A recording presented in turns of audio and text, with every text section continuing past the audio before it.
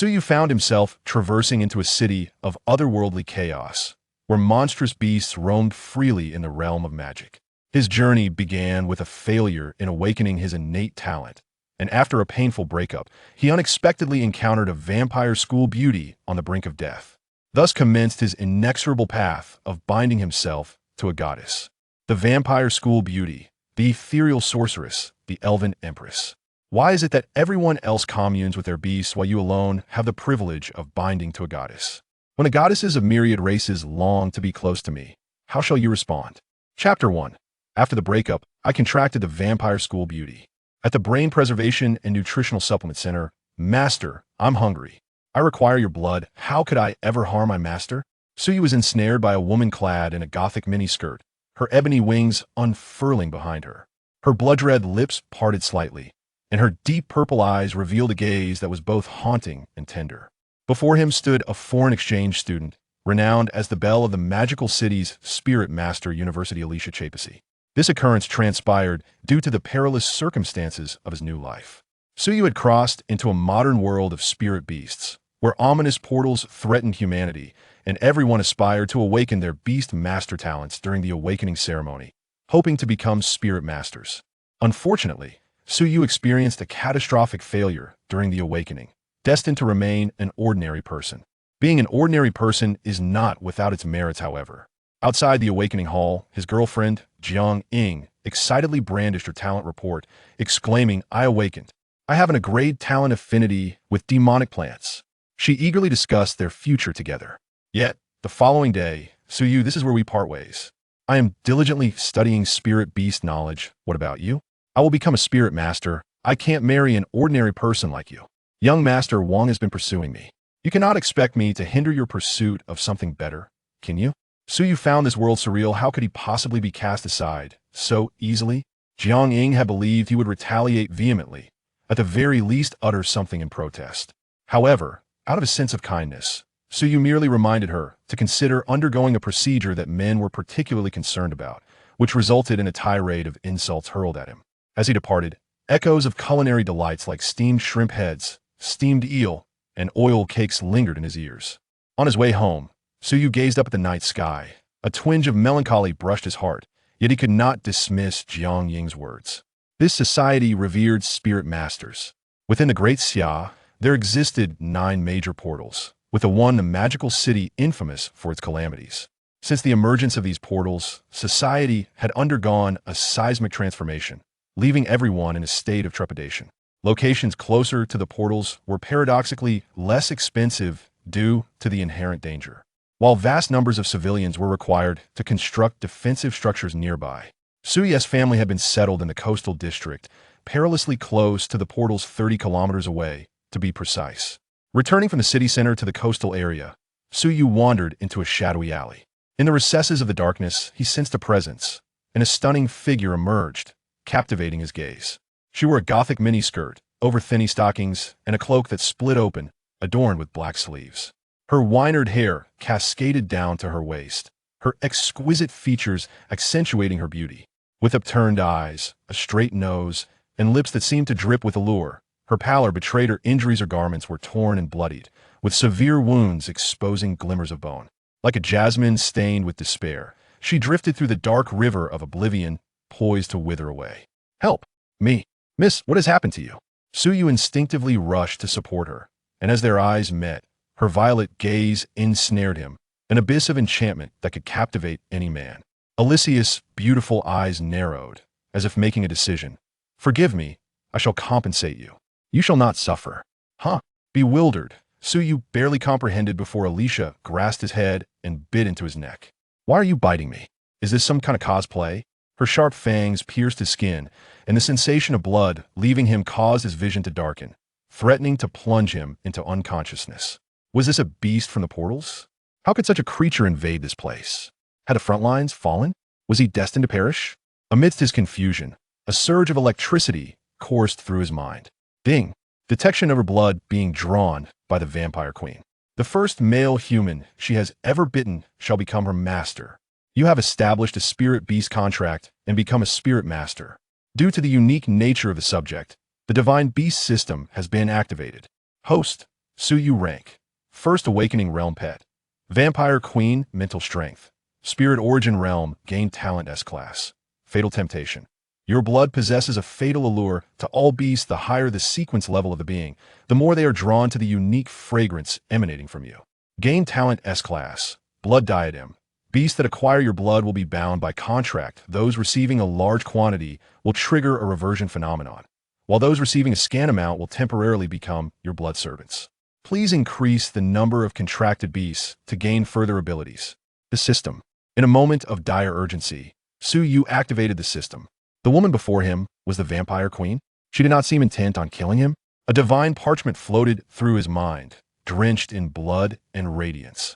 Name: Alicia Chapasy. Race: Vampire Queen. Sequence: Number 007.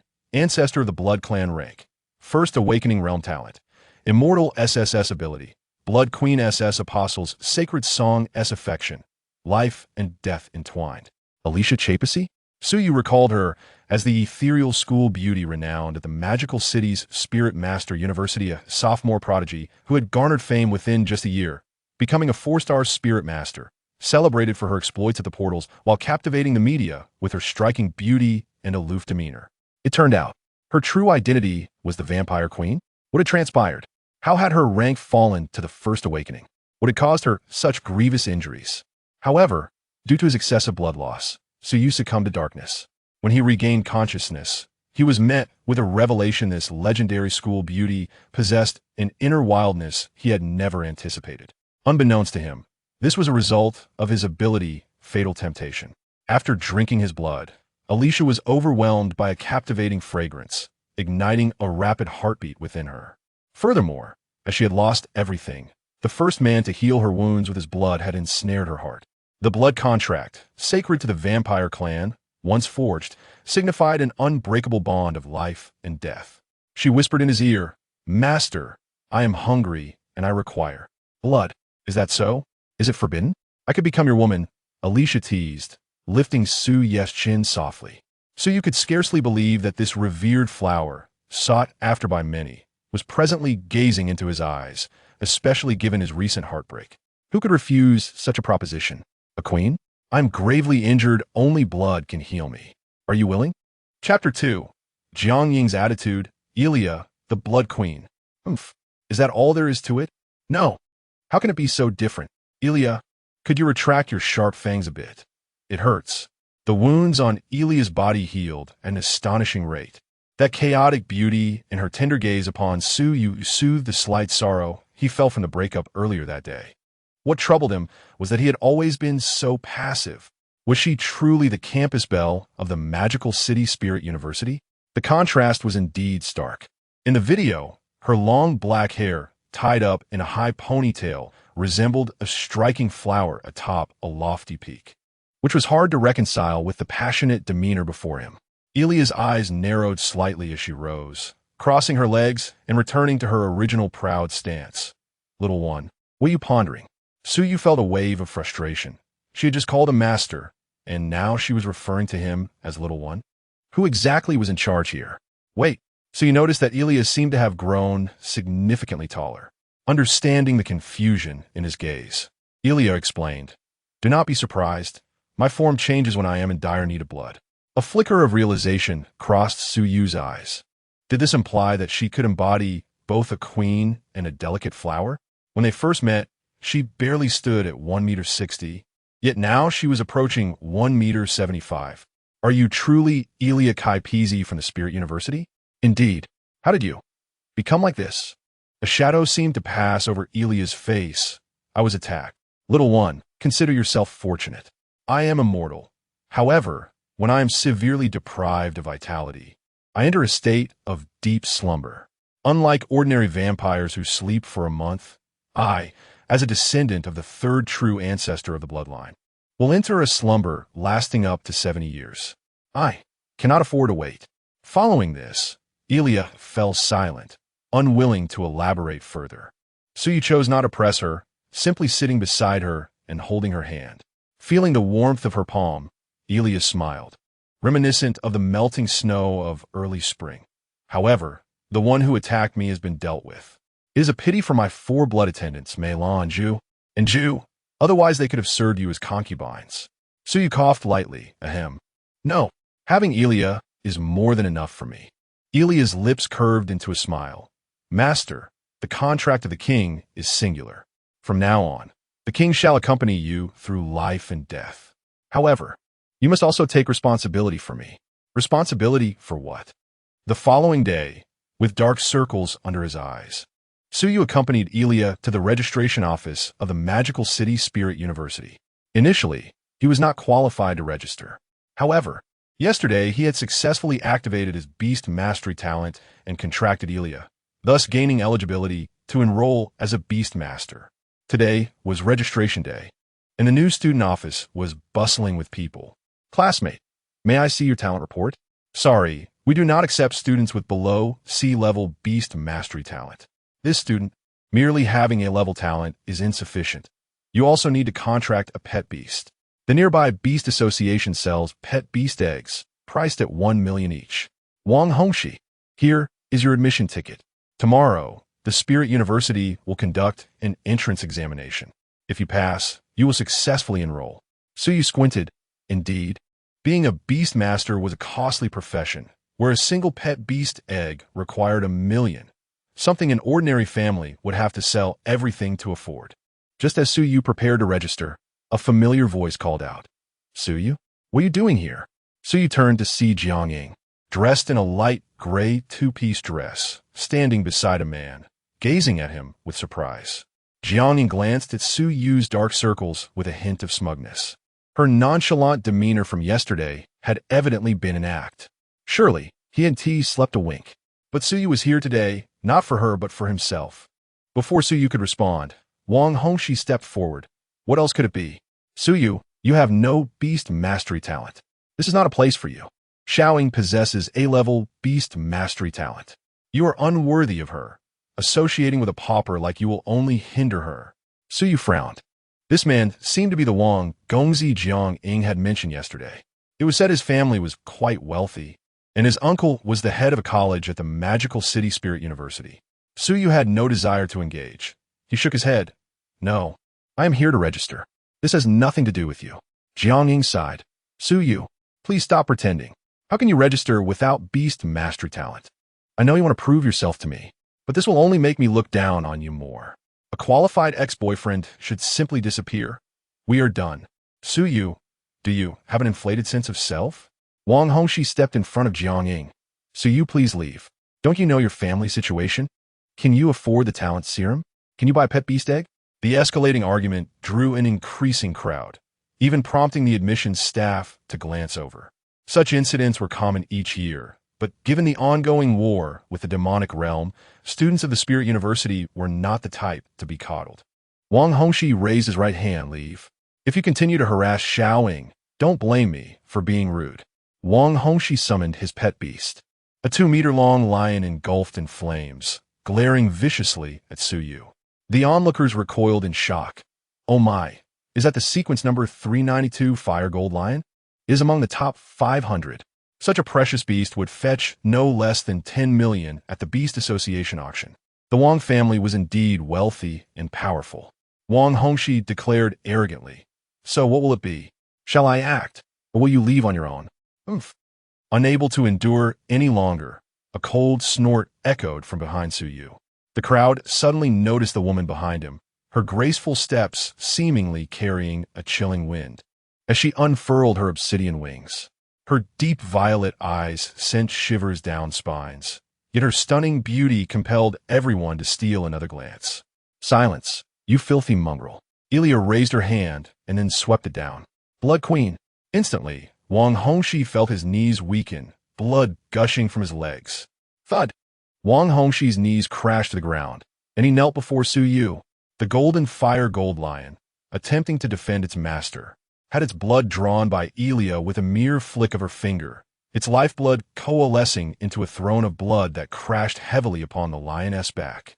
Boom! Roar! The entire golden lion was pinned to the ground, letting out pitiful wails. Elia, however, sat upon the blood throne, looking down upon all, crushing the lion's skull underfoot with pride. Your blood is quite filthy, mongrel. With a slight smirk, She pointed at Wang Hongxi. And you, insolent creature, dare to shout at my master? Do you seek death? Wang Hongxi clutched his legs, writhing in pain. Who are you? Do you know who my uncle is?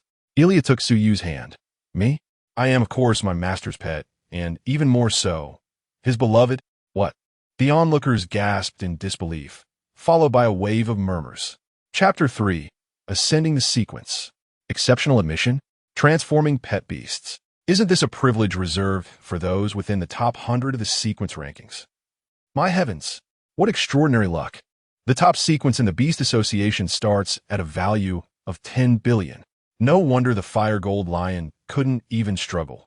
It had encountered a formidable opponent.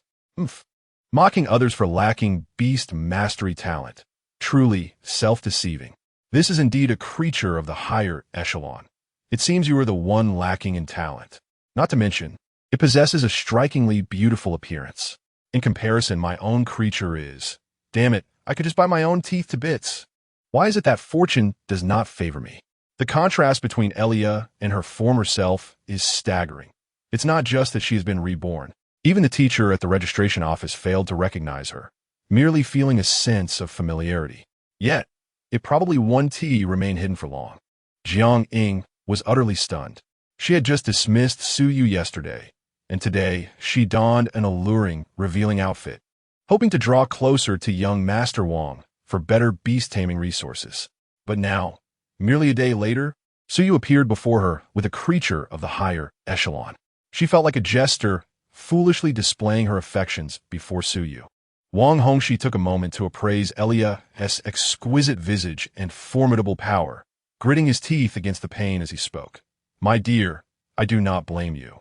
Leave Su Yu and follow me. That impoverished fellow cannot possibly provide for you. The Wang family has an abundance of beast-taming resources. You will not suffer if you choose to accompany me. Despite the excruciating pain in his legs and his resentment towards Elia and Su Yu, the prospect of acquiring such a powerful creature and reclaiming her from Su Yu made it all worthwhile. Elia furrowed her brows slightly. Your words are unbearable. My beloved shall always be but one. The stench of your foul blood is truly repulsive. Elia clenched her fists, and Wang Hongxi felt as if his very essence was being drained of its vitality, followed by a wave of intense agony. You dare. The onlookers observed and trembled, aghast. What savagery! Will that even function again? It seemed unlikely. It was certainly ruined. Surely it would need to be severed. Having bled profusely, he was undoubtedly finished. The teacher at the registration office, Ding Li, finally stood and approached. A bit of playful scuffle was one thing, but should it escalate to fatalities, Director Wang would not take it lightly. This student, please cease your actions. After all, this is the university entrance, not an arena for combat. Su Yu glanced at Elia, who dismissed his hand, the blood coalescing into a pool, and Wang Hongxi was freed from his sanguine constraints. He collapsed to the ground in agony, his two bodyguards rushing to assist him. Su Yu, and you just wait. Before he could finish, he lost consciousness. After Wang Hongxi was taken away, Ding Li kindly remarked, Alas, you've gotten yourselves into trouble. Su Yu shook his head. I merely acted in self-defense. May I register for admission? Ding Li quickly nodded. Yes. Although your talent report is blank, the favor you have garnered from the higher echelon is sufficient for you to be admitted through special exception. Here is your credential. There will be an entrance examination tomorrow, which will determine your college allocation and resource distribution. You may refer to this manual for relevant knowledge on beast taming. Good. After receiving the manual, Su Yu prepared to depart, but upon turning around, he noticed Elia scrutinizing Jiang Ying. You are not impressive either, are you? Aside from a slightly larger face, I cannot fathom why my master would have chosen you previously. You. Jiang Ying's face flushed crimson. She was actually quite attractive, a solid 8 out of 10, but next to Elia, she was instantly overshadowed. She stood half a head shorter, and in every aspect, figure, face, demeanor, there was a considerable disparity. Su Yu, is this your revenge? Your thought process is truly. Su Yu scratched his head. I never imagined I would encounter you both. We ended things long ago, did we not? Please, cease your pursuits. Jiang Ying found herself momentarily speechless. Her previous words had returned to hit her, like a boomerang. Now she was genuinely infuriated. You, humph, you were so composed yesterday. It seems you are already entangled with her, right? Scoundrel, you do not take pride in this. With your pathetic background, it would be a miracle if she were interested in you. Can you even support her? She will inevitably leave you. You frowned, about to retort when Elia interjected. Is it not merely money? I have plenty. Of course, I can provide for my master. Elia lightly shook a gold ring inscribed with the symbol of the Beast Association. Jiang Ying was utterly dumbfounded, frozen in place. The onlookers immediately recognized it. No way. That's the certification provided by the Beast Association for members who have accumulated over $1 billion in expenditures. So she is a wealthy lady. Good heavens. They say beasts are a gold-consuming entity. Look at her. She supports herself and even her master. What incredible luck. This surely isn't a creature that hatched from an egg. She must have been thriving in society as a humanoid beast. Sister, I also wish to be pampered. Elia cast a disdainful glance at the group and coldly snorted. Scram, you lowly cultivators. Your blood reeks. Elia took Yu and departed from the crowd. But the boys behind them showed no signs of displeasure at being scolded. Sister's scolding voice is so melodious. Such a detestable newcomer. You right? Envious. Truly envious. TSK. The Wong family is notoriously petty. They will surely seek revenge. It goes without saying that Yu's entrance exam tomorrow will be. Everyone in the school will be watching. It shouldn't escalate too far, should it? Perhaps we might even witness the gem of Modu's Beast Taming University. That's Senior Eliakai Peasy. Hey, don't you think that creature of the higher echelon resembles her a bit? As Suyu navigated through the crowd on his way home, he smiled. Thank you. Elia, with her wine-red hair and a playful tuft atop her head, tilted her head. For what? For standing up for me. Elia tilted her head. You humans are indeed difficult to understand. Suyu was taken aback. Could it be that she didn't comprehend human emotions? Huh. Then why did you stand up for me? Elia donned a contemplative expression. Hearing them speak of you made me feel uneasy, so I acted on instinct. I thought you would be happy if I did so. Suyu felt warmth in his heart. Perhaps this was the love belonging to a vampire queen.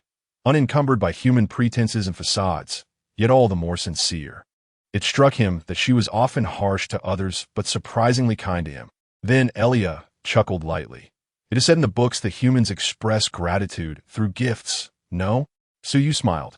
All right, Elia, what gift do you wish for? I shall do my utmost. I'm hungry. This. Suyu adjusted his posture. Indeed, last night had been one of the happiest moments of his life. But how could he endure this?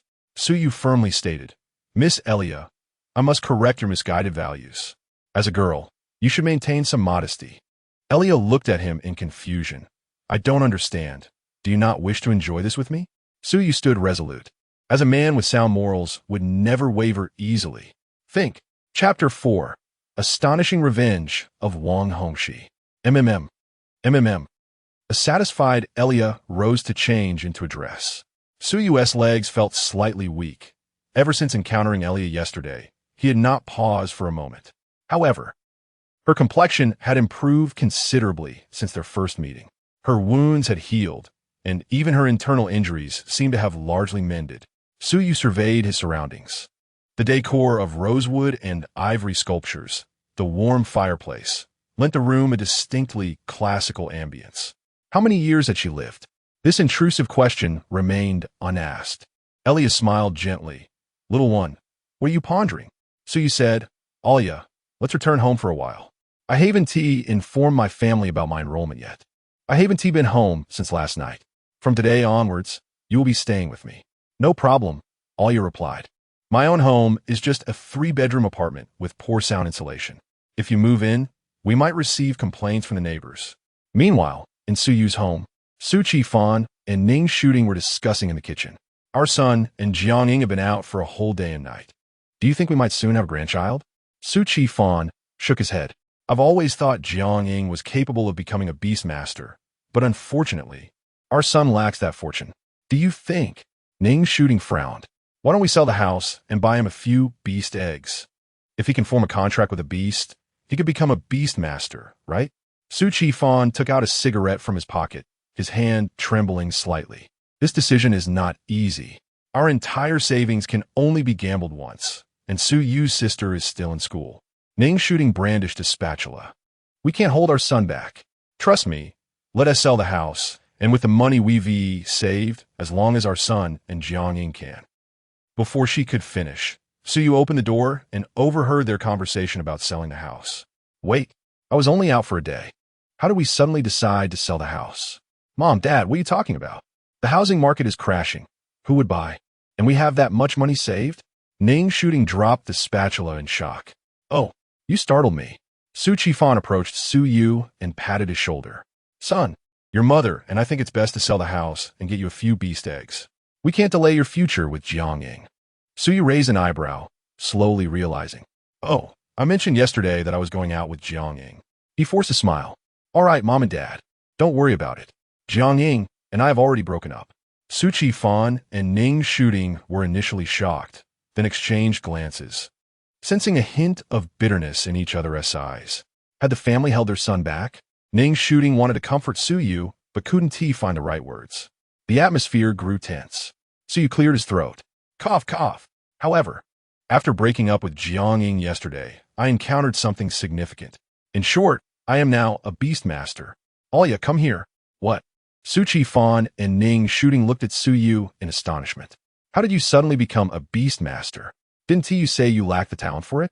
Then they noticed a stunning woman, 75 meters tall, elegant and graceful, following Su Yu. She had changed her hairstyle to a more universally accepted long black ponytail, and her cold-toned dress, paired with black stockings, left no room for criticism. Hello, I am Alia Sepexi, Su Yu's beast and beloved. The couple stood frozen, not taking a moment to mourn their son's breakup with Jiang, as the perfect daughter-in-law had arrived. Su Qifan nodded repeatedly. I always thought Jiang wasn't he suitable for you. You should have let us know you were bringing your girlfriend home. Ning shooting shot Su Qifan a glare, thinking how fickle men could be. Hello, I'm Su Yu's mother. You are a beast? Su Yu explained, Mom. Didn't you read the information on the Beastmaster website? Higher tier beasts can take human form. Alia is special. She has lived in human society. Remember the video you watched a few days ago? You said you wished I could find a genius daughter-in-law like Alia. Now that she is here, you don't recognize her? Ning shooting suddenly recalled the headline she had seen days prior and exclaimed, Welcome, welcome. Old man, stop standing there like a fool. Where's that exquisite Dahong Pao tea? Hurry up and bring it out. You little rascal, why didn't you tell us sooner? I'm completely unprepared in stark contrast to the joyful scene at Su Yu's home, at the first hospital of Magic City. The lead surgeon spoke to Wang Feng. My suggestion is to perform the amputation. This portion of blood has been completely drained and is necrotic. If we don't cut it off, it could be life-threatening. Indeed, lying there was Wang Hongxi. After being rushed to the hospital, his father, Wang Feng, hurried over, accompanied by Jiang. Jiang covered her mouth. She had just agreed to date Wang Hongxi, only to be humiliated by Alia in front of Su Yu today. And now her new boyfriend was on the verge of becoming a eunuch.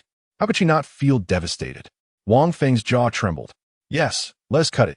After the attending physician left, Wang Feng and several other members of the Wang family glared at Jiang. You're Hongxi's girlfriend, right? What happened? Jiang, unable to hide anything, recounted the events, embellishing the story to tarnish Su Yu's reputation. Wang Feng sneered. So, you're saying his beast crippled my son? Good. Very good, Su Yu. In the hospital room, anguish cries from Wang Hongxi echoed. What are you doing? Dad, don't cut it. Please. Let me keep it. Wang Feng entered, his heart heavy. Son, we must cut it off. Otherwise, you may not survive. Don't despair. Once you advance to a 6-tier beast master and gain the power of regeneration, it will grow back. Wang Hongxi sobbed, Really? Really? Of course, Wang Feng reassured him. Rest assured, son, I will make him pay. At the mention of Su Yu's name, Wang Hongxi screamed in agony. Dad, I want him dead. I want to see him suffer to death. No, let him live. I want his beast form. Once I recover, I will humiliate him. The butler interjected. Sir, it was the young master who attacked first. We don't have the upper hand here. After all, this is a society governed by law. They can't just kill him. Wang Feng growled.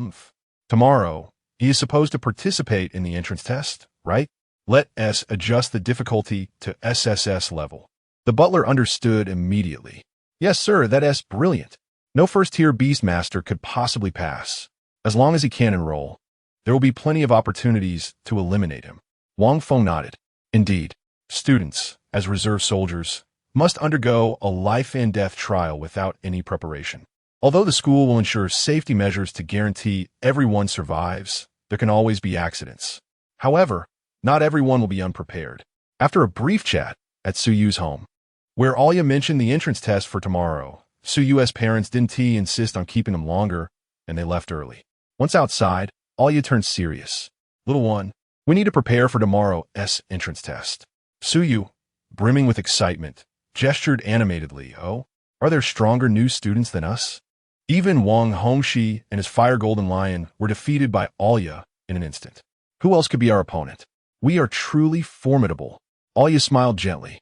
No, it's merely a death test with a pass rate of less than 30%. What? Chapter 5. Promotion to second tier extraordinary realm. Your encounter with this king is destined. Alya's words made Suyu anxious. Perhaps the day had gone too smoothly, causing him to almost forget that this was a perilous world where life was constantly at risk from the depths of the abyss. Upon returning to Alya's villa, Suyu asked, so what does the entrance test entail? Alya shook her head. I am a special recruit, exempt from testing, but I've heard it involves a simulated dungeon environment, which is no different from a real one. However, the old fellows at the academy would likely be reluctant to truly let students face death. They probably have some protective measures in place. Suyu furrowed his brow, pondering the authenticity of the magic cave. No wonder it was dubbed the death test. So, Elia, what preparation should I make? Leaning casually on a lounge chair, Elia flipped through a book. How would I know? If it weren't for you, little one, I wouldn't even concern myself with how the human ranked number 999 is progressing. What? The human rank is actually 999? That's the last place, isn't it? My goodness, we humans are truly formidable. But didn't you attend the Spirit Beast University for a year? The best way to avoid revealing one's identity is to remain silent, she replied. Suyu suddenly understood. The icy demeanor of the campus beauty stemmed from this very principle. Shaking his head, he recalled that the school seemed to have distributed a knowledge manual. He took it out to peruse. It contained information about magic caves, spirit beasts, and beast tamers. In the realm of magic caves, there are 999 races with sequential numbers. The lower the number, the stronger the magical circuits and the greater the power of the race. Among them, 501 to 999 are referred to as the lower tiers, 101 to 500 as the middle tiers, and the top 100 as the upper tiers, possessing the ability to transform.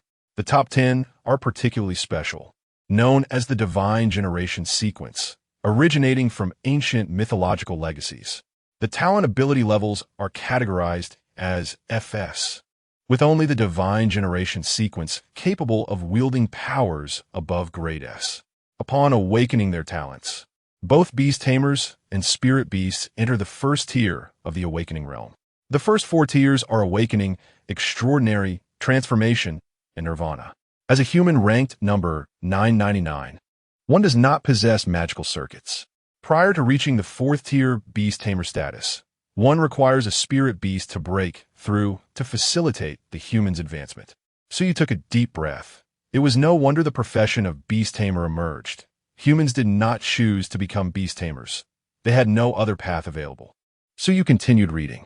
The methods for spirit beasts to advance varied, yet the principles for the first 4 tiers were generally similar, involving the consumption of exotic beast flesh to enhance vitality and the ingestion of exotic cores to augment magical power. The higher the tier of the exotic beast flesh and core, the stronger the effects, and naturally, the pricier. Elia, perched on Suyu's back while reading the manual, expressed her distaste. I certainly do not wish to consume those filthy blood meals.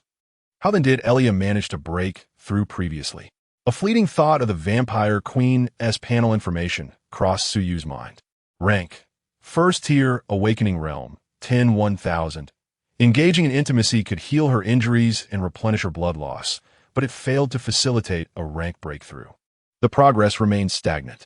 That 10-point progress seemed to have been derived from the blood she drew from Suyu. Elia softly remarked, naturally blood. Other people's blood is repugnant. I have no desire to drink it. I only wish to savor my master's fragrant blood. As a descendant of the third true ancestor, advancing to the extraordinary realm requires 1,000 liters of blood.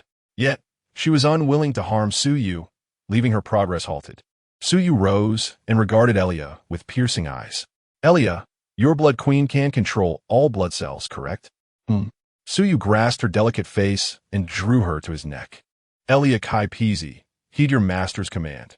Use the blood queen to control all my hematopoietic stem cells for infinite regeneration, and then indulge yourself. A glimmer of brightness flickered in Elia's violet pupils as a faint smile graced her lips. At that moment, she truly felt that Suyu was worthy of being her master. She despised cowardly humans. Their initial encounter had ignited both affection and necessity. However, the madness within Suyu made her eyes shimmer with brilliance. It seems our meeting was not mere coincidence, little one, but rather fate. Fear not, I shall not cause you pain.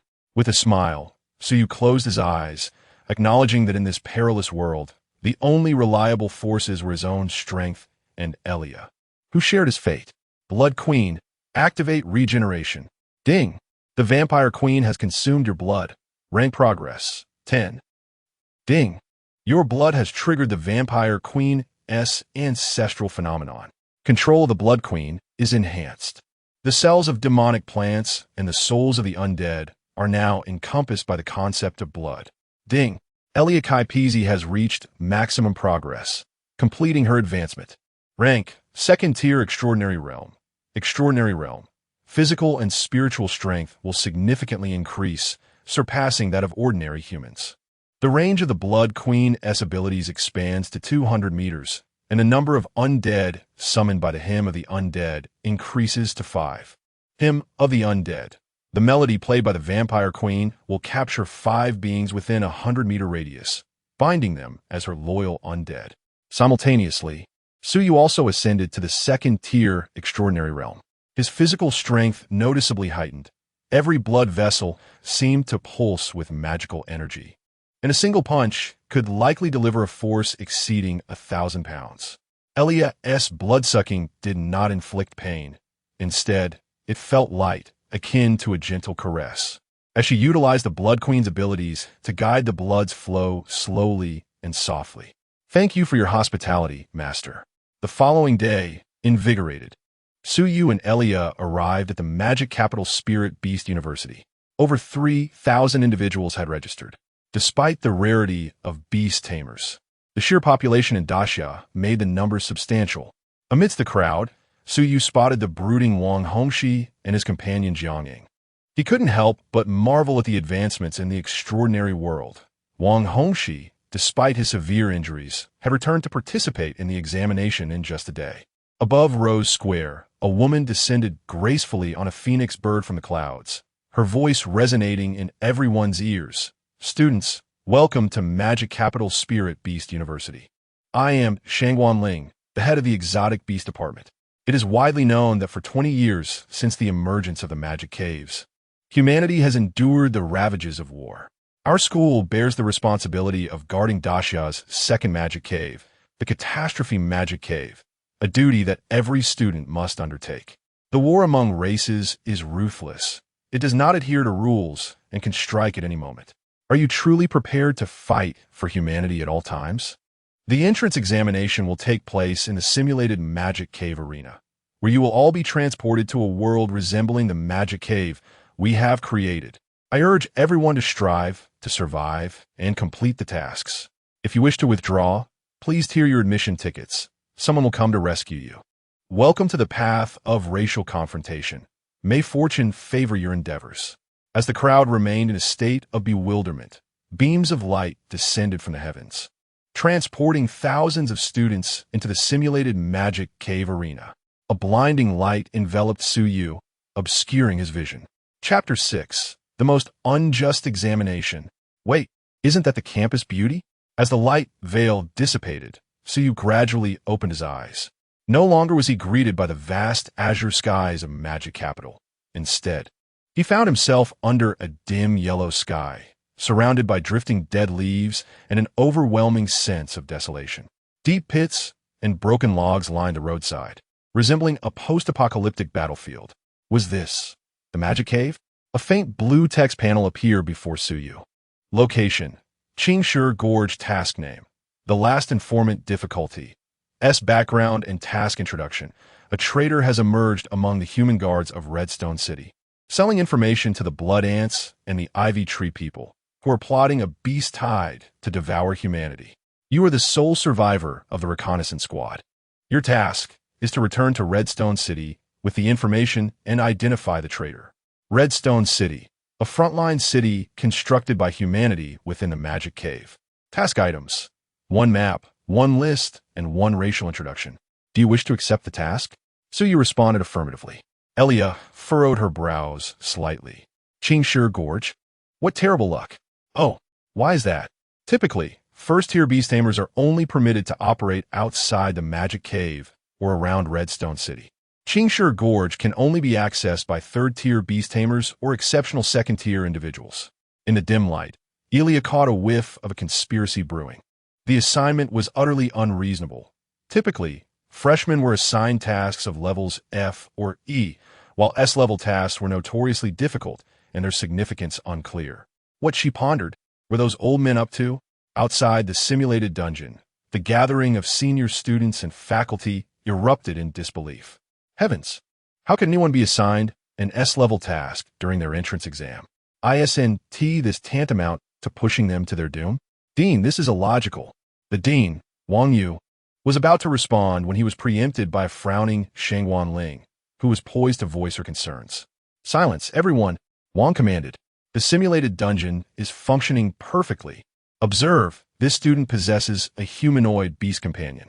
Clearly, the simulation recognizes his capability to undertake this task. A senior interjected, but that's terribly unfair. Wang Hongxi has 100 people assigned to thwart him, while Suyu must face this alone, pursued by blood ants and the vine golem. Is it really all right? Another senior remarked discreetly. I heard Wang Hongxi is the dean's nephew. Didn't Suyu get into a spat with him yesterday? Indeed. I witnessed their altercation at the school gate just yesterday. I heard the Wang family member was left incapacitated. All due to a melodramatic love triangle. The whispers spread rapidly, like a wave of sound. Wang Yu's expression faltered. Curse you, Wang Feng. If you care for your son, at least keep your scheming subtle. He quickly regained his composure, declaring, Nonsense. I have overseen the simulated dungeon for over a decade without a single error. Why would I misuse my authority due to the trivial quarrels of the younger generation? Moreover, should one encounter a challenging task on the battlefield, do you believe they should retreat? Is it unfair? Should they surrender when faced with dire circumstances? What then? Do you think our predecessors relied upon to defend humanity against the dungeon invasions? His words, laden with righteousness and selflessness, left the students feeling a sense of disquiet. Yet they found themselves unable to counter his assertions. The crux of the matter was that Suyu's task was indeed extraordinarily perilous, with formidable foes ahead and relentless pursuers behind, rendering it a near-certain death sentence. For freshmen, completing such a task was virtually impossible. Should he perish within the simulated dungeon, it would be irreversible unless Suyu chose to abandon the examination. Shangwan Ling furrowed her brow. In that case, Dean, it is only reasonable for a freshman to be unable to complete an S-level task. If he performs adequately, why not allow him to enroll? Wang Yu shook his head. Absolutely not. The rules stipulate that one must complete their task to gain admission. Why should we bend the rules for one individual? If he truly feels overwhelmed, he can always choose to withdraw. We are not forcing him to his demise. Shangwan Ling fell momentarily silent. This was an unabashed act of revenge. To forfeit his enrollment would be to destroy his future. Even if he were to apply to another Beastmaster University, it would take a year. And who could guarantee there would be no unforeseen events within that time? Continuing the examination could indeed lead to his death. Wang Yu, your family is exceedingly cruel. Shangwan Ling sent a message with her beast, a single feather from the Qingwan, carrying her thoughts to the principal's office. Investigating a dean required the principal's intervention.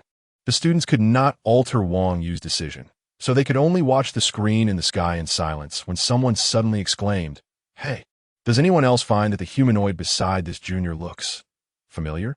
Inside the simulated dungeon, Suyu reviewed the task introduction and race manual, gently pinching the bridge of his nose.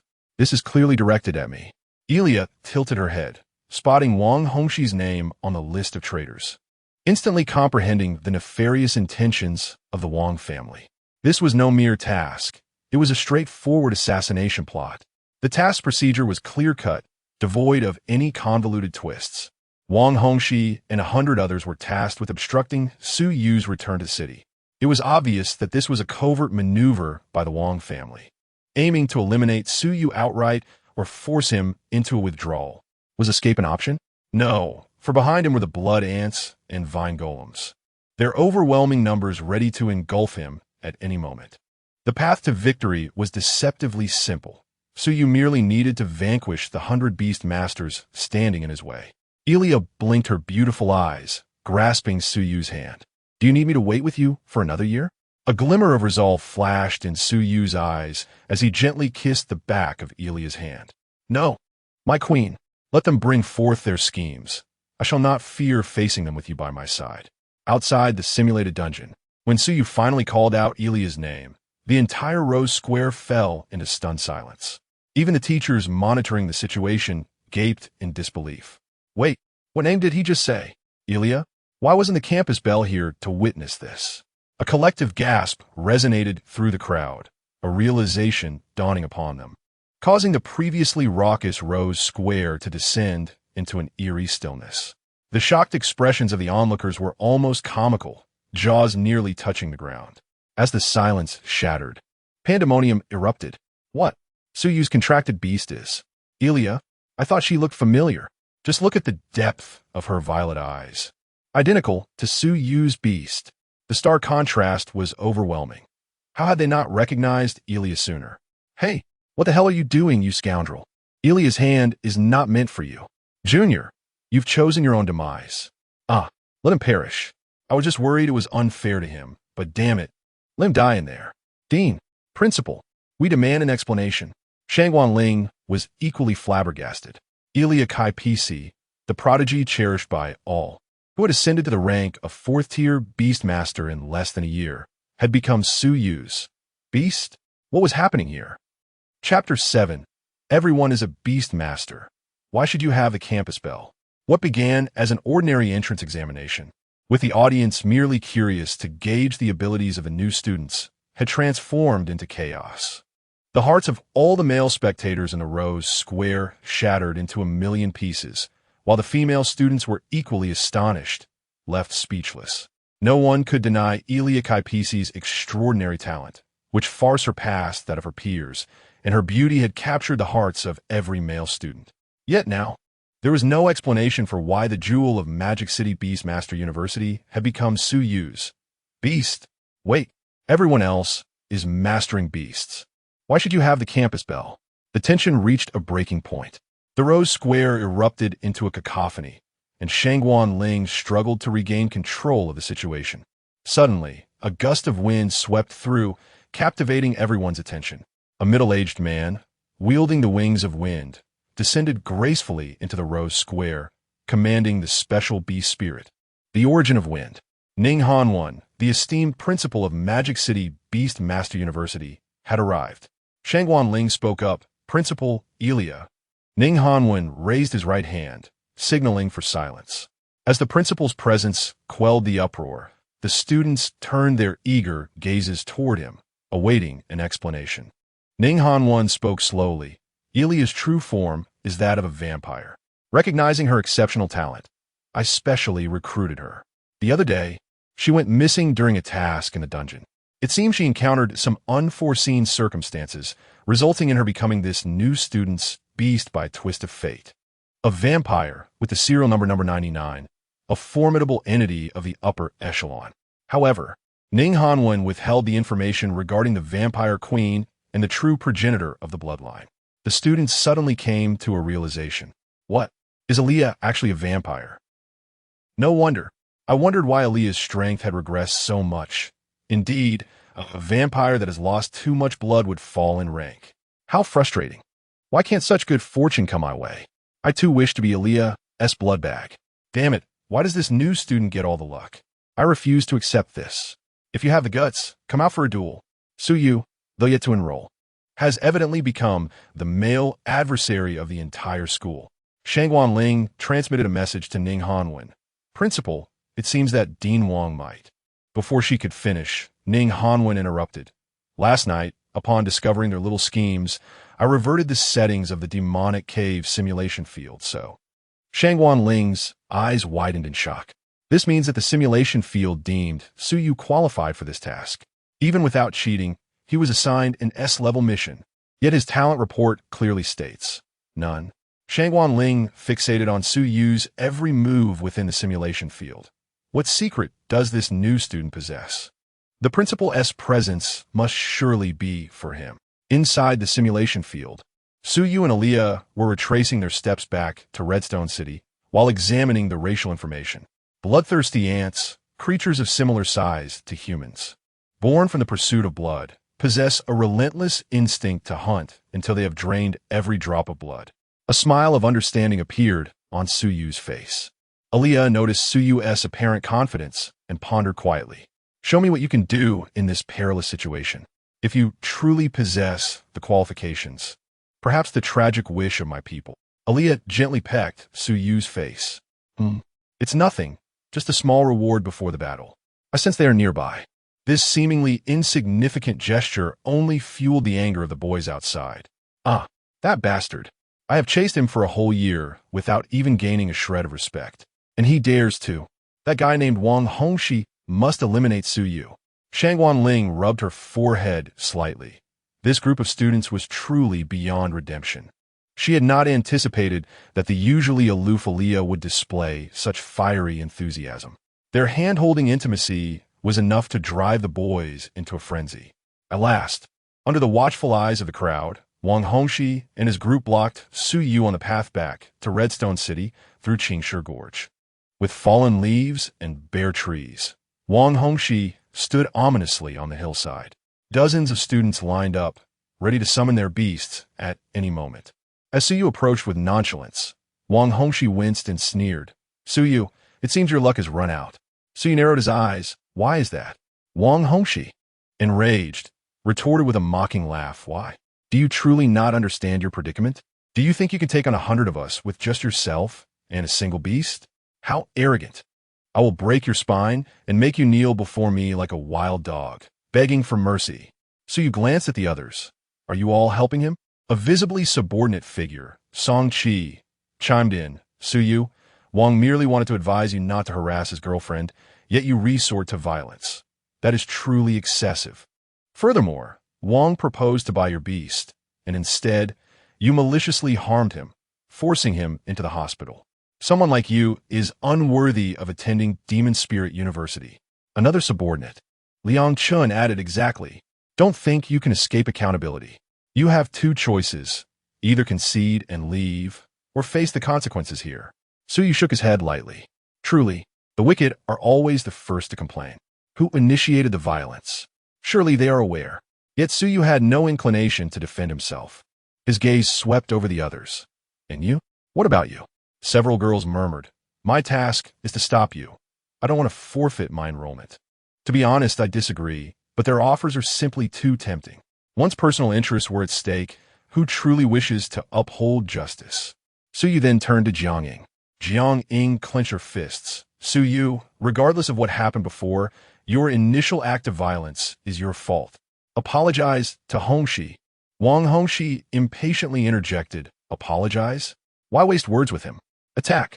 In the end, about 70 students chose to summon their beasts, while the remaining 30 opted to watch, hoping to avoid offending anyone. In an instant, various peculiar beasts appeared on the hillside. Towering sunflowers standing 7 to 8 meters tall, lions enshrouded in flames, and skeletons wrapped in earth. Seeing Suyu's calm demeanor only fueled Wang Hongxi's fury. Suyu, are you still trying to act tough, even when death is imminent?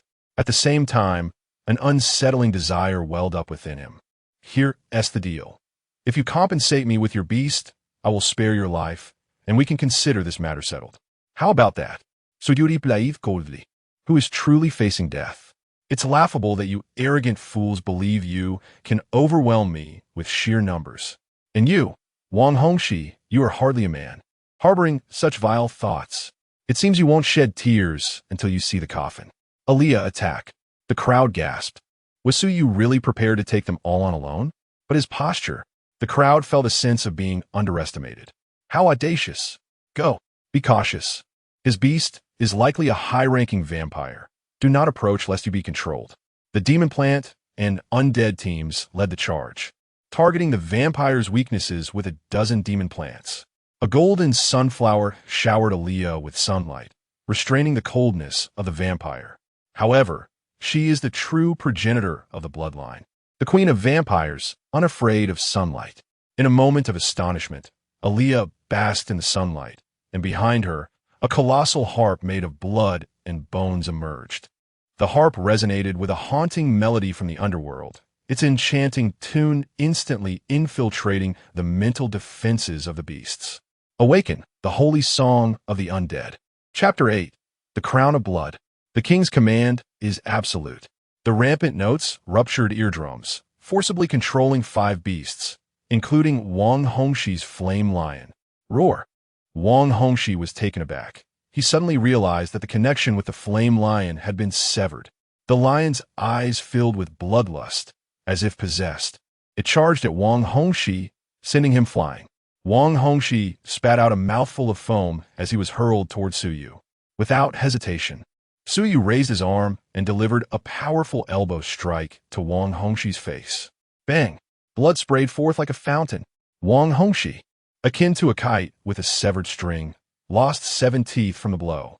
The excruciating pain pierced his very soul. Wang Hongxi howled, "Ugh. Kill him." Song Qi gasped. "He is extraordinary. Damn it. Don't engage him one-on-one. Old Wang, are you all right?"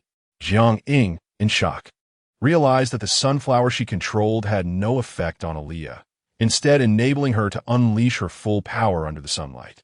It was as though the chill emanated from her, while Aaliyah, basking in the sun, represented a light Jiang Ying could never hope to reach.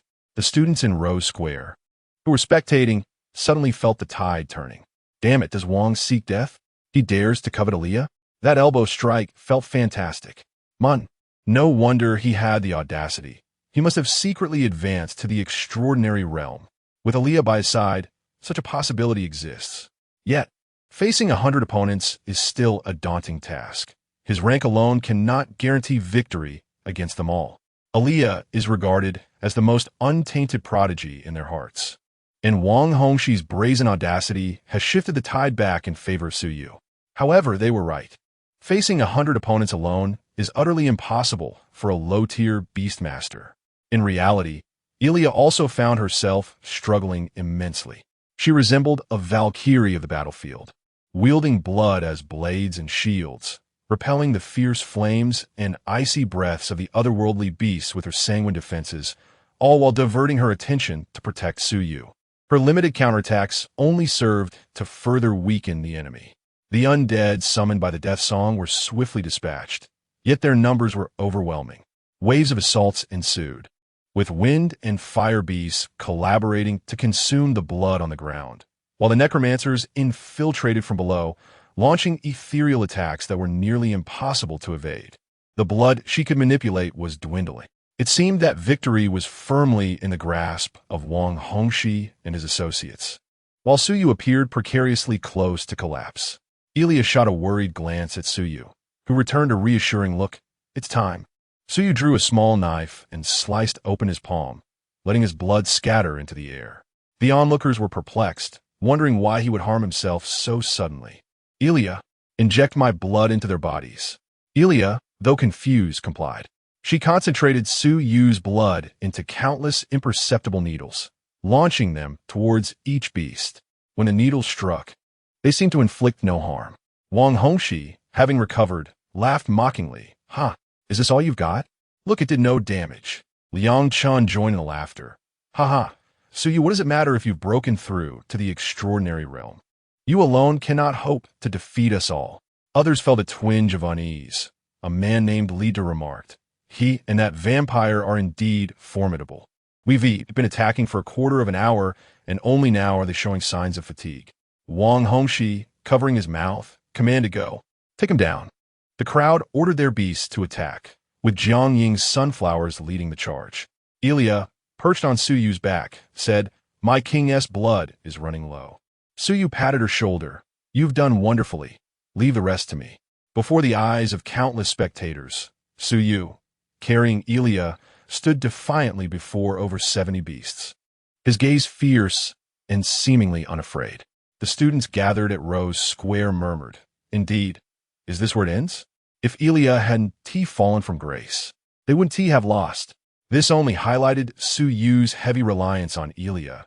He appeared utterly devoid of talent, did he not? In the eyes of all, including Shangwan Ling, Su Yu's defeat seemed inevitable.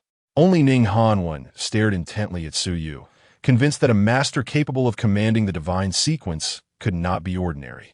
Standing amidst the encirclement of otherworldly beasts, monstrous plants, and the undead, Su Yu inclined his body, raised his right arm, and extended his hand, fingers splayed. "Beasts, I command you, all of you, take your own lives." Blood continued to drip from his palm. That fragile figure, though swaying, radiated an air of confidence. The crowd prepared to scoff, the onlookers at Rose Square shaking their heads. But an uncanny scene unfolded. Those beasts, the undead, and the monstrous plants stood rigidly before him, facing Su Yu, and in their own way, they managed to emit a sound. "Yes, all glory belongs to our king. S-class talent, crown of blood." Those who were infused with even a small amount of Su Yu's blood would briefly become his loyal blood servants, incapable of resistance or defiance. With a sudden thud, over 70 bees simultaneously severed their own heads. Blood mist enveloped the area, staining the earth crimson, littered with the severed limbs of monstrous plants, the heads of otherworldly beasts, and the souls of the undead. Wang Hongxi and the other beast masters stood agape, unable to comprehend the unfolding scenes. Shock, terror, trembling, fear. The overwhelming dread nearly shattered their resolve. The onlookers at Rose Square were equally stunned. How could this be possible? My heavens, what kind of ability is this? Is it his talent? Or Ilya's? No, Ilya is clearly exhausted. This must be Su Yu's innate power. Why did they suddenly obey Su Yu? I understand. Earlier, Ilya infused Su Yu's blood into the beasts. This is his talent. What a terrifying gift. Su Yu, with Ilya on his back, approached Wang Hongxi. The latter knelt trembling on the ground. "No, this is all a lie. A lie." Su Yu scoffed. "This is the command of the king. The king's orders cannot be defied, and you do not even possess the right to be slain by me." With that, Su Yu raised his foot and stomped down on the back of Wang Hongxi's head, driving it into the ground. Bang! Wang Hongxi struggled for a few moments before losing consciousness. He then glanced at Song Qi, Liang Chun, and the others who were on the ground, weeping and begging for mercy, a sight that was almost comical. Get lost. Su Yu considered that causing a massive bloodshed during the entrance examination might not bode well, especially since he would soon be a student at the Magic City Beastmaster University. He thought, in the depths of the demon cave, he wouldn't waste time with words. He would strike down foes in an instant. This was merely an examination. He couldn't allow the school to appear too disgraceful. The group, feeling as if they had been granted amnesty, quickly tore up their entrance credentials and fled the examination. Finally, Su Yu turned to Jiang Ying. Chapter 9, Fatal Temptation. I'm a walking calamity. Jiang Ying, clutching the severed branch of her sunflower, tears welling in her eyes, defiantly looked up at Su Yu. Her life, her everything. Why? Just as beauty began to blossom, was it so ruthlessly shattered by Su Yu? Is this your revenge? Come on, strike me. Hit me. She cried out, Wu. Did you meet her long ago and intentionally hide your talent to shake me off? You scoundrel, heartless wretch. Wu, I was wrong. Su Yu, I was wrong. Please forgive me. Can we be together again? Su Yu felt a surge of frustration. How had he not realized earlier how thick-skinned Jiang Ying was? If only she hadn't rushed to end his life to curry favor with Wang Hongxi, he might have believed her. Alas, she did not. Her tears were not an admission of guilt. Rather, They exposed the ugliness of her heart, surpassing her psychological limits. Get lost. I have no interest in striking a woman. Just as Su Yu turned away, Jiang Ying looked up, only to receive a resounding slap. Slap! All her cries were silenced by that blow. Elia's sepicee left a red mark on her cheek. My master is a gentleman, but I am not. Keep your distance from my man, harlot. Jiang Ying sat on the ground, dazed and at a loss. Shangguan Ling stirred slightly and communicated telepathically. Principal, this is unbelievable. It must be an extremely rare S-class talent. Why does his talent report show none? Ning Hanwen received the answer he sought, satisfied, and sent a message. No need to investigate further. Shangguan, let Su Yu join your academy. You will oversee him personally. Shangguan Ling was taken aback. Huh? Oh, with that, Ning Hanwen floated away. It seemed that no matter what, Su Yu's admission was now inevitable. Meanwhile, Wang Yu ground his teeth in frustration. How could he endure seeing his nephew trampled underfoot? So many unexpected events. Su Yu's S-class talent, Elia becoming a beast, the principal's personal involvement. Wang Yu, who had nearly torn his face in opposition, had instead become a stepping stone for Su Yu.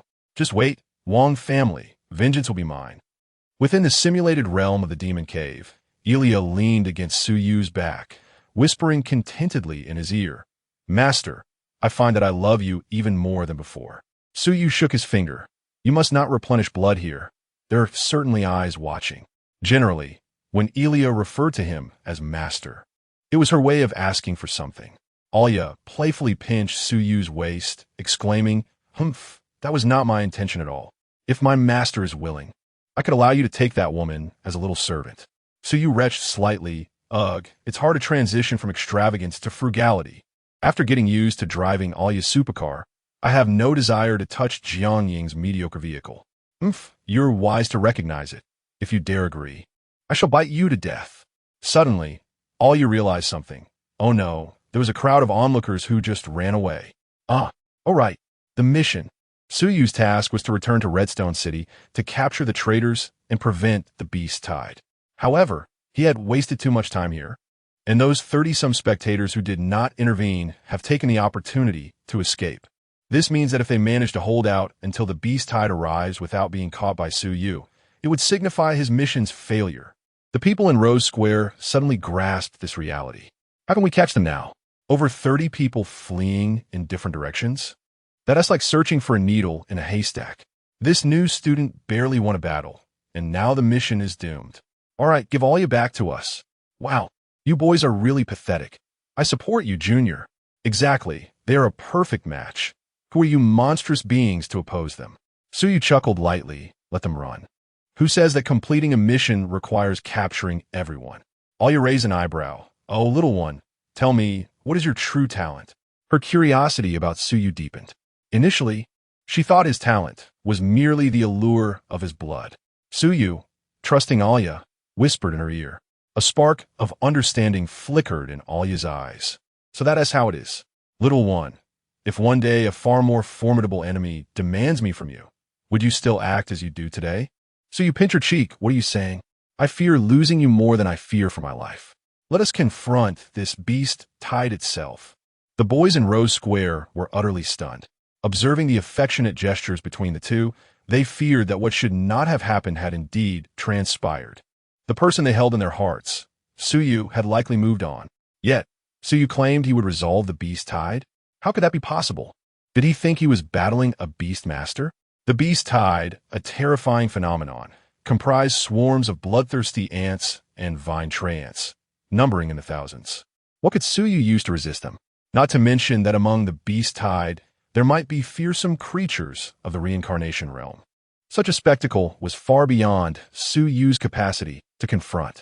In the eyes of many, Su Yu's actions were akin to a mantis trying to stop a chariot. However, the subsequent developments exceeded everyone's expectations. Su Yu approached the path of the vine treants, instructing Alia to utilize the Blood Queen's ability to pour his blood onto the stone ground. No one understood his reasoning for such a deed. After completing it, Su Yu and Alia retreated to a distance. Soon, swarms of bloodthirsty ants and vine treants descended like a tide. What happened next was astonishing.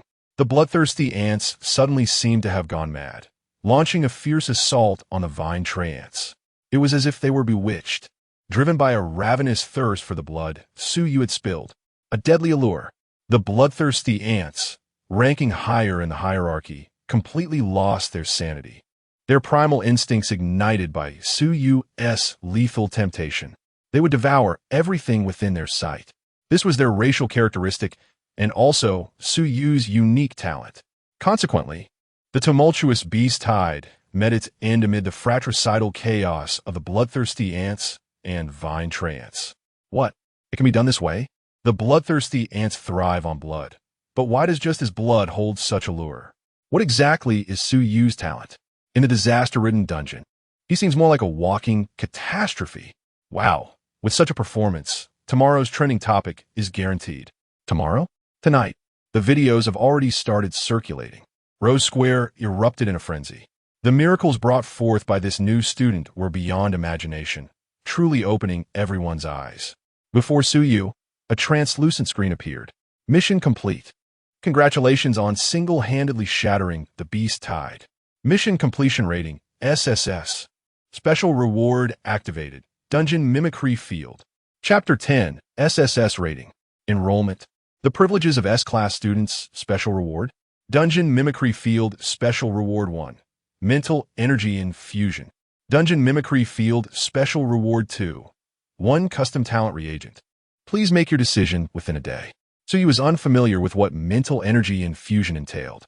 However, he understood the significance of the talent reagent. Those who did not awaken their talents during the awakening ceremony could purchase talent reagents worth millions, thereby awakening their talents. Although the latter was not as potent as the former, it could still pave the way for an ordinary person to become a beast master.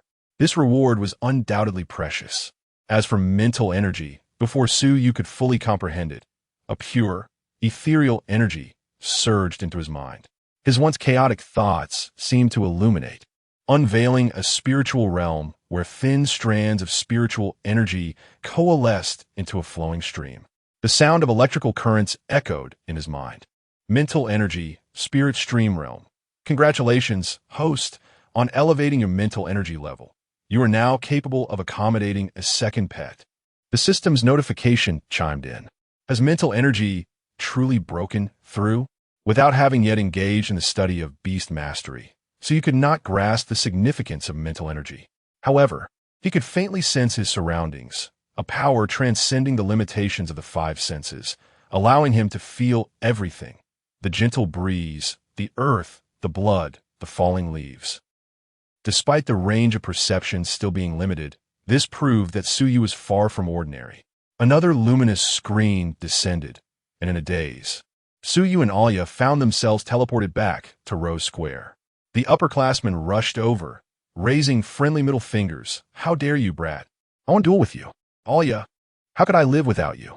Brat, quickly return Alya to us. Suyu smirked. He knew it. With Alya's fame and beauty at the Magic City Beastmaster University, she must have countless admirers. Suyu prepared himself to face the throng of zealous suitors. However, was there really this many? A glance revealed a sea of heads. Alya, visibly displeased, unfurled her bat-like, jet-black wings, enveloping Suyu protectively. Get lost, you rascals. What do you want to do to my master? Bang. Suyu seemed to hear numerous hearts shatter. Sister, how can you say such cold words with that warm tone? Master. Master? Why? I cannot accept this. Shangguan Ling, with a furrowed brow, realized the gravity of the situation. They needed to quell this chaos immediately. She mounted her green phoenix and commanded, "Enough. The new student entrance test has concluded. Don't you all hurry back to focus on your training? The 9-school alliance exchange competition is approaching. Do you plan to enter in this state? Furthermore, have you completed your task metrics and kill counts in the dungeon? Do you want to have your beast master status revoked?" Shangguan Ling's reprimand silenced the crowd instantly. The Magic City Beast Master University provided students with abundant resources and the most professional guidance in beast mastery, but the competition was equally fierce. Being a beast master conferred extraordinary social status, but also entailed high elimination and mortality rates. After Shangguan Ling's scolding, the crowd dispersed reluctantly. their eyes betraying a mix of envy and dissatisfaction. Suyu helplessly remarked, "Teacher, is this the atmosphere at the Magic Beast University?" Shangguan Ling paused momentarily. "You have taken away the goddess in everyone's hearts. How could they not seek to challenge you? Moreover, among Alya's admirers, there are certainly formidable individuals. They have yet to return from the abyss, and I fear your school life may not be particularly tranquil. So you should have seeming fast. Well, as long as you are mentally prepared," sighed Shangguan Ling. "However, congratulations on passing the entrance examination, especially the most challenging S-level task. According to the regulations, students who succeed in S-level tasks will gain the qualification of an S-level student. Follow me to my office, and I will provide you with a detailed introduction to your privileges and requirements." Suyu was reluctant to reveal his talents, but with Alia being a veritable spotlight and the Wang family scrutiny, the situation had escalated. However, the outcome was fortuitous, turning misfortune into blessing. In the office, Shangguan Ling smiled and said, "Please take a seat. Allow me to introduce you to our Magic Spirit University. There are 5 divisions within the school: the Beastmaster Division, Combat Division, Demon Plant Division, Special Division, and Support Division, which will be allocated based on students' innate abilities and their companion beasts. Given your qualifications, you are well suited for the Combat Division, Beastmaster Division, and Special Division, although the Special Division primarily excels in elemental and necromancy capabilities. The head of the Combat Division, Wang Yu, is the uncle of Wang Hongxi, so you nodded. "Yes, I would like to enter the Beastmaster Division under your guidance, Teacher Shangguan." Shangguan Ling beamed. "Excellent.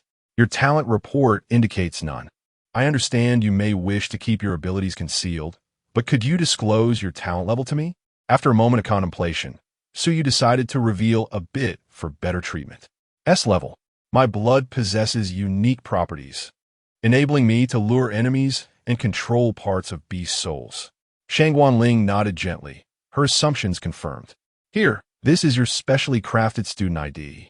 From this day forth, you are an S-level student of Magic Spirit University. The university operates on a credit exchange system, where 1 credit equates to resources worth 1 million outside the campus.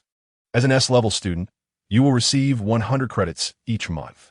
Understand that there are fewer than 200 S-level students in the entire Daxia, and you will have priority in selecting companion beasts, purchasing rare talent potions, and the authority to form your own beast teams. As you know, students at Beastmaster University are considered reserve soldiers for Daxia, prepared to be summoned at any moment due to the war with the Abyss. Being able to form a team will allow you to better utilize your abilities. Of course, your progress will be assessed monthly, and failure to meet standards will result in disqualification, as this represents a significant investment. Additionally, you will have obligations. As S-level students, you are required to achieve commendable results at the 9-School Alliance exchange competition in half a month, as it pertains to the allocation of resources for Beastmaster University. The exchange competition occurs twice a year, followed by tasks related to suppressing the Abyss, which will often select you for the most challenging missions. Are you willing to accept this?" Suyu nodded, with no reason to refuse. Every month, resources worth billions. It is no surprise that Magic Spirit University is so affluent. After all, Beastmasters are the true defense force of Daxia. If a monster from the Abyss were to invade, it would spell disaster.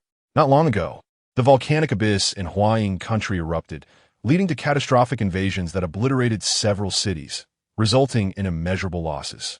Thus, countries are fervently increasing their investments in Beastmaster University.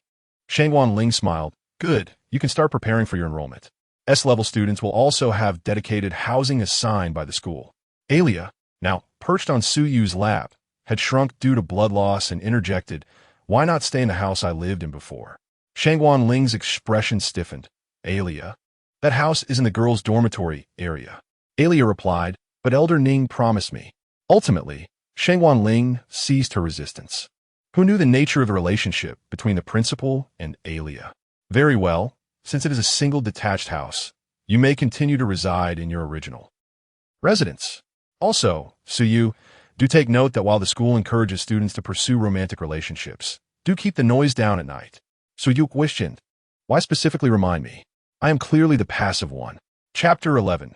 Going Viral. a conspiracy unfolds, attention from all sides. After leaving the school, Suyu promptly messaged his parents to share the good news, returning home to report his success.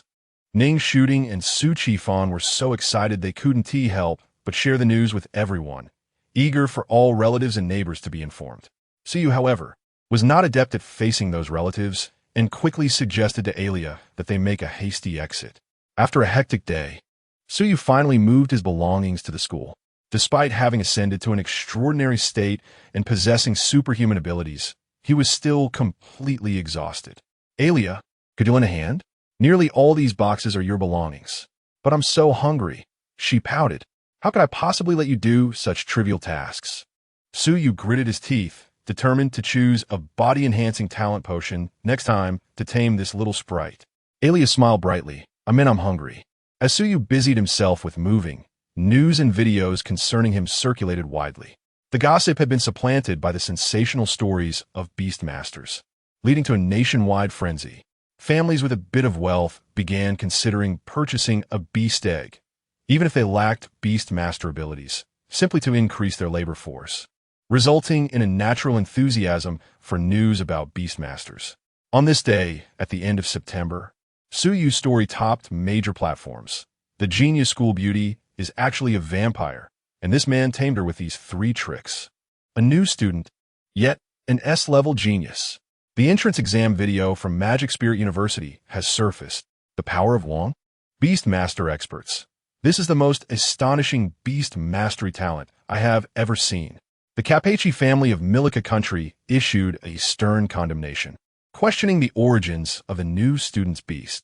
Strategic value. Suyu's talent may very well alter the battlefield dynamics. Exaggerated headlines poured in, and the public was thoroughly entertained. However, some individuals who caught wind of this news appeared decidedly sinister. In a certain clandestine basement of the Wong family, Wang Feng exclaimed, "Who permitted you to act on your own? Father, there's so many vampires. How was I to know it was that particular vampire? It was that bastard Suyu who harmed Shier." Silence. Mr. Ishikawa of Huaying Country funded 10 bottles of S-level talent potions for us to capture that vampire. And what was the outcome? Our people and those from Huaying Country were utterly annihilated. Since then, I have issued strict orders against any further actions. If we attract Ning Hanwen scrutiny, our Wang family will be doomed. Wang Yu added, "Indeed, brother, you have been exceedingly careless." Ning Hanwen is clearly aware that something is amiss and is already subtly interrogating me. Filled with indignation and sorrow, Wang Feng lamented, but ultimately it was Wang Chonglin, the head of the Wang family, who declared, "All right, I understand. After all, he is also my grandson. Wang Yu, use your special recruitment quota to enroll them." Wang Yu hesitated, but eventually nodded in agreement for the sake of his elder brother. After a moment of reflection, Wang Chonglin remarked, "Let him enjoy his momentary glory." According to intelligence from Hongshu City, a great battle in the abyss is imminent. As an S-level student, he will inevitably be conscripted into service, and we shall deal with him in the abyss. Wang Ping, Wang Qing, notify Mr. Ishikawa to remain patient. Yes. At the imperial capital Beastmaster University, in the conference room, voices rose in frustration. This child has talent is undoubtedly S-level. Why did your admissions office not station someone at the Awakening Hall entrance? How could you allow him to freely enroll in Magic Spirit University? Exactly. What is the admissions office doing? The 9-school alliance exchange competition was supposed to be a secured win for us in the freshman category. And now look at the situation. If we lose this year and funding is reduced, the admissions office will bear full responsibility. Enough. Don't be so pessimistic, said Jiang Huiran, the principal of the Imperial Spirit University, tapping his fingers on the table. This year we have indeed recruited several exceptionally talented students, especially Kong Huan Yuan, who may not necessarily lose to Suyu. Moreover, with the absence of Alia in their second year, their competitiveness has significantly diminished. Overall, we have gained an advantage. That half-human, half-demon, ethereal sorceress, the principal S-word, certainly did not seem unjustified. The upcoming 9-school alliance exchange were loomed near. Yet the eternal abyss in the imperial capital remained restless. All right, let us each prepare accordingly. In the coastal district of Magic City, at a secret liaison point of Hawaiian country, Ishikawa Hideji roared in anger, "Baka, you people from Summer Nation accepted our deposit and then casually claimed failure in capturing her? Do you think you can brush it off lightly?" Wang Qing attempted to placate him. "Mr. Ishikawa, please don't be angry. We also did not anticipate that Alia Chapeshi harbored such power. However, she is now severely weakened and has regressed to the extraordinary realm. Our next attempt will surely succeed." Ishikawa Hideji suppressed his fury, demanding, "What is your plan?" Wang Qing produced a document, stating, "Look here, when the time comes, we will strike in the abyss, and no one will trace it back to us. Even if that vampire possesses some special abilities, we can capture Suyu's family to threaten him." Ishikawa's frown gradually lifted. "If we can capture her, Hawaiian country is willing to offer an additional 5 billion. Agreed. The following day, Suyu and Alia busily focused on their breakthroughs, subsisting on bread and simple desserts. Finally managing to carve out some time, Suyu decided to cook a proper meal. Alia lounged in a recliner, engrossed in a book. After a flurry of activity, Suyu called out, "Dinner is ready, Alia." Stretching lazily, Alia approached the table and scooped up a spoonful of scrambled eggs with tomatoes into her mouth. "How is it? My cooking skills are quite commendable, aren't they?" Previously, Jiang Ying's parents often lamented that their daughter did not learn to cook, so Suyu had taken it upon himself to learn a bit, though the results were suddenly. Alia's expression shifted dramatically, her sharp teeth trembling. "Did you add salt?" Suyu responded, "Isn't salt supposed to be added?" Covering her mouth, Alia retorted, her discomfort evident. "You should have added sugar." Raising an eyebrow, Suyu quipped, "Now that you mention it, I feel wide awake. It should have been salt. How can one eat with sugar?" "Wow, I didn't expect you to be a despicable sweet tooth, Alia. As my familiar, you ought to adapt to your master's tastes." Alia appeared somewhat aggrieved, her brow furrowing. "But what's wrong? Salt is the proper seasoning. Consuming too many sweets will make you gain weight." As the words left Suyu's mouth, he noticed a glimmer of moisture in Alia's deep purple eyes. Why was she suddenly? Alia pulled out a book from her pocket and hurled it at Suyu's head, tears brimming in her eyes as she fled to another room. "Ouch, what was that for? Is it really necessary?" This marked the first time Alia had quarreled with him. Suyu glanced at the book that had fallen to the ground, The Vampire Diaries. A sharp pang of realization struck him as he opened the first page, revealing a passage that made him aware he had made a significant error. "Why does everything I eat taste so bitter?" His mother had told him. "As descendants of the true ancestors, we can only sense sweetness. Other flavors, be they sour, spicy, or salty, are the most bitter tastes in our mouths. 100-fold more bitter than a human consuming a bitter herb. Perhaps this was akin to our fate, filled with bitterness and betrayal." Suyu bit his lip. What kind of bitterness could evoke tears from the proud Alia? He began to empathize, realizing that what he took for granted might be a longing for her. Resolutely, he picked up his phone, saying, "Hello? Teacher Shangwan, I have decided on the talent reagent I want. Could you please send it over immediately?" Chapter 12. Alia's Unwavering Loyalty. Accompanying you through sweet and sour what? So you must think this through. The talent reagent rewarded in the Abyss simulation can be as high as grade A. I made up my mind. I urgently need it. All right, I will have someone deliver it to you. While waiting, Suyu continued flipping through Alia's diary. The entries were sparse and rather trivial. The final page was about herself. "Today, I met a charming man. His blood truly smells delightful. Meeting him might be heaven's way of not forsaking my path. He is kind and gentle. I am very pleased with him. If only my mother were here to see him. I believe he is my destined one. I have become his familiar. My mother always said that humans, especially men, are quite fickle. How will he perceive me? Will he like me? What are men truly thinking? I don't understand, but perhaps if I please him, he will be happy. He said he would cook for me. He seems quite skilled, so it should be delicious. I wonder if he likes sweet flavors. I look forward to it."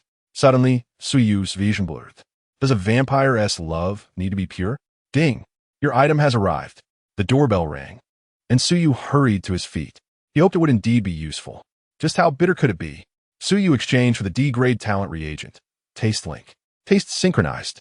A sensation akin to the most bitter flavor flooded his mouth, causing him to vomit uncontrollably, his stomach revolting fiercely. Aelia curled up on the bed, reflecting on the earlier experience. It was far more bitter than consuming a bitter herb. Why does that little guy never inquire about my preferences? Didn't he promise to be afraid of losing me? Does he not truly care for me? After a moment of discomfort, as the bitterness faded, Aelia sat up. Yet, she couldn't entirely blame him. After all, ignorance is bliss. Consoling herself for a while, she prepared to speak with Suyu. Suddenly, Suyu pushed the door open. Aelia. Aelia turned her head but couldn't help wanting to look back. Suyu approached her with a tray, placing it in front of her, then clasped his hands sincerely, saying, I'm sorry, it was my oversight. I was too careless. I truly am a terrible boyfriend. Please forgive me this once. Aelia's lips curled into a gentle smile, reminiscent of spring thawing the ice. I wasn't mad at you. It was just so bitter, Suyu replied. I made a new batch. You must be starving. Hurry and eat. With a smile, Aelia picked up her utensils and took another spoonful. Didn't you say to add sugar? Salty, salty? No, not bitter, but is this a salty flavor? She gazed at Suyu, a bit bewildered. Suyu, check it. I asked teacher Shangwan to look into it. There's a rare talent reagent called Taste Link.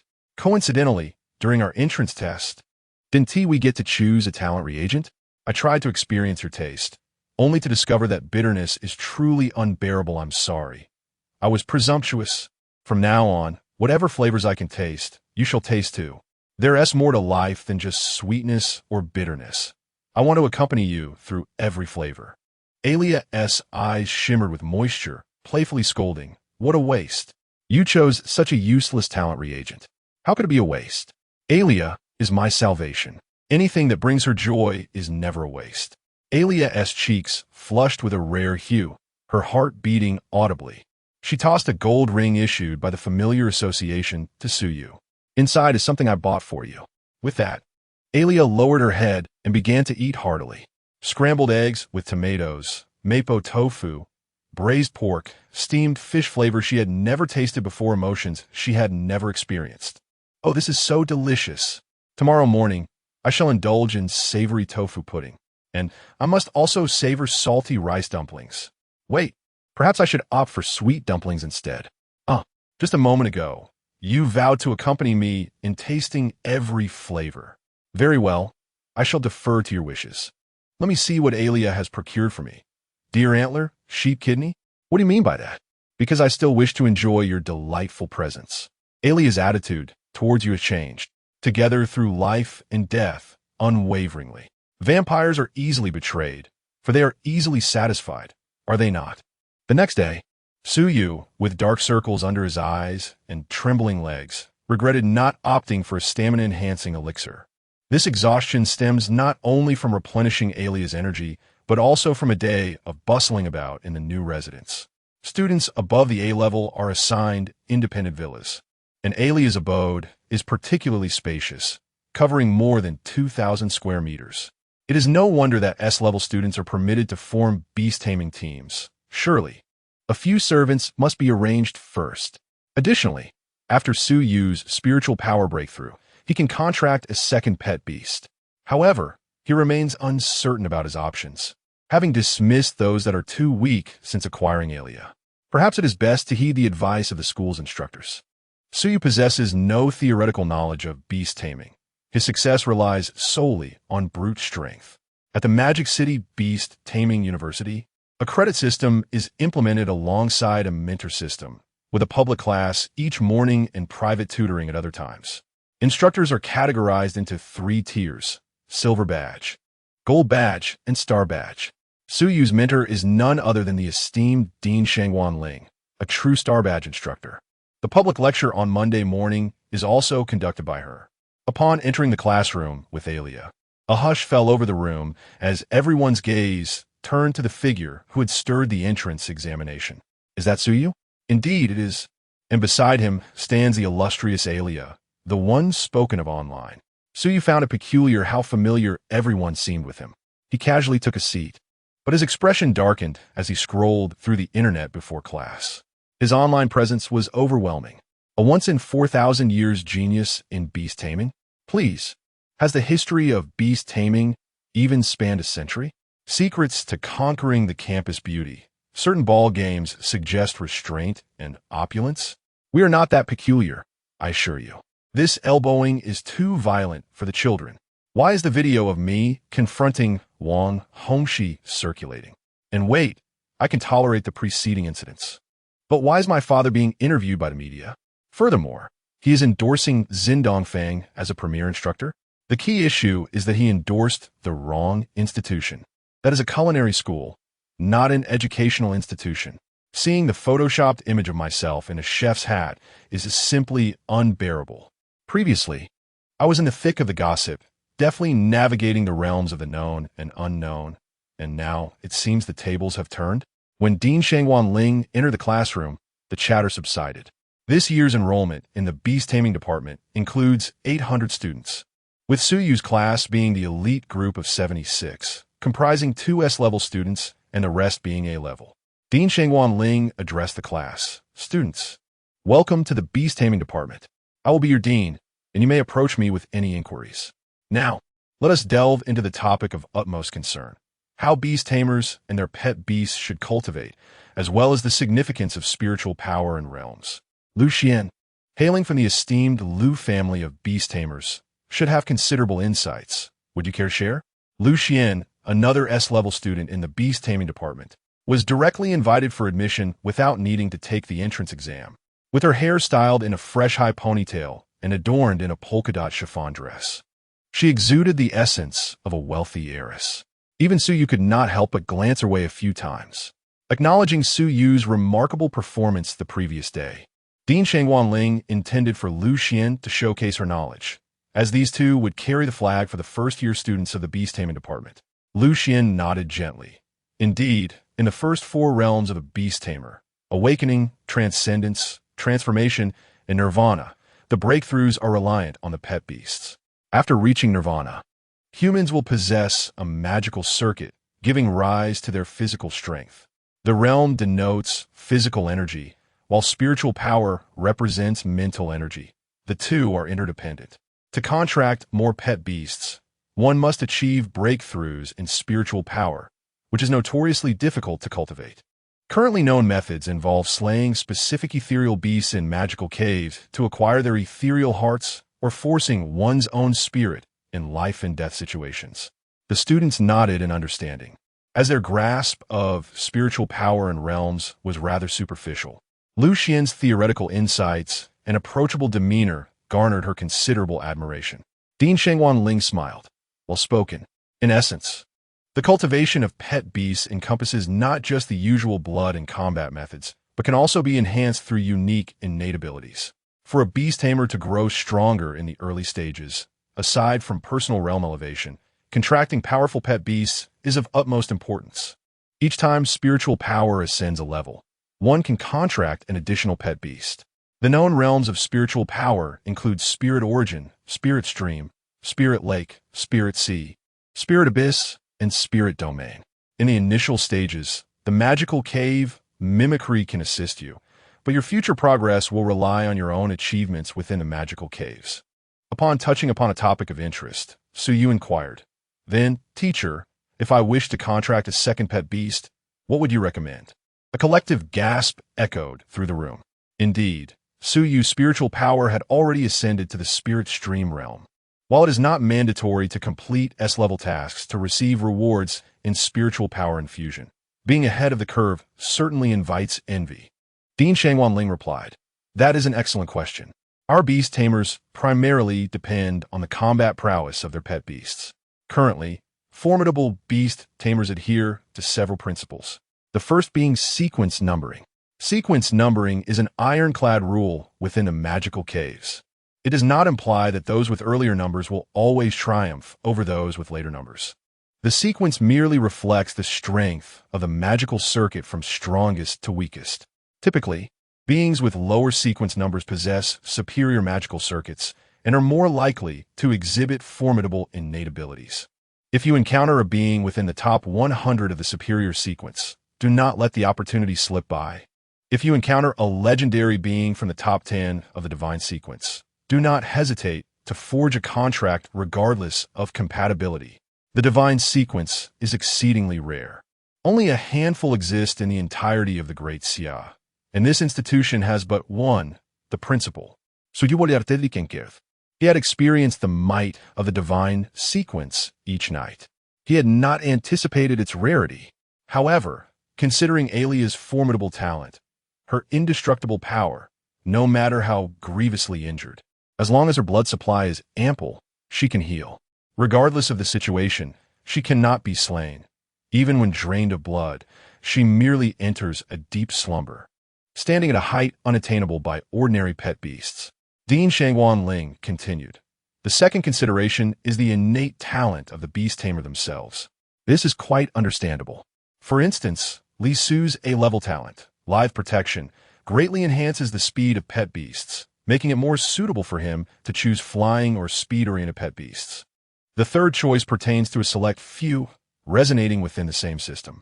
Research conducted in the overseas realm of Milica has revealed that if a pet belongs to the same system, it often yields exceptional chemical reactions. For instance, regarding classmate Suyu, besides the vampire, the Moonlight Apostle of sequence number 62 and the Death Apostle of number 377 are also entities within the same system. However, I must caution everyone that due to the formidable difficulty of enhancing spiritual power, it is often better to hold out for the right option than to settle for less. Of course, this advice is aimed at our elite class. For the average beast tamers, it is preferable to swiftly find a second pet. Subsequently, Shangwan Ling continued to clarify doubts, while Suyu fell into contemplation. Ilea is indeed formidable. It is truly a case of being selective rather than hasty.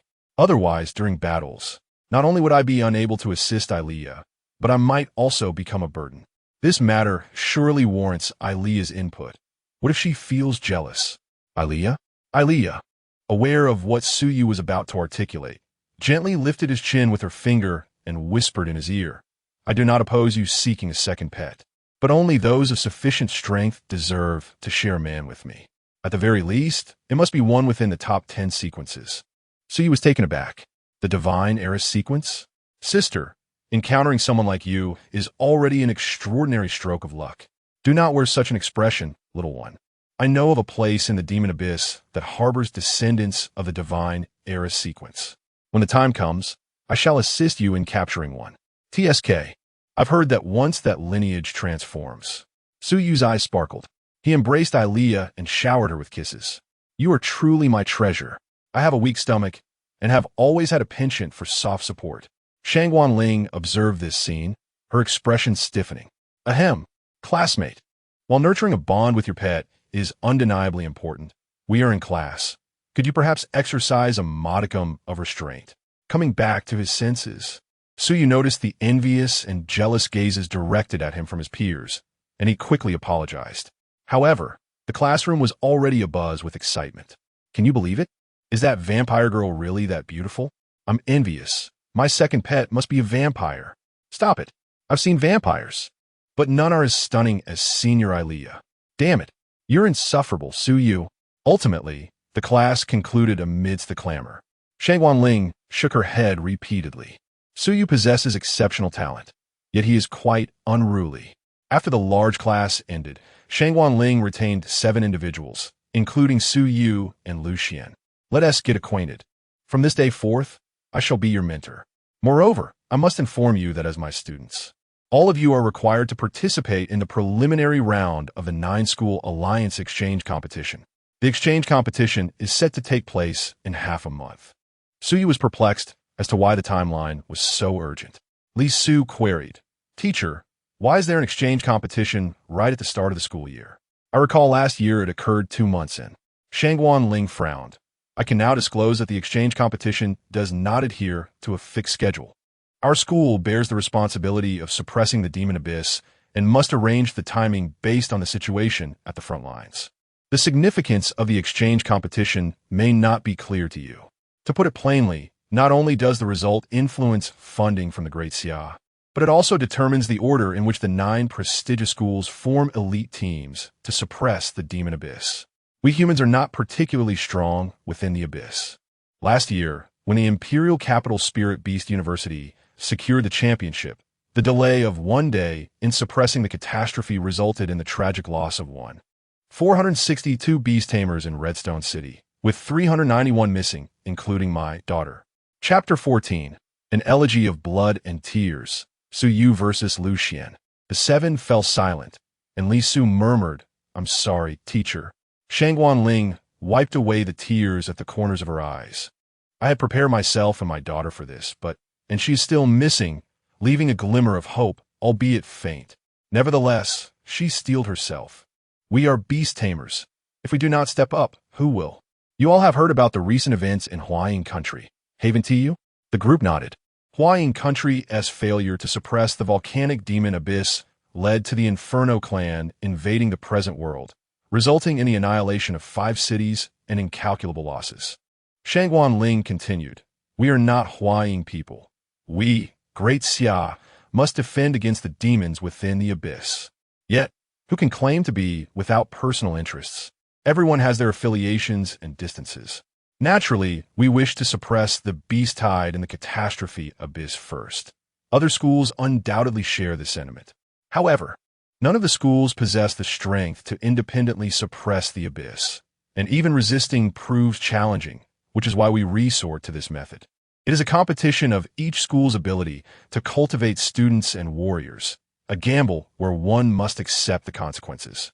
The background of the 9-school alliance exchange competition was unveiled to the group, so you had to acknowledge that indeed, personal connections exist. It is no wonder the school places such importance on the exchange competition. This is far from a mere exchange. It is infused with blood and tears, a compromise for the beast tamers to fulfill their loyalty and righteousness towards their country and family. Shangguan Ling, somewhat apologetically, remarked, "I'm sorry for sharing such heavy sentiments. Now, let us introduce ourselves. You will soon become comrades in arms." The 7 took turns sharing their names. Su Yu, Lu Xian, Li Su, Wei Gang, Chen Mingming, and Ji Shui, Jiang Xinyue. Shangguan Ling remarked, "It is unfortunate that you young ones are thrust into battle so early. It reflects the inadequacies of our generation. Yet, I hope that one day, the threat of the abyss will be quelled by your hands. Great Xia invests over 10 of its annual budget into beast tamers. You must understand what this proportion signifies. If it were not for the universal involvement in beast taming, adding more labor capabilities, it would be." The 7 nodded, understanding that this meant Great Xia was exerting its utmost effort.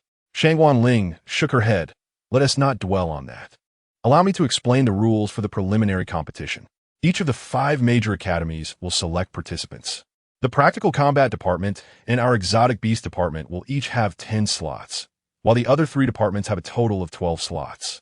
Additionally, there will be open selection slots, unrestricted by academy numbers, allowing all to register, totaling 16, amounting to 48 participants.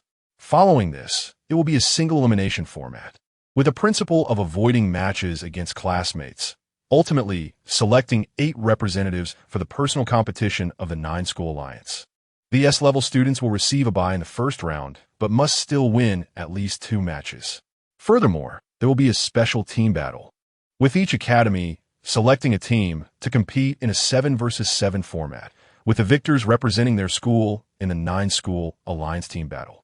The rules are straightforward. Time waits for no one. We must swiftly determine the participants. Shangguan Ling looked at the 7. "I will do my utmost to guide each of you, and you should also communicate frequently. Additionally, please select a team leader." The 7 exchanged glances. Ultimately, their gazes settled on Su Yu and Lu Xian, and Ji Shui remarked, "You 2 are the only S-level students in the team, so you must be selected from among you." Li Su, Wei Gang, Chen Mingming, and Jiang Xinyue nodded in agreement, expressing no dissent. They had seen the impressive performances of Su Yu and Ilea in videos. The exhilarating displays left them feeling inferior. Lu Xian, being specially recruited, also seemed to hail from a powerful family, thus qualifying her for the role. Shangguan Ling turned to the 2. "Su Yu, Lu Xian, what are your thoughts?" Lu Xian shook her head. "I just arrived today and I do not know Su classmate well." Su Yu also replied, "Teacher, please decide." Shangguan Ling proposed, "Then let the capable lead. You 2 S-level students can compete against each other, and the outcome will reveal the leader. Moreover, Being chosen as the captain comes with many benefits. Do you two not wish to vie for it? Shangguan Ling's suggestion garnered unanimous approval from the other five. Absolutely. It's a straightforward decision. Let us have a match. Su Yu and Lu Xian exchanged glances and ultimately consented. All right, let us head to the arena. Shangguan Ling led the group to the combat arena. A brief introduction to the rules. To the point, if a pet beast is injured and cannot continue fighting or is knocked off the arena, it is considered victory. The arena is spacious, designed to accommodate the battles of beast tamers, measuring 300 meters in length and 150 meters in width, ample for the performance of low-tier beast tamers.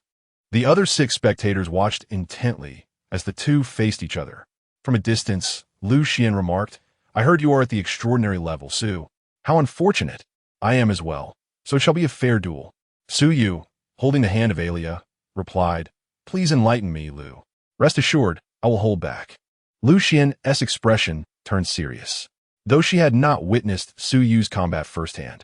The chilling spectacle of him commanding dozens of pet beasts to self-destruct at the behest of a king had left her deeply shaken. She speculated that this must have been achieved through some medium, likely Su Yu's blood. However, Alia was a vampire capable of controlling blood. Their compatibility was extraordinary, a level at which an ordinary person would be swiftly defeated. Nevertheless, Lu Xian, as the legitimate daughter of the Lu family, possessed S-level talent and a high-tier pet beast, rendering her unafraid of Su Yu. Please. With that exclamation, Lu Xian leapt into the air, a pure white griffin soaring with her into the sky, distancing herself to avoid being struck by Su Yu's blood. The griffin was entirely white, yet possessed 2 heads, one of light and the other of holy flame. This was the number 63 two-headed griffin, a powerful breed from the eternal abyss of the imperial city. Each griffin exhibited distinct attributes, and when gathered in thousands, they could unleash devastation upon the world. Upon transformation, the 2 heads resembled a conjoined being, which was not aesthetically pleasing, hence they would typically avoid transforming. Coupled with Lu Xian's S-level talent, the virtual style, binding release, which could condense energy into a sphere smaller than a fingernail and explode in an instant. She could be likened to a human bombing machine. S-level students generally possessed strategic potential capable of altering the course of battle. As the contest commenced, the griffin's radiant roar and holy flames descended from the heavens. Su Yu and Alia appeared diminutive before this overwhelming display. Yet, Alia's blood shield instantly solidified, absorbing the full force of the radiant flames without yielding an inch. Lu Xian's pupils constricted. The radiant flames were naturally effective against the icy powers of the undead, making it an opportune time to confront a vampire. But why could Alia's blood shield effortlessly withstand it? In fact, the holy flames seemed to be enveloped and consumed by the blood shield. Useless. Virtual style, binding release. Lu Xian activated her talent. The vast energy of the radiant flames drawn in as if by a miniature black hole, forming an extraordinarily terrifying energy sphere. With merely a thought, it would explode, incinerating her adversary to ashes. What could you possibly use to counter this? As a legitimate daughter of the Lu family, she did not believe any other S-level student from the Magic Spirit Academy could truly rival her. The differences in family background and resources were insurmountable chasms for ordinary individuals. It was not that she looked down upon others. Rather, her talent combined with her family's teachings since childhood provided no reason for her to be defeated by those with lesser means. Su Yu remained nonchalant. I see. Your talent is quite intriguing. He turned to Alia. Let us conclude this. Had she given up? Lu Xian instinctively pondered. But in the next moment, an overwhelming sense of crisis surged within her, a deafening alarm blaring in her mind. It was a threat of death. Su Yu had only focused for a brief moment, and she found herself overwhelmed by an instinct of unavoidable demise. How could this be? Su Yu mantanda casual pasche. Extending his right hand, the king's command cannot be defied, even by lifeless entities. Your virtual style, binding release, obey the king's command, bloom forth. The virtual energy sphere hurtled toward Lu Xian at alarming speed. Meanwhile, The two-headed griffin beneath her seemed compelled by some unseen force, uncontrollably crashing into her own gathered energy mass. The terror of death engulfed her entirely. Chapter 15. Instant Victory. Shangguan Ling's astonishment. The abyssal armament. How did he accomplish this? He can manipulate lifeless objects? Lu Xian had distanced herself to avoid being struck by blood needles. Yet even from afar, she was still controlled. The platinum energy sphere illuminated before her, its terrifying energy fluctuations suggesting it could obliterate Lu Xian in an instant. Lu Xian's eyes shut tight against the blinding light. Everything transpired too swiftly, leaving her no time to react.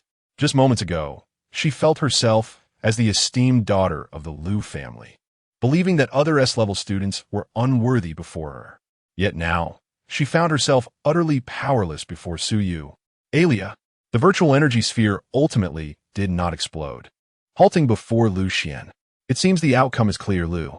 Shangguan Ling observed the two within the arena with surprise. She had anticipated Su Yu's victory, but never expected the disparity to be so vast. Moreover, was that truly Su Yu's talent?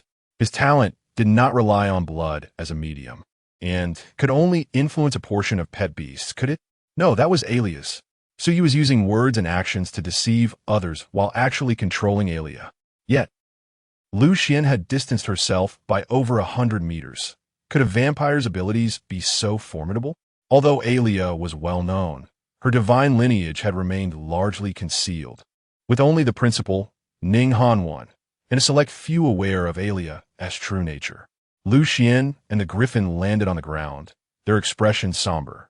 The others exchanged glances. What on earth happened? Li Su, did you see clearly? Li Su shook his head. I completely didn't understand. What is Su Yu's talent? And Ji Shui remarked. Lu Xian is also a remarkable genius in the Lu family. She even ranked among the top 50 freshmen in the internal assessments of the Great Xia's potential list that you all are unaware of. How could she lose so decisively? Qin Mingming pondered. It's not that Lu Xian is too weak, but rather that Su Yu is too monstrous. His ability, if you lack intelligence on it, you're merely a plaything. The group nodded in agreement. Su Yu approached Lu Xian, softly inquiring, Are you all right? Lu Xian remained in a daze, struggling to comprehend, before finally responding, What is your ability? Su Yu placed a finger to his lips. That is a secret, Lu Xian. Once my ability is revealed, its effectiveness diminishes. While discussing combat strategies with Alia, Su Yu realized that his lethal allure and the blood crown possessed formidable initial kill effects. Coupled with Alia's blood queen, they could easily disrupt an opponent's assessment of Su Yu's abilities. Just moments ago, as Lu Xian employed binding release, Alia had seamlessly integrated some of her blood into the virtual energy sphere, achieving the manipulation effect. The two-headed griffin was approximately 100 meters away from Alia, well within the blood queen's range of influence.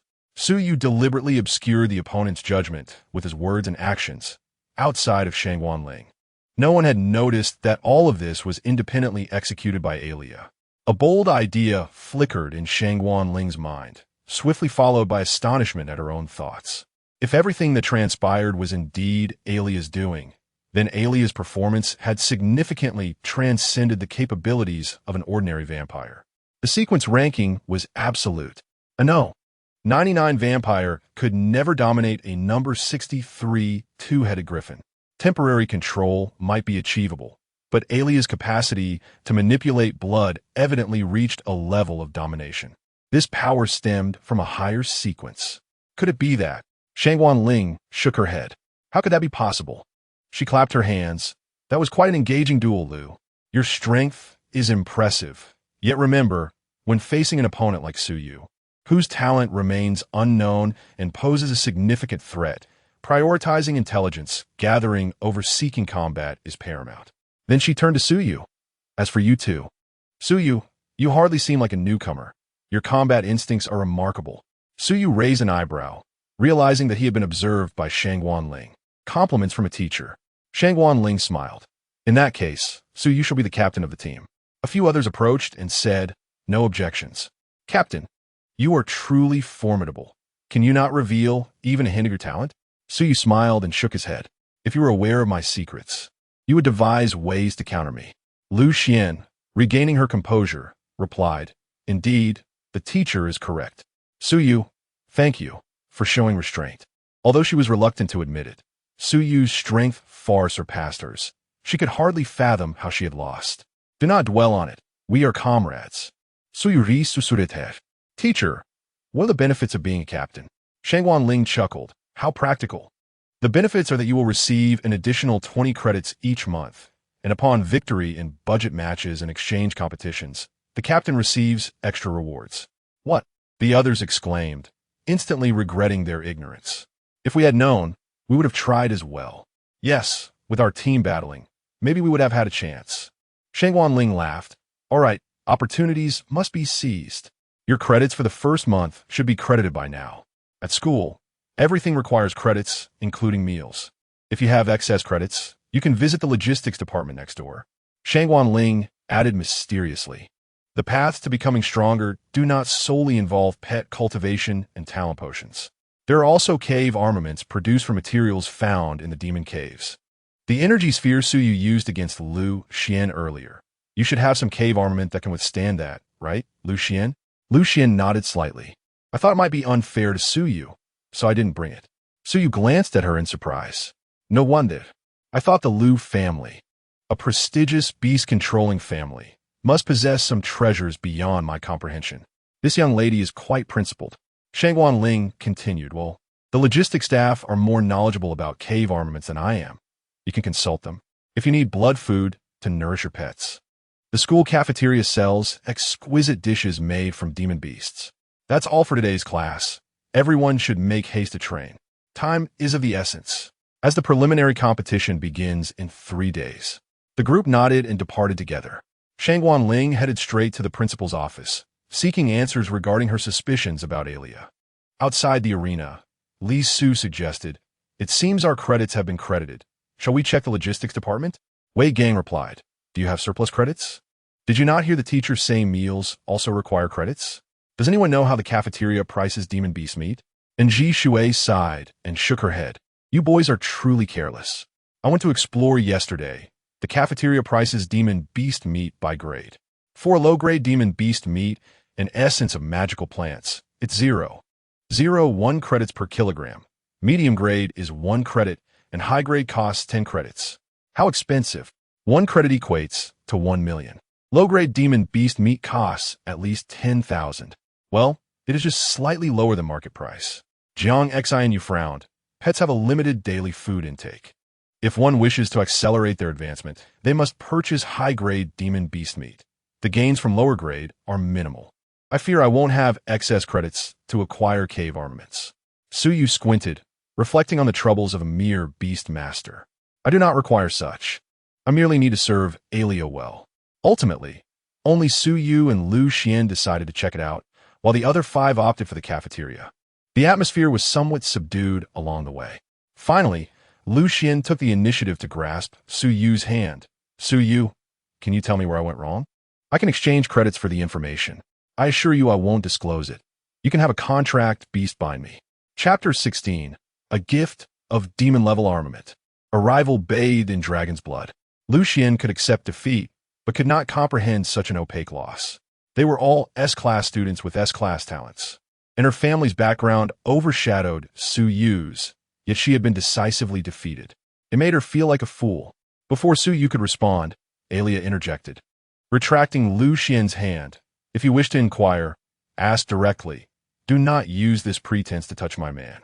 Lu Xian was taken aback, her face flushing. I did not mean it that way. Su Yu chuckled softly. All right, while I cannot disclose my abilities, you made a significant mistake during the battle. Your griffin's attack and your talent ability worked well together. However, you overlooked that your griffin's roar first struck Alia's blood shield, and your talent's void binding, though powerful like a miniature black hole, has its flaws. Alia cleverly exploited this, causing the blood to dissolve into an imperceptible state. Now do you understand? Lu Xian was astonished. So that was it. It wasn't that Su Yu commanded lifeless objects. It was merely a guise. No wonder the void binding could be manipulated. Su Yu had subtly revealed a hint of his ability, a gesture of goodwill. Lu Xian nodded appreciatively. Thank you. As compensation, I shall gift you a demon-level cave armament.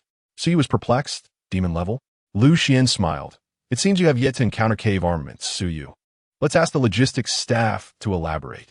Cave armaments were undoubtedly beyond Su Yu's comprehension, certainly exorbitantly priced. Did the noble families truly possess such lavishness? Su Yu glanced at Alia, who shrugged in helplessness. Do not look at me. I am unfamiliar with them. I use what old Ning specifically prepared for me, which was all destroyed last time in the demon cave. Lu Xian nearly stumbled at that. Old Ning? She was referring to the principal, right? Ning Kanven, a living legend on the verge of the sacred domain, commanded respect even from her father. It was well known that this talented senior was the principal's protege. Their relationship was evidently profound. The trio arrived at the logistics department. Lu Xian skipped over to the teacher in charge. Uncle Bai, I have come to see you. Su Yu's eyes narrowed. The connections of a prominent family were indeed extensive, even knowing the logistics staff. It was common knowledge that logistics were lucrative positions. Only exceptional individuals worked there. The head of the logistics department, Bai Ruhui, a small old man with white hair, greeted Lu Xian with a frown. Old Lu owes me something. Does he intend to renege, sending his daughter to settle the debt instead of coming himself? Lu Xian offered some flattering remarks, and only then did Bai Ruhui relent. Upon seeing Su Yu and Alia, Bai Ruhui's demeanor shifted to seriousness. His previously calm gaze rippled with intrigue before he finally acknowledged. The little vampire has chosen you. There was an implication in those words. It seemed he recognized Alia's true identity. Su Yu clasped his fists. I am Su Yu, pleased to meet you, Teacher Bai. Bai Ruhui scrutinized Su Yu for a moment, nodding slowly for her. You would forsake an A-grade talent potion worth over 100 million for a mere D-grade potion. I can see you are a commendable beast master.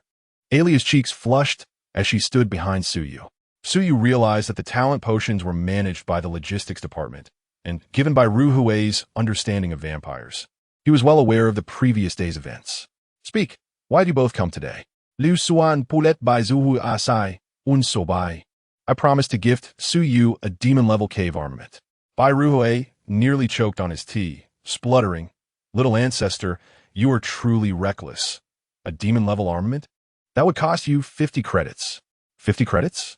That implied a value of at least 50 million outside. Moreover, such items were not widely circulated, likely worth far beyond that. Lu Xian handed over a purple gold card and said, Uncle Bai, inside is 100 million, which counts as the credits I purchased for school. Yuling University was akin to a treasure trove, perpetually in need of funds.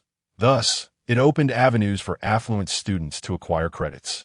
On average, 2 million was required to purchase a single credit, with a cap of 100 credits per month. This pricing strategy allowed the institution to balance its finances. Bai Ruhui, resigned, replied very well. Young man, how familiar are you with the abyssal armaments? Su Yu shook his head, indicating his unfamiliarity. Bai Ruhui elaborated, all right, allow me to explain from the beginning.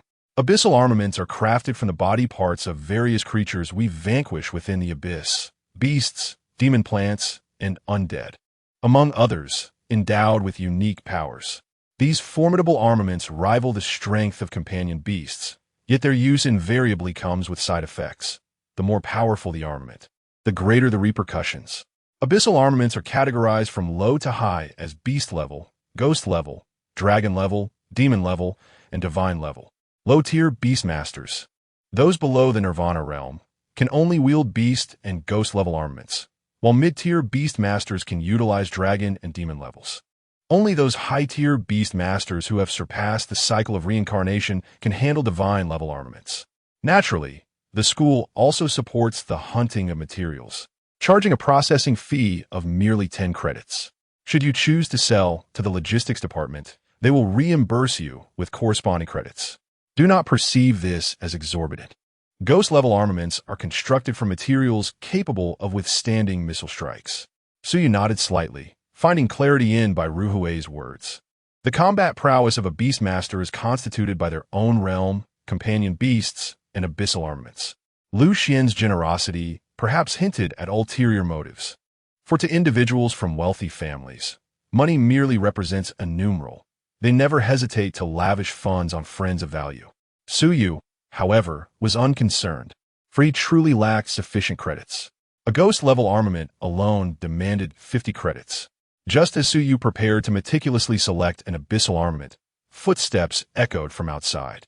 A figure clad in a school uniform, towering at nearly 2 meters and drenched in blood, approached. He bore a fiery red spear on his left shoulder and a pair of massive wings on his right, resembling those of a pterosaur. Grinning with blood-stained glee, he exclaimed, "Teacher Bai, don't rush to end your day just yet. Help me ascertain what kind of armament can be forged from these wings of the screeching pterosaur." An unfamiliar face. "Are you a new student this year?" Bai Ruhui feigned a spectator's demeanor. "Suyu, it seems your first formidable rival has returned." "Rival? Who is he?" Mu Changwei, a second-year beastmaster of the Transformation Realm, formerly a member of the Blood Spirit Squad alongside the little vampire, and one of the S-class students vying for her attention. Suyu turned to gaze at Mu Changwei. Their eyes met, each filled with curiosity. Mu Changwei stepped forward and said, "I was wondering when I would see you again. After my excursion to the Abyss, I heard you had taken our captain away." His demeanor exuded the chilling aura of someone accustomed to violence. Suddenly, Suyu detected malice in his gaze. Mu Changwei raised his right fist. A swift strike aimed at Suyu, who dodged just in time, the fierce punch grazing the corner of his eye. Prior to this, Alia's expression had turned icy. The dragon's blood that clung to Mu Changwei responding to the call of the Blood Queen, tightly binding his shoulder. You managed to evade it? Have you reached the extraordinary realm?" Alia coldly remarked. "What are your intentions towards my man?" Mu Changwei, catching sight of Alia behind Suyu, expressed his pain. "Captain, please refrain from such hurtful words. It's just, I don't believe I would lose to you now." Freshly victorious over the screeching pterosaur, he radiated arrogance. Regarding Suyu with disdain, Suyu brushed off the blood splatters on himself and chuckled. "I expected a fierce competitor upon your return. Yet it appears I am merely facing an arrogant fool who relies on others to elevate his standing." Mu Changwei's expression darkened. "What did you say?" Chapter 17. Suyu versus Mu Changwei, SSS-level talent. Undying. Suyu replied with a dismissive glance. "What? Am I mistaken?" Mu Changwei sneered. "I've encountered many newcomers who overestimate themselves. Most falter in the abyss and meet their demise. What right do you have to speak so boldly?" Suyu, feeling quite self-satisfied, retorted, "The mere fact that Alia has never mentioned you in my presence indicates that in her eyes, you are but a trivial character. Your words just now further emphasize this point. I surmise that before Alia fell from her peak, you would never have dared speak to her in such a manner." Struck at a nerve, Mu Changwei's lips twitched in discomfort. The tension between them intensified. Lucian quietly asked, "Uncle Bai, is he one of the Blood Spirit Squad's 7 spirits?" Bai Ruhui nodded lightly. Indeed, the Blood Spirit Squad consists entirely of S-class students, each a prodigy forged through trials at the hands of the little vampire, though none have ever garnered her favor. Approaching her is a formidable challenge. Alia's feelings toward others are profoundly indifferent and cold, including those of the Blood Spirit Squad. Only Suyu receives her special attention. Her radiant beauty and exceptional talent draw suitors, even those who know their chances are futile. Yet now enter Suyu, who disrupts the balance. Upon hearing that Alia had become Suyu's companion after returning from the Abyss, Mu Changwei stormed back in fury, leading to the earlier confrontation. Lucian grasped Bai Ruhui's arm, pleading, "Uncle, isn't this mere bullying? Suyu has just enrolled. How can he compete with someone who has been training for a year?" Bai Ruhui raised his hand to silence Lucian. "Let them fight. With me here, there is no need to worry about collateral damage." With a wave of his hand, a blue barrier expanded, seemingly fragile yet utterly indestructible, enveloping the nearby structures. The two combatants, however, remained oblivious to the murmurs around them. As the distance widened, Elia whispered, "Be cautious, his talent is S-rank, innate divine strength, enabling him and his beast to unleash thrice the power, a pure manifestation of strength as a beastmaster." Mu Changwei summoned his beast, a one-eyed giant ape with a mane of black fur, its vines extending skyward. A combination of extraordinary beasts and enchanted flora? The two locked eyes for a fleeting moment, and with a wave of his hand, Mu Changwei wove a network of vines in the air. The one-eyed giant ape swung from the vines, descending upon Su Yu with ferocious intent. Giant ape! Earth shatter! The ape's golden-tinged arms bore down like a small meteor, crashing to the ground. Mu Changwei's fighting style was remarkably adept, leveraging the enchanted flora for agility and his innate talent to bestow formidable offensive power upon his beast. Behind Elia, a harp forged of blood and bone played haunting notes. The hymn of the undead. Mu Changwei taunted, "Useless captain, your hymn cannot command those of a higher realm. It can only influence." This was the root of his confidence. The suppression of realms diminished the ability to dominate. Otherwise, how could he dare engage Elia? In the past, Elia could easily obliterate him with the hymn of the undead and the blood queen. The notes of the undead briefly bewildered the one-eyed giant ape, but did not enslave it. As the giant ape crashed down with earth-shattering force, Elia conjured over 100 blood-red spears, launching them upwards in unison. Bang! Bang! Bang! The blood spears shattered against the massive arms of the ape, seemingly unable to halt its advance. The realm's superiority, the purest advantage. The enchanted vines also spread around Su Yu, ensuring he could not escape the giant ape's deadly assault. Su Yu and Elia exchanged glances. A rare emotion of anger flickered in Elia's deep purple eyes, reminiscent of a drunken abyss. She would not permit anyone to dare attempt to slay Su Yu in her presence. As the giant ape descended, Elia, undaunted, charged forward. Elia! Both Su Yu and Mu Changwei exclaimed simultaneously. The might of the giant ape could crush all. Elia was not a beast of strength. Why? Bang! A mist of blood scattered as the ground was hollowed into a 10-meter deep pit. Elia's right arm was utterly shattered from absorbing the giant ape's blow, blood staining her bones. Yet in the next instant, a radiant crimson light enveloped her, healing all. SSS rank talent, immortality. The true progenitor of the bloodline is eternal and can bestow the attribute of immortality upon all beings. The hundreds of blood spears, once shattered by the giant ape, were similarly granted the attribute of immortality, piercing towards the one-eyed giant ape from all directions. Mu Changwei's pupils constricted. Not good. The vines quickly spread, attempting to salvage the situation. At that moment, Su Yu, without hesitation, cut his palm, spilling blood towards Elia. Elia infused the blood into the 100 spears, driving them into the giant ape. Roar! The vines blocked the majority of the assault, yet over 10 blood spears found their mark, causing the giant ape to wail in agony. Despite the giant ape's immense strength, it could not break any of the seemingly fragile blood spears. This was a power that transcended realm suppression. SSS rank, defined as eternal power, only possessed by those of the divine order. Mu Changwei looked at Elia in disbelief. What was this ability? Besides the Blood Queen and the Hymn of the Undead, how could she possess a third power? In that fleeting moment of days, Su Yu stepped in front of Elia, laughing lightly. I regret to inform you, the outcome has been decided. Mu Changwei retorted coldly, a clown hiding behind Elia. What speaks of a decided outcome? Su Yu chuckled softly, turning to raise his hand. Because your beast is about to change owners. The king's command cannot be defied. Su Yu snapped his fingers. Beasts, execute him. Just as Mu Changwei was ready to scoff at Su Yu, he suddenly realized that the connection between the one-eyed giant ape and the Qingxian vine had been severed. Chapter 18. Because I am the king of the order, while you are merely a stepping stone for the king. A haze enveloped the beast contract in Mu Changwei's mind. He could no longer sense the state of the one-eyed giant ape and Qingxian vine, as if they had become foreign entities. Mu Changwei's eyes widened. How could Su Yu's command affect beasts of the transformation realm? Wasn't realm suppression absolute?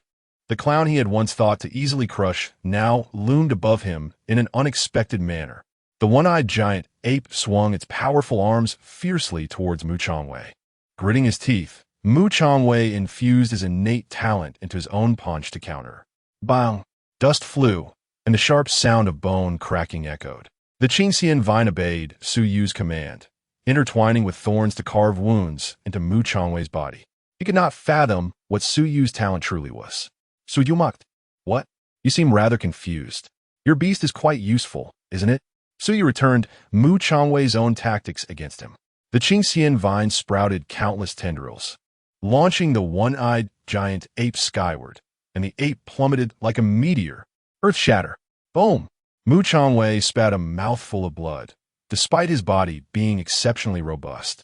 He struggled against the joint assault of beasts and enchanted flora of the same realm. Impossible. One-eyed Qingxian, can you not hear my voice? Su Yu scoffed. They will only heed the call of the king. This is my talent. King of the order. All beings within the order shall bow before me. Mu Changwei roared, you lie. Such a talent cannot exist. He believed Su Yu was deceiving him, a psychological tactic.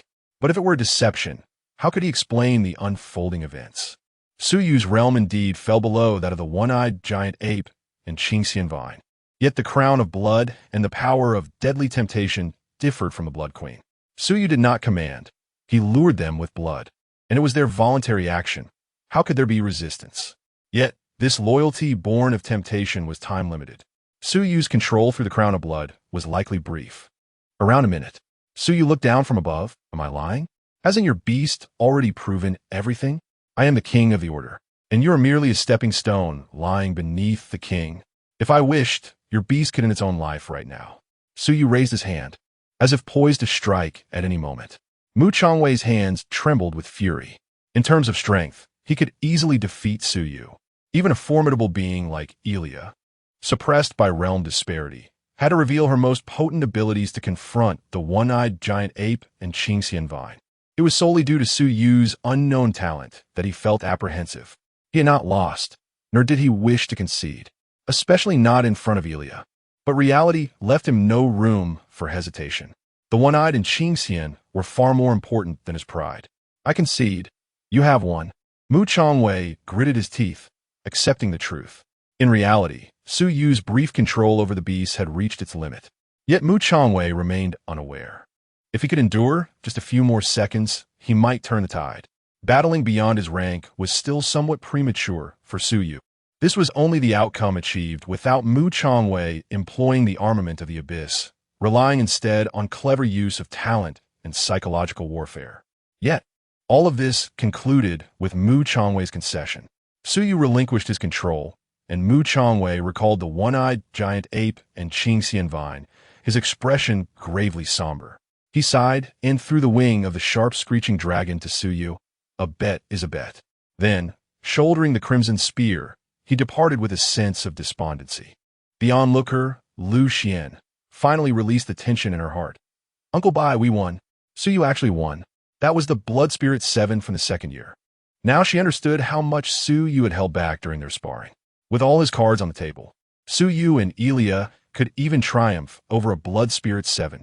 Bai Ruhui nodded slowly. Quite impressive, young man. You have shown me a rather rare talent. Su Yu felt as if Bai Ruhui could see through everything and replied, it is merely a trivial skill. I have embarrassed myself. Strictly speaking, I did not win.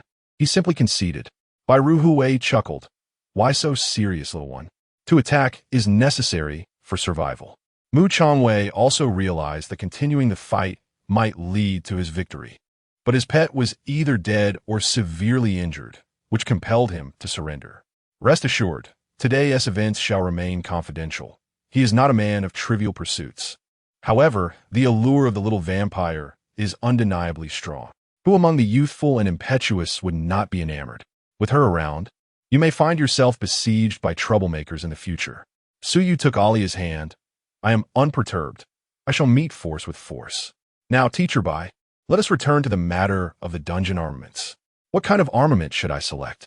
And what level of equipment can be forged from the wings of the screeching wyvern? He had come today primarily to choose equipment. Mu Changwei was merely an unexpected occurrence. Nevertheless, it served as a reminder that jealousy would not be limited to just one rival, and as news spread throughout the dungeon, more would come seeking him. He needed to strengthen himself swiftly. Bai Ruhui led Su Yu and Lu Xian to the underground magic repository, stating, the wings of the wyvern are typically crafted into flying armaments and are rather rare, making them suitable for someone like you, who lacks mobility as a beastmaster. The screeching wyvern is classified as number 255 and can be forged into ghost-level equipment. Your combat style relies on blood, so the best choice would be an armament of the same category. With that, Bai Ruhui retrieved a box from the repository. Give it a try. As Suyu opened the box, a strong metallic scent of blood wafted out, revealing a blood-red longbow inscribed with cryptic symbols. The moment he grasped it, knowledge flooded his mind. Dungeon armament, twilight, longbow, level, ghost, notes, crafted from the sharp horn of the twilight blood eagle. The swift and piercing blood arrows surpass a speed of 10 Mach. While damage is not its forte, it serves special purposes. Ability Blood Harvest. Targets pierced by the arrows will be marked with a twilight sigil, becoming a mobile blood nest to be harvested at any time. Side effect. It craves blood. When blood is insufficient, it will demand it from its master. It bears a striking resemblance to Alia. Of course, so you dared not voice this thought. However, the side effect of the Twilight Longbow might be its strongest aspect for me. Excellent. This is the one. Teacher by Alia previously utilized dungeon armaments, but regrettably, they were all destroyed. Could you assist in selecting another for her? So you said, this longbow and the wings of the screeching wyvern will suffice for my armament. Lu Xian had gifted him a ghost-level armament, and Mu Changwei had sponsored a dragon wing, requiring only a processing fee of 10 credits. The remaining credits could be used to equip Alia. Bai Ruhui stroked his beard. Oh, it is indeed possible, but I would not recommend it. So you asked, puzzle, why not? Chapter 19. Men also need to be cherished. Undercurrents flowing. Bai Ruhui replied. The reason is simple. Dungeon armaments were developed to accommodate humans. Although we are classified as number 999 and inherently lack magical circuits, this very absence grants us unparalleled adaptability and malleability. Beasts, however, differ. Their magical circuits are akin to genes.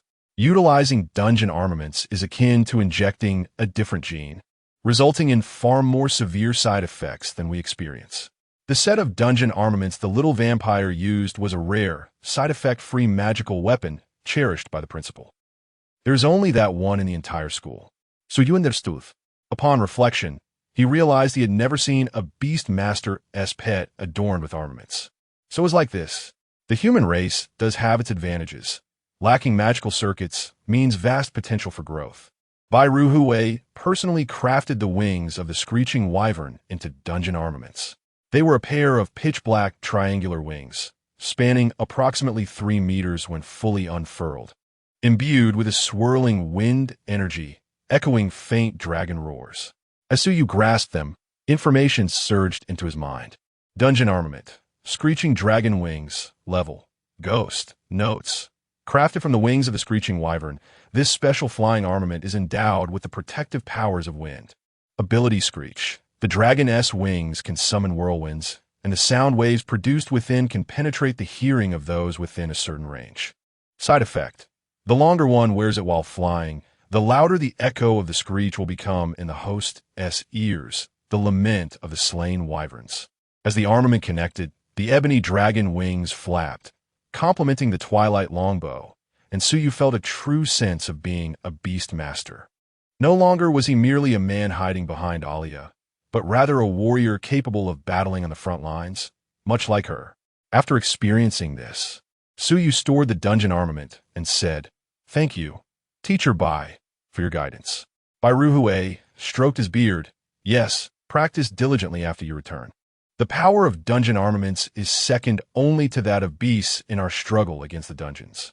While you might hold your own against Mu Changwei as a beast master, should you employ dungeon armaments, you would likely find yourself at a disadvantage. So Yunadith.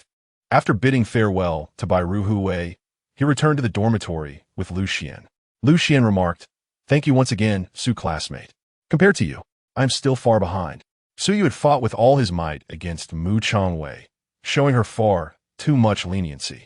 Suyu shrugged. After all, he had received a ghost-level weapon without spending more than 10 credits on processing fees, which was quite gracious of him. I merely took advantage of the situation. Your abilities are more suited for large-scale combat. Lu Xian smiled. Then in the future, I shall rely on our captain for guidance. Wait a moment, Captain? This is the girls' dormitory, Suyu said, pulling Alia closer. Lu Xian's face flushed. How did the teachers arrange this? Although it was a single-occupancy building, Suyu's villa was right next door. With someone as beautiful as Alia around, one could easily imagine what might transpire at night. Oh, how curious. Lu Xian covered her face and dashed into her own dormitory. Suyu looked on in confusion, ultimately unable to fathom Lu Xian's thoughts. After returning to the dormitory, Suyu and Alia enjoyed a hearty meal before sitting by the fireplace. Alia lounged in her chair, perusing a book. Noticing Suyu seemed preoccupied, she inquired, "Little one, what are you thinking about?" Suyu sat beside her. Today, in order to defeat that person, Alia had to use a mortal to bear the brunt. "I wonder if I am too reliant on you." Upon reflection, without Alia, it seemed I would hardly qualify to be. Before he could finish, Alia placed a finger over his lips. Her gem-like eyes sparkled with intensity. "I do not permit you to feel doubt." Suyu shook his head. "No, that's not what I mean. I was pondering whether your arm must have hurt greatly. If I cannot become stronger, will Alia have to continue bearing injuries for me in the future? I am your man. From now on, you must not use that technique lightly." Alia's heart raced. What is this? Is the little one concerned for her? She smiled. It wasn't that painful. The pain of a vampire is much lighter than that of humans. This is not your only concern, is it? Suyu, unable to conceal his feelings, remarked, "Although I know it's unreasonable to think this way, and despite the fact that Alia is cold to others but kind to me, I can't help but feel a bit perturbed at the thought of other prodigies, stronger than Mu Changwei, pursuing you." Alia, with a cheerful smile, replied, "They are merely insignificant pests, my little knight.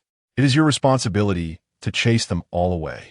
Furthermore, rather than worrying about my injuries, why not offer me some of your blood to aid in my recovery?" Suddenly, Suyu sensed something amiss. "Wait, what book are you reading?" He snatched it from her, his face turning pale. "What the hell, Alia? The book is wrong. I do not like that." Alia leaned closer to him. "Then what kind of wife do you desire? You can tell me directly. Anything is acceptable." "Of course. Whatever you wish me to become as a wife, I am willing to listen. After all, men deserve affection too." Suyu swallowed hard, realizing that everything he desired was within reach. In the combat department's meeting room, Wang Yu stated, "The preliminary rounds commence in 3 days. You need not concern yourselves with others. They are no match for our combat department. There's only one individual to watch out for." The screen displayed the analysis reports of Suyu and Alia. The combat department was exceptionally strong, having recruited 3 S-rank students, making it the most formidable faction in the Magic City Spirit University. Historically, the teams representing the magic spirits were predominantly composed of his students. Aside from last year's Blood Spirit Squad, which was personally trained by the principal, this collaboration with Huaying Kingdom was crucial, and the Wang family head had entrusted him to spare no effort in suppressing Suyu's growth, ensuring that the mishap of capturing Alia in the magic cave would not repeat. Additionally, with Wang Hongxi being severely injured by Suyu, even though he was specially admitted along with Jiang Ying, he was constantly despondent and would not let Suyu off easily.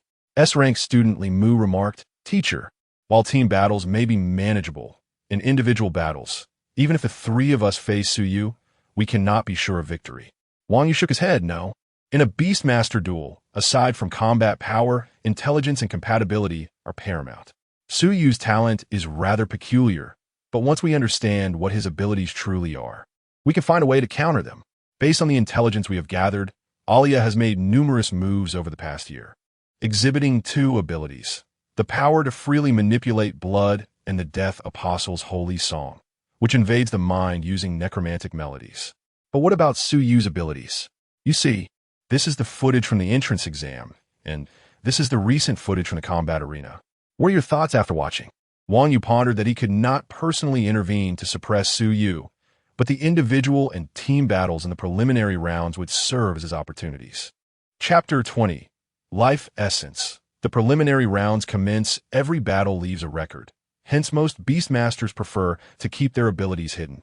Excluding the private match against Mu Changwei, the existing 2 battles have been reviewed by the combat department's team no less than 7 times. Li Mu stated, "It's strange.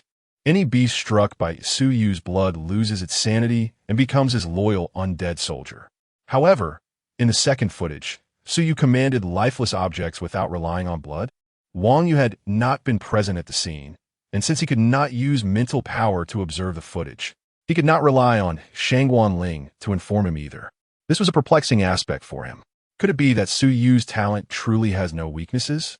An S-rank student, Lei He, asked, "Teacher, is it possible that Su Yu possesses two talents?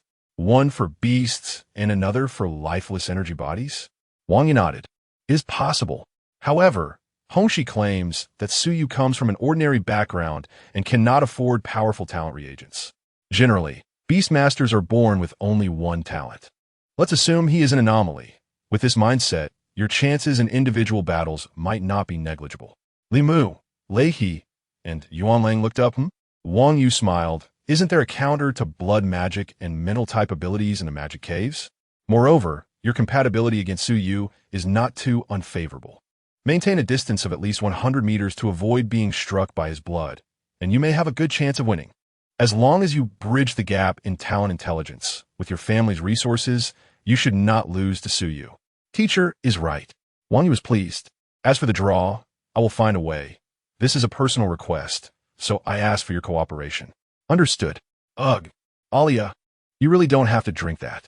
Alia pouted. Despite the taste link, she still found the flavor somewhat peculiar. She smiled, "As long as you are satisfied." "Next, it's my turn." Su Yu hurriedly said, "Wait, Alia, perhaps we should train a bit. How much of my blood do you need to drink to ascend to the transformation realm? Indulgence is delightful, but with the imminent danger of the magic cave, one must not be careless." Alia frowned slightly. 3,000 liters.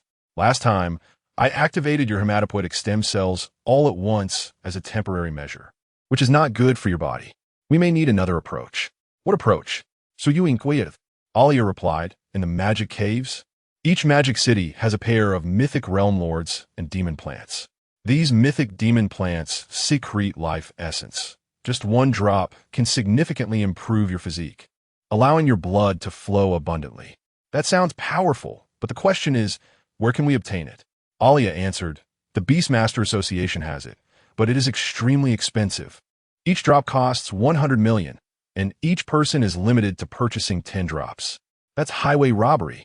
But considering that humanity has only slain a few mythic demon plants in the past century, having any stock is fortunate.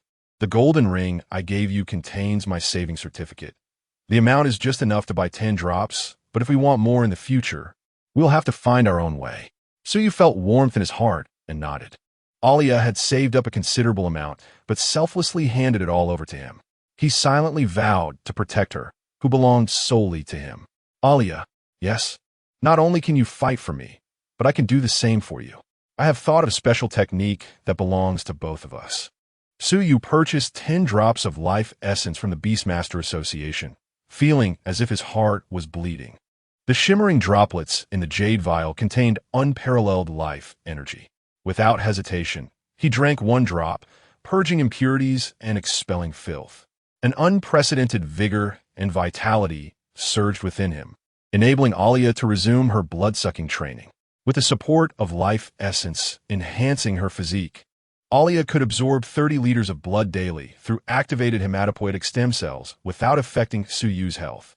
To advance to the transformation realm, it was estimated that she would need 100 days, unless Su Yu could acquire more life essence to bolster his vitality. Otherwise, Alia was unwilling to excessively overdraw from him. In the following 3 days, Su Yu and his team practiced their coordination, familiarizing themselves with the abilities of their two ghostly weapons. Soon, the 9-School Alliance preliminary rounds commenced as scheduled. According to the rules, Su Yu and Lu Xian had a bye in the first round. With 2 matches a day, it was his turn to compete in the afternoon. However, this preliminary round was different from the past, as it was publicly broadcast live to society. Before the match, Su Yu's parents called him. "Hello, son. Can we come and watch your match this afternoon?" "Sure, but Mom, tell Dad to immediately cancel the endorsement with Xingdong Fang. That is not something a person can endorse." Su Yu had finally made a name for himself in society, only to be intercepted by the Xingdong Fang Culinary Academy. He could not accept it. The laughter of Ning shooting echoed from the other end of the line. "Oh no, your father is too excited. He has graciously offered us an entire 8-digit sum." Su Yu hesitated for a moment, then shook his head resolutely. "Absolutely not. Mother, if you need money, just tell me.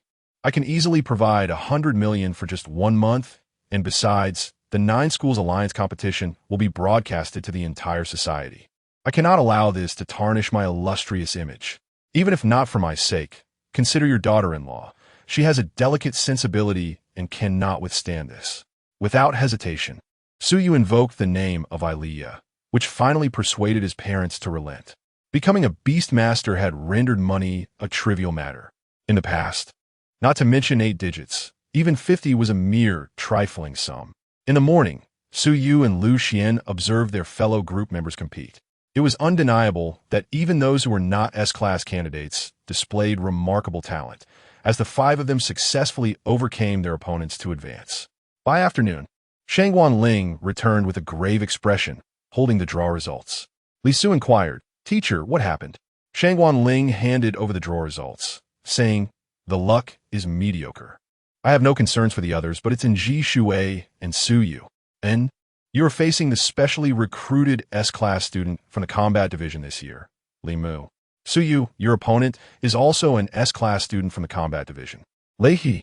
It is said that Lei He is a thunder beastmaster proficient in speed, which seemingly puts you at a disadvantage. The thunder system excels in both speed and destructive power.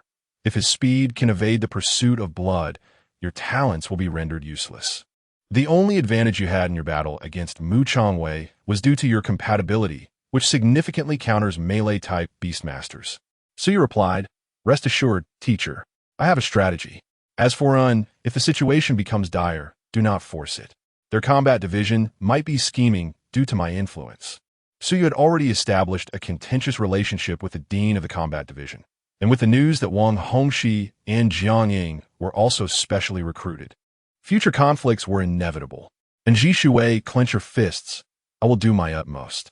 Soon, the arena's screen filled with cheers. First match, Li Mu vs. And Ji Shuai, please have the contestants take the stage. And Ji Shuai, called to the stage, appeared grave. Shangguan Ling remarked, "Watch closely. Our team's greatest adversary is the combat division. Furthermore, that Li Mu is reputed to be the most outstanding freshman in our school this year, ranking 3rd on the Daxia potential list. Suyu, it seems he will be your responsibility to handle." On the observation platform, Suyu's gaze sharpened, his expression serious. Amidst the din of the audience, those S-class prodigies took to the stage for the preliminary rounds. Tuepter kaxigimentexi, silent huri, sunutai iuis elide. The preliminary rounds were held in the most opulent arena of Magic Spirit University, capable of accommodating thousands despite the scattered seating.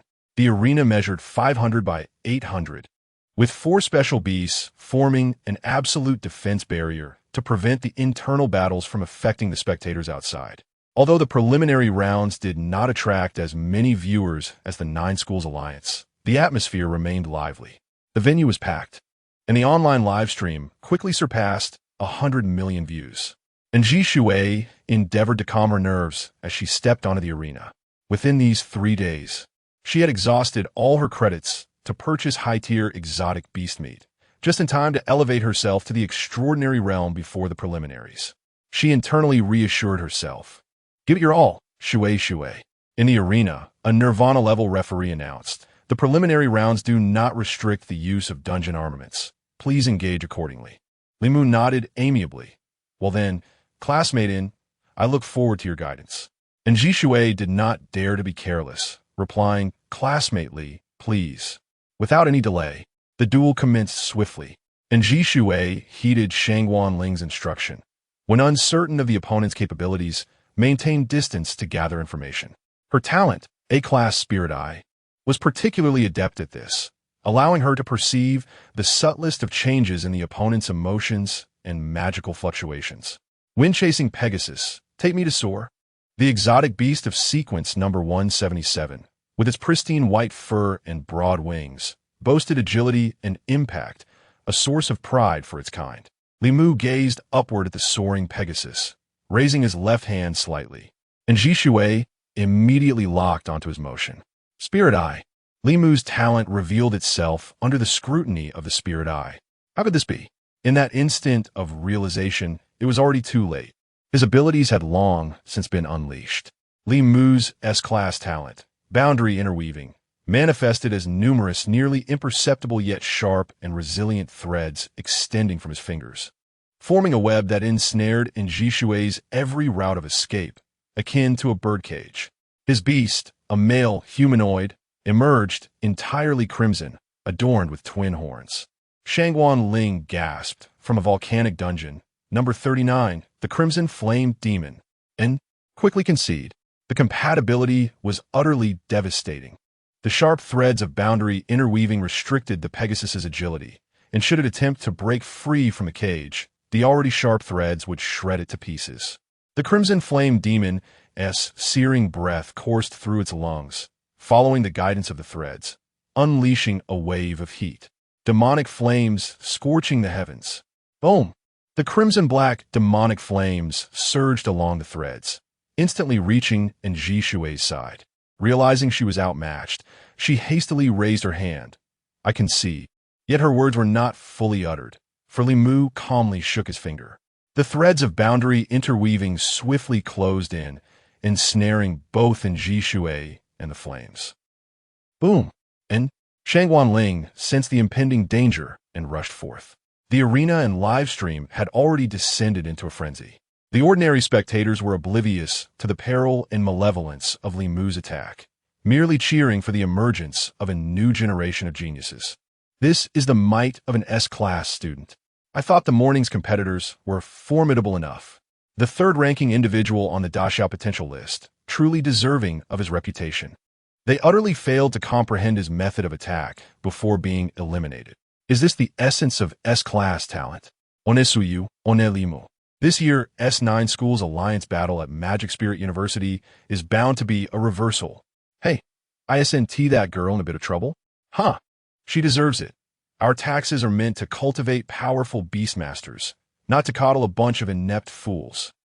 Shangguan Ling and the referee dashed into the arena's flames to rescue Jishue.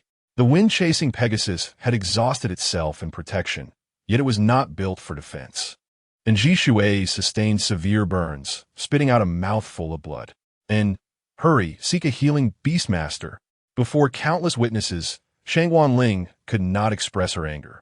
As Jishue was carried away, Su Yu and the others squeezed through the crowd. Teacher, what happened to Jishue? Water Shui, what is wrong? Damn it, did he really have to go that hard? Su Yu declared, Teacher, I'll handle it. Ilea nodded gently, crimson light flickering as Jishue's burns visibly healed. Shangguan Ling's eyes widened as she recalled what the principal had instructed her just days prior. A brief endowment of indestructibility was sufficient to heal Jishue's wounds. Meanwhile, as Li Mu descended amidst applause, he cast a glance toward Su Yu. Lu Xian, filled with indignation, confronted him. Li Mu, we are all classmates. She has already conceded. Why must you strike with such ferocity? The seemingly amused expression on Li Mu's face was infuriating as he replied lightly. I simply did not hear it. Besides, I have already restrained myself. I never anticipated that your exotic beast division would be so fragile, unable to withstand even a single attack from me. On the contrary, you should thank me. Had I exerted a bit more strength, perhaps that young Lady S beast would have been slain. Lucian S heart raced you. Li Mu dismissed her with a wave. Step aside. This is Magic Spirit University, where the weak are unwelcome. Are all of you in the exotic beast division mere children? Speak with your actions on the field, rather than merely engaging in verbal sparring from the sidelines. Lu Xian clenched her teeth, nearly ready to take action, but was restrained by Su Yu. The two exchanged glances, and an acute sense of danger surged within Li Mu, as if he were prey being targeted by a hunter. Indeed, he was a formidable opponent. Aside from this individual, the other students from the Beast Division posed little threat. Even Lu Xian was no match for him. Only Su Yu stood out as an anomaly among anomalies. Yet, Li Mu was not one to be underestimated. What? Is the Beast Division attempting to overwhelm us with numbers? Su Yu glanced at Jishuei, a girl who was always enthusiastic in her endeavors. She had been instrumental in gathering information regarding school affairs and had been particularly helpful during their recent team practice sessions. Given that his teammates had sustained injuries, it was only natural for him, as their captain, to seek retribution. After a moment of contemplation, Su Yu declared, "Tomorrow. Await my arrival as I extract your patella." Students from the combat division arrived, clearly delineating the two factions. Li Mu coldly remarked, "Your bravado is commendable. Perhaps you should focus on how to surpass Lei He instead." Lei He patted Li Mu on the back and said, "Old Li, you're doing well." "Huh, so this is the famed Su Yu? He appears rather unimpressive to me," Lei He taunted. "Boy, our next match is between us. Let's step into the arena, shall we?" The referee announced, in the first match, victory goes to Li Mu from the combat division. Next, we have the only confrontation between two S-rank students in this round. Representing the combat division, Lei He against Su Yu from the beast division. Upon this announcement, the audience erupted with thunderous cheers. Su Yu's previous public appearance had been nothing short of sensational, and everyone eagerly anticipated his performance. The live stream's comments flooded the screen. Su Yu cast a fleeting glance at Lei He and murmured, "You will soon be regretting your decision to challenge me from your sickbed, you scoundrel." Lei He, a towering figure at nearly 2 meters, visibly tensed. "Ah, just as the rumors suggest, the principal is indeed formidable." Li Mu reminded him, "Old Lei, do you recall the director's instructions?" Lei He nodded. "Rest assured, victory will be ours. No one can outpace my lightning." As they took their positions, the referee sighed, reminding them, "You are not restricted in using your magical armaments, but remember, control is key." However, the bloodlust in both competitors' eyes suggested they had not heeded the latter part of the warning. This was Magic Spirit University, a crucible for the strong, where no one would intervene, as they preferred students to be maimed in training rather than succumb easily on the battlefield. Lei He declared, "Do you think I'm like those weaklings from the entrance exam? It's unfortunate for you that you drew me as your opponent. Su Yu, you are the true challenger." Chapter 22. The Flash of Thunder from Lei He. "Your acrobatics are quite impressive." The comments streamed in during the live broadcast. "Here comes Illyria, the beloved. Go, Lei He. Defeat Chef Su." Surprisingly, the odds favored Lei He. It's likely a compatibility issue, experts speculated, suggesting that Illyria and Su Yu might struggle against speed-oriented beast tamers. Wow. Even the star mentors from the Imperial Capital Spirit University and the River University have come to observe. Are they here to study the competition? The focus of today's battle attracted numerous observers, including top mentors from other prestigious beast-taming universities. "Old Wang, your Imperial Spirit University has arrived?" "Old Lin, isn't your River University present as well? Here to see Su Yu?" Linley nodded. "Naturally, but I wouldn't bet on Su Yu winning against Lei He." Wang Jing scrutinized the scene. "Well, Lei He is ranked 43rd on the summer potential list, while Su Yu's peculiar talent could potentially place him in the top 10. In terms of compatibility, Lei He seems to hold the advantage. For beast tamers with lower mental strength, speed can often be decisive. After all, no matter how great one's strength, it is of no use if it cannot land a hit." The referee's signal begin. Su Yu and Lei He inhaled deeply and, at the sound of the signal, sprang into action. Lei He summoned a number 105 Thunderbird, crackling with electricity, which struck the ground with tremendous force, creating fissures. Lei He's talent, S-rank Lightning Flash, allowed him to be immune to electrical damage while enhancing his speed. With his extraordinary capabilities, he could reach speeds that broke the sound barrier. With a resounding crack, Lei He transformed into a streak of lightning, synchronizing with the Thunderbird, carving 2 arcs of annihilation across the arena, aimed directly at Su Yu. Illyria, behind him, conjured a harp of blood and bone, heralding the refrain of the undead.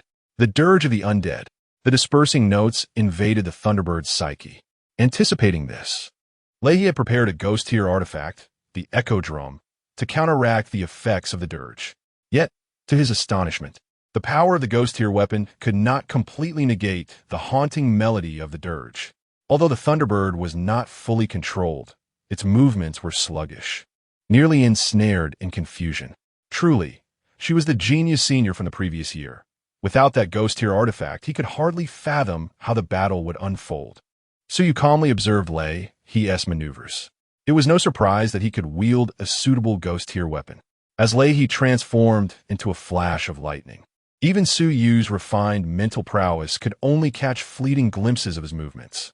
From a compatibility standpoint, this was indeed a challenging confrontation. In a flash of lightning, Leahy was upon Suyu, and just as he was about to strike, Illyria unleashed her Blood Queen ability. The blood in Leahy's limbs seemed to be commandeered, compelling his knees to buckle. This was Illyria's control over blood. Could Illyria truly seize control of someone moving at lightning speed? Thankfully, he had prepared. With another ghost-tier artifact, the Eerie Doll, he was able to exchange the damage inflicted upon him with that of the doll, freeing himself from Illyria's grasp. However, the side effects of the Eerie Doll were equally dire. Once the effect wore off, the doll's damage would rebound on Leahy, amplifying it. In his pursuit to defeat Suyu, Leahy could no longer afford to be cautious. Suyu, your time is up. As he was about to make contact, a pair of obsidian dragon wings erupted from Suyu's back, lifting him and Illyria high into the air, evading Leahy's lethal thrust. Simultaneously, Illyria conjured dozens of blood spears, launching them towards Leahy. Leahy, unwilling to confront the blood spears head-on, relied on his speed to evade them. He looked up to see Suyu and Illyria positioned above, a look of apprehension in his eyes. Flying-type magical armaments? You underestimate me, Suyu. My lightning is not something you can evade. With the rhythm of the echo drum awakening the Thunderbird's consciousness, it finally overcame the influence of the dirge. Responding to Leahy's power, the Thunderbird's feathers bristled like blades, and with the amplification of Leahy's lightning, they rained down a barrage of thunderous blows. Boom! Boom! Boom! The storm of thunder feathers unleashed a barrage more terrifying than a hail of bullets, causing the audience to hold their breath in suspense for Suyu. However, Suyu's obsidian wings whipped up a vortex, sweeping away countless thunder feathers with a piercing shriek, transforming the invisible sound waves into sonic blasts aimed at Leahy. Leahy dodged just in time, but still felt the waves pierce through his eardrums, nearly rendering him deaf. Thankfully, he had managed to evade the worst of it. The quality of Suyu's ghost-tier artifact was astonishing. It must have been forged from the wings of a screeching wyvern. Damn it, if this continued, he would be unable to withstand the backlash from the Eerie Doll. The Thunderbird, as a scion of the Lei family, he could not allow his clan to be shamed. Losing to Suyu, a mere commoner, would be a disgrace to their esteemed lineage. Watch closely, you beggar from the countryside.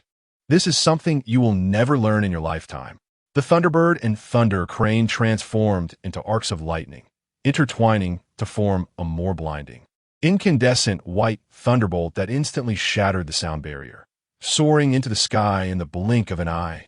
United as one, its speed was so formidable that it surpassed the reactions of all onlookers. The lightning arc resembled a thunderous spear, intent on piercing through Suyu. It was over. Several star emblem mentors reached a grim conclusion. The speed was insurmountable. The Thunder Crane bore a cursed armament capable of diminishing Elia's power, rendering Suyu completely unable to evade this lethal strike. Boom! The incandescent thunderbolt erupted in a cloud of blood mist as the Thunder Crane successfully pierced through Suyu. The audience gasped in disbelief. Could it be that Suyu? Linley, with piercing gaze, remarked, "Indeed, the Thunder Crane has triumphed. I never anticipated that Elia could manipulate blood with such finesse." Suyu's calculations were astoundingly meticulous. He scarcely resembled a novice, and their synergy was utterly seamless.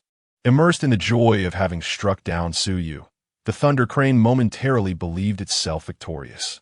However, when it glanced down at the pool of blood and then looked up again, it was met with a bewildering sight. Suyu and Elia were still soaring above, gazing down upon him. How could this be possible? He clearly shikatsui. He should be dead at my hands. Suddenly, the bizarre effect of the puppet in his grasp dissipated. The backlash did not come? Could it be that the Thunder Crane, in a moment of realization, understood that everything had seemingly been under Suyu's control? Elia had not inflicted harm through the Blood Queen's manipulation of his blood. She had merely controlled it momentarily, slightly altering the flow in the Thunder Crane's eyes, leading to a minuscule misjudgment. Yet, it was precisely this minute deviation that sealed its fate. The pool of blood had always existed. The Thunder Crane, caught in the fray, was oblivious to its implications. Yet, all spectators witnessed Elia crafting a lifelike puppet resembling Su Yu from Blood, and the Thunder Crane unleashed its full might, charging towards the puppet and shattering the existing pool of blood. In Su Yu's hands, a blood-colored longbow gradually materialized. Your recent acrobatics were quite impressive. Does your family run a circus? The Thunder Crane was seething with rage. So, the grand performance it had just displayed to thunderous applause now appeared to everyone as a comical farce. Laughter and murmurs erupted from the audience. I thought it was a clash of titans. Instead, it turned out to be a dinner show. What a pity the meal time has passed. Otherwise, I could have enjoyed 3 bowls.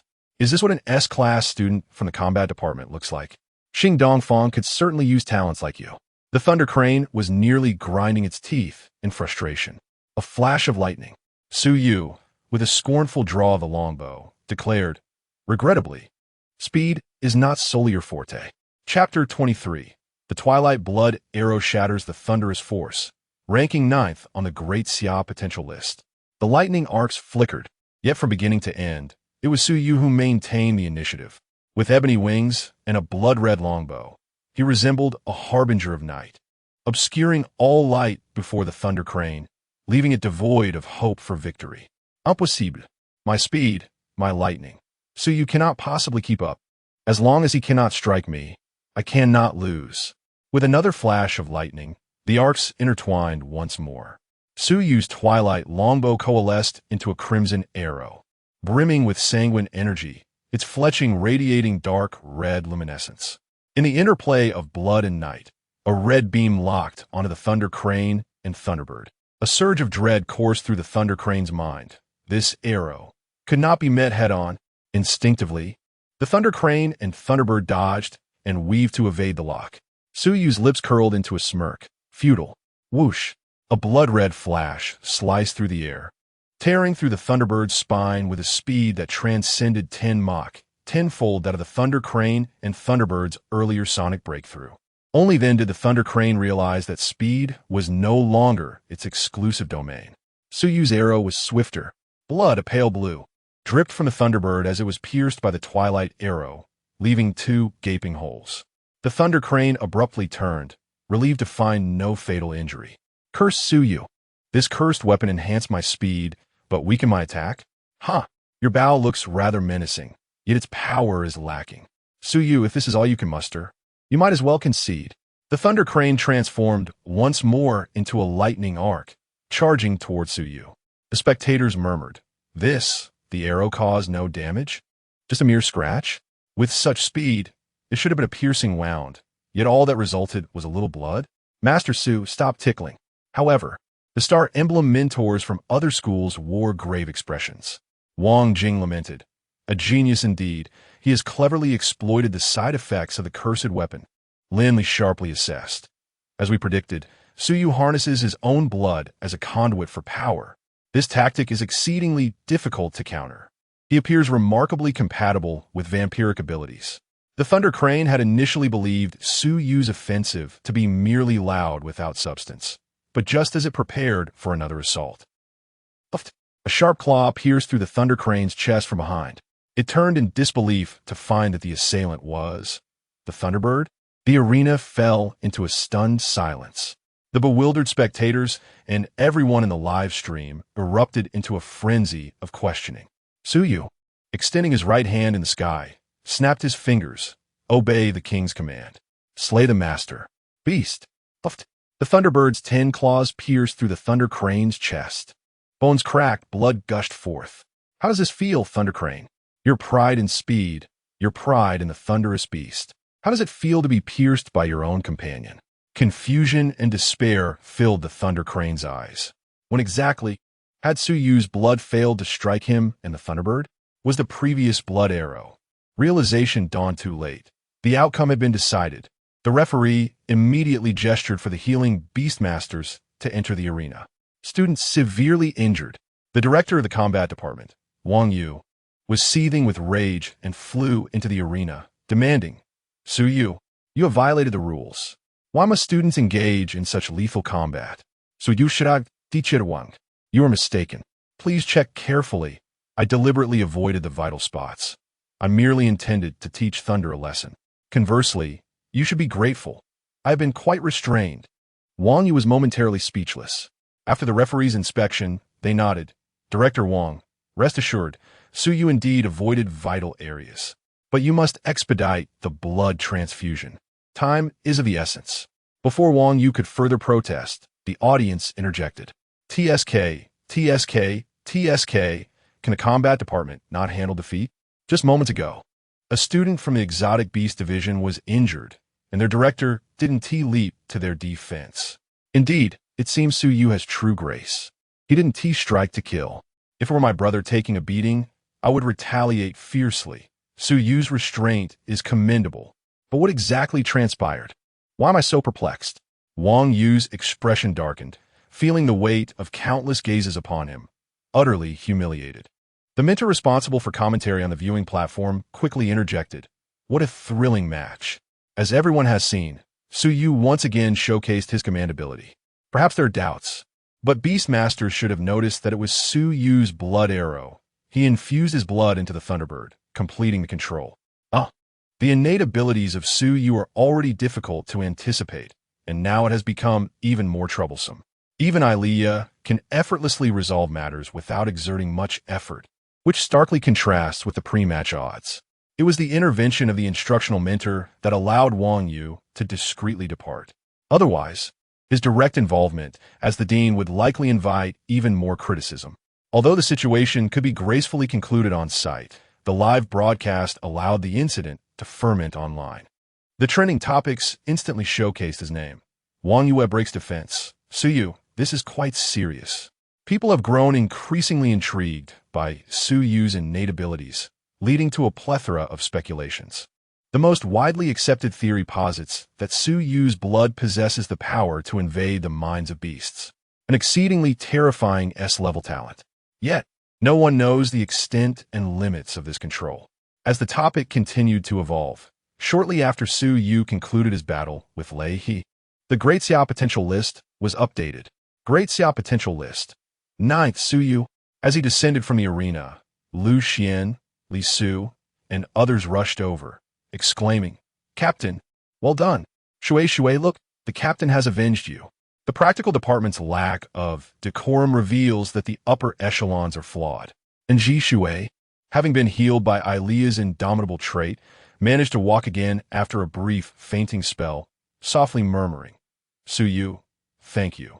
Su Yu smiled and replied, it is merely what a captain ought to do.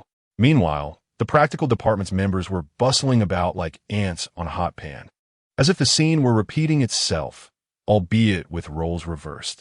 Li Mu cast a cold glance at Su Yu, staring intently. Su Yu remained unfazed. Do not look at me like that. By your own words, you should thank me for not incapacitating Lei He. Just wait until tomorrow. I will have your patella excavated. Li Mu clenched his fists. Su Yu, just wait. Who will have whose patella excavated remains uncertain. Tomorrow, I shall demonstrate through strength that you and all your pride mean nothing in the face of the Li family. Although the draw has yet to occur, it seems everyone is aware that the practical department, known for taking advantage, will not swallow this indignity. The battle between Li Mu, the most outstanding S-level student specially recruited this year, and Su Yu, who has been bound to Ilea since enrollment, is inevitable. Chapter 24. The conditions of the 9 guardians of Great Xia, anticipating your performance. Li Mu turned to leave, and as he passed Wang Yu, he whispered, Teacher, do not worry. News has arrived from home. They have prepared my second beast for me. Wang Yu's eyes brightened, and his previous anger dissipated instantly. Both Li Mu and Su Yu possess spiritual power equivalent to the Lingxi realm, qualifying them to contract a second beast. However, the difference lies in Su Yu's status as an outsider. Waiting for a suitable beast is not an easy endeavor. In contrast, the Li family, a pillar of Great Xia, can swiftly find an appropriate beast for him. The victory is thus evident. 2 against 1, the advantage lies with me. Shangguan Ling approached the group of 7. Lu Xian, prepare to take your turn shortly. Su Yu, come with me. All right. The remaining 6 returned to the lounge, while Su Yu followed Shangguan Ling out of the arena and into an office within the administrative building. Shangguan Ling spoke softly at the door. Su Yu, first of all, Congratulations. After defeating Lei, you have been officially listed on the Great Xia potential list. You may not fully understand, but any student included on the potential list will become a focus of cultivation by Great Xia. Inside, there are representatives from the 9 guardians of Great Xia who have come specifically to meet you. The 9 guardians of Great Xia are a military force stationed at the 9 great demon caves within the territory of Great Xia, with each cave corresponding to a specific unit. The unit stationed in the disaster cave beneath the demon metropolis is known as the Dragon Eagle Guard, based in Hongshu City, serving as the front line against the myriad of races within the disaster cave. Su Yu inquired, puzzled. To meet me? Shangwan Ling replied, they are here for routine business. Do not worry, it will surely be beneficial for you. Just express yourself freely when the time comes. No need to be overly formal. Su Yu nodded. Upon entering, Su Yu saw a man and a woman. The man had a square face, a robust physique, and a scar on his face, while the woman, with an oval face, stood around 7 meters tall and possessed an attractive appearance. Upon seeing these two, Su Yu felt a sense of familiarity, akin to that which he experienced with Mu Chongwei, bearing the gaze accustomed to the brutality of battle. The square-faced man stood up. Hello, Su Yu. I am Major Qinze of the Dragon Eagle Guard. We observed your remarkable battle and have come to discuss a few matters with you. Please have a seat. Qinze produced a document while his secretary prepared to take notes. Su Yu, age 20, has only recently become a beastmaster, having not awakened any innate talents during the awakening ceremony, but is suspected of an acquired S-level talent. His beast is named Ilea Kaipizi, suspected to be a vampire of sequence number 99 and previously the captain of the Blood Spirit Squad. There are many details lacking in your report.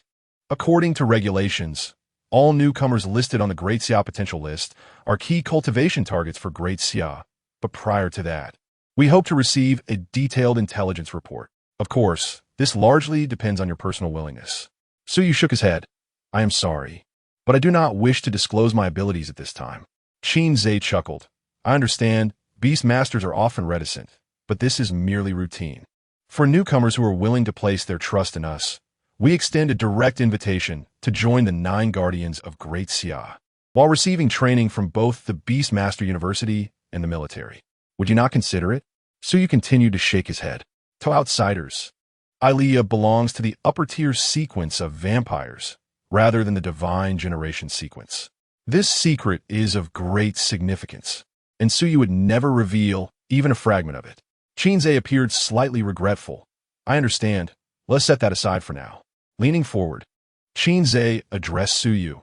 As a member of the Dragon Eagle Guard, we extend our invitation to you. You should know that the Beastmaster University serves as a reserve, and you are obliged to participate in battles. But you also have a right to choose the battlefield you wish to join. We are all from the Demon Metropolis, and the Dragon Eagle Guard greatly needs talents like you. What do you say? You may present any conditions you desire.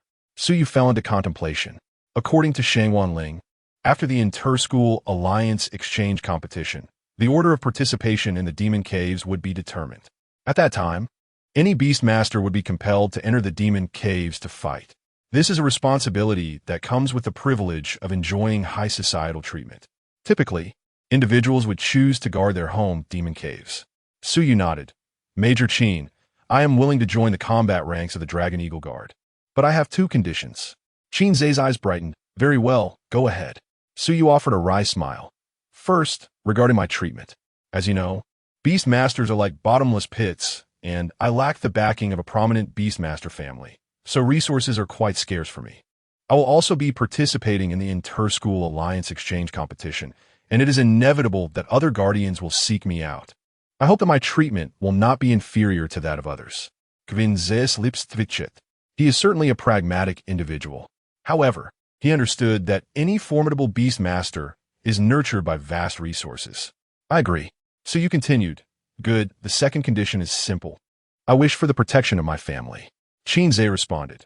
That is only natural. Once you join the Dragon Eagle Guard, your relatives will be relocated to our Dragon Eagle Guard family annex, with dedicated personnel for patrolling and security. So you nodded. Very well, I agree to join. Additionally, Major Qin, I would like to request an advance of some life essence liquid. Based on the current progress, it will take 97 days for Ilea to advance to the transformation realm. Suyu requires a substantial amount of life essence liquid to enhance his physique and vitality. Qinze appeared somewhat troubled. Life essence liquid? That substance is quite rare. Even our Dragon Eagle Guard has limited stock. Typically, a beast master in the top 10 of the Great Xia potential list would receive only 1 drop of life essence liquid per month upon joining the 9 Guardians of Great Xia. The rest must be exchanged for military merit. Suyu directly stated, I want to advance at least 10 drops. If possible, I would prefer 40 drops. Qinze instinctively exclaimed. Suyu is indeed quite bold, making an audacious demand. 40 drops, which amounts to a staggering 4 billion. Although this price was inflated by the Great Xia's Beast Master Resource Subsidy Act, its actual value is undeniably high. Suyu would not let this wealthy benefactor slip away.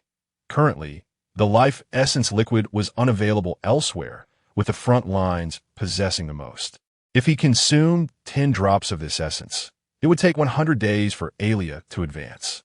However, should he manage to ingest an additional 40 drops, he could attain that transformation in less than 20 days, just in time before entering the abyss. Only strength could provide the confidence needed to survive the abyssal war. Qinze felt overwhelmed and cautiously remarked, this is quite a sum. I need to consult with my superiors. He dared not state his position too firmly. What if the other Great Xia 9 guards were indeed willing to comply? Suyu understood that to obtain benefits, he must demonstrate his worth. Major Qin, I have a pressing need for this item. How about this? If all goes well in tomorrow's preliminaries, I will likely be paired against Li Mu, who ranks 3rd on your potential leaderboard. If I win, could you assist me in securing those 40 drops? With those 40 drops of life essence, he was confident he could clinch the championship in the freshman exchange tournament of the 9 Schools Alliance. Quinzes pupils constricted. If he were to become the champion of the 9 Schools Alliance, that would indeed be a different matter. Very well.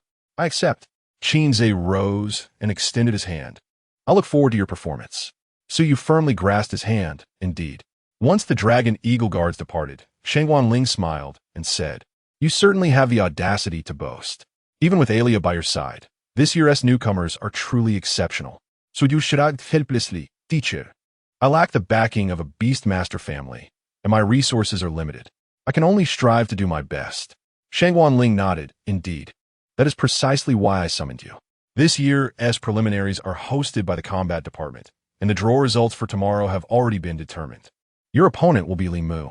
I need to share some intelligence regarding Li Mu and the Li clan behind him. Chapter 25. The 9 Pillar Families and the Truth of Ilea. Suyu accepted the documents handed over by Shangguan Ling. She continued, The Xia clan has a history of over a century in beast mastery, during which some powerful beast masters have emerged, forming vast families based on their strength and knowledge. These families can be categorized into 1st, 2nd, and 3rd-tier families, with the head of even a 3rd-tier family requiring the strength of the reincarnation realm. The intermediate beast masters progress through 3 stages: nirvana, will turning, and reincarnation.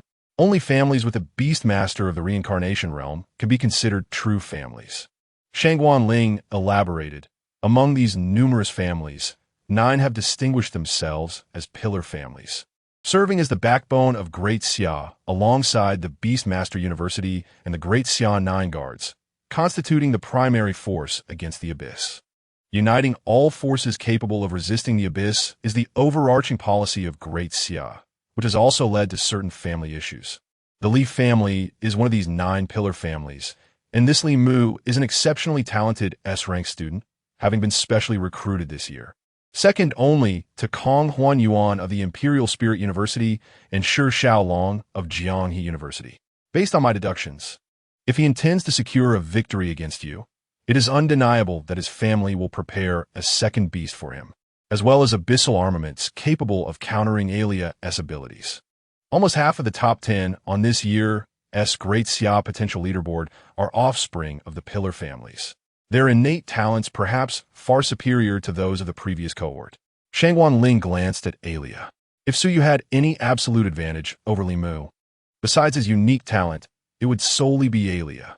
Ilea, seemingly disinterested, played with Suyu's hand, betraying no sign of anxiety.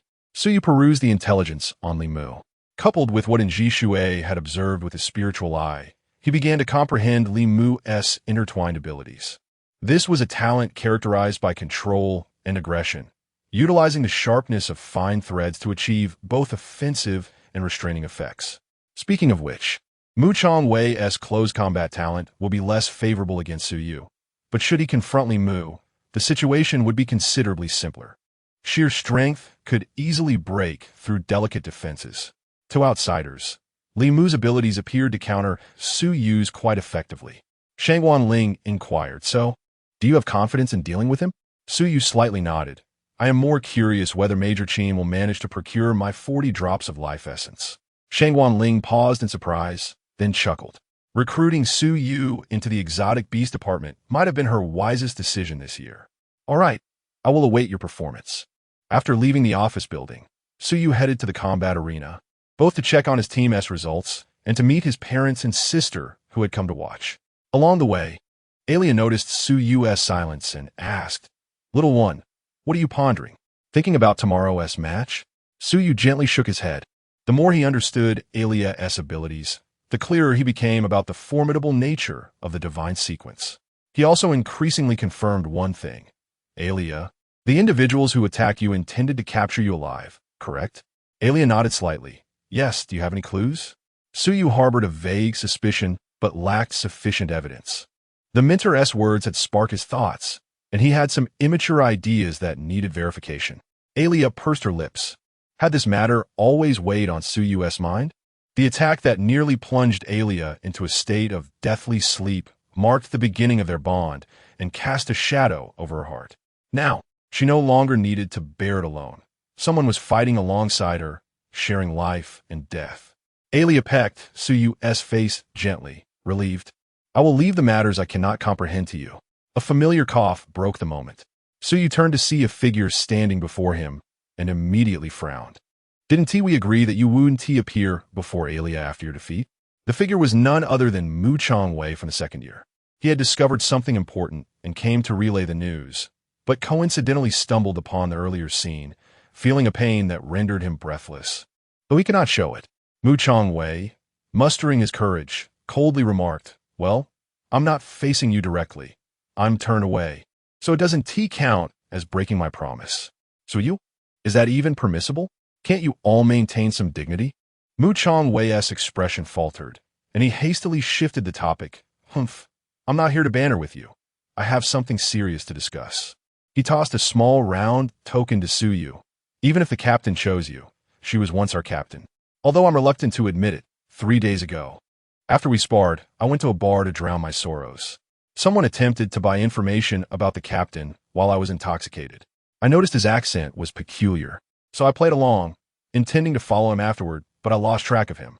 I returned to the abyss, where one of our team members has a talent for retrieving sealed memories from a region. We located the place where the captain was ambushed. All traces had been cleared, but during the memory retrieval, we discovered a small object that fell from someone. Consider it a gift." He added, "Since the captain has chosen you, don't let her be attacked again."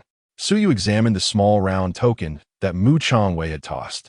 It bore a family crest, a demonic blade cutting through bird feathers. Only those from the Sakura nation bore such crests. As if a sliver of light pierced through a fog of conspiracy, some of his suspicions began to solidify. Suyu replied, "All right, I owe you no debt of gratitude. Your beast was merely enchanted by my blood, obscuring its spirit, and its temporary instinct to chase was merely following my command, not an act of betrayal. You need not dwell on it." Mu Changwei exhaled deeply, as if untying a knot in his heart. "Tomorrow, the 9-school alliance must not see defeat. The captain has never lost before. Furthermore, I am not taking this to heart." He strode away, his steps seemingly lighter. Alia raised an eyebrow, the corner of her mouth curling in disdain. "Are all men so stubborn?" Suyu chuckled softly, realizing that he had come specifically to seek this answer. The bond between a beastmaster and their beast surpasses all. How could one claim to be a beastmaster if there exists a rift in their heart? Suyu and Alia entered the resting area of the arena. At this moment, Lu Xian and the others had already concluded their respective battles. "How'd it go, my dear siblings?" Lu Xian smiled. We have 4 from our team in the top 16. Myself, you, Jiang Xinyue, and Chun Mingming. So you turn back and exclaim, wow. Li Su and Wei Gang, why are you two so lackluster? Li Su and Wei Gang, nursing their injuries, could only respond with a helpless sigh. Lu Xian added, Captain, their opponents were formidable, and they happened to be countered by their attributes. Su Yu's expression darkened. Is this another scheme by Wang Yu? The others nodded in agreement. Today's draw had been particularly targeted, likely orchestrated by Wang Yu, the head of the practical combat department. Tomorrow, my draw has already been revealed. It's Li Mu, who fought against Shaoan today. The remaining 6 exchanged solemn glances. Such blatant targeting was unmistakable. Observing the serious expressions on his comrades' faces, Su Yu softly reassured, no matter. Let them come. Tomorrow, I will shatter all his confidence, leaving them too intimidated to face us in team battles. We shall decisively vanquish the pride of the practical combat department. Mu Changwei's visit enlightened Su Yu on a crucial truth. His abilities could create a fissure of trust between beasts and beastmasters, a fatal blow for any beastmaster. Chapter 26. The draw is announced. Experts weigh in. Li Mu holds the advantage. Li Su, clutching his injured leg, stood up and said, I believe in you, Captain. But could you possibly heal my leg? Su Yu waved him off. Away with you. My Alia will not treat other men. You'll have to seek the healing beastmasters. Li Su lamented. Oh, what happened to our brotherhood? Su Yu replied sternly. Little Li, I must criticize you for a moment. To whine about such a minor injury is truly a disgrace to our male comradeship. Look at Wei Gang. He remains silent. Li Su glanced at Wei Gong, who patted his shoulder in consolation. Old Li, I had no expectations to begin with. Lu Xian and the others couldn't help but chuckle. Su Yu's words bolstered everyone's confidence. Typically, the individual combat slots for first-year students are dominated by S-grade candidates, and the school usually tries to avoid direct conflicts. In the arena, as the last match concluded, the draw commenced. Su Yu gazed at the screen in the resting area, although he already knew who his opponent was. He decided to listen to the external commentary. On the screen, it was announced that the first 2 rounds of today, as preliminaries, had concluded, and tomorrow, 8 students would compete to represent Magic City S.B. Spirit University in the first-year segment of the 9-school Alliance Exchange competition. Let us see the draw results. The first match tomorrow is Su Yu vs. Li Mu. A wave of astonishment rippled through the crowd, and the online comments surged. I thought Magic Spirit University would make internal draws to avoid this. This is a direct clash. The fairest matchup yet. Potential rank 3 against potential rank 9. Thankfully, I secured tickets for tomorrow. Who will win? Can any esteemed Beastmaster provide an analysis? In the broadcast room, the host remarked, We are fortunate to have invited Mr. Lu Yun, an expert from the Beast Association. Mr. Lu, what are your thoughts on this matchup? Mr. Lu Yun confidently responded. Many may perceive this as a fierce contest, but I believe Li Mu will easily prevail over Su Yu tomorrow. The comments flooded in. Are you kidding? Su Yu will reach the top 8 or 16. Easily? While Li Mu is a genius ranked 3rd, Alia was the strongest last year. Damn it. Although I cannot forgive Su Yu for his vengeance against my beloved, Alia will not lose. Mr. Lu Yun glanced at the comments and analyzed. Do not underestimate the art of Beastmasters. Their battles hinge on realms, sequences, and attributes. Both Li Mu and Su Yu share the same realm, each possessing high-ranking beasts. Thus, the determining factor lies in their attributes. It is evident that Su Yu's abilities require blood as a medium and a certain space for manipulation, while Li Mu's powers are precisely designed to counteract this, giving him a clear advantage. Moreover, coming from a prestigious background, it is likely that he may possess a second beast. Who do you believe holds the advantage? Alia was formidable last year, but do not forget she has since fallen in rank. The past is not eternal. Mr. Lu Yun's analysis was compelling. Although Alia had made a significant name for herself last year, her recorded appearances were scarce, and the information available was severely lacking. Public perception remained largely fixated on her beauty as a talented schoolflower. The odds were released, and indeed, Li Mu's odds stood at 1-4, while Su Yu surged to 4-7. The showdown between 2 prodigies of the potential rankings, coupled with expert commentary, ignited a new wave of discussions. In the broadcast room, The host softly inquired. Old Lu, is Li Mu really at such an advantage? I'm contemplating placing a bet. Being friends. They naturally engaged in casual conversation after the broadcast concluded. Mr. Lu Yun disdainfully remarked, "Come on, why are you following the crowd? I see it as a 50-50 split. I intentionally skewed the odds. If you're betting, you should back Su Yu." The host's mouth fell agape, as expected of an expert. Meanwhile, in another section of the resting area, the injured Thunderhawk lay curled up on a hospital bed, trembling. Li Mu and a few others approached him. "Lazy, I will avenge you tomorrow," Li Mu whispered. The Thunderhawk's eyes were filled with fear. It was fear of Su Yu and the uncertainty of the future as a Beastmaster. The Thunderbird had pierced its own body. It could no longer summon the Thunderbird, although it understood the influence of Su Yu's abilities. The mere thought of its trusted comrade attacking it left an irreparable void of trust and security. Such insidious harm had nearly shattered the spirit of a Beastmaster. The Thunderhawk trembled. "You must win. Remember to be cautious of Alia. She can manipulate blood within the body, and the strange puppet is insufficient to withstand her." The Thunderhawk looked at Li Mu with pleading eyes. Li Mu grasped his hand. "Trust me, brother. We will win." To combat this vampire, Li Mu would contract a second high-ranking beast tonight, along with a special weapon designed to counter vampires. He was determined to defeat Su Yu, to restore his friend's spirit, and to fulfill his teacher's request. Though he remained unaware of the enmity between Wang Yu and Su Yu. In a certain underground chamber in Magic City, Ishikawa Shioji exclaimed angrily, "Damn it! Mr. Wang, can you fulfill the promises made? Alia and Su Yu are garnering increasing attention. What if they secure the so-called top spot on your potential rankings and are protected by the 9 guardians of the Great Xia and the governor of Magic City? I am now seriously doubting the sincerity of your Wang family." Wang Yu appeared somewhat flustered. His deliberate suppression of Su Yu was aimed at diminishing his influence and strength before the impending showdown in the abyss. In the realm of Magic City, he and the people from Huaying Nation truly dared not take action against a Beastmaster from the Great Xia. Unexpectedly, Lei not only failed to intercept Su Yu, but allowed him to prevail. Wang Yu solemnly stated, "Mr. Ishikawa, please trust in our sincerity. Tomorrow, I have arranged for Li Mu to compete, and he will certainly prevent Su Yu from participating in the 9 Schools Alliance exchange competition. Moreover, regardless of who protects Su Yu, he will inevitably take part in the War of the Abyss. The Great Xia is unlike any other nation. Here, the bravest individuals take to the battlefield." The furrowed brow of Ishikawa Hiroshi began to ease. "Very well, I will trust you once more. I hope our initial collaboration can continue." Wang Yu smiled. "Indeed, I look forward to it." After reviewing the draw, Su Yu and his companions departed the lounge. Lu Xian accompanied the injured to seek treatment from the Beastmasters, while Su Yu went to greet his family, who had come to watch the competition. After approximately half an hour of waiting, Su Qifan, Ning Shooting, and Su Yu's younger sister, Su Wanrong, finally emerged from the bustling arena. Upon spotting her brother, Su Wanrong bounded over and jumped into Su Yu's arms, exclaiming, "Brother, you are so amazing. That person was no match for you at all."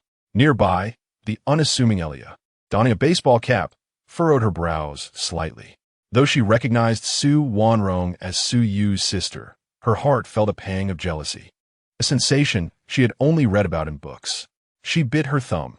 Ever since Su Yu had introduced her to the myriad of worldly flavors, she had begun to develop a taste of her own. Su Yu gently pulled Su Wanrong away, saying, all right, you are 18 now. Why are you still acting like a child?" Su Qifan and Ning Shooting approached with smiles, their expressions a mixture of pride and concern as they regarded Su Yu. The world of Beastmasters and ordinary people was vastly different. While their son's prowess was commendable, his young age and mastery of lethal skills implied that the day he would face the battlefield was drawing near. Su Wanrong pouted, "Brother, I'm not a child. I also want to be a Beastmaster like you." Su Yu decisively replied, "Don't even think about it. That's out of the question. We only need one professional Beastmaster in our family. If you like pets, I will buy you one later, but you are not to become a Beastmaster." With only 2 children in the family, Su Yu's confidence in facing the battlefield largely stemmed from Elia. Otherwise, he would have to be prepared for the worst. It was rare to encounter a god generation sequence, and having even one was akin to luck from the heavens. So you firmly opposed Suvan Rong becoming a Beastmaster, a sentiment echoed by Ning Shooting and Su Qifan. Having one Beastmaster in the family was already a source of pride for the great Xia. Ning Shooting even had nightmares at night, fearing that if Su Yu truly went to battle, he might not return. Su Wanrong, sulking and tugging at her twin ponytails, expressed her discontent. Ning Shooting chuckled. All right, Rong, your brother's looking out for you. Look, with your brother around, our family is prosperous. Even if the contract ceremony goes poorly next year, we will still have enough money to buy you the talent potion and a pet. Your brother has a match tomorrow. Let's hurry home and not delay his preparations. Su Wanrong nodded, but expressed her concern, brother. Her words were cut off by Su Yu, who reassured her. Don't worry, I won't lose. I'm saying don't get hurt. With that, Su Wanrong turned and left. Ning Shooting and Su Qifan offered a few more words of advice before following her out. Su Yu watched their retreating figures, feeling a sense of confusion. Elia interjected, This is not a wise choice. Why? You will understand when you go to the abyss. Every few years, a new entrance to the abyss leading to Blue Star appears. What? Elia spoke earnestly. This is a calamity from which humanity cannot escape. Therefore, even if you wish to protect them, do not let it hinder your path. Su Yu nodded gently. I will consider it. Elia wrapped her arms around Su Yu's neck, but for now, let's not dwell on that. Tomorrow is the competition. You need to replenish your energy first. Elia, do I really need to go all out against someone as trivial as Limu? The blood consumption from the Blood Queen and the Dead Apostles hymn was not substantial. Only the indestructible would require a significant amount of blood, necessitating prior replenishment. Elia nibbled on Su Yu's earlobe. Who knows? Don't you want to? Su Yu ground his teeth. Then you must wear a JK uniform today, and you have to wear an eye mask. Are you certain? With a deep breath, Su Yu, having consumed the life elixir, found his physique greatly enhanced. Even after battling from deep night until dawn, he remained invigorated. Elia, go all out today. Do not hold back. Elia's words from yesterday had prompted Su Yu to ponder for a long time. While concealing his and Elia's talents might grant him an advantage in future battles, the threat of the abyss remained ever present. Su Yu needed more resources, thus requiring him to showcase his worth. In the arena, a light drizzle fell from the sky today, yet it did not deter the throngs of spectators eager to watch the competition. Battles among the top 10 on the Great Xia potential list were rare. Many ordinary students even skipped their morning classes to gather in front of the live broadcast. Sure, it's about to begin. Hey, Limu's odds, are they really that favorable for him? Many experts predicted Limu would win yesterday. According to rumors from the combat department, Limu has contracted his second pet. No wonder, this makes Su Yu and Elia appear to be in danger. Look, the governor of Magic Capital has come to watch. What? He's actually here? The governor of Magic Capital and commander of the Dragon Eagle Guard, the guardian of the Catastrophe Abyss, had personally arrived. In the viewing area, Ning Hanwen personally welcomed this esteemed guest. Governor Xia, is it really necessary for you to personally attend a student competition? Governor Xia, Ting Yin smiled. I merely wish to see the hidden gem of the year that Principal Ning has tucked away. It seems events have unfolded unexpectedly. Ning Hanwen remarked. Man's calculations cannot compare to heaven's. Fortunately, this student's talent is quite remarkable. Curiously, Governor Xia inquired. Oh, and I shall keep my eyes peeled. Please, who does Principal Ning think will win? The white beard of Ning Hanwen fluttered lightly, yet he remained silent. Governor Xia chuckled. It appears Principal Ning is quite confident. I have met the Li family's young man. He is truly exceptional and not someone to be underestimated. Indeed, Li Mu is a talent worth nurturing. Governor Xia shook his head. Ning Hanwen was tight-lipped, making it futile to expect anyone to decipher his plans. As their banter continued, the match preparations were underway. Due to some disturbances the previous day, despite the rapid decline in excitement, the referee had been replaced by Lin Tang, the head of the plant department. Using his mental power, Lin Tang amplified his voice. The final round of the Magic Capital Beastmaster University qualifying match. First match, Limu versus Su Yu. Amidst the cheers and the shower of flowers, under the dazzling lights and the roaring crowd, Su Yu and Li Mu emerge from opposite passageways. Go, Old Li. Don't embarrass our combat department. Elia, I will always support you. The two seemed oblivious to the shouts, their gazes locked onto one another. Lin Tang stood between them and quietly stated, I will not say much. If I determine that someone is on the brink of death, I will intervene, but that also means one side must lose. Understood? Su Yu and Li Mu nodded in succession. Lin Tang continued, All right, showcase your talents, young ones. Humanity must strive against the abyss, and you must strive even more. Rest assured, as long as you are not dead, we can bring you back. Lin Tang Hoklim Lao Li. The first match begins. His words silenced the clamor in the arena, as all awaited the first moves from the two competitors. Li Mo coldly remarked, Leahy has been rendered useless by you. He actually fears his own beast. Your abilities are indeed insidious. Previously, they had underestimated Su Yu's prowess. The profound loss of inherent trust, rather than the wounds inflicted by one's own familiar, is the true dagger that can destroy a beast master. Su Yu replied, It is mutual. If you wish to target me, then come at me directly without implicating others. I see no chivalry in your conduct. Li Mu spread his arms wide. Chivalry? That is merely the lament of the vanquished. I shall reclaim everything my dear friend has lost. Behind Su Yu, the draconic wings of his pterosaur unfurled. Is that so? Unfortunately, you shall not succeed. The sound of a raindrop striking the ground resonated, heralding the commencement of their battle. Roar, Crimson Flame Demon. Appear, Shadow Dance Wraith. The true form of the Crimson Flame Demon emerged, a towering 6-meter-tall giant of fire. As anticipated, Li Mu had indeed contracted a second familiar.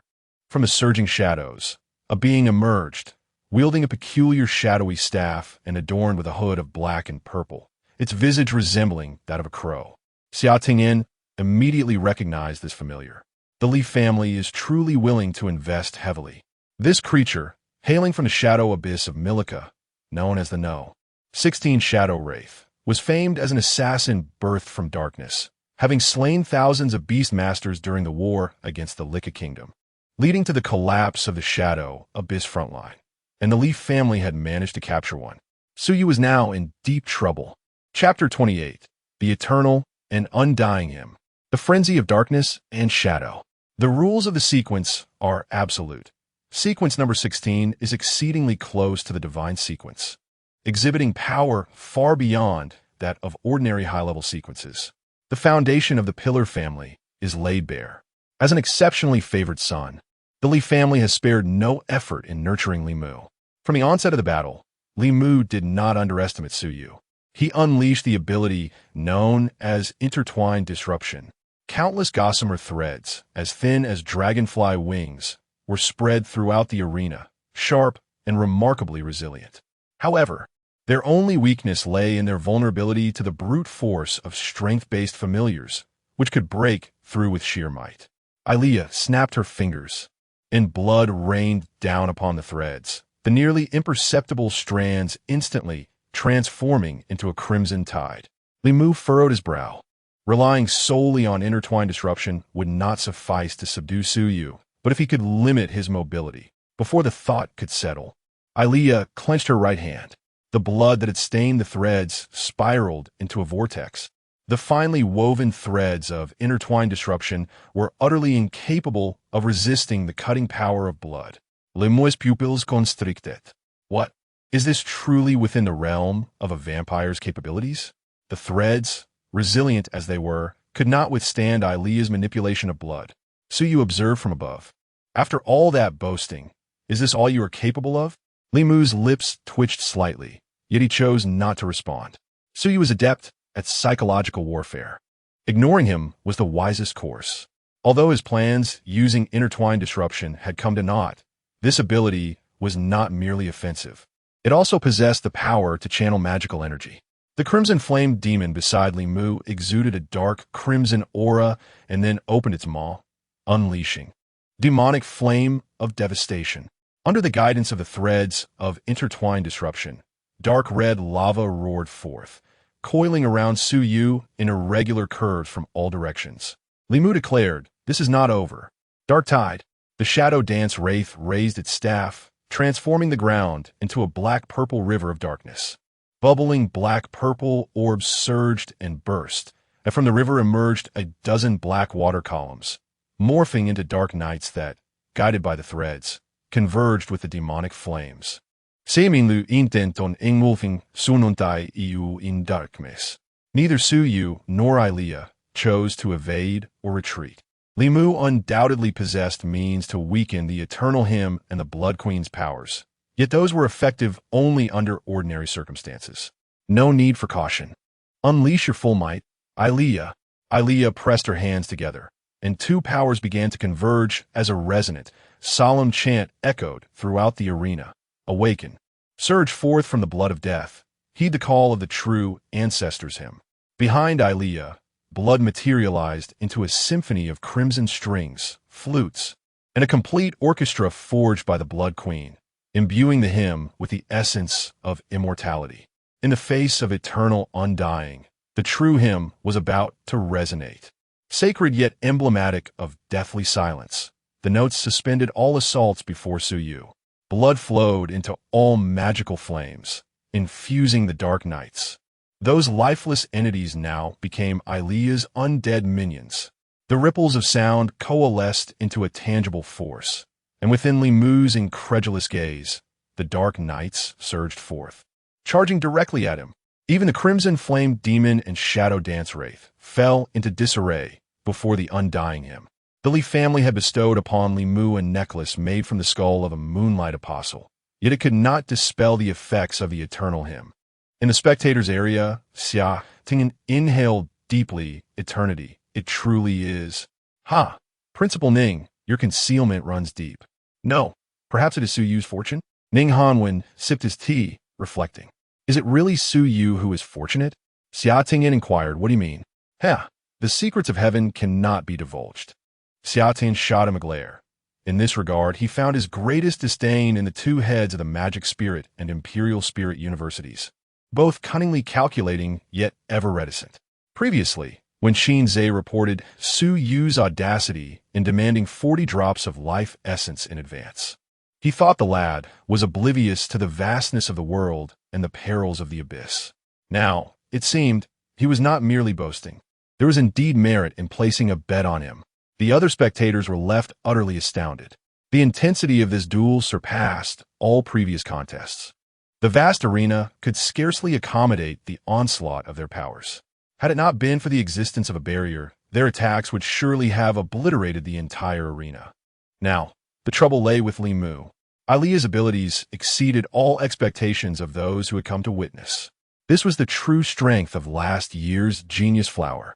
Limu took a deep breath, making a resolute decision. He urged the threads in his hand to penetrate the shadow dance wraith's form, using external force to compel the familiar to unleash its abilities. Frenzy of shadows. Limu had anticipated the possibility of his familiar falling under Su Yu's control. Thus, he had contracted the shadow dance wraith, not merely for its formidable strength, but also for its racial talent, the ability to enter a state of mindless frenzy. Even the master could not control it. Neither could you. The final command received before it lost its reason. Annihilate them, wraith. The shadow wraith, dangerously close to the divine sequence, broke free from the influence of the eternal hymn at the cost of its sanity, transforming into a relentless machine of slaughter. The wraith surged forth, washing away the flames that assailed Limu, while the dark nights disassembled under the wraith's onslaught. In its frenzied state, the shadow dance wraith no longer wielded vast magical power. Instead, it manifested formidable physical destructive force. Ilea's gem-like eyes glimmered with intrigue. Oh, it can break free from the undying influence? Quite impressive, yet regrettably, you still lack a little. Otherwise, it would have been captured as a familiar. Suddenly, the dark tide of the ground was pierced by surging blood, and the black river was swiftly replaced by a river of blood. Ilea, having replenished her blood overnight, was in peak condition. The torrential blood around her morphed into countless sword shields and a fully armored cavalry of blood. With the flapping of her wings, the blood knights charged with her into battle. Bang! The wraith was pierced by countless blood swords. Yet its formidable vitality in a frenzy allowed it to momentarily withstand Ailea's relentless bombardment. At that moment, Li Mu seized a once-in-a-lifetime opportunity. The Crimson Flame Demon, affected by the hymn, was immobilized, but Li Mu's intertwined disruption could still be commanded. Li Mu deftly maneuvered the fine threads to pierce the Crimson Flame Demon, commanding it to leap into the air, taking advantage of the moment when Ailea was preoccupied with Su Yu, aiming directly for him. Simultaneously, the interwoven threads spread once more, sealing off all of Su Yu's escape routes. With a powerful flap of his wings, Su Yu evaded the attack amidst the howling vortex, though the threads grazed his arm, inflicting a deep wound. Blood dripped down. At this moment, Li Mu had finally found an opening. Chapter 29. The Sovereign of Blood. Glory belongs to my king. Gasps echoed from the spectators' stands. Wasn't Ailea ranked number 99?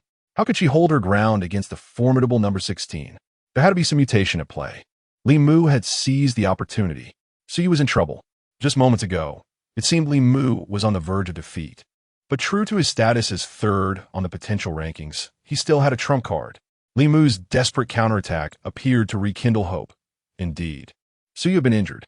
Meanwhile, Ailea seemed unable to resolve the situation with the Shadow Dance Spectral Crow in the short term. Everything appeared to be tilting in Li Mu's favor. At that moment, Li Mu dared not let his guard down. Ailea's strength surpassed his highest expectations. Even the frenzied Shadow Dance Spectral Crow seemed like a flickering candle before her, reduced to a mere punching bag. He had to defeat Su Yu while the Shadow Dance Spectral Crow still maintained its frenzy. The Crimson Flame Demon shrank into a humanoid form, spewing forth waves of magma under Li Mu's control. However, the blood wall erupted from the ground as Ailea suddenly charged toward the Crimson Flame Demon. Li Mu was taken aback. Wasn't she supposed to be occupied with the Shadow Dance Spectral Crow? A glance revealed that during the skirmish, the blood that dripped from Su Yu's wounded arm had lured the frenzied Shadow Dance Spectral Crow, which, having lost its reason, was now following Li Mu's last command and its instincts. In that crucial moment, the Shadow Dance Spectral Crow abandoned its attempt to block Ailea, and instead chose to pursue the deadly allure of Su Yu's blood. A switch had occurred. In that fleeting moment, Ailea managed to capture the Crimson Flame Demon up close, the Blood Queen completely mastering its every move. Su Yu, following the arrows shot from his Twilight Bow, charged toward Li Mu. Li Mu had prepared his strategy against the Twilight Bow and did not falter.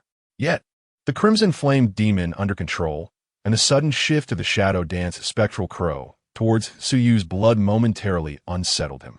Just when he thought things were dire, a flicker of hope reignited as Su Yu recklessly charged forward. Su Yu, how dare you come straight at me, seeking death? Can the interwoven threads not sever Ailea?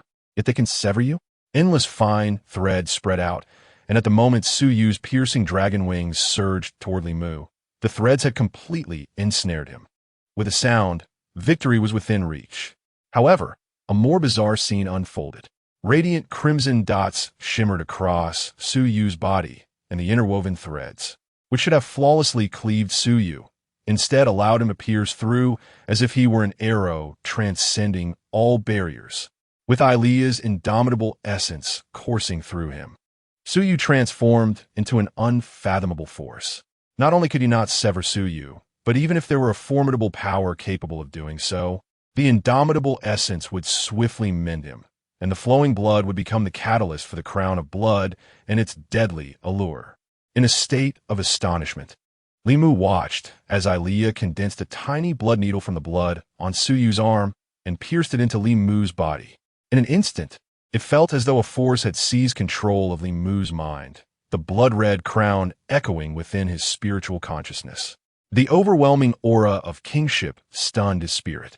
Dazed, Li Mu stared blankly at Su Yu, who commanded with the authority of a king. "It is over. Fulfill my promise." His pre-match promise, to carve out your kneecap. Li Mu pressed his right hand against his heart, revealing no hint of displeasure. With a pious expression he replied, "Yes, glory belongs to my king."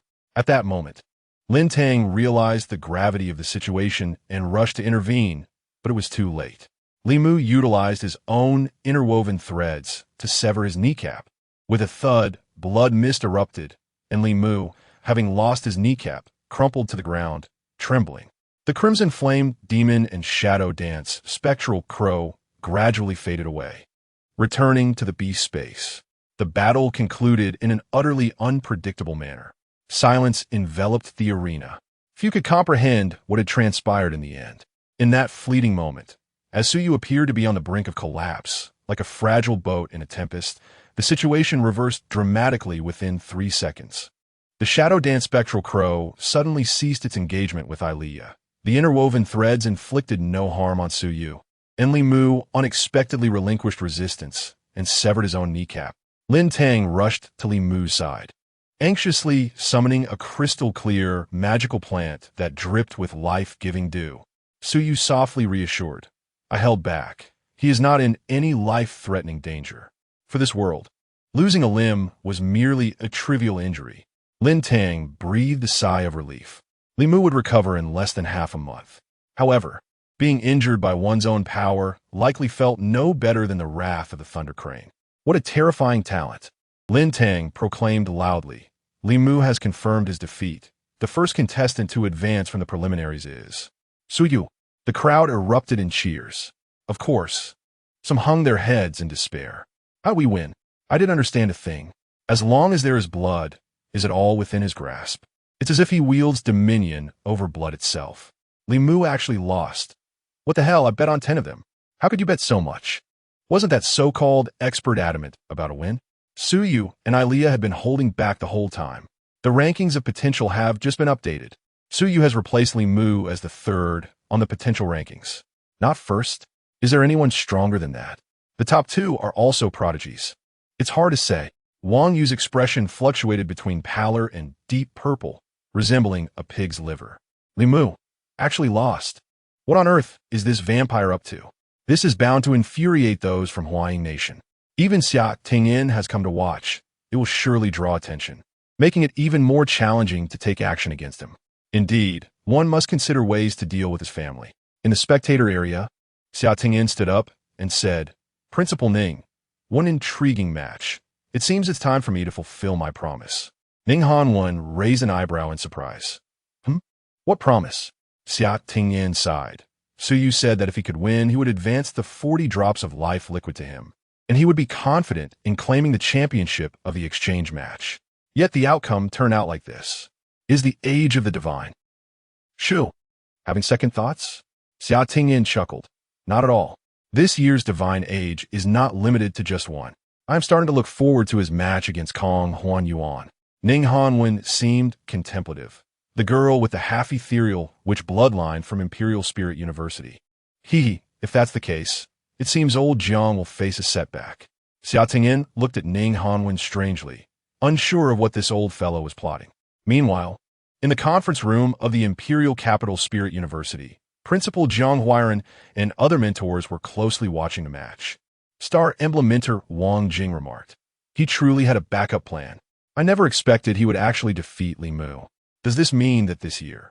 The mentors exchanged knowing glances, all eyes turning toward a girl in the corner. If anyone from the first year at Imperial Capital Spirit University could defeat Suyu, it would only be this first-year campus beauty, half-human, half-demon, who inherited the ethereal witch bloodline.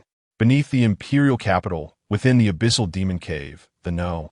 100 Ethereal Clan produces a divine age every 100 years. Number 009, the Ethereal Witch. The Night of Witches, known as one of the 10 calamities of the abyss, unfolded with an air of foreboding. In a dim corner, she propped her arm and gazed at the screen, her long, cascading hair a shimmering blend of platinum and silver, framing an exquisitely chiseled visage akin to a sculpture of white jade. Her cerulean eyes reflected the tranquility of a serene lake, capable of captivating any man's heart with the slightest change in expression. Kong Huanyuan whispered, "We can win." Chapter 30, Obtaining the Essence of Life. The transformation of the flesh, Su Yu returned to the lounge, where Lu Xian and others eagerly surrounded him. "Wow, you're incredible, Captain. What a splendid job. The practical combat department is doomed now." With Limu's injuries, he probably won't even be able to participate in the team battles. Even if he recovers, will he dare to challenge the captain again? Is it any wonder the captain said he'd take care of the team competition as well? Indeed, 2 of the 3 S-rank students from the practical combat department have been taken down. This year's team competition is undoubtedly ours. Their excitement was palpable, as they had anticipated a fierce battle ahead. Yet Suyu single-handedly resolved the situation, and Ji Shui's eyes glistened with tears. Suyu, thank you. Suyu waved his hand dismissively. You were involved because of me. I merely did what was necessary. And Ji Shui smiled shyly, feeling somewhat guilty that Suyu had gone to such lengths to retaliate against the practical combat department on her behalf. Stretching his limbs, Suyu remarked, "This battle has exhausted me. I shall not watch your competition. Lu Xian, Chun Mingming, Jiang Xinyue, you all must do your best." The 3 women nodded in response, their gazes drifting toward the retreating figures of Suyu and Ilea. The toll of the battle was evident on Suyu's pale complexion, while Ilea seemed diminutive, appearing to have shrunk a size or 2. Perhaps this was the price of excessive blood usage? Ilea leaned against Suyu's back, longing for a taste of his essence. During the recent skirmish, when Suyu's blood dripped before her and a shadow dance raven, its intoxicating allure was nearly irresistible. Had she not savored this exquisite blood on numerous occasions, she might have contested with the shadow dance raven for a taste.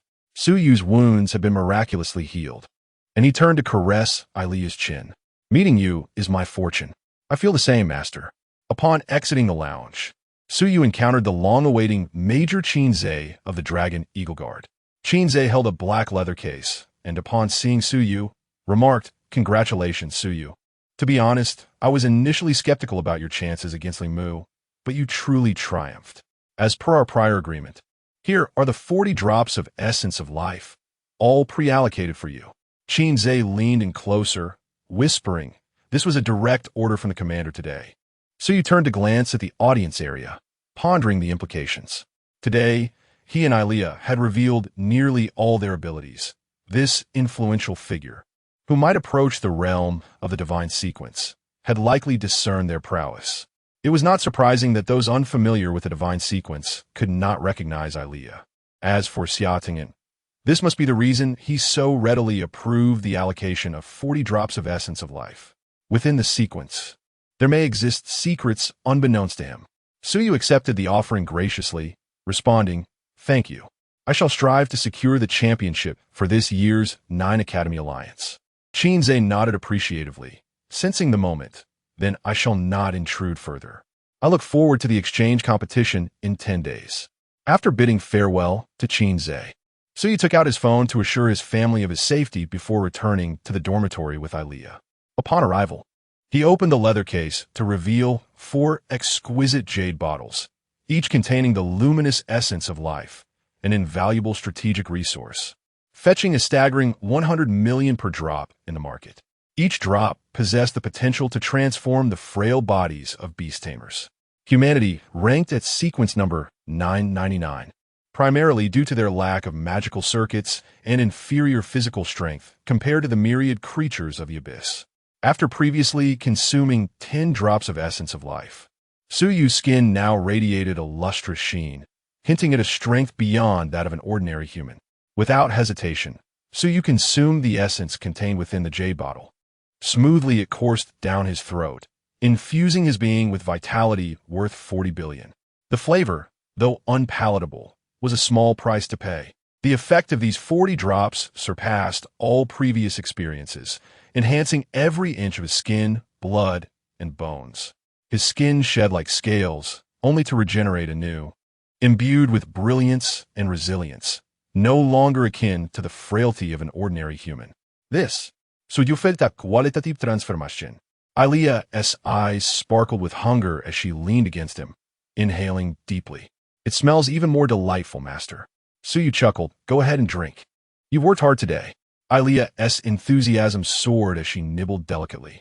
Having consumed a total of 50 drops of essence of life, it was sufficient to allow her to activate hematopoietic cells and drink up to 150 liters daily without compromising Suyu's health. He felt as though he had become a living, breathing super blood pack. Fortunately, the effects of the essence were extraordinary, amplifying his vitality far beyond human limits. Otherwise, he would have been overwhelmed. In his mind, Ilia's advancement accelerated. Ding! The vampire queen has consumed your blood. Leveling progress to 150. Level. Second order extraordinary. 300. In a recent battle against Limu, Suyu's lack of second beast proved to be a significant disadvantage. Although seeking a second beast was urgent, both he and Ilia agreed that it was better to be selective than hasty. Unless it was a being of the divine sequence or one nearing that caliber, any choice would squander precious mental energy. After a brief recovery, Shang Wanling called him to her office. Upon seeing Suyu and Ilia, Shang Wanling's smile widened. Congratulations on defeating Li Mu. Your advancement to the main event of the 9 Academy Alliance has been confirmed, and you seem to be in excellent spirits. It appears the Dragon Eagle Guard has kept their promise? Suyu replied, Yes, I feel remarkable as if. Shang Wanling smiled knowingly. As if you've undergone a transformation, correct? Suyu nodded vigorously. Yes, it feels as though I have completely transformed. Shang Wanling explained with a smile. This is something I would typically share later, as first-year students rarely obtain the essence of life before venturing into the abyss. However, since you have transformed first, I shall share some insights now. She handed Suyu a document. You have advanced to the main event of the 9 Academy Alliance, and, according to school regulations, you are awarded 50 credits. This document outlines the primary opponents you may face in the main event. The success of our school in securing priority participation this year hinges greatly on your performance in the first-year segment. So you raise an eyebrow, intrigued. Shang Wanling continued. The other 3 grades are unlikely to show significant fluctuations compared to last year. We have an advantage in the second-year segment, while Jianghe University boasts formidable third-year students, and Dilling has strong fourth-year candidates. Thus, the focus of this year's competition is on you, the freshman. Suyu began to comprehend the gravity of the rewards offered. Typically, students performing well in classes receive rewards of only 1 or 2 credits. But participating in this competition grants a substantial 50 credits. As he perused the document, he was immediately captivated by a photograph of a woman. Her platinum curls and cerulean eyes were mesmerizing, drawing one into an abyss of fascination. If Ilia represented the seductive depths, this woman was akin to an ice lake in a snow-covered realm. Shang Wanling smiled. Suyu, she will be your strongest opponent in the exchange competition. Chapter 31. The most powerful witch, the 3 realms of flesh, setting off for the imperial capital, the most formidable opponent. Suyu glanced at her profile. Name, Kong Huan Yuan. Gender, female. Age, 19. Background, her father is human, and her mother is a spirit witch from the ethereal tribe, which is born once every 100 years in the abyss of eternal suffering. She possesses a lineage of divine ancestry and wields immense mental strength, along with perfect adaptability to all abyssal armaments and treasures. Like a human, she can also become a beast master. Realm, second stage of the transcendent realm. Talent, unknown, familiar. Number 36, Snowheart Rose, a magical plant from the snowy abyss of the Bear Country, possessing infinite replication abilities and the capacity to take on an icy form. Suyu was slightly taken aback. Apart from Ilia, this was the first descendant of divine ancestry he had encountered in public records. Not only does she possess the combat prowess of divine lineage, but she can also form contracts with magical plants like a beast master. It is no wonder she ranks first on the potential list of this generation of the Great Xia. Ilia cast a curious glance. Soon, Suyu and she exchanged knowing smiles, as if they were both contemplating the same matter and possibility. Shang Wanling looked at the two with intrigue. What? Is there a problem? Suyu quickly shook his head to divert the topic. No, this information is too vague. Are there no detailed records or battles? Shang Wanling replied helplessly. None. The Imperial Capital Beast Master University protects her very well. We only know that within a day, she fought 14 consecutive matches against 14 other S-rank freshmen from the university, remaining undefeated. The students of the Imperial Spirit University refer to her as the undefeated witch. a beauty treasured by the entire institution. So you looked at her photograph, raising an eyebrow. It sounded rather intimidating. However, based on Shangguan Ling's words, it is evident that Kong Huan Yuan's strength likely far surpasses that of Li Mu. Capturing her would not be an easy feat. Shangguan Ling continued. As for the second place on the Great Xia potential list, it is Shi Xiaolong from Jianghe University. Your chances against him are probably 50-50.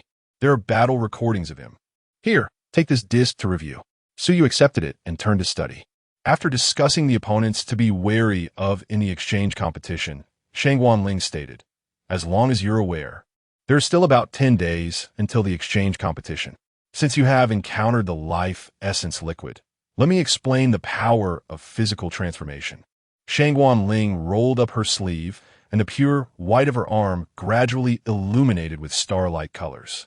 Suyu, as a beastmaster, the realm after transcending is known as the transformation realm, followed by the nirvana realm. What is transformation?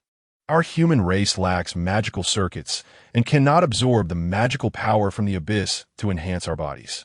In terms of innate talent, we may be the weakest among the abyssal races, but our predecessors paved the path of beastmasters. The breakthroughs of our familiars propel us forward. Transformation and nirvana are the realms where we humans reshape our physical strength and magical circuits. There are 3 stages of physical form: gold, silver, and jade, which are manifested upon the skin. Look at your arm. Do you see a silvery sheen? So you look down. Indeed, there was a faint silver glimmer flowing across his arm. Shangguan Ling continued, through treasures within the abyss, we amplify our physical forms. Once the body reaches the silver realm, a beast master meets the minimum conditions for advancing to nirvana. After the breakthrough, one will possess the corresponding magical circuits and awaken their innate talents once more. The classification of abyssal treasures is similar to that of armaments, where the armaments are graded according to the treasures. The life essence liquid you consumed is a dragon-grade treasure.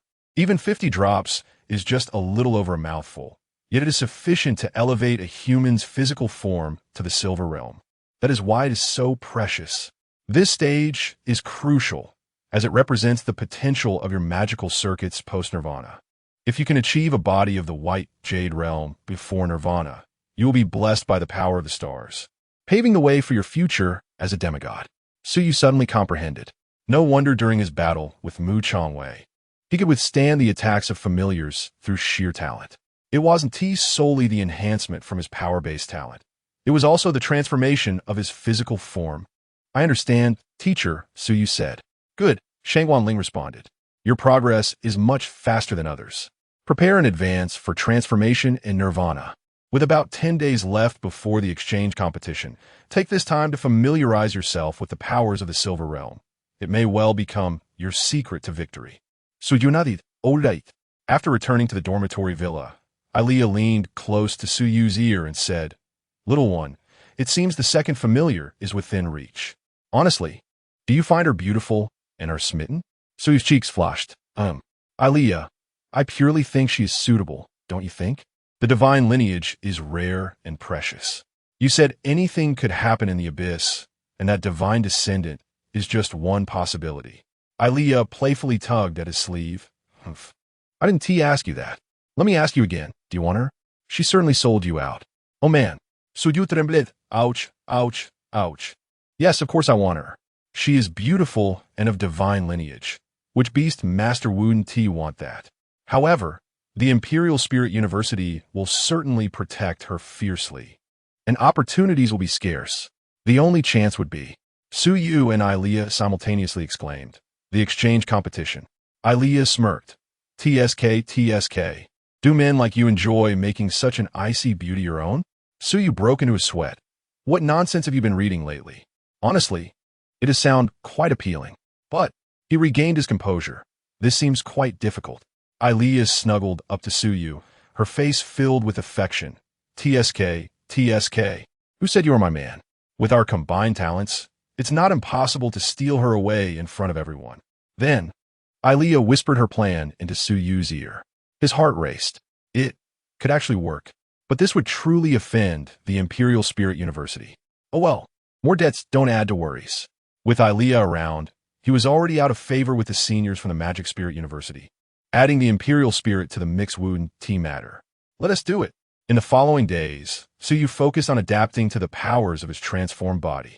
In the team competition, due to the serious injuries of the battle type Lei, He, and Limu, they chose to forfeit against Suyu's team, which specialized in exotic beasts. Suyu's team then faced off against a team from the plant division, leading to a crushing defeat against Ilea's devastating Holy Song of the Dead. Consequently, Suyu's team successfully became the representatives of the Magic Spirit University for the Nine-School Alliance Exchange War. 10 days later, the Nine-School Alliance Exchange competition commenced in the Imperial capital. Led personally by Shangwan Ling and Vice Principal Gu Yi, the group embarked on their journey to the Imperial capital. Chapter 32. Speculations on the train. The traitor among the seven on the dedicated train from the Magic Spirit to the Imperial Spirit University, Suyu gazed with interest at the scenery outside the window. Since the emergence of the Abyss over 100 years ago, the development of this world has diverged significantly from the original. In the fields alongside rice and wheat, a magical plant called pearl rice is cultivated, although it has not reached the threshold of the sequence. A single plant yields over 10 pounds of fruit and does not deplete the soil's fertility, instead absorbing magical energy from the air.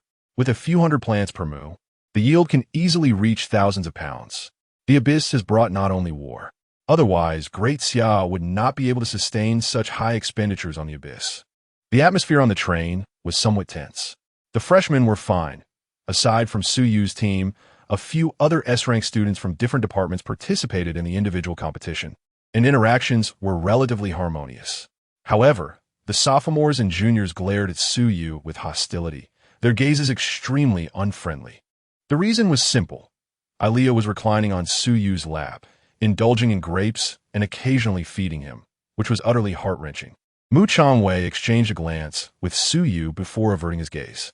Beside him, the Blood Spirit Squad, the main force of the sophomore segment, had all returned from the Abyss. Ah Wei, did you really get into a fight with him? Mu Changwei sighed helplessly. Yes, and I lost. What? The other six turned around in disbelief. Although Mu Changwei was the seventh member of the Blood Spirit Squad, it seemed improbable for him to be defeated by a freshman, even if the captain was currently his subordinate. Mu Changwei glanced at the six.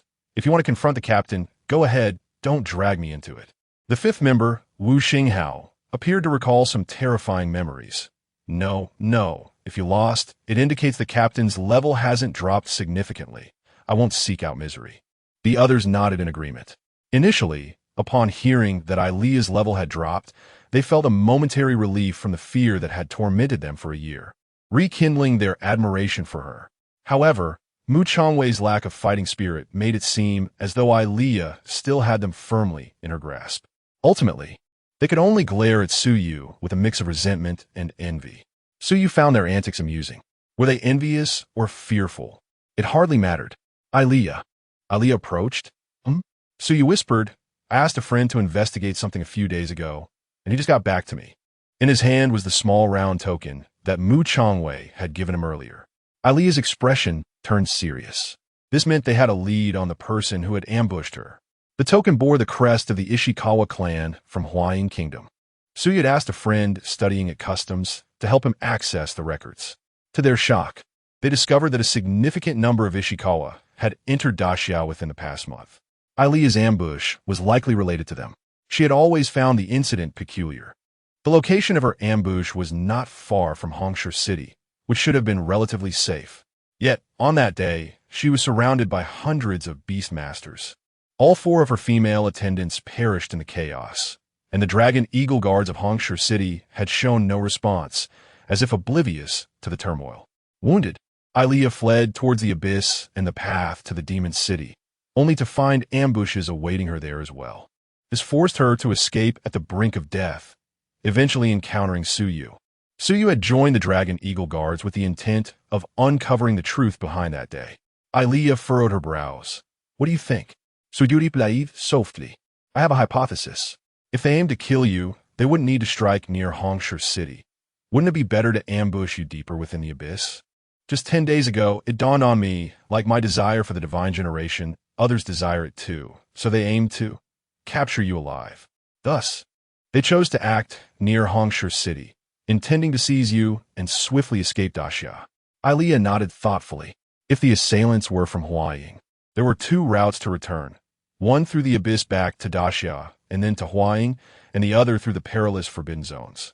All abysses were interconnected, a fact humanity had learned at great cost, yet the connections lead to extremely dangerous areas, where one could enter but never return.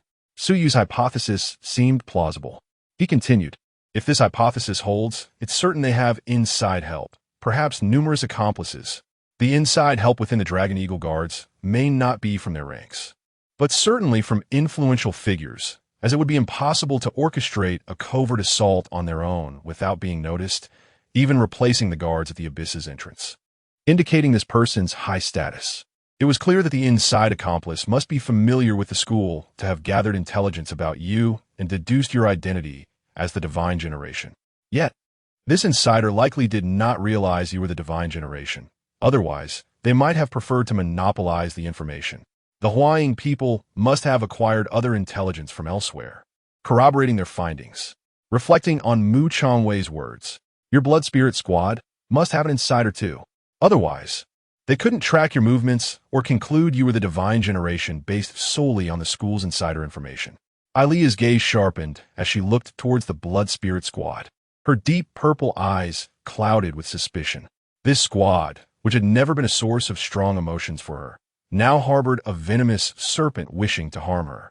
At the same time, Suyu was astonished. Such elaborate efforts for the divine generation. What secrets lay hidden within the sequence? Ilea attempted to rise, but was restrained by Suyu. Let go, little one. Mei Lan, Zhu, and Zhu died in the abyss to protect me. I promised them I would avenge them. Suyu shook his head. Do not alarm the snake in the grass. Ilea, you are everything to me. Your enemies are mine as well, but I am not telling you this to incite immediate action. We must eradicate them entirely. Otherwise, what if someone escapes? Ilea regained her composure. What do we do? Should we inform Elderning? Suyu replied, shaking his head. We can mention it, but it's not the right time. The three types of individuals Suyu was focused on had complicated identities. Would you tell the principal that there are traitors among the students and teachers? Or inform the governor of Daxia that there are issues among the warriors defending the nation? Moreover, Suyu's speculation was too broad. And with the presence of Beastmaster families, it might not even be core members of the Dragon Eagle Guards, but rather family members exerting influence over them. What to do then? Suyu smiled. We shall test the waters. Start with the smallest target. The Blood Spirit Squad would return to the Abyss after the exchange match, making this the most opportune moment. But be discreet, Ilea. Chapter 33. Talent is a reflection of the soul. Spirit eyes discern truth, Ilea, understanding the gravity of the situation, pressed her lips together, indicating her silence. Such intricate matters were too taxing for a vampire. Suyu patted her head with satisfaction. This matter required the assistance of another. Xiaoan, Suyu called softly, and Ji Shuei, engaged in conversation with her female friends, approached upon hearing Suyu's voice. What is up, Captain? Suyu waved his hand. Speaking quietly, I need a favor. And Ji Shuei, possessing the A-class talent of spirit eyes, could observe fluctuations in magical power, emotions, and more. She was the perfect choice for this task. Sure, Captain, just let me know what you need. She felt grateful to Suyu for helping her take revenge and was eager to assist him. In private discussions with her friends, she also held Suyu in high regard. Suyu inquired softly, Xiaoan, if I want to discern whether someone is speaking the truth or lies. Can your spirit eyes help me? I don't fully understand your talent, and if it involves privacy, you needn't disclose it. And Ji Shuei smiled. It's nothing. My talent is more straightforward than yours. Of course, it can be discussed. Captain, while I can discern truth from lies, it's not absolute as. Skilled deceivers can even fool themselves. Suyu nodded slowly. That was indeed true. And Ji Shuei continued. However, Captain, before judging someone's truthfulness, my spirit eyes can first determine their nature. Oh, what do you mean by that? And Ji Shuei stated earnestly, talent. Captain, talent is a reflection of our souls. The type of talent one awakens signifies who they are. Those with strength-based talents are simple and straightforward, while those with mind control talents, like you, tend to be more contemplative. I didn't mean it that way. So he was taken aback, but responded, "It's fine, continue."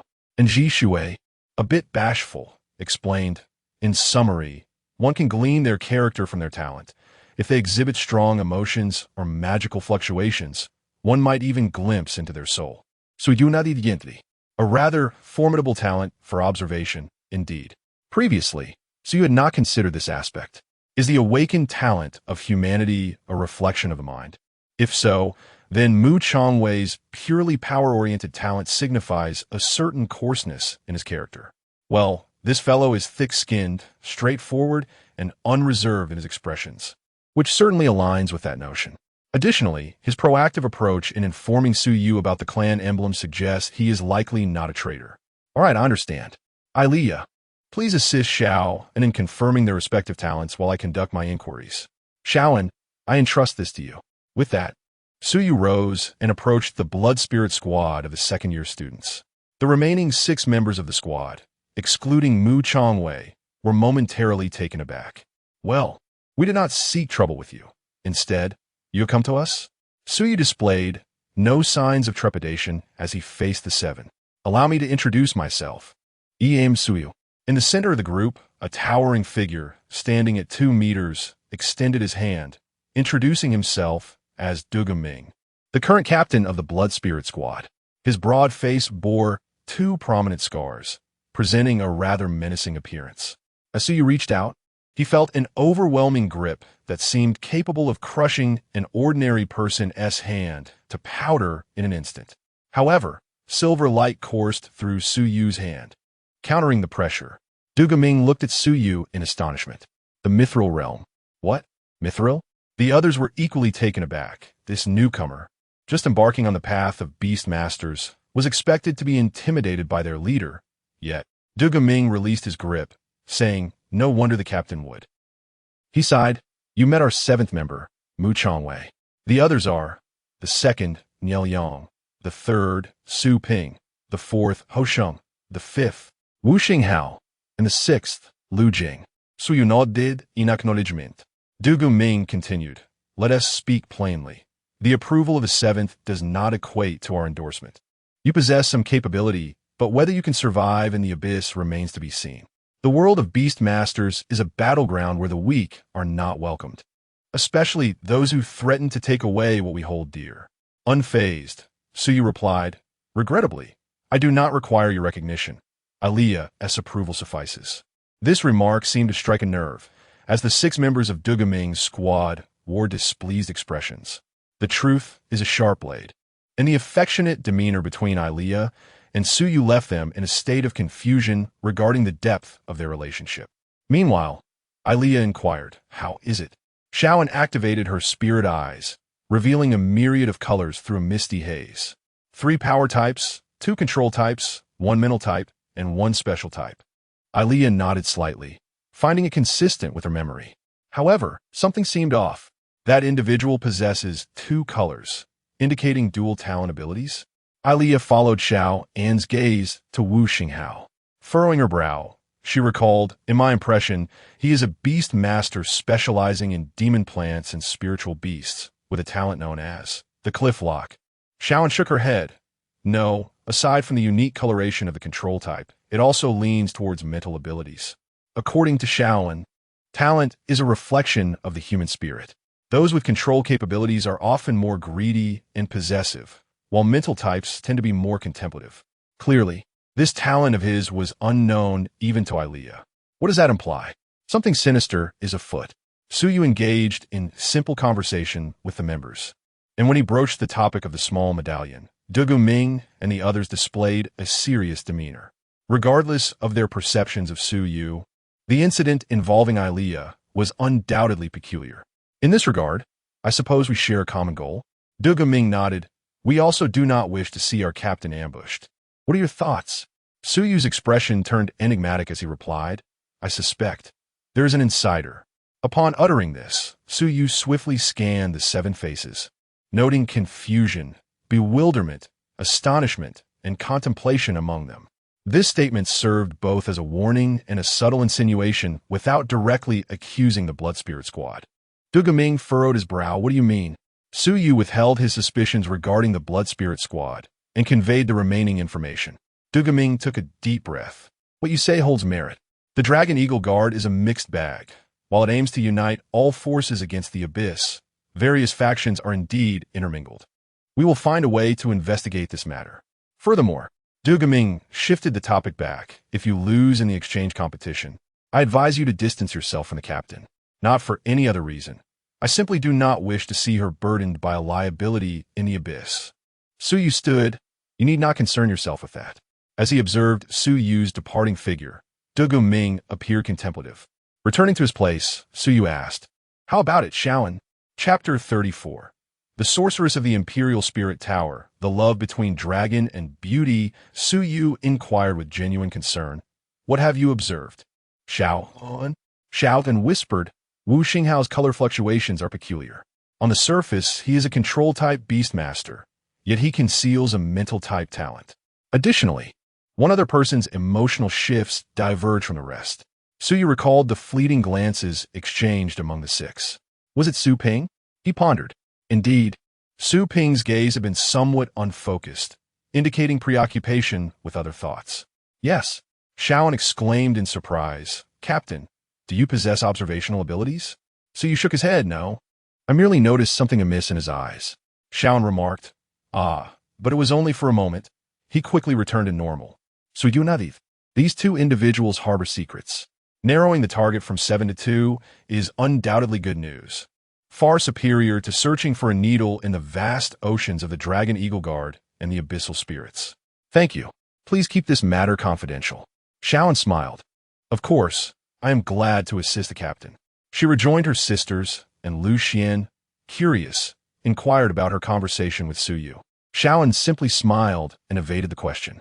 Although Lu Xian was somewhat concerned, she did not press further, her eyes glimmering as if plotting something. Ilea lay quietly on Su Yu's lap, suggesting, Shall we capture the two and interrogate them? Su Yu chuckled softly. Not so fast. Let them make a move first. Perhaps it will lead us to uncover the entire network. What shall we do? After the exchange competition, we will find an opportunity to inform the dean and the principal. Additionally, Su Yu cast a glance at Lu Xian. Their eyes met, and Lu Xian, slightly embarrassed, averted her gaze. After all, a young lady from a Beastmaster family was present. Following a conversation with Shangwan Ling, Su Yu had subtly inquired about the Lu family, which, like the Li family of Li Mu, belonged to one of the 9 pillar families. Considering Lu Xian's overtures towards him, it might be beneficial to leverage her influence. Of course, all of this hinges on one condition. Su Yu must possess sufficient value. In this upcoming exchange competition among the 9 schools alliance, victory is imperative. Otherwise, when he and Ilea next venture into the Abyss, the lurking shadows will likely seize the opportunity. To others, it is merely a competition, a matter of sequential dominance over the Abyss. For Su Yu, however, it is a matter of life and death. Ilea closed her eyes. Yes, it all depends on you. Little one, for you are my knight. The train soon arrived in the imperial capital, and the group from Magic Spirit University boarded a special vehicle to the Imperial Spirit University. Nestled at the entrance of the Eternal Abyss, Imperial Spirit University stands as the most ferocious battleground in the Great Xia, the sole primary offensive direction among the 9 abysses. Unlike the single front line of Redstone City within the Calamity Abyss, the Eternal Abyss hosts 3 fortresses forming a triangle against the 7 cities of the 10,000 races. In recent years, Imperial Spirit University frequently clinches the title of champion within the 9 schools alliance. Upon disembarking, the majestic sight of Imperial Spirit University unfolded before them. In stark contrast to the modernity of Magic Spirit University, Imperial Spirit University showcased an ancient and grand palace design with its solitary tall structure, the bell tower, facing all directions. The tolling of the bell did not merely signify the passage of time. Rather, it served as a harbinger of the impending assault from the abyss. This martial ambience signified that once the bell tolled, the entire imperial city would mobilize for battle, with every citizen becoming a soldier. As the group entered the university, welcomed by the staff, Suyu felt an inexplicable gaze upon him. Alia handed him a telescope, urging him to look at the tower. Upon doing so, Suyu beheld a young lady with flowing platinum hair, donned in a light blue skirt and barefoot, perched on the edge of the tower. She resembled a snow spirit. Emerging from the icy depths, untouched by the mundane world, her tranquil gaze as clear as a still lake, directed towards him.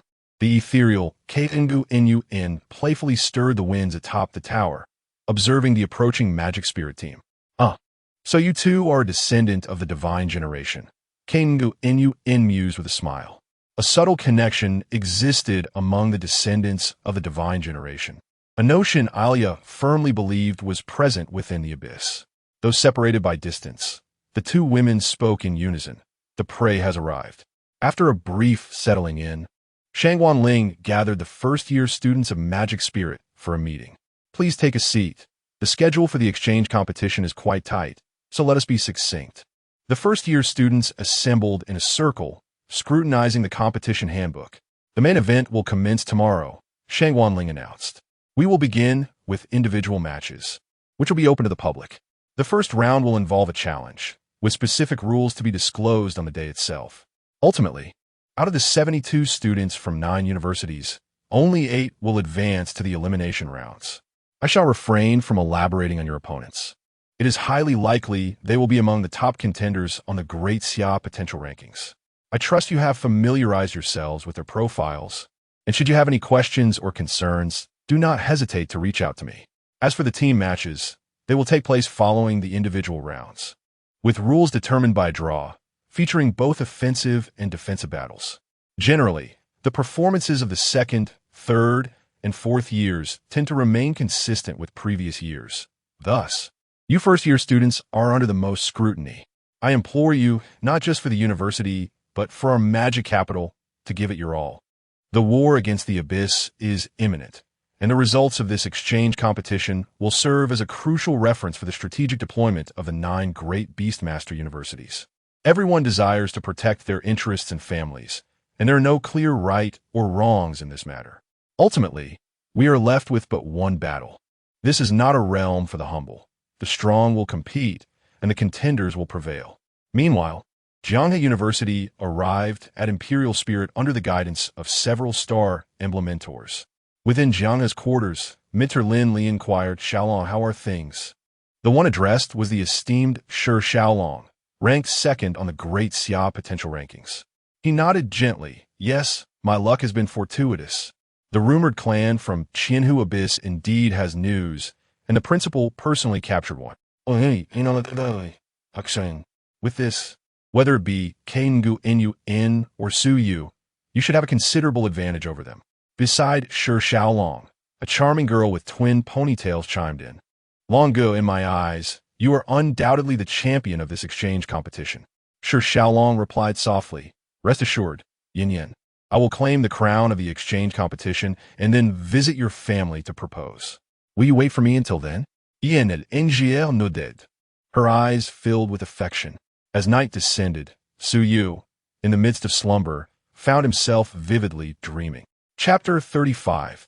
Dreams of her past. The prelude to the 9-school alliance war in a nocturnal dreamscape, Su Yu had never felt so acutely aware that he was dreaming. Before him lay a desolate wilderness and a blood-soaked ancient castle. A woman, clad in armor with ebony wings unfurled, fought valiantly against invading foes.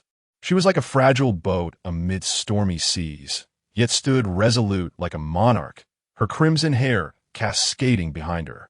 With a mere flick of her fingers, blood coalesced into countless blood knights fighting in her defense. The ancient hymns echoed, swaying enemies to her side. Even alone, she remained steadfast.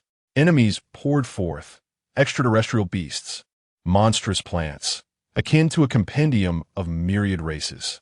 Yet, in this memory, they passed through Su Yu like phantoms. As he approached, the woman's visage struck him as eerily familiar. It bore a striking resemblance to Alia, albeit with a hint of maturity and the weight of time etched upon her features. Having perused Alia's diary, where she chronicled mundane affairs but scarcely touched upon her past, Su Yu pondered if this alluring yet mature face could belong to his future mother-in-law. Cradling a small vampire, the woman softly uttered, "Alia, mother will no longer be by your side. The future of the Blood Clan is too burdensome for you. I only wish for you to live happily. Run as far as you can. Depart from the forbidden zone. Return to the starting point, where all is possible." As her words faded, the dreamscape began to collapse. The blood moon loomed above, the roar of dragons echoed, and the cries of avian beasts pierced the crimson sky. In the final image, Alia's mother appeared to see Suyu, smiling as she gently nudged Alia towards him, offering a slight nod. "I entrust her to you." Suyu jolted awake. Beside him, Alia slept soundly, sucking her fingers and murmuring softly. Was this her past? Suyu pondered. The progenitor of the Blood Clan is immortal, yet enters a state of death-like slumber when gravely injured. Alia's mother remains unaccounted for. But who were those enemies? What was the starting point? Why could she see me? Was this her ability? This world is fraught with secrets. Gently, Suyu brushed Alia's crimson locks, murmuring, "Rest assured, I shall take care of her. One day, we'll find you." Alia's diary brimmed with longing, and as her partner, it is his duty to convey the past for her. When sunlight streamed through the window, illuminating her face, the sleeping beauty began to awaken. She rubbed her eyes and stretched languidly, "Little one. Yes, I think I had a dream. Coincidentally, so did I, and I promised someone in my dream a vow." Alia tilted her head, confusion etched across her face. "I promised a woman who seemed to traverse nightmares, witnessing the reality on the other side of the dream." At this, Alia's deep purple eyes widened, as if recalling something. "You." "Yes." A single tear glistened in Alia's eye, leaving her momentarily at a loss. "Suyu embranjet hadgenti." "Alia, let us embark on this journey together. Together we shall grow stronger, uncover those shadowy figures behind the curtain, and one day, we will find her. Indeed, let us go, little one. Today, this king is in peak condition." Suyu glanced with delight at the ancient contract within his mind. Pet. Alia Kaipizi, rank, second tier extraordinary realm, 2,999-3,000. Through Suyu's unwavering dedication and even arriving at this juncture before the exchange competition, he was but one step away from rank advancement.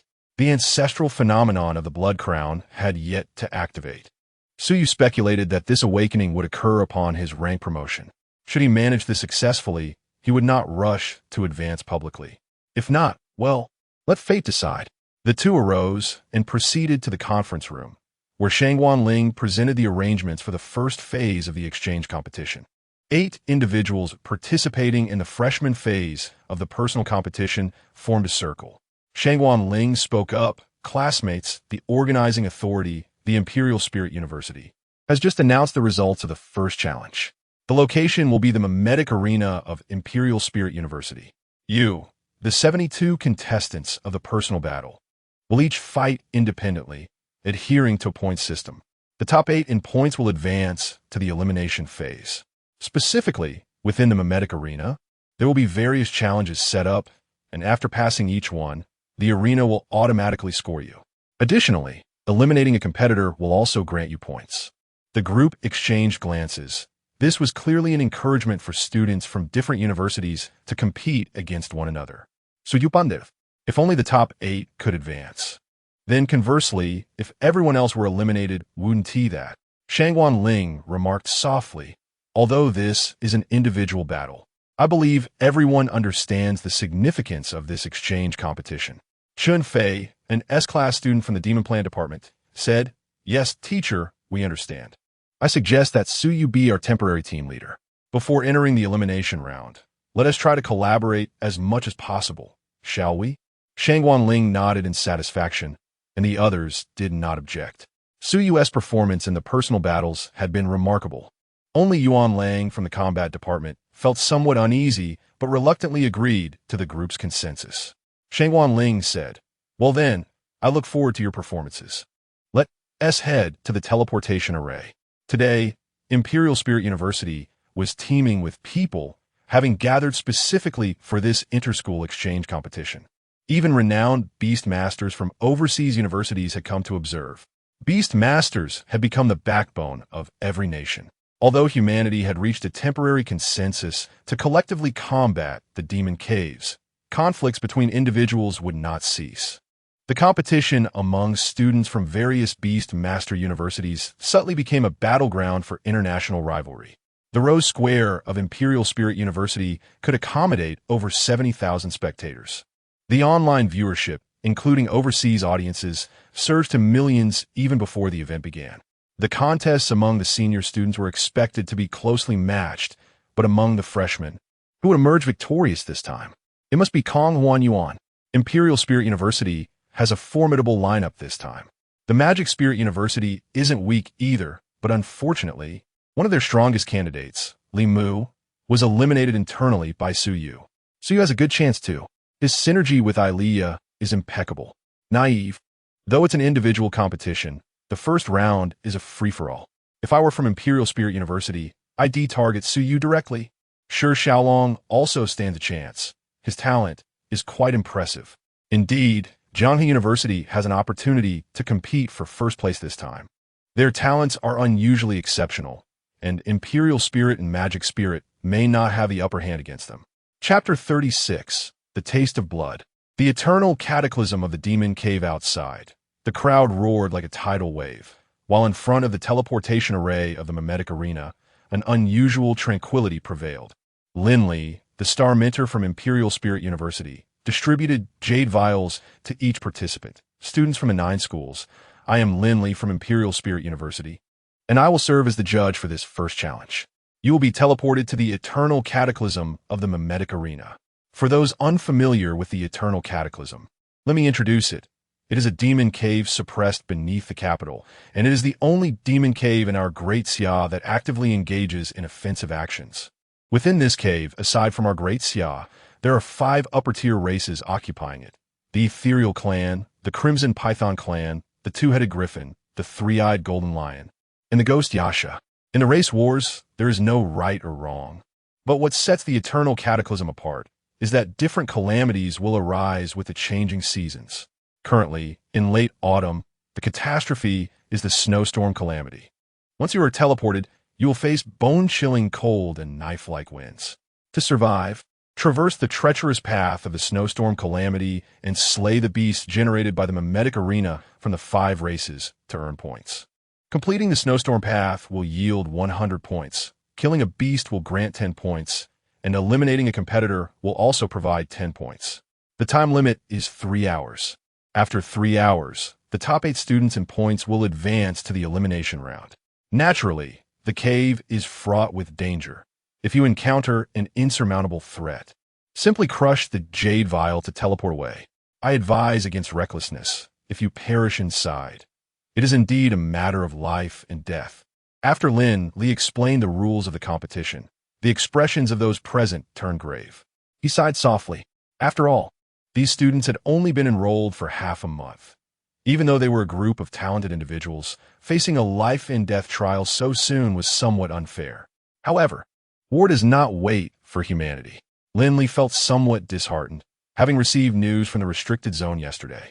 A certain upper-tier race ranked among the top 20 was plotting to breach the defenses of the Great Xia S9 guards and invade Blue Star. As Su Yu pondered, a voice beside him spoke. I originally thought that Su Yu from Magic Spirit University would be as formidable as he is in the competition, but he seems rather unremarkable. Su Yu raised an eyebrow, a flicker of recognition crossing his mind. Zhanghe University, Shi Xiaolong? Shi Xiaolong, of similar height to Su Yu, was regarded as another contender for the championship in this exchange competition. Su Yu had watched his matches out of boredom. His talent leaned towards combat. With his beast as protection, his destructive power was comparable to that of some upper-tier individuals. Therefore, his beast was more defensive in nature. Shi Xiaolong nodded slightly. Yes. The Li Mu you defeated has some acquaintance with me. Su Yu frowned. So, you seek revenge for him? Shi Xiaolong asi gazi shifted. No. His loss to you is due to his own lack of ability. I have a proposal. How about we team up first to eliminate that individual? Su Yu followed his gaze and saw a girl with long, platinum curls standing among the representatives of Imperial Spirit University, radiating brilliance alongside Ilea. Truly the most stunning sight in the venue. Su Yu replied, not interested. You jest. She is my prey. Honestly, this first match's format is quite advantageous. Su Yu and Ilia's plan would have been difficult to execute in an external arena with the judge's interference, but within this mimetic arena, anything is possible. Su Yu chuckled. What can I say? As a gentleman, I firmly oppose teaming up to bully a girl. If you lack confidence, I will allow you to come and see if you can snatch the prize from me after I defeat her. Sure, Xiaolong's expression stiffened. He realized that Su Yu might be somewhat arrogant. However, such condescending words made it clear that he regarded him with disdain. Fine, let us see who prevails based on our own abilities. If you and that vampire perform as you did against Li Mu, I regret to inform you that you have no chance of victory. He turned away, filled with confidence. Returning to his group, Yin Ling asked, Brother Long, what did you discuss with him? Sure, Xiaolong replied gently. Nothing. He is as arrogant as the rumors suggest. I will show him what the barrier of genius truly means. Also, get revenge for Li Mu. Isn't he your cousin? Yin Ling nodded with a smile. Yes. After Sure, Xiaolong left. Ilia leaned close to Su Yu's ear. Little one. I sense another intriguing scent. Huh? Su Yu boast. Then realized Ilia was referring to the scent of blood. Who? Ilia's gaze zeroed in. The woman next to that scoundrel who just spoke to you. Su Yu recalled the information Shang Wanling had provided. Wait a minute. ISNT, she sure, Xiaolong's fiancé, Alia, with a graceful demeanor, remarked. Though your scent may not be as delightful as that of the little ones, I feel somewhat guilty for constantly drawing your blood. Someone must share the burden. Previously, Alia had 4 maidens, Mei, Lan, Zhu, and Zhu, to satisfy her sanguine cravings, with Su Yu being the sole male among them. Su Yu gently pressed his forehead, pondering whether such a deed was truly feasible. Very well, he acquiesced. The ensuing troubles can be addressed later. Alia's need for blood would inevitably increase, necessitating the search for suitable donors. In this brutal world, governed by the law of the jungle, moralities pale against the primal instinct for survival. Only the strong endure. One must strive to grow stronger. Taking Alia's hand, they activated the teleportation array, transporting 72 students from the 9 Schools Alliance to the Eternal Abyss Dungeon's simulated arena. A flurry of snowflakes obscured their vision while the howling, icy winds sliced like blades, threatening to pierce the skin with every movement. The treacherous path of snowstorms was indeed more daunting than mere hearsay. Fortunately, prior to his arrival, Su Yu had sought counsel from Bairuhui at the logistics office, spending 50 credits to procure a piece of equipment designed to withstand the blizzard. Dungeon equipment, candle shadow, level, ghost, notes. The candle's core is crafted from the heart of a crimson flame demon, radiating warmth capable of melting magically infused ice and snow.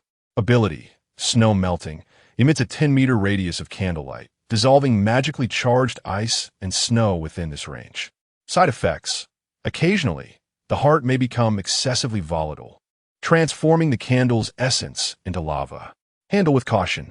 Su Yu brandished the candle shadow, declaring, Let us march forth, comrades. For the time to battle for our city has arrived. Lu Xian and the others followed closely, embarking upon the tempestuous journey. The challenge had officially commenced. Chapter 37. The Tempestuous Snowstorm. The first challenge under siege? Each student transported into the Eternal Abyss dungeon possessed a map of the snowstorm route, which wound through a series of towering mountains. As one distanced from the mountainside, the air and magical energy thinned, often overwhelming those below the Nirvana realm, rendering them unable to endure the depletion of magical essence. It was unrealistic to rely solely on flight abilities to traverse the mountains, for the destination lay atop the summit.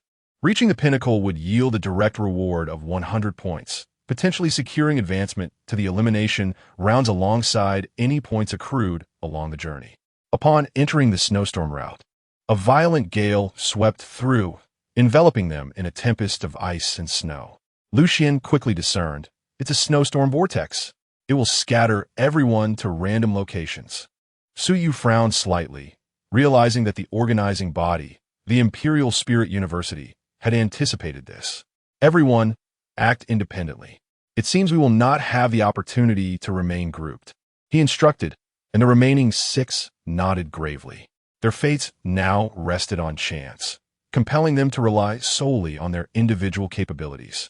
Outside the simulated arena in the Rose Square, the head instructor of Imperial Spirit University, Yu Chung, commented, "The Eternal Abyss dungeon periodically triggers snowstorm vortices. All who tread upon the snowstorm route will be swept into random positions. Within the dungeon, anyone may face unexpected situations or even dire predicaments. How one responds, and whether fortune favors them, is a testament to their strength. Oh, it appears some are less fortunate." Suyu and Alia found themselves caught in a snow-covered forest at the foot of the mountain, accompanied by 5 students from other schools. Suyu recognized 2 of them.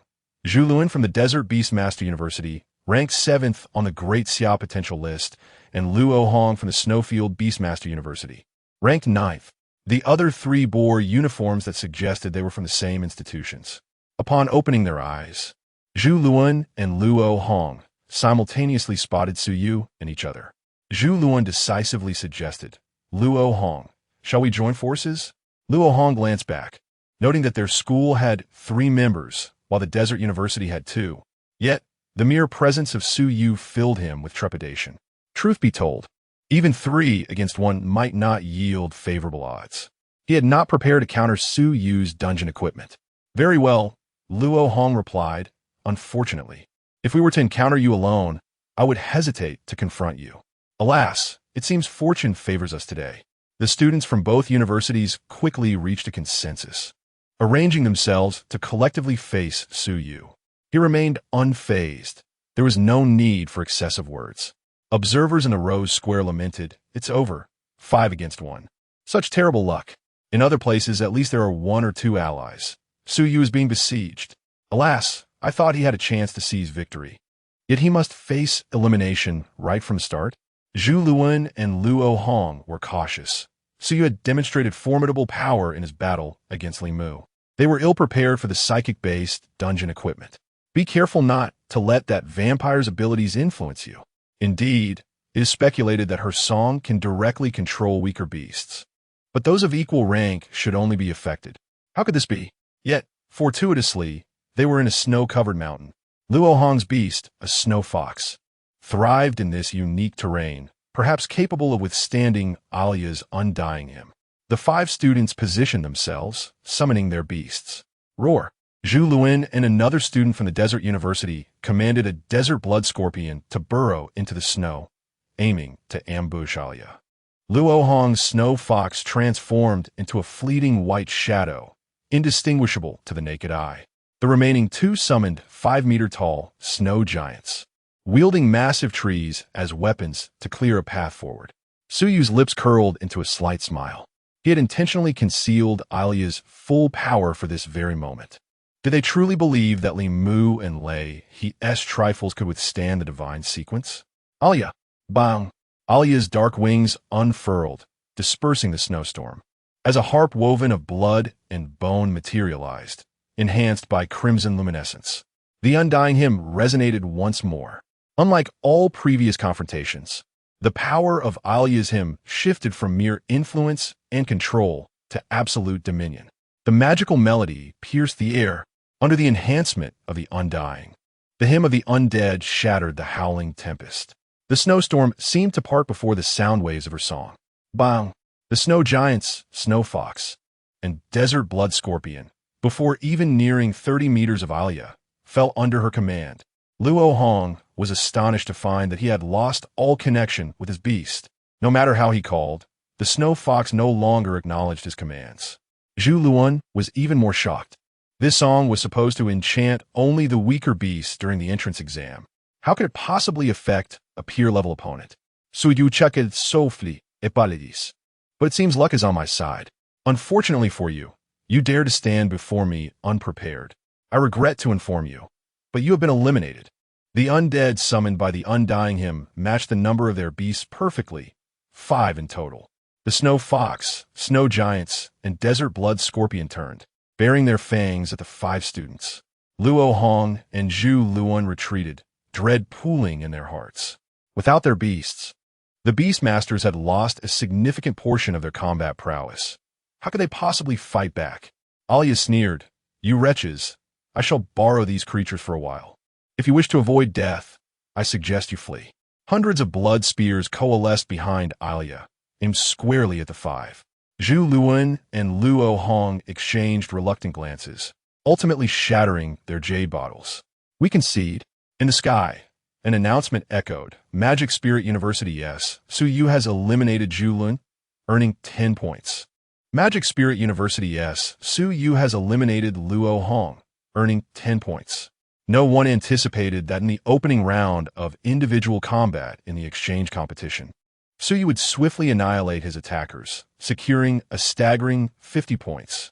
In the Rose Square, Yu Cheng exclaimed in astonishment, "Incredible! The vampire's ability is said to govern only those beasts of a lower rank than itself, is it not? Whether last year or this year, Elia has consistently displayed her power over lower-tier beasts in public. However, this time, the Fade has been torn away. Su Yu indeed aimed to conceal both Elia's and his own abilities to create confusion among their opponents. Yet, this competition offers rewards more enticing than the championship itself. This marks the first encounter for Su Yu and Elia against a deity-level opponent, compelling them to proceed with utmost caution from the very beginning. The audience was taken aback, how deeply they had concealed their true strengths. Indeed, those who play with tactics often harbor darker intentions. Chapter 38. The first battle is the decisive battle, a three-way standoff at the summit of the snowy plains. Without the capability to confront the psychic abilities, it was apparent that they were merely offering themselves to Su Yu. Look, the Snowy Plains Beastmaster University has already uncorked the champagne, truly believing this snowy expanse to be their domain. In the sky, a colossal real-time scoreboard displayed the points earned by all participants. Su Yu Seri the hit, claiming the top position. First place, Su Yu, 50 points. Second place, Kong Huan Yuan, 20 points. Third place, Shi Xiao Long, 20 points. From the outset, many were eliminated. The chasm between ordinary talents and top-tier geniuses resembled an insurmountable wall of size.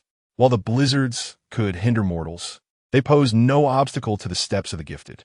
Seated upon the shoulder of a snow monster, Su Yu had Elia perched on his lap. It is said that slaying a special ethereal creature grants one an ethereal heart to enhance mental strength.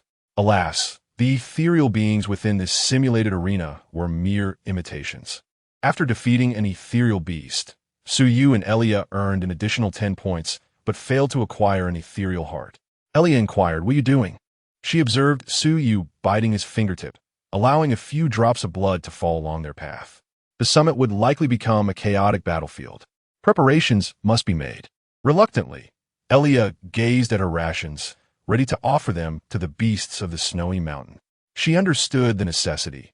It was for confronting the rumored ethereal witch. Let us head to the summit. Agreed. The snow-capped mountain stood at approximately 3,000 meters, a trivial ascent for capable beastmasters.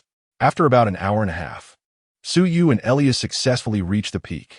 Simultaneously, Su Yu spotted several vaguely familiar faces on the opposite side of the summit. The colossal screen in the sky announced again, "The Spirit Beast University S. Su Yu has successfully reached the summit, scoring 100 points.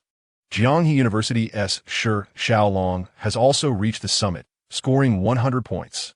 To his surprise, Shi Xiaolong was among the first to arrive. Accompanied by Yin Ling Air from Jianghe University, along with another contender ranked among the top 30. Shi Xiaolong appeared equally astonished and swiftly regarded Su Yu with caution. Su Yu did not hasten to make a move, but whispered, "Elia, can you sense anything?" Elia nodded gently. "Yes, she is nearby, but has not revealed herself. There exists a subtle, unique connection among those of the deity tier. Although they could not pinpoint Kong Huan Yuan's location, it was not far away. Wait, on the other side." Yin Ling Air whispered, "Brother Long, he is alone. Shall we not strike? If we can eliminate him now, Jianghe University would at least secure a top 2 position this year." Shi Xiaolong shook his head. "No, our reinforcements are on their way. And look over there." Yin Ling Air followed his gaze, spotting a swirling mass of irregular magical energy cloaked within the swirling snow. Understanding dawned upon her. Why must the renowned talent of the imperial spirit hide in shadows? As her words fell, the obscuring winds and snows abruptly dissipated. Kong Huan Yuan emerged from the tempest, her long hair dancing in the wind, her feet hovering above the ground, radiating an ethereal aura with every graceful movement, adorned with a delicate visage that rendered any man before her utterly disarmed. Kong Huan Yuan spoke softly. I had thought you would engage in battle first. If you could patiently await the conclusion of this challenge, I would be quite pleased to observe. She glanced at Su Yu, her eyes shimmering, seemingly pondering something. Truth be told, both Su Yu and Shi Xiaolong had amassed sufficient points for the elimination rounds. Nonetheless, none wished to halt their progress here. To eliminate a competitor in advance was a chance not to be squandered. They bore the hopes of their respective cities and battle zones.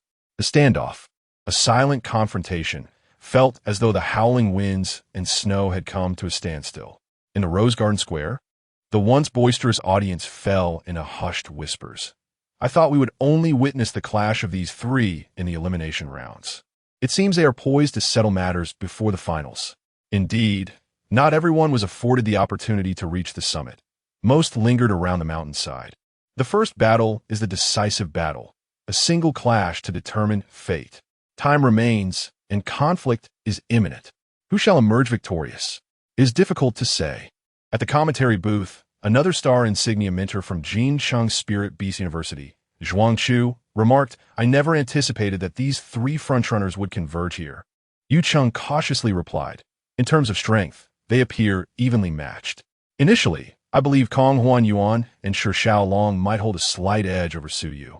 But after witnessing Su Yu unveil his true powers, the outcome is now unpredictable.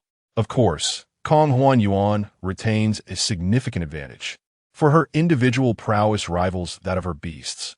Possessing formidable upper-tier spirit plants, combined with her personal strength, she is bound to stand out in this competition. The standoff did not persist for long. Su Yu sensed that the beasts that had consumed his blood were drawing closer to the summit. He remained uncertain of the contingencies Shi Xiaolong and Kong Huan Yuan had prepared.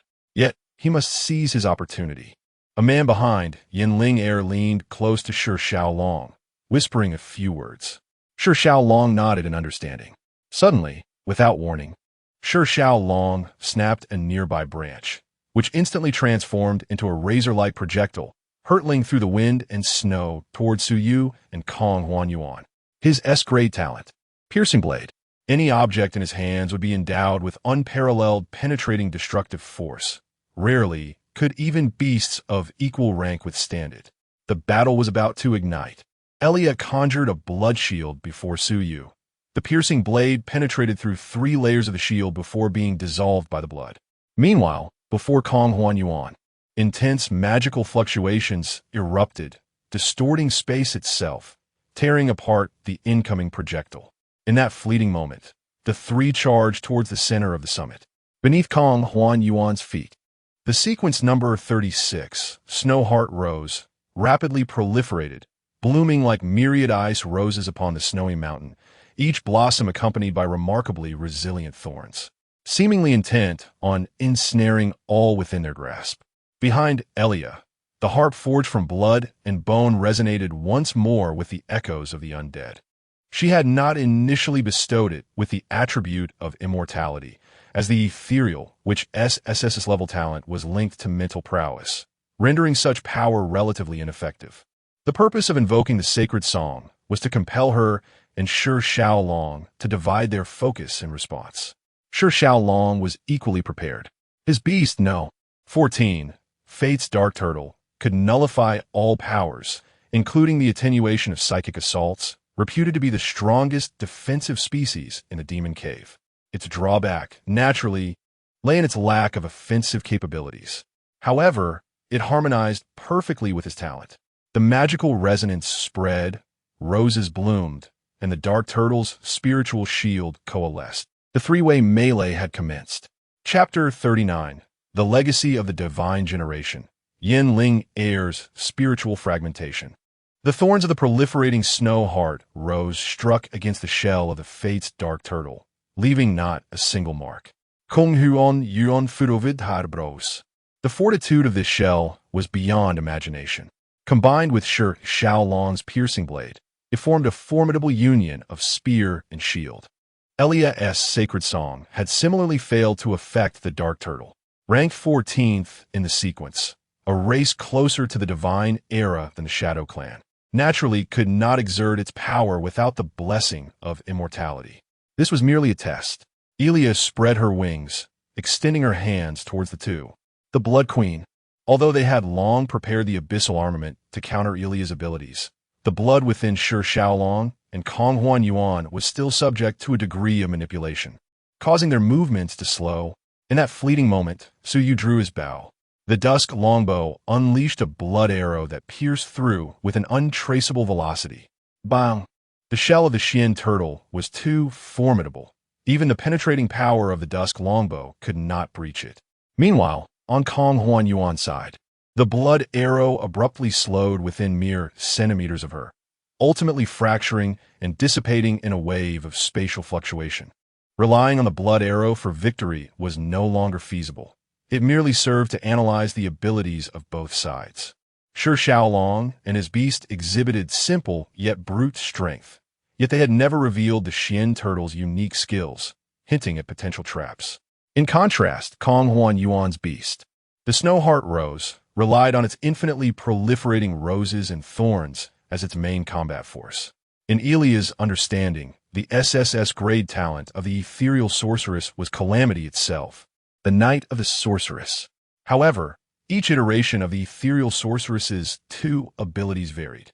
The ethereal clan excelled in the attributes of space and spirit, and Kong Huan Yuan's recent performance was related to this. The fracturing of the blood arrow and the penetrating prowess of Shi Xiaolong should stem from her power to distort space. As for her other ability, it required further probing. Kong Huan Yuan's upper lip curled slightly. Her SSS grade ability, Ethereal Mirage, could distort a three-dimensional space with a diameter of 10 centimeters. Its growth potential was immense. Yet if detected and bombarded, it would be overwhelmed. Thus, Kong Huan Yuan opted for the Snow Heart Rose, which could supplement her defenses against concentrated assaults. Above all, she must not be led by the two. Just as Su Yu had planned, Kong Huan Yuan harbored similar intentions. Her mental prowess surpassed even Su Yu's, reaching the realm of the Spirit Lake. Yet she had yet to contract a third beast, awaiting the divine sequence or significantly advanced superior sequence. Now that the opportunity was at hand, Kong Huan Yuan deliberately contracted a second magical plant to capture her chance. Patience was essential. She needed to eliminate Shi Xiaolong before unleashing the Knight of the Sorceress.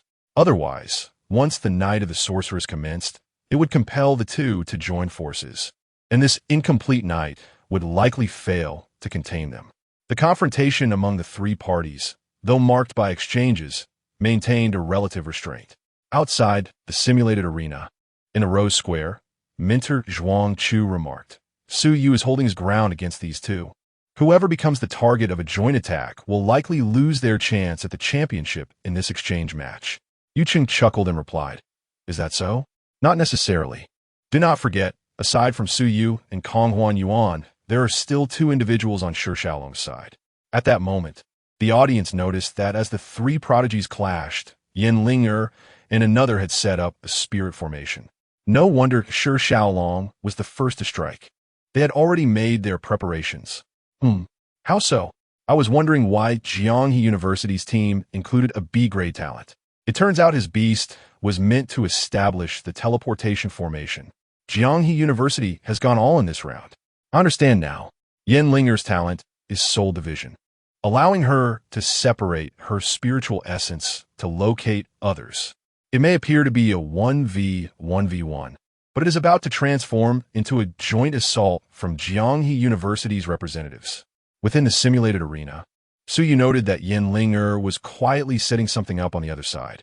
He still needed about 15 minutes, as a horde of beasts pursuing his blood was climbing the snowy path. Could it be? Elia, focus on that side.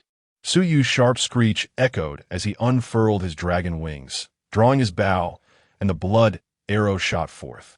Kong Huan Yuan also observed Yen Ling'er and her companion motionless, seemingly stealthily preparing the teleportation spirit formation at a critical moment.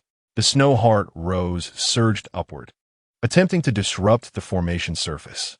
Sure, Xiaolong smirked. It's over. Once I make my move, you shall have no opportunity. Regrettably, you cannot breach my defenses. Xian Turtle, Fate's Xian Shield. The shell of the Fate's Xian Turtle soared into the air, radiating golden light, and a brilliant energy shield materialized before Yanling. No matter how potent the blood arrow's penetration or how rapid the snow heart rose's proliferation, they could not encroach upon the Xian shield. Absolute defense. Yanlinger clapped her hands. Mission accomplished. Su Yu, Elia, and Kong Huan Yuan noted a faint blue aura ascending into the heavens. Yanlinger's divided soul had already located all 8 contestants from Jianghe University and replicated the teleportation spirit formation there. The teleportation spirit formation was unsuitable for battle, being slow to draw and easily interrupted, and could only transmit in one direction, requiring the simultaneous positioning of all participants. However, this was precisely fitting for Yanling. Her soul division ability ensured absolute safety in communication and transportation within the abyss. Waves of light ascended. Within the snowy mountains, students engaged in battle with beasts, and others dueling against different contestants simultaneously stepped into the prepared teleportation spirit formation. Whoosh! Streams of light struck the summit of the snowy mountain.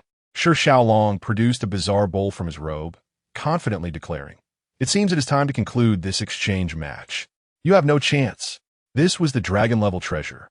The Thousand Lakes Bowl, discovered by the president of Jianghe University in the Thousand Lakes Abyss. Although lower-tier beast tamers could not wield dragon-level armaments, this was a naturally divine relic, known as a remnant of the divine era, requiring no processing and thus posing no side effects for beast tamers, nor any restrictions on usage levels. It was truly one of the coveted treasures within the abyss.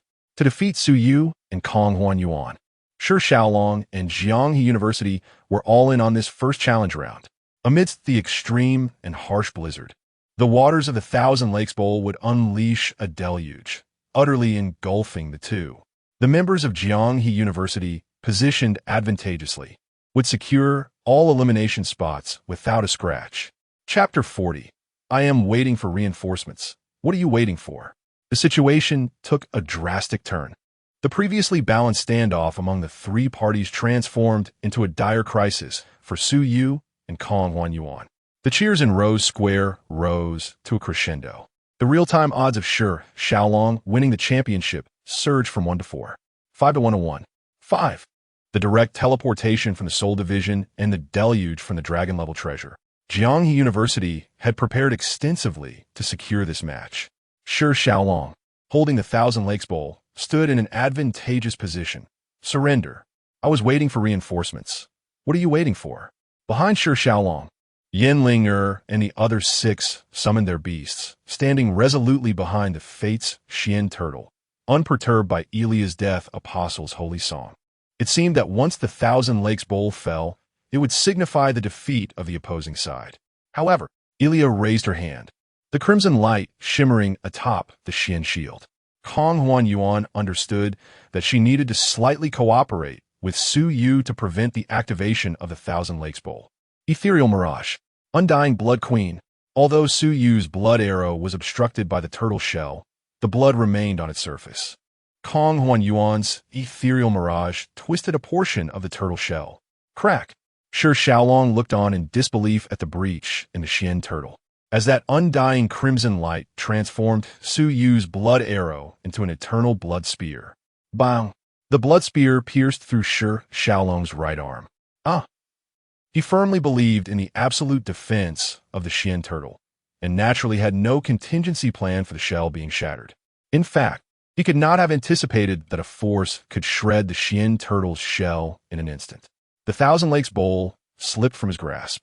As Elia's blood congealed into claws, they lunged towards the Thousand Lake Bowl. Stone Xiaolong, disregarding his pain, could not shatter the blood spear, so he seized a moment to unleash his piercing strike, driving the blood spear towards the claws while his left hand reached again for the Thousand Lake Bowl.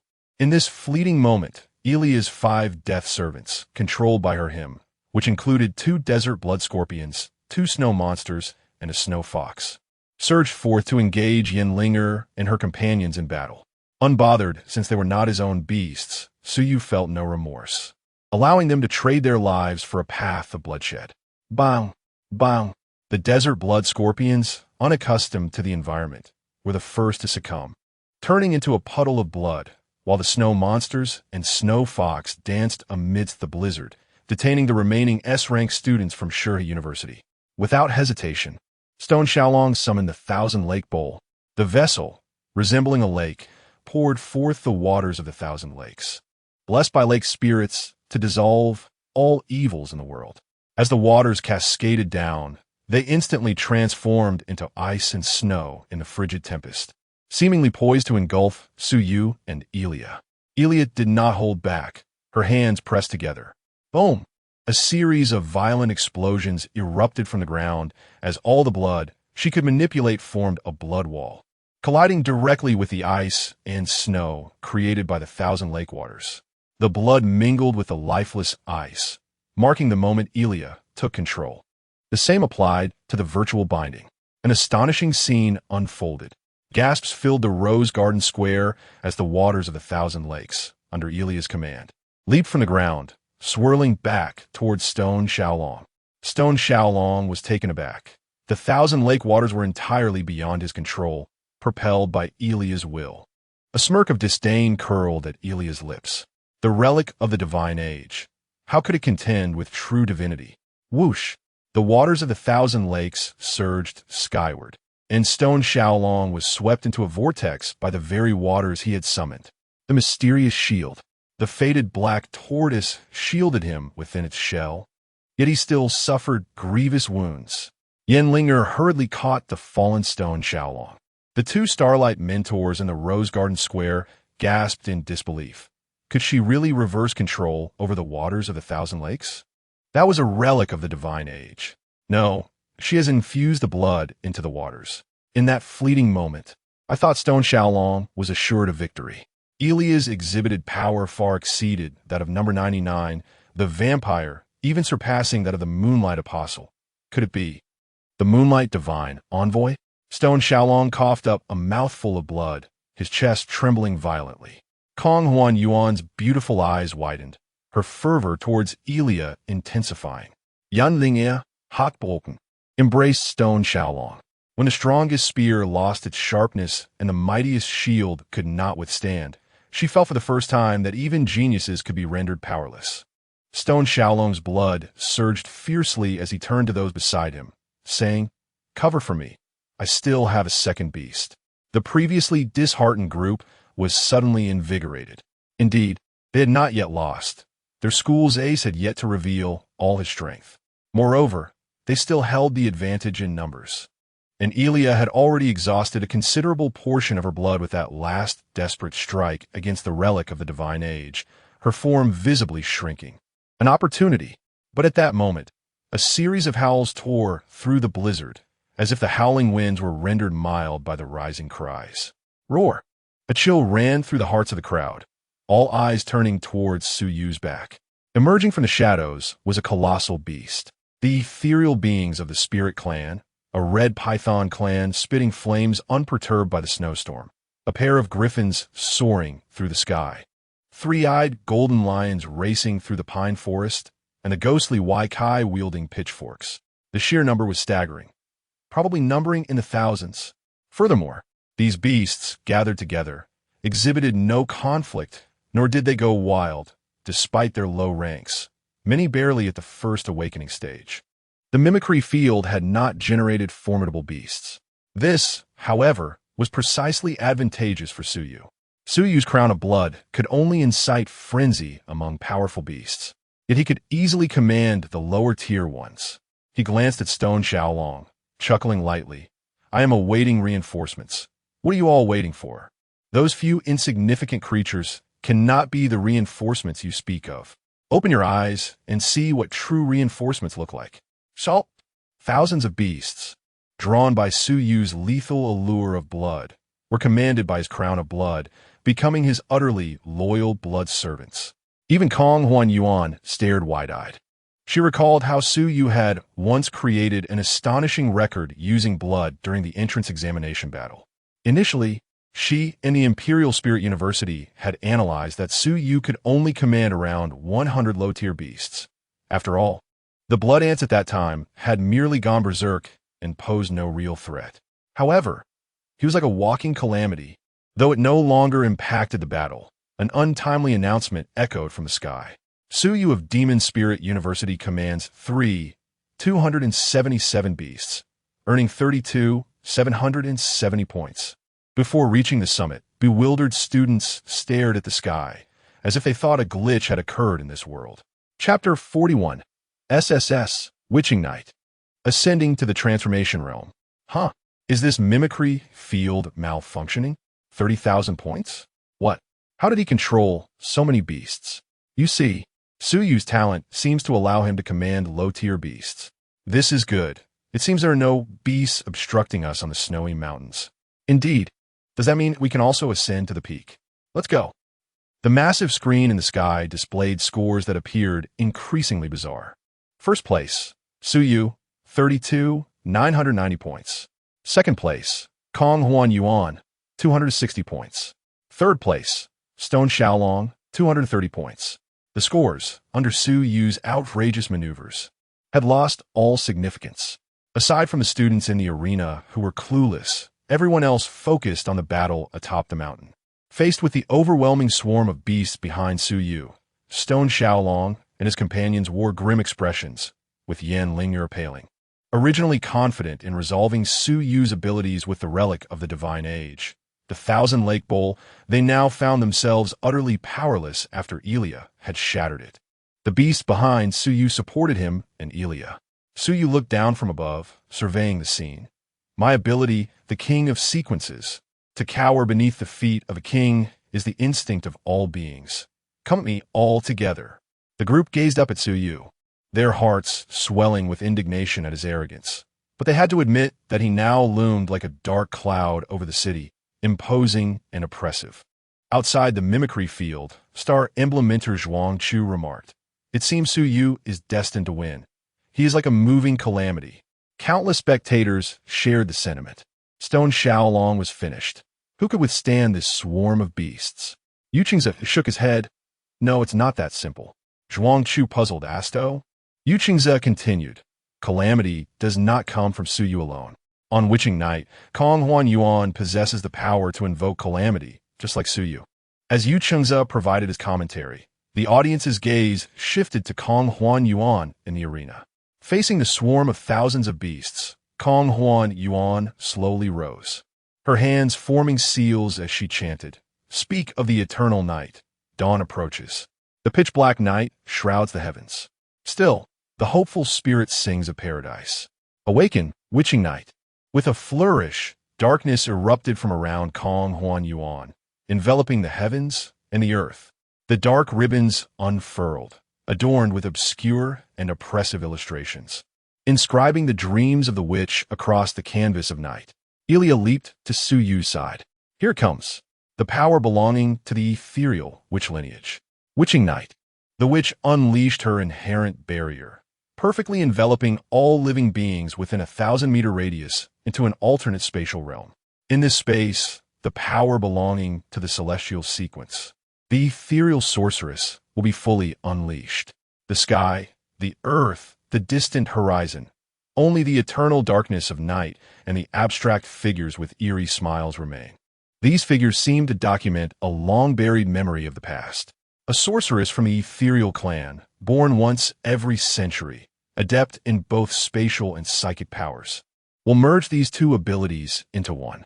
Thus, the absolute barrier between the realm of fantasy and the realm of reality shall no longer be inviolable. Everything upon that canvas of darkness can be transformed into her strength. Su Yu felt no fear. Rather, his heart burned with fervor. Such is the merit of the name Celestial. Such is the justification for my decision to take this tremendous risk to capture you.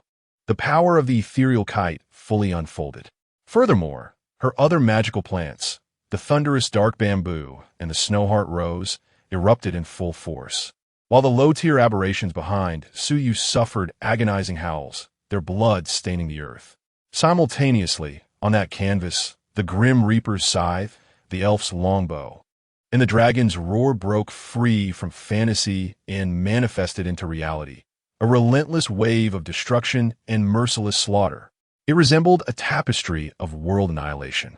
Shi Xiaolong opened his eyes to the sky, believing he had acquired the legacy of the celestial era, perceiving the power of the celestial sequence as merely that. Yet, in this moment, he realized he was merely seeing a glimpse of the truth, utterly incapable of opposing. Suyu? Could that vampire, no matter how powerful, really contend against the barrier of the celestial era? The mindscape remained untouched by external disturbances. No one outside knew what transpired within. The mountaintop was desolate and empty. Yet within the barrier, the ethereal kite floated closer, a gentle smile dancing at the corners of her mouth. Here, the small vial provided by the Academy cannot escape. My mental power has reached the spirit lake realm.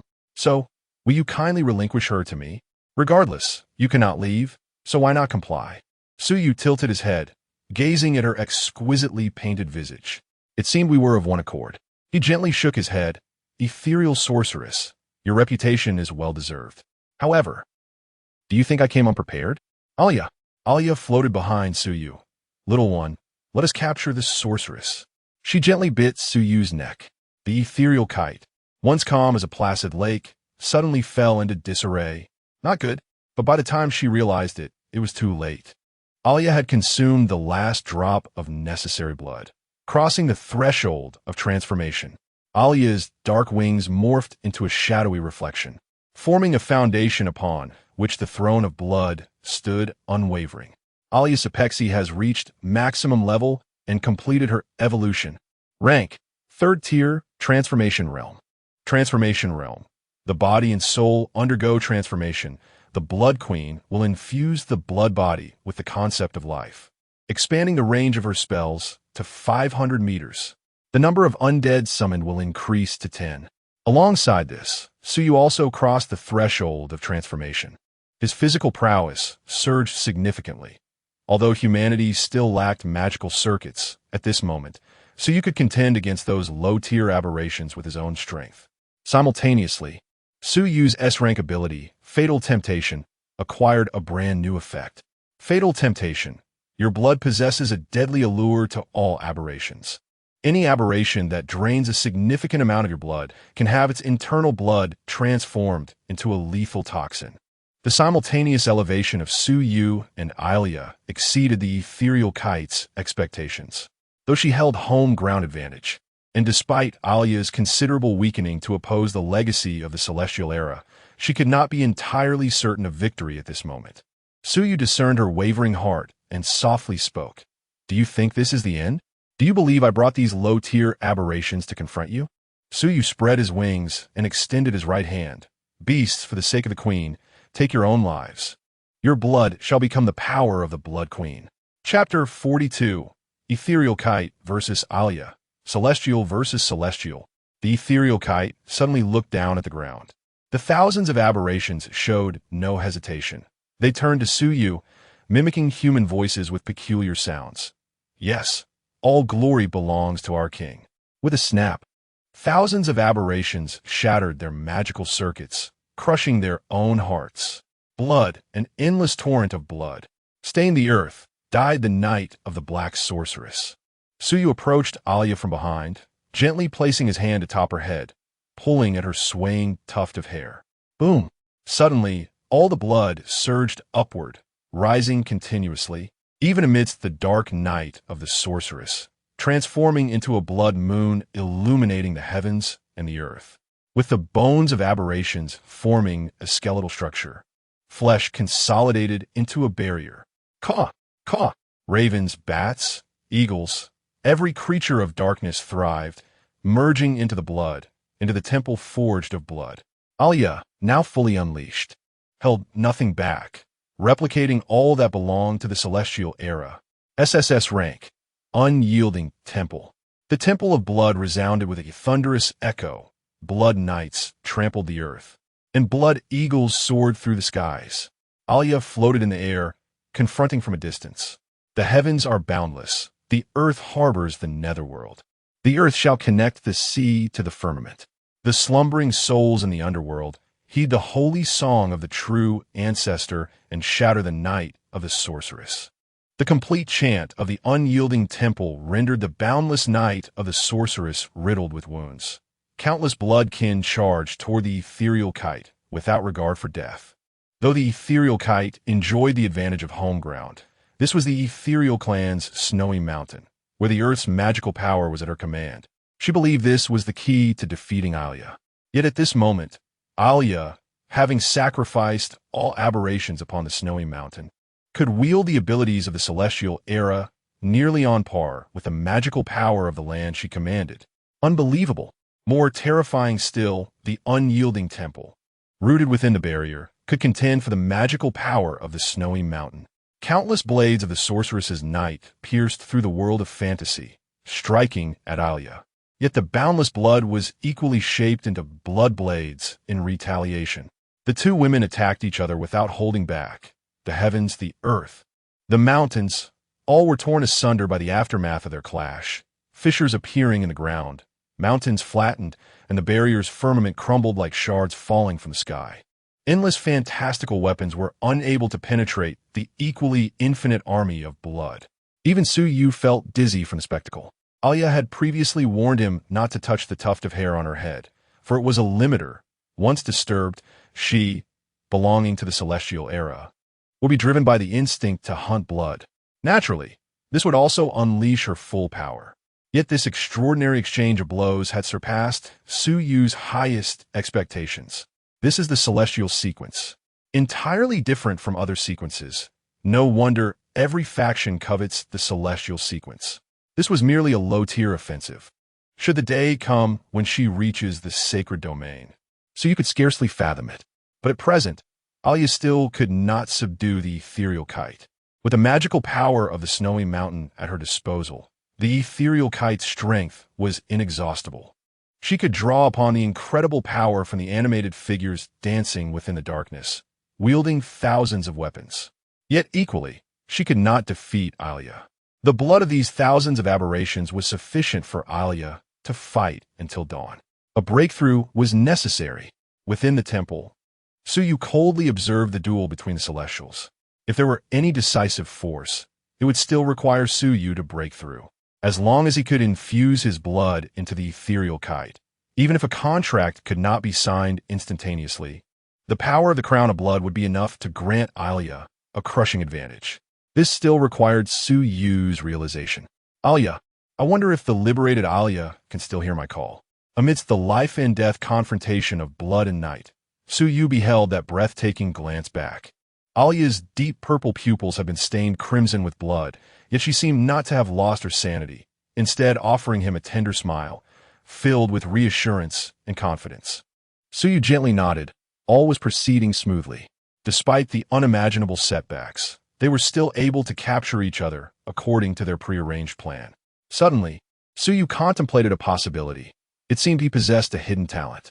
Perhaps this inconspicuous, seemingly useless ability could lend him a helping hand.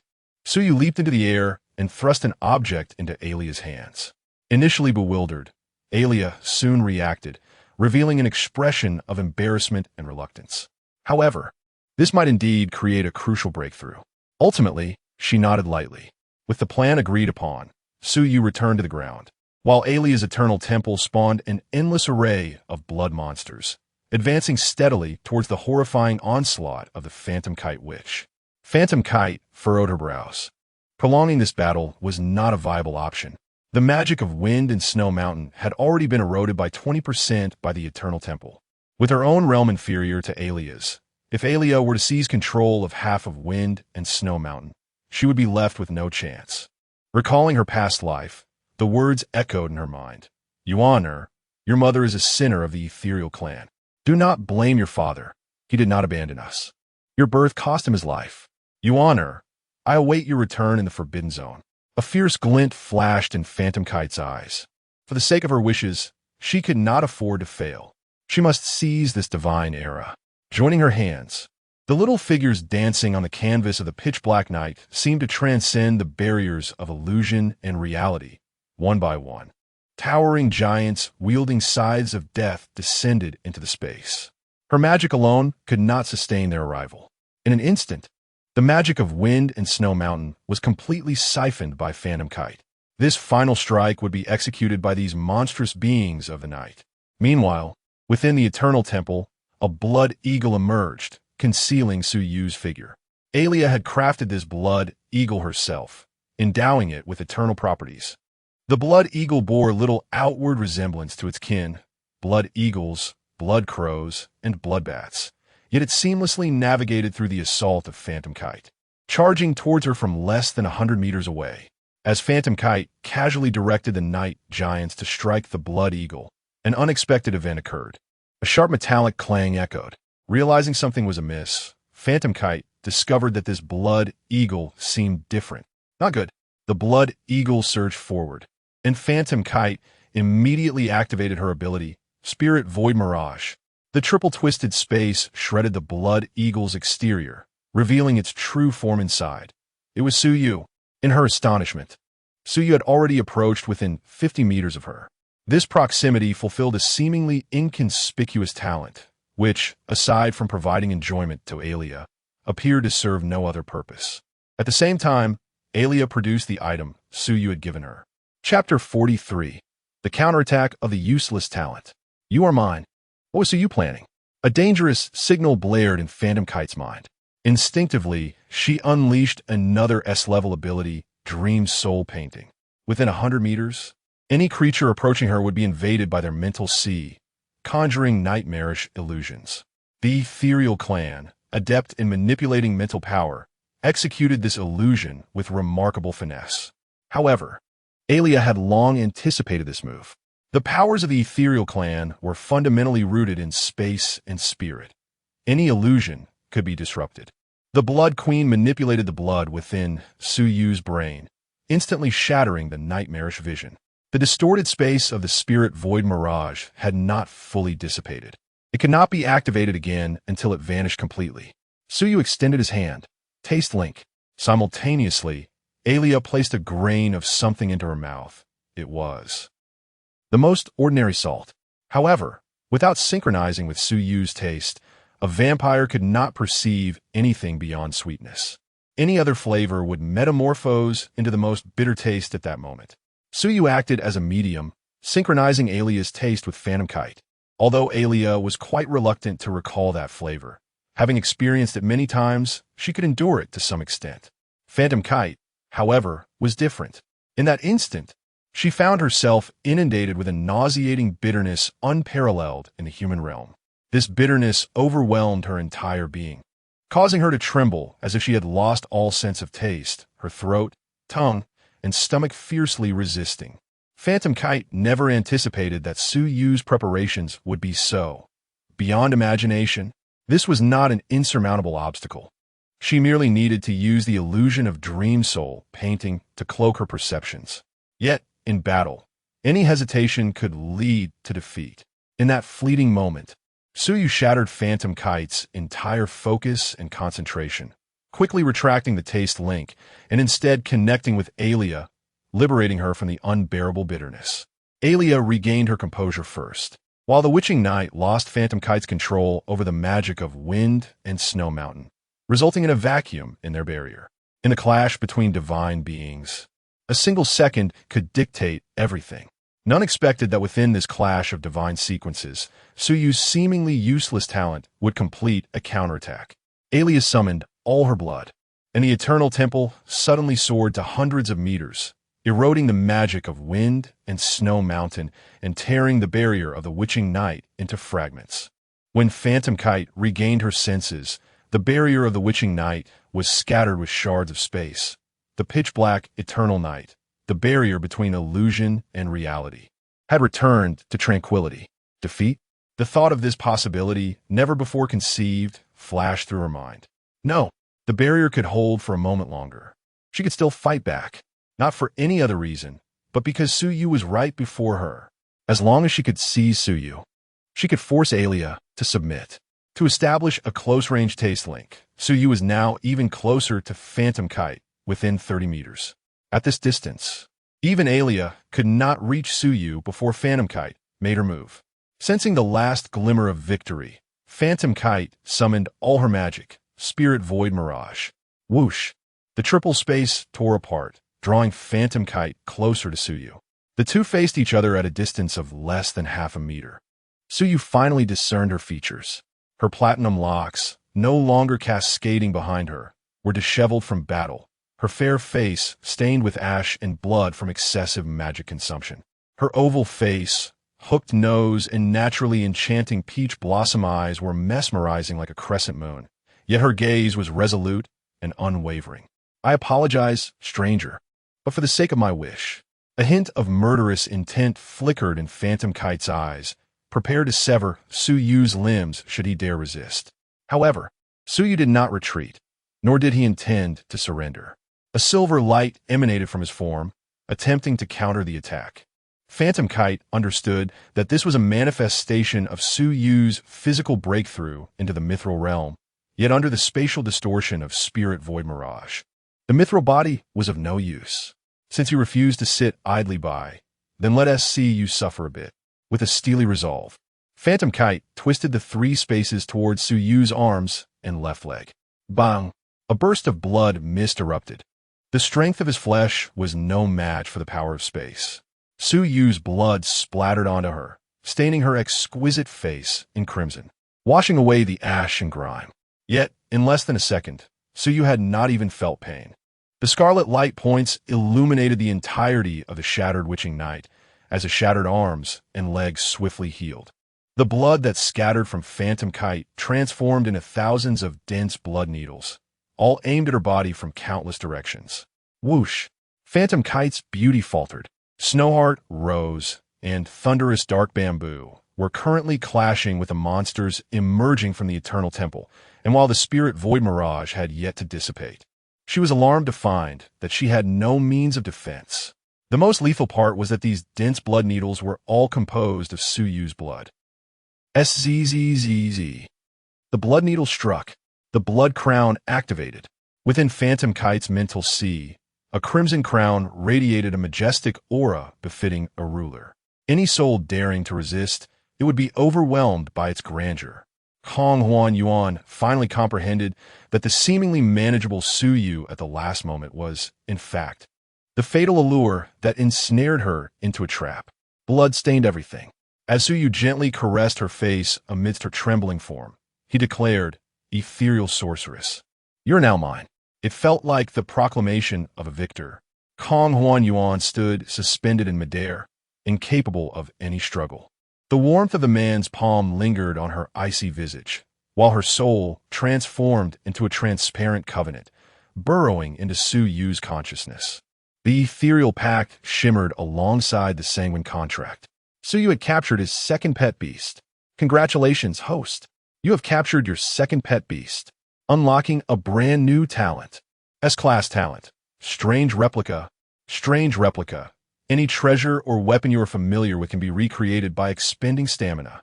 Upon recreation, its level will decrease by 1, diminishing its effectiveness. Otherwise, all functions remain identical to the original.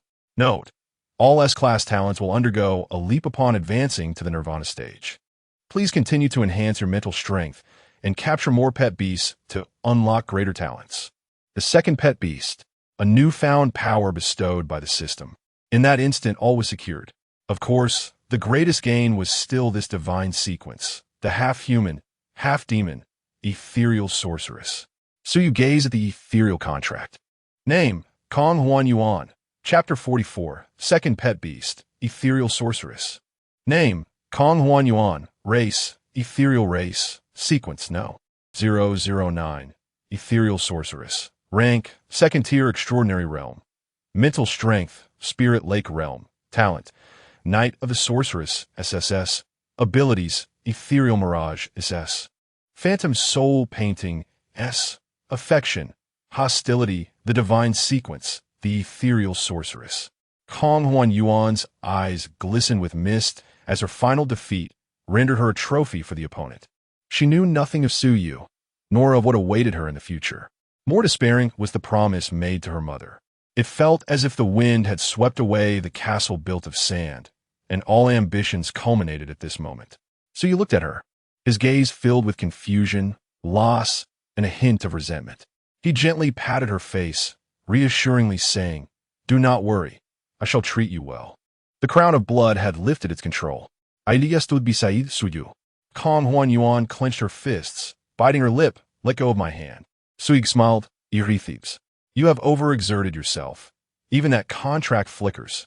However, you have realized something, Haven Tu? My blood is quite." Suyu's words trailed off, but Kong Huan Yuan already sensed it. Suyu's blood was intoxicating, and she desperately longed for a taste. The fatal allure was increasingly irresistible for beings of higher sequences. As a member of the divine sequence, she was naturally drawn to it. Suyu wiped the blood from her face and brought his finger to her lips. "What do you think? Do you desire it?" Kong Huan Yuan's breath quickened. This attitude, this manner, sought to compel her to submit entirely. "No," she thought, "I am the sorceress of the ethereal race." Yet, the alluring scent was overwhelming. She urgently needed to replenish her energy. Ultimately, she closed her eyes, and despite her spirit's resistance, her body instinctively opened her mouth and bit down on Suyu's finger. Ailia, feeling a tinge of jealousy, pinched Suyu. "You've succeeded." Suyu smiled and planted a kiss on Ailia. "All right, after this ends, I shall feed you well." "Isn't there another target?" Ailia understood, taking some of Suyu's blood store for later, then flew towards the weakened Shi Xiaolong and Yanling. The barrier of the Night of the Sorceress was on the verge of collapse. How would the world react upon witnessing this scene? Surely, they would feel compelled to pressure Suyu. Yet, regrettably, the die had been cast. On another front, Shi Xiaolong and several students from Jianghe University were utterly subdued by the creatures emerging from the indomitable divine hall, lacking any means of resistance. Seeing Ailia approach Yanlinger, Shi Xiaolong exclaimed anxiously, "What are you going to do?" Yanlinger trembled, as if trapped in a nightmare since being caught in the night of the sorceress. Ailia teased, "Do not be nervous. Becoming my maid is not a bad thing for you. Drink a drop of my blood, and from now on, you shall become a moonlight envoy." Reality offered them no option for refusal. Outside the simulation field, in an office at Empyrean Spirit University, the principal, Jiang Huiran, calmly sipped tea and remarked, "Old friend, how long has it been since you visited Empyrean? What brings you here today?" The visitor was none other than Ning Hanwen, the principal of the magical capital's Yuling University. Ning Hanwen narrowed his eyes. "If I do not come, you might find it difficult to handle a certain matter shortly." Jiang Huiran's deep gaze turned to the window, mentally analyzing countless possibilities. It should not be about the magical cave.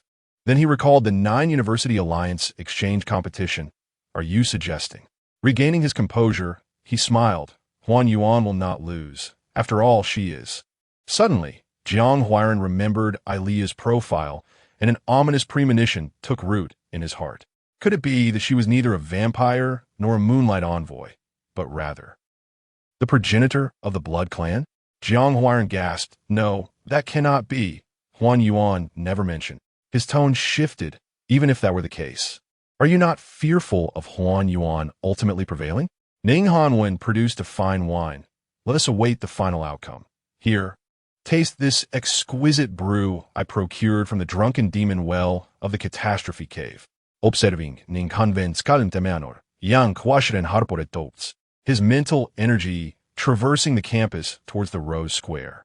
Within the simulation field, outside the barrier of the Night of the Sorceress. As Suyu drew away all the otherworldly beasts, waves of students successfully ascended the mountain peak.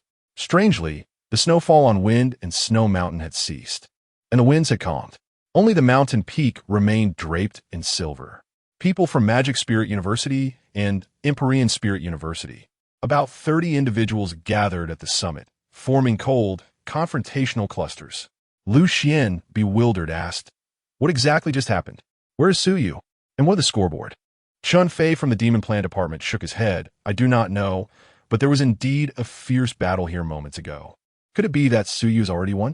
Has he advanced early?" Lu Xian nodded slightly. acknowledging the possibility. On the other side, Yang Shijiao from Empyrean Spirit University chuckled, ignorance. They have clearly been drawn into Kong Huan Yuan's barrier.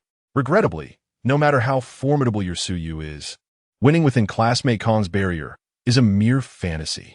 It seems that this exchange competition will see our Empyrean University triumph once more. The students from Empyrean University brimmed with confidence, for Kong Huan Yuan was a semi-public divine sequence, and they could not fathom the possibility of her losing.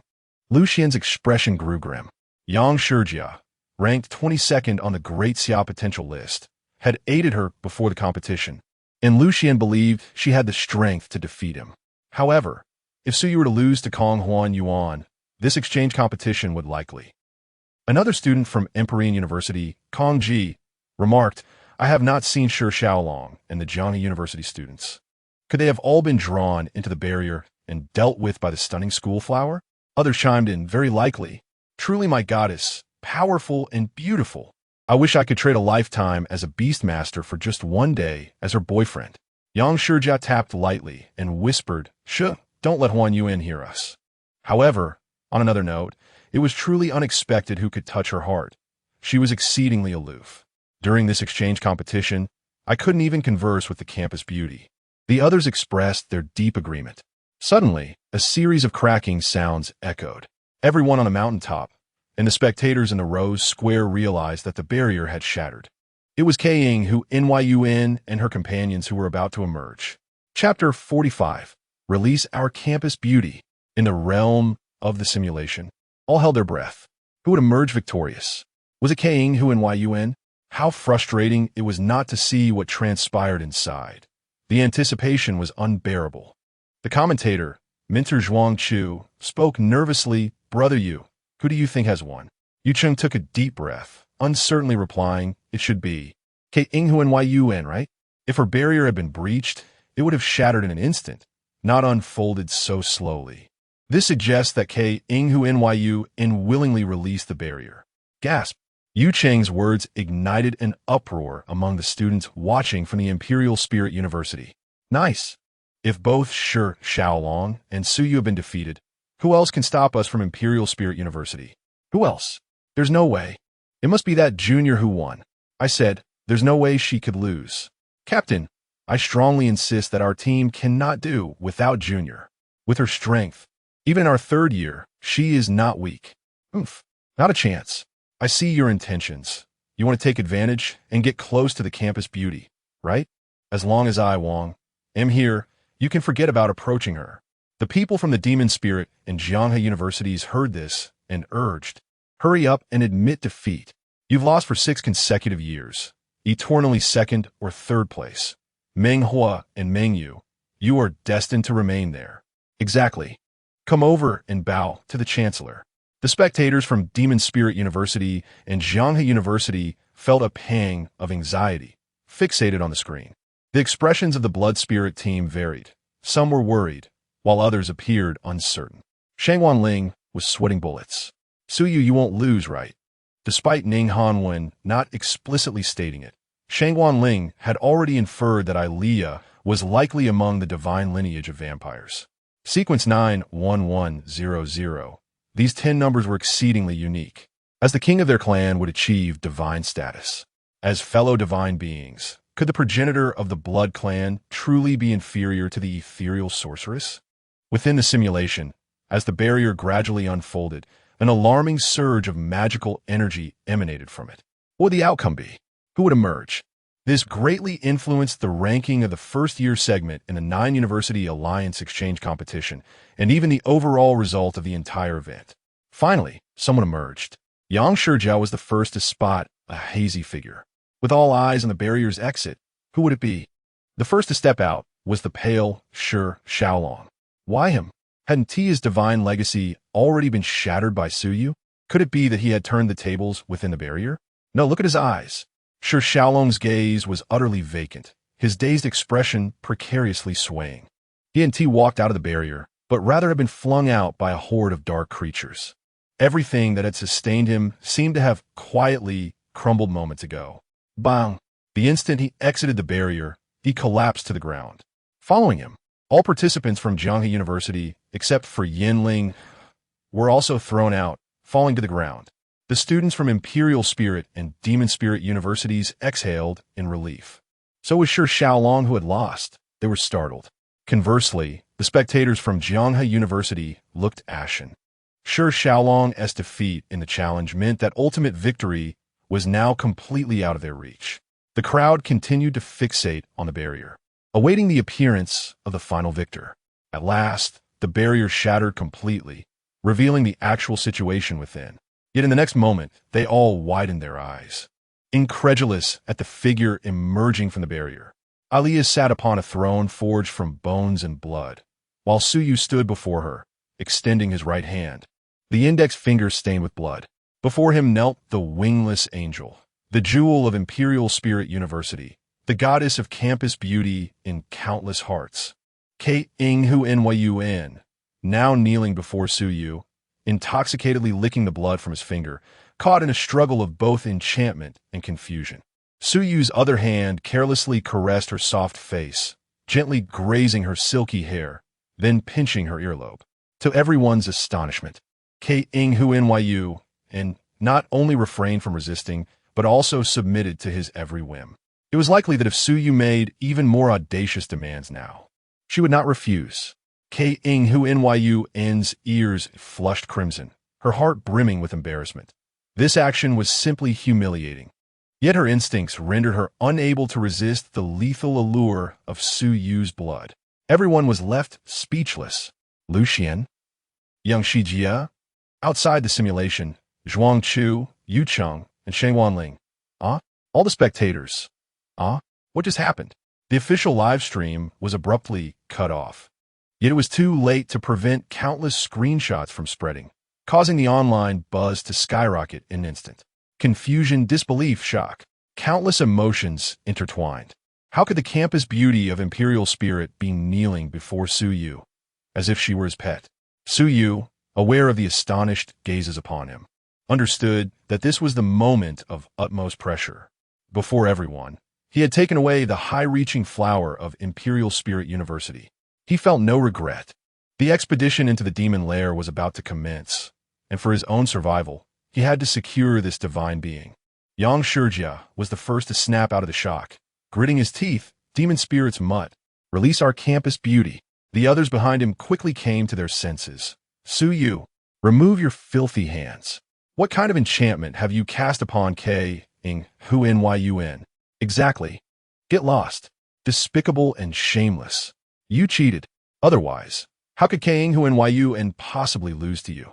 Even Lu Xian and the others exchanged glances, believing in Suyu's capability to win, yet utterly shocked by the bizarre outcome. In Rose Square, countless spectators, mentors, and students awaited Suyu's explanation, especially the students from Imperial Spirit University, who gritted their teeth, glaring at Suyu with intense animosity. How could he be so intimate with their campus beauty? Suyu turned his back, chuckling lightly. Cheating? No.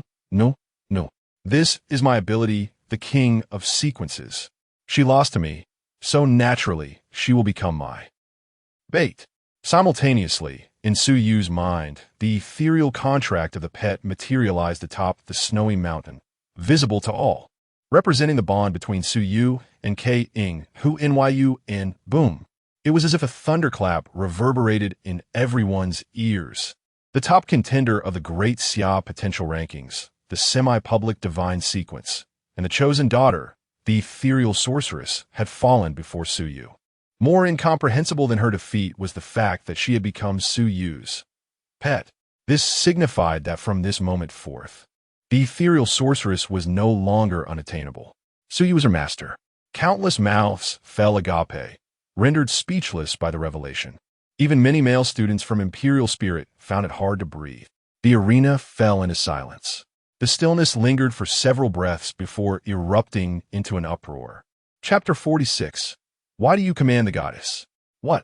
The campus beauty, actually. No way. Absolutely impossible. Am I dreaming? Countless male students gaped in disbelief, frantically staring at the unfolding events on the screen, wishing they could storm into the simulation. The director of Imperial Spirit University, Yu Cheng, was left speechless. Their most outstanding student had become the pet of Su Yu from Demon Spirit? Was this world not a bit absurd? Beside him, Zhuang Chu was initially astonished. But upon seeing Yu Cheng's expression, a sense of pleasure began to grow within him. "Ha! You Imperial Spirit folks who boast of being the top academy of Great Xia every day. Look at you now." The esteemed star tutor Lin Liwan, responsible for officiating the match, could hardly anticipate the unforeseen turmoil that would unfold within the illusory abyss. In a state of utter shock, Lin Li entered the illusory field through its portal. Meanwhile, the students of Demon Spirit University, who were spectating, were engulfed in a whirlwind of mixed emotions. While the prospect of besting Imperial Spirit University was undeniably exhilarating, it was equally infuriating that it was Su Yu once again who had managed to seize the spotlight. How is it possible that my pet beast is so unremarkable, yet he can track the goddess? One student lamented, "This is outrageous. Why must we all tame beasts while he has the privilege of taming goddesses?" The discontent was palpable, particularly among the male students of Demon Spirit University, who were already disgruntled by the incident involving Ilea. The sight of Su Yu capturing yet another goddess, ranked first in the Great Xia potential list, only deepened their envy. At the forefront of their ire was Wang Yu, the dean of the practical department, who glared at the screen with an increasingly dark expression. Su Yu's meteoric rise would undoubtedly attract the attention of the Great Xia elite, drawing ire from the Wang family in the Flower Cherry Kingdom. Beside Wang Yu, Wang Hongxi and Jiang Ying, who had initially anticipated a spectacle at Su Yu's expense, were left pale and aghast. Wang Hongxi's face contorted in agony upon witnessing Su Yu's acquisition of yet another goddess, while Jiang Ying's emotions were a tumultuous blend of jealousy and resentment. "Su Yu, this is all you're doing." In the president's office of Imperial Spirit University, Jiang Huairan dropped his wine glass in disbelief. "You deceitful old man. You have gone too far," he seethed, finally realizing that Su Yu possessed the extraordinary talent to forcibly contract beings as pets. This oversight had led to the very godly, which he had meticulously trained, becoming a pet of their students from Demon Spirit University. No wonder that old rascal had traveled so far for this. Ning Hanwen stifled a laugh. "Old Jiang, don't be so upset. Come, let us have another drink." "Drink my foot," Jiang Huairan retorted angrily. Within the illusory field, Yang Shijia and his companions could no longer contain their fury and summoned their own beasts. Yang Shijia, having contracted a two-headed griffin, leapt into the sky, determined to reclaim their goddess. Su Yu scoffed at their audacity. It was a perfect opportunity to test the capabilities of the illusory phoenix. Although there was no bond between her and Su Yu, the existence of the beast contract allowed him to issue commands. "Illusory phoenix, bring him down." Despite her reluctance, the command of the Beastmaster took precedence. With a wave of her hand, a spiraling vortex of space emerged, and with a resounding crack, one of the griffin's heads was twisted off. Yang Shijia was taken aback, never expecting that the goddess they sought to reclaim would be the one to strike him down. "There's still some time before the test concludes. Why waste it? All of you come at me." With Ilea and the illusory phoenix at his side, Su Yu felt invincible. The onlooker shuddered. Even the potential rank 22 Beastmaster was swiftly dispatched by the illusory phoenix. With Su Yu and Ilea together, how could they possibly stand a chance? It was clear that a one-sided slaughter awaited them. Just then, Lin Li arrived on horseback. As a star tutor who had entered the cycle realm, he cast a pained glance at the illusory phoenix and immediately declared, "Cease this.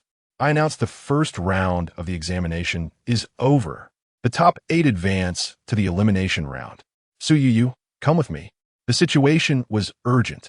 Shortly after Su Yu announced his contract with the illusory phoenix, President Jiang Huairan and the upper echelons of Great Xia, along with the 9 guardians, jointly ordered the immediate cessation of the exchange competition. It was a serious matter. Outside, the crowd was in an uproar, and there was no way the examination could continue. This was his first time dealing with such a thorny issue, but it was prudent to first contain the news about Su Yu to quell the chaos. Su Yu, however, complied without hesitation. The crowd around Lu Xian and the others was shaken, and they refrained from approaching him. Yet, it appeared that Demon Spirit University had stumbled upon a significant opportunity. With the illusory phoenix, now Su Yu's pet and, sure, Xiaolong defeated, it was equivalent to their elimination, and Jianghe University faced annihilation, with half of the top 11 potential contenders dispatched by Su Yu. At that moment, astonishingly, 5 of the top 8 on the scoreboard were students from Demon Spirit University. "Hey, we've made it," Chun Fei whispered, "and their opponents are so weak. Victory is all but assured."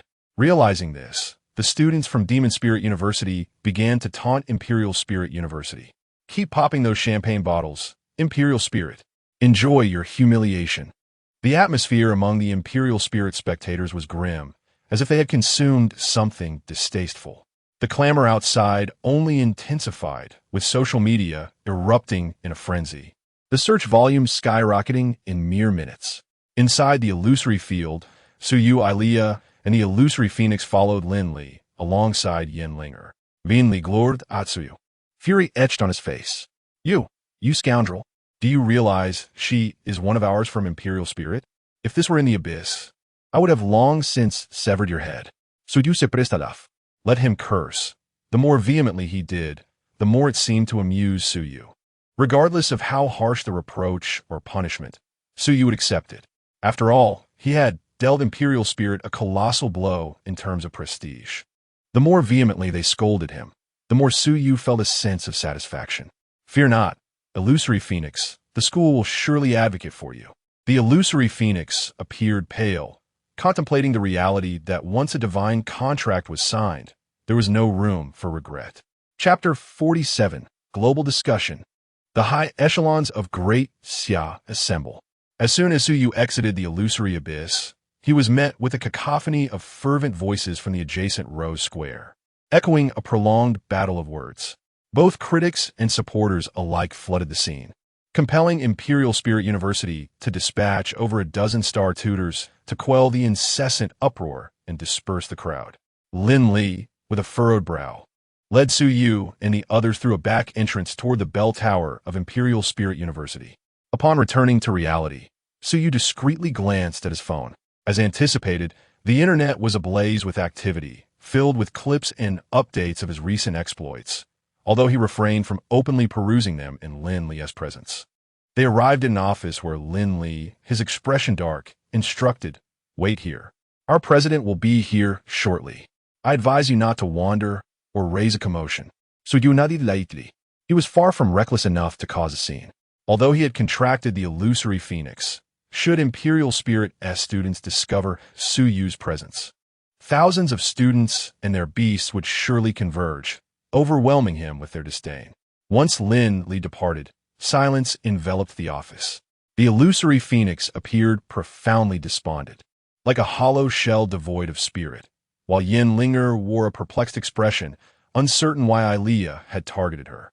She sensed a latent transformation within her. It was as if she had awakened a circuit of magic, no longer merely human.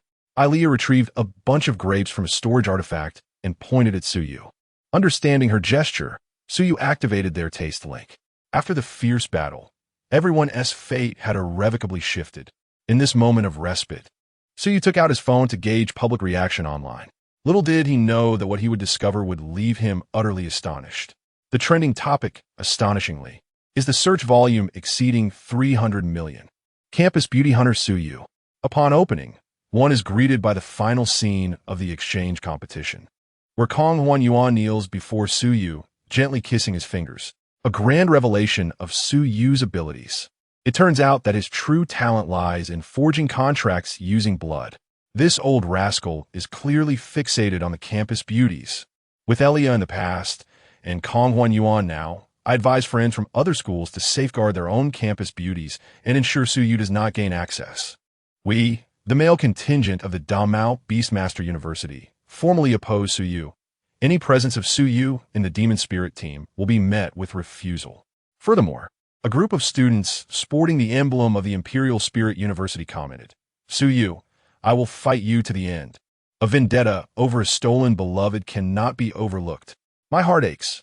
If Su Yu is not eliminated, my grievances will remain unsatisfied." Rumor has it that Su Yu has been taken to Area A by the Star Emblem Mentor. Just moments ago, as he stifled laughter, Su Yu suddenly felt a chill and gazed out the window. Confirming that the clock tower is in Area C, he managed to compose himself. Not only is the daxia in heated discussion, but other countries' mentors have also come to observe the young beastmasters of daxia at the Montrose Square. The matter of Su Yu contracting Kong Huan Yuan has swiftly risen to the top 3 on a certain platform. After a brief translation, aside from envy and resentment, the Hanming people and Huaying people suspect that daxia is deliberately fabricating lies to deceive global strategic support regarding the demon caves. Their reasoning is quite sound, for they themselves had engaged in such deceit 2 years prior. Su Yu chuckled lightly, choosing not to dwell on it further. It was time to contemplate how to navigate the imminent crisis. The first to enter was Shang Wanling. She approached Su Yu, both exasperated and amused. You. Sigh. Su Yu, do you realize you nearly caused a catastrophe? Oh my, I truly do not know how to resolve this. Regardless, I cannot contain any longer. The principal has personally arrived. Just moments ago, in the office of the Imperial Spirit Principal, Jiang Huairan, a confrontation ensued with our principal within the sacred domain barrier. The 9 governors of daxia have all come together, even alerting the daxia military. Commander Lu from the military is en route as well. Su Yu blinked in disbelief. Is it really that serious? A single student can provoke such high-level attention? It certainly feels as if they are coming with a vendetta. Even more alarming, the trending discussions that had swept across the internet were suddenly erased, clearly indicating that someone was censoring information. Su Yu gently rubbed his forehead. Would it resolve matters if I let the principal of the Imperial Spirits scold me thoroughly? If so, I would gladly allow you to berate me for 3 days and nights. Shangguan Ling laughed. Wouldn't that be delightful for you? You've gained such an advantage. Can it really be resolved with a scolding? She was also quite anxious, as this situation was exceedingly delicate, setting aside reputation. Su Yu had already been a target of ire amongst the demon spirit's first-year students. Now, he had completely sullied his standing with the Imperial Spirit as well. The crux of the matter is that he had usurped their divine sequence. The 9-school alliance is an essential pillar in maintaining the defenses of the 9 demon caves. Which school would willingly suffer losses? The worst outcome was too dreadful to contemplate. Linley entered, still simmering with anger. Everyone is here. You few, follow me. The group arrived at a spacious conference hall.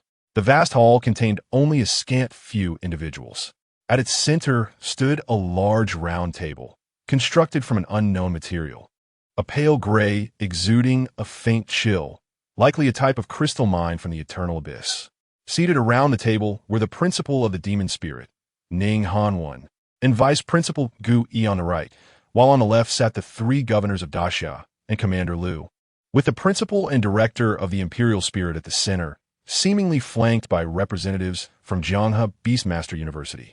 Even from a distance, Su Yu could sense an inexplicable intimidation, as if countless eyes were scrutinizing him. However, after contracting with Kong Huan Yuan, the ethereal contract enveloped Su Yu's spiritual consciousness in a veil of faint illusions, rendering even the formidable individuals present somewhat perplexed. This was the first time Su Yu encountered true top-tier beastmasters. Typically, he rarely encountered beastmasters of the 3rd tier, nirvana, wheel, or reincarnation realms, let alone those of the upper 3rd tier, demigods, mythic, or sacred domain realms. Yet within this hall, there were likely several beastmasters of the sacred domain realm present. Beads of cold sweat began to form on Su Yu's forehead. Had he truly stirred a hornet's nest? Nevertheless, what was done was done. There was nothing to fear now. Su Yu steeled himself and approached. Linley announced, Principal, Governor's Commander, I have brought the individuals. Jiang Huairan frowned deeply, his hand trembling slightly as he coldly instructed, Take your seats. Commander Lu, appearing to be a middle-aged man, notably younger than the other elders, seemed vaguely familiar. He smiled knowingly at Su Yu, who realized it was Lu Xian's father. The Lu family also appeared to be one of the 9 pillar families. Indeed, her father held considerable power. Ning Hanwen maintained a composed demeanor, neither looking at Su Yu nor speaking, seemingly disinterested. Jiang Huairan initially spoke softly. Kong Huan Yuan, are you unharmed? With 1,000 words left unspoken, He could only ask this one question. Kong Huan Yuan's eyes appeared unusually vacant, only responding when called, gently shaking her head. Though no one knew what transpired within the barrier, astute observers understood that a fierce battle must have erupted. According to the mimicry report from Lin Li regarding the Demon Cave, all the magical energy from Wind and Snow Mountain had been drained by Kong Huan Yuan. Given this, it was evident that the intensity of the conflict was likely comparable to that between third-tier beastmasters. Jiang Huairan then turned to Su Yu. Speak, young man. What exactly transpired? Do not attempt to conceal the truth. We, the old guard, are not easily deceived. There were no outsiders present. This space was absolutely trustworthy, and nothing would escape this hall. There was no evading this confrontation. Su Yu, possessing the courage to face the situation, recognized that these esteemed individuals were all astute minds. Including Elia's identity, they had likely been aware of it for some time. What truly reassured Su Yu was Ning Hanwen's attitude. If their principal remained so unperturbed, it suggested that perhaps the outcome would not be too dire. Su Yu candidly stated, "Respected elders, I believe you are already aware. Elia is the true progenitor of the Blood Clan, ranked number 007 in the divine sequence. There exists a unique resonance among the divine sequences. Hence, from the outset, both Kong Huan Yuan and I were aware of each other's identities. Coincidentally, we both aimed to seize victory in this competition, with the only difference being that Elia and I reached the conclusion." Upon hearing this, the assembly nodded in unison, their judgment aligning with Su Yu's words. Jiang Huairan inquired, "Kong Huan Yuan, is what he says true?" Kong Huan Yuan kept her head bowed. "Yes, principal, I indeed sought to take his vampire, but alas, I was defeated." Jiang Huairan nearly choked on his breath in shock. "Kong Yuan, I understand your ambition to grow stronger and traverse the Forbidden Sea towards the Forbidden Zone, but you are too hasty. If it were merely Su Yu's unilateral desire, he would have every reason to retaliate. But now, the victor takes all, the vanquished is vilified. Even if he were justified, how could he contend against Su Yu? To kill him? Nonsense. He is also a part of Daxia, and Ning Hanwen would never allow that to happen." Jiang Huairan coughed several times. Ning Hanwen quickly harnessed his magical power to assist him, stating, "Old Jiang, do not be so flustered. At your age, one should learn to remain calm." Jiang Huairan shot him a fierce glare. Had it not been for the presence of juniors, he would have slapped him across the face. After all, the one suffering a significant loss was not you, demon spirit, benefiting from the situation while playing the innocent. Jiang Huairan sternly declared, "I will not concern myself with anything else. Young man, I demand that you dissolve the contract with Kong Huan Yuan. She is one of our Imperial Spirit members." Ning Hanwen expressed his dissatisfaction. "You are forcing the issue, Commander Liu, Governor Xia. You both understand that the covenant of the divine generation sequence is irrevocable. Even if Kong Huan Yuan has devised a method, it relies on illusions to forcibly control Su Yu, thereby dominating Ilea." Jiang Huairan, filled with rage, retorted, "What do you mean, old man? Are you just going to let this go? Kong Yuan is also part of the Great Xia. You are simply robbing us. Even as a beastmaster, you must adhere to the laws of Great Xia." At this moment, Commander Liu Shunyuan, interjected, "Calm down, old Jiang. Even if you wish for him to dissolve it, he cannot." Jiang Huairan sneered, "Your daughter is on the same team as him. Of course, you would side with him." Liu Shunyuan awkwardly chuckled, acknowledging the truth in Zhang's words. Xia Tingyan, uninterested in the squabble, noted that regardless of the outcome, Su Yu had effectively accomplished what he had pledged upon joining the Dragon Eagle Guard, defeating Kong Huan Yuan and earning the rightful title of the first-year champion. Xia Tingyan remarked, "Let us set that aside for now. I am intrigued by your talent, Su Yu.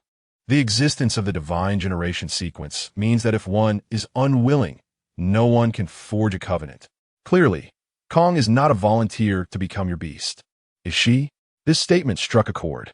Commander Liu, the other governors, the two principals, and several star emblem mentors turned their gazes toward Su Yu. To this day, they could not fully fathom the nature of Su Yu's talent. After forming a covenant with Kong Huan Yuan, he had unlocked a new S-level talent, Extraordinary Foe. The older talent seemed appropriate to disclose a little. Taking a deep breath, Su Yu explained the crown of blood. Drinking a small amount of blood from a student allows temporary control over them, while consuming a significant quantity enforces a binding covenant. As for the ancestral effects and fatal allure, Su Yu chose not to elaborate. The crowd shuddered, their expressions varied. No wonder, no wonder. Su Yu had certainly withheld some details, yet enough to quell their suspicions. Unbeknownst to Su Yu, these influential figures were not merely vying for personal or group interests, but also seeking to ensure the safety of the entire Great Xia, confirming that Su Yu was not dabbling in the dark arts or receiving covert support from foreign nations. Xia Tingyan nodded in satisfaction. Excellent. Thank you for your candidness.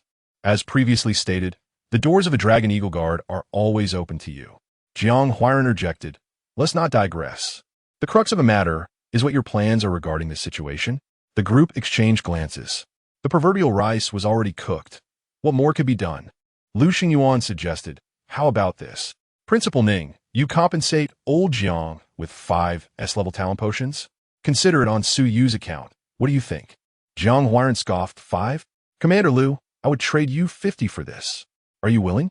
Lu Xingyuan promptly fell silent, as if he had never spoken.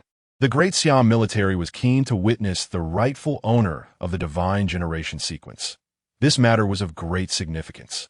Yet, from a self-serving perspective, it was imperative for Su Yu to join the 9 guards of Great Xia. They would incur no losses, merely persuading Jiang Huairan not to resort to violence. The governor of the Demon Suppression Guard stationed in the imperial capital, Wu Meiming, posed a question. Old Jiang, what do you intend to do? Unlike several other military divisions, the departure of Kong Huan Yuan would constitute a loss for the Demon Suppression Guard. It simply could not be overlooked. Jiang Huairan sighed. Very well. I shall take a step back. Henceforth, let's see you transfer to the Imperial Spirit School, and this matter will be considered settled. This way, even if Kong Huan Yuan was reluctant to be controlled, I could still keep an eye on her. It is a solution that benefits both parties. Otherwise, I will not allow you to take Kong Huan Yuan away. The crowd was taken aback. What? You old rascal. How could you utter such shameless words? Lin Li was equally stunned, having just claimed to advocate for Kong Huan Yuan. What kind of advocacy was this? He could hardly bear to look at Kong Huan Yuan. Ning Hanwen's typically calm demeanor flushed with indignation. What? Jiang Huairan, I tell you, no way. What? Old Ning, are you planning to test the sharpness of my sword? My sword is not without its own edge. Su Yu was equally startled, bewildered by the unfolding situation. Chapter 49. Punishment? What a boon this is. Lu Xingyuan cleared his throat. Ahem, gentlemen, let us not provide the children with a spectacle of foolishness. Is this truly how an ancient figure should behave? Displaying childishness no less than the young ones. Jiang Huairan resumed his seat, his expression fluctuating between anger and uncertainty. Meanwhile, Ning Hanwen felt a sense of delight. Witnessing this old man suffer a setback was indeed a rare pleasure. Ning Hanwen continued, ultimately, this is merely a clash of youthful spirits. It merely pertains to the divine generation. If we set aside our identities, would you all still be so agitated? The governors exchanged glances, finding merit in his words. The uproar stemmed largely from the fact that Ilea and Kong Huan Yuan were exceedingly rare descendants of the divine generation in the entire Blue Star. Jiang Huairan realized that he could not leverage any advantage over Su Yu today, especially since Kong Huan Yuan had acted with similar intent. Su Yu had done nothing wrong. It was simply that he could not swallow his pride. Ning Hanwen continued. Moreover, this could even be a fortuitous development. Jiang Huairan's eyes twitched. A fortuitous development? What nonsense! Lu Xingyuan, noticing Ning Hanwen's rare candor, inquired, what fortuitous development? Ning Hanwen spoke mysteriously. In the past, Great Xia has not lacked beastmasters of the divine generation sequence. But this is the first occurrence of naturally born dual divine generations, is it not? Lu Xingyuan, Jiang Huairan, and others seemed to grasp something, their gazes sharpening. Su Yu, on the other hand, remained utterly perplexed. Gentlemen, what secrets does the divine generation sequence conceal? Can we not speak plainly? It was evident that these individuals were reticent about the matter, unwilling to divulge further. Jiang Huairan sighed. Kong Huan Yuan, tell me, do you wish to accompany him? Kong Huan Yuan appeared bewildered. Her dream of entering the forbidden zone shattered like a bubble, adrift on the sea without a navigational goal, filled with confusion over the unknown. Suyu wanted to say something to her, but it felt inappropriate in front of these elders. Instead, Ilea, after showcasing her grapes, leaned toward her, gently caressing her delicate face. "Trust me, little one, this boy's unlike any human you've encountered." Then, in a tone imperceptible to others, she echoed within Kong Huan Yuan's psychic realm. "The wish we have awaited will be fulfilled through him. I have always believed in this." Upon hearing the latter, Kong Huan Yuan's heart felt a gentle stir. Her gaze towards Suyu and Ilea shifted from hostility to something softer. "So you feel the same, do you?" In Suyu's psychic realm, a subtle shift occurred in the ethereal covenant. Affection, hostility to curiosity. Kong Huan Yuan's hollow gaze seemed to regain its luster as she pressed her lips together, softly replying, "Yes, I can go with him." Jiang Huaran. He had initially hoped to negotiate further. What had that vampire said to her to change her mind? No, it was not merely about changing her mind. It was as if Kong Huan Yuan had found new resolve, her eyes sparkling again. The others were equally astonished. Suyu smiled as he grasped Kong Huan Yuan's hand. "I understand you have things to say to me. Rest assured, your wishes are my wishes." Kong Huan Yuan instinctively considered withdrawing her hand, but felt the warmth of his palm.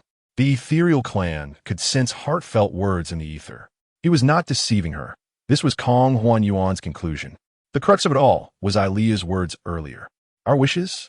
The little girl thought. "Then I shall try to believe in you." Ning Hanwen squinted his eyes.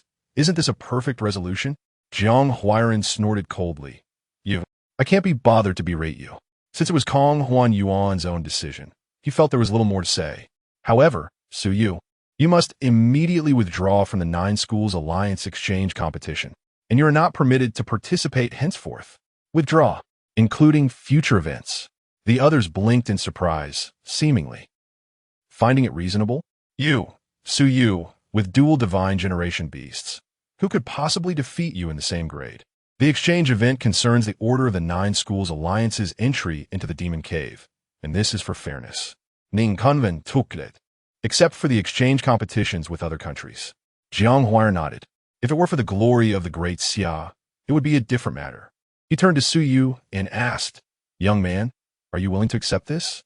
Suyu's eyes sparkled with excitement. Was it really this simple? He had already claimed the most exquisite reward from the exchange competition. Whether he continued or not was inconsequential. His reputation had been established, and he had demonstrated his worth to the higher-ups of the great Xia. Suyu had even mentally prepared himself for the possibility of expulsion from the academy. He had won so significantly. This hardly constituted a punishment. Furthermore, Jiang Huairan added, "Huan Yuan has been under my care since childhood. If I hear that you treat her poorly in any way, be cautious, for I shall deal with you myself." Suyu quickly swore to the heavens, "Rest assured, I guarantee she will not suffer the slightest injustice." Nearby, the commander of the Demon Suppression Guard, Wu Ma Ming, interjected, "I would like to add, Suyu, that Huan Yuan is an essential combatant in our future efforts to suppress the eternal abyss. Since you must also shoulder this responsibility. Aside from the Dragon Eagle Guard, your participation in the Demon Suppression Guard's operations is mandatory. Of course, what the Dragon Eagle Guard offers you will not be lacking from our side as well." Xiao Tingyan appeared somewhat displeased, but ultimately refrained from voicing any objections. Wu Ma Ming's demands were not unreasonable. Suyu nodded. "It is the unassailable duty of every citizen of the Great Xia to protect our homeland. Even if you do not mention it, as long as the Great Xia requires it, I am willing to fight at any time." Lu Xingyuan smiled, good spirit. "However, Suyu, should reporters inquire after your departure?" Suyu smiled knowingly, adept at handling the media. "Rest assured, I understand your meaning. All those outside are mere rumors. Ilea is simply a vampire, and Huan Yuan possesses only a trace of bloodline, not a true divine legacy." Lu Xingyuan nodded in relief. Such matters should remain undisclosed to avoid attracting undue attention. The greatest hurdle had finally been crossed. Yet, the situation was far from resolved. The vice president of Jianghe University, Huang Wenbao, who had been listening attentively, spoke up. "Suyu, There is another matter you ought to clarify. What is the situation with our Yanling? I heard from Xiaolong that she was harmed by your vampire without any resistance. It must be said, people are inherently practical. The involvement of Huan Yuan in divine legacies had garnered significant attention, while Yanlinger, who had also been taken by Alia, seemed to attract far less concern despite her peculiar condition. The others remained silently observant, treating it as a matter detached from their own interests. Alia, with her finely arched brows, interjected, "Hey, do not malign me. What do you mean by harm? This is my gift." A gift? Yanlinger and Huang Wenba looked at Alia in confusion. Alia chuckled lightly. "She has consumed a drop of my blood and has become my subordinate. From any perspective, she cannot be said to be at a loss. In fact, she should be grateful to both me and the little one, should she not? Chapter 50. From now on, you will serve me by day and your master by night. Yanlinger was bewildert. Her inner turmoil, no less than that caused by Huan Yuan earlier. Alia's implication was clear. Yanlinger, you are no longer human. She glanced pleadingly at Huang Wenba, who appeared somewhat awkward. His demeanor towards Su Yu and Alia significantly softened. He gently asked, "Then may I inquire, what is she transformed into?" Alia replied without hesitation. Sequence number 19, Moonlight Divine Envoy. A collective gasp echoed among the onlookers as their expressions varied widely. Su Yu was perplexed.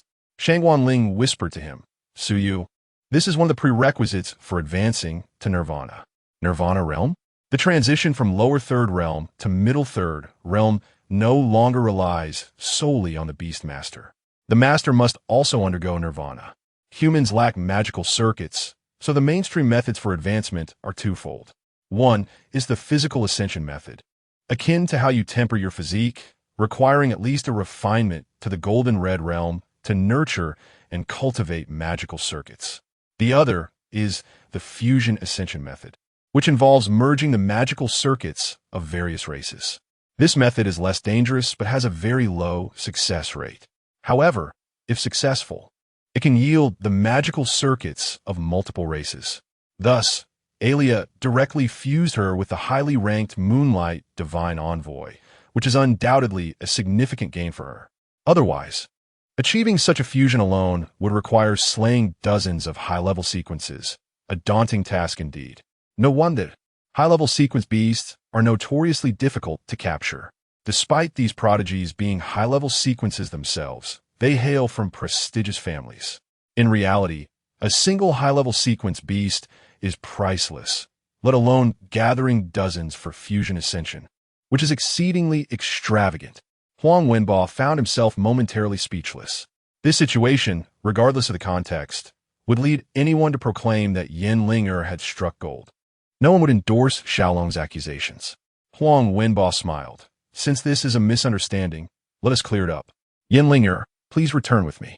Alia interjected, "Wait, I have not finished speaking. The Moonlight Divine Envoy must consume a drop of my blood each month.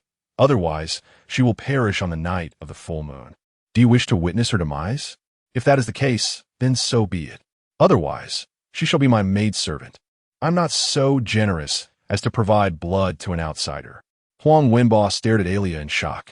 The other elders exchanged glances, communicating silently. This was an absolute deadlock.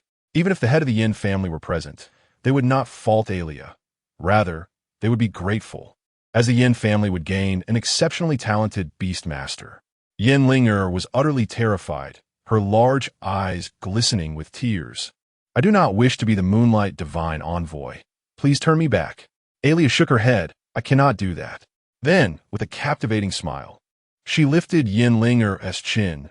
"Your spiritual essence is delightful, while it may not compare to the little one.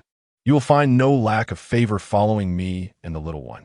Alia required 2,000 liters of blood to advance from the transformation realm to the Nirvana realm, and Su Yu's blood had already been replenished nearly 100 times, leaving her feeling somewhat embarrassed.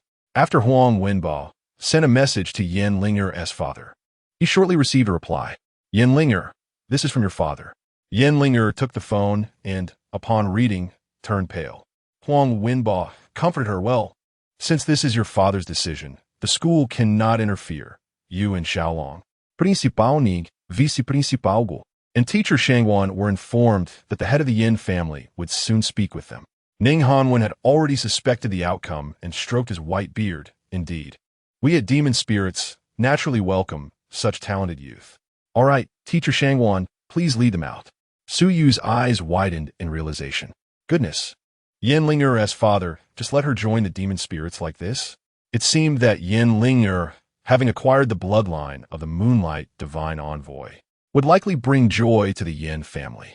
Upon closer inspection, while Yin Ling'er might not possess the ethereal beauty of Alia or Huan Yuan, her twin ponytails and large eyes gave her a certain charm. Su Yu chuckled at himself, feeling greedy. She followed the group out of the assembly hall, and once they left, the expressions of the elder men turned solemn and grave, their eyes filled with an overwhelming killing intent. Lu Xingyuan pointed at the map of the abyss. It is time to discuss the serious matters at hand. According to reliable intelligence, a deep abyss demon lord of sequence number 006, who has emerged from the Forbidden Zone, is the mastermind behind this invasion of Blue Star. The primary forces include the number 33 Five Spirits clan and 6 other high-level sequence races. In 10 days, 9 demon caves and 12 cities within the Great Xia will face simultaneous invasion. Shangwan Ling caressed her heart as she walked alongside Su Yu. You truly frightened your teacher. Thankfully, we passed through smoothly. I even feel a bit pleased. Perhaps one of my students will emerge as an exceptional beastmaster. Su Yu offered an apology. I'm sorry, teacher, for not consulting with you beforehand. However, regarding the individual and team competitions, Shangwan Ling chuckled. Her spirits lifted. It's all right, it's all right. This time, we secured 5 out of 8 spots in the individual competition. The formidable contenders have all been eliminated by you. Your participation is of little consequence. In this preliminary stage, our team has already secured victory. Suddenly, Su Yu thought to himself, that's good. By the way, teacher, didn't I break the record in the preliminary round? I must check for any rewards. If there are any, please exchange them all for life essence, before they discover that my qualification has been revoked. Shangwan Ling nodded repeatedly. All right, I will go check. You and the lovely lady should head back first. Then she added quietly, young man, do exercise some restraint. Su Yu chuckled. Teacher, how can you be so unrestrained? Where's your husband? The group parted ways, and Su Yu and the others returned to the dormitory assigned to Magic Spirit University. With no one around, it was finally time to have a face-to-face conversation. Yin Ling'er pleaded in front of Ilia. Please, I don't want to leave long ago. If he finds out, he'll be furious. She knew that Shi Xiaolong was also a proud individual, and if he learned she had become another's attendant, he would certainly be unable to bear it. Ilia teased, that won't do, little girl. Do you not wish to live? From now on, you'll serve me during the day and your master at night. Isn't that much better than following that little brat? Yan Ling Klen should have feasts. No. Su Yu, I have no grievances with you or Long Ge. Why must you treat me this way? Upon hearing this, Su Yu suddenly interrupted. Stop. Do you think I'm an easily deceived child? If it weren't for Ilia and Huan Yuan being part of the divine sequence, I would have likely perished beneath the Thousand Lake Cauldron due to the relic prepared by Shi Xiaolong. I intended to ask you, did Shi Xiaolong mention Li Mu? And did he instruct you to kill me in the simulation arena? As if struck by an unspoken concern, Yin Ling'er's complexion turned pale. Chapter 51, Ethereal Longing. S-Class Strange Replica. Yin Ling'er's gaze wandered. No, what are you talking about? So you check it lately. A friend once told me that talent reflects the mind. Ilia said your spiritual body is remarkably pure, which means you are an innocent girl. Thus your skill at lying is quite poor. Yan Ling'er continued to herself. Su Yu then continued. Tell me about your relationship with Li Mu. Did he instruct you to kill me, or at least injure me? Does he harbor such hatred for me, or is there another directive? Su Yu leaned closer, his previously dull gaze now sharp, contrasting starkly with the innocence he displayed before the high-ranking officials of Daxia. Do not attempt to deceive me. Yin Ling'er's fingertips trembled as she recalled the time before the exchange competition. Her cousin Li Mu specially sought out Shi Xiaolong and her, requesting Long Ge to ensure Su Yu's defeat, ideally preventing him from being able to engage before the battle in the magic cave. Because Su Yu was his nightmare. Despite the oddity of the situation, given their relationship, she agreed. Yenlinger did not conceal the truth, speaking candidly. But long ago, and I never intended to kill you. Truly, she declared with determination. Suyu furrowed his brow, pacing back and forth. Aliyah did not interrupt Suyu's contemplation, while Huan Yuan stood by, utterly perplexed. Suyu murmured, "If Li Mu seeks to retaliate against me, wouldn't killing me be more effective? Why merely injure me? Li Mu's teacher is Wang Yu, the Wang family?" Reflecting on his earlier speculations of the three traitors, a faint understanding began to emerge. A smile curled at the corners of Suyu's mouth. "Next, I merely need to follow the trail. Sooner or later, I will unearth all of you." Then he turned towards Yanling. Regrettably, your actions with Shi Xiaolong are slightly more egregious than merely wishing to kill me. Young lady, if your intent was simply to eliminate me, perhaps I would have responded with a mild reprisal in good spirits. But once anyone seeks to harm Aliyah, that crosses my boundary. If you wish for Shi Xiaolong to remain unharmed, then you must obediently stay here. Aliyah requires blood, and in return, I will find a way to procure life essence for you. Yenlinger harbored some resentment, yet the look Suyu directed at her was anger. Aliyah approached Suyu and said, "Do not be upset. It's detrimental to your health." Suyu reined in his emotions. "Yes, yes." Suyu stepped closer, his expression brightening. "Shall we reintroduce ourselves?" "Aim Suyu, you desire to take Aliyah from me, whilst I wish to take you. It seems we are even. From this day forth, you shall be mine. Your wishes will become my wishes. Your enemies shall be my enemies." Wishes. Huan Yuan felt as though her heart had been precisely struck, and she instantly knelt before Suyu, tears streaming down her cheeks, her former aloof demeanor vanishing, exclaiming, "My longing, my mother awaits me on the other side of the forbidden sea. My time is running out. I can sense my mother's ethereal leaves growing weaker. In 3 years, I will have at most 3 years. If what the true ancestor said is accurate, as you have stated, now, my only hope rests with you. I am willing to eternally follow you with all my strength, as long as you are willing." Suyu lifted her up, gently caressing her earlobe. "If I recall correctly, the other side of the forbidden sea is a forbidden zone. What level of cultivation is required to cross it?" Huan Yuan furrowed her brows. "At least, a demigod. Achieving demigod status in 3 years is a rarity even across Blue Star." Suyu nodded lightly. "Very well. I promise you," Aliyah remarked.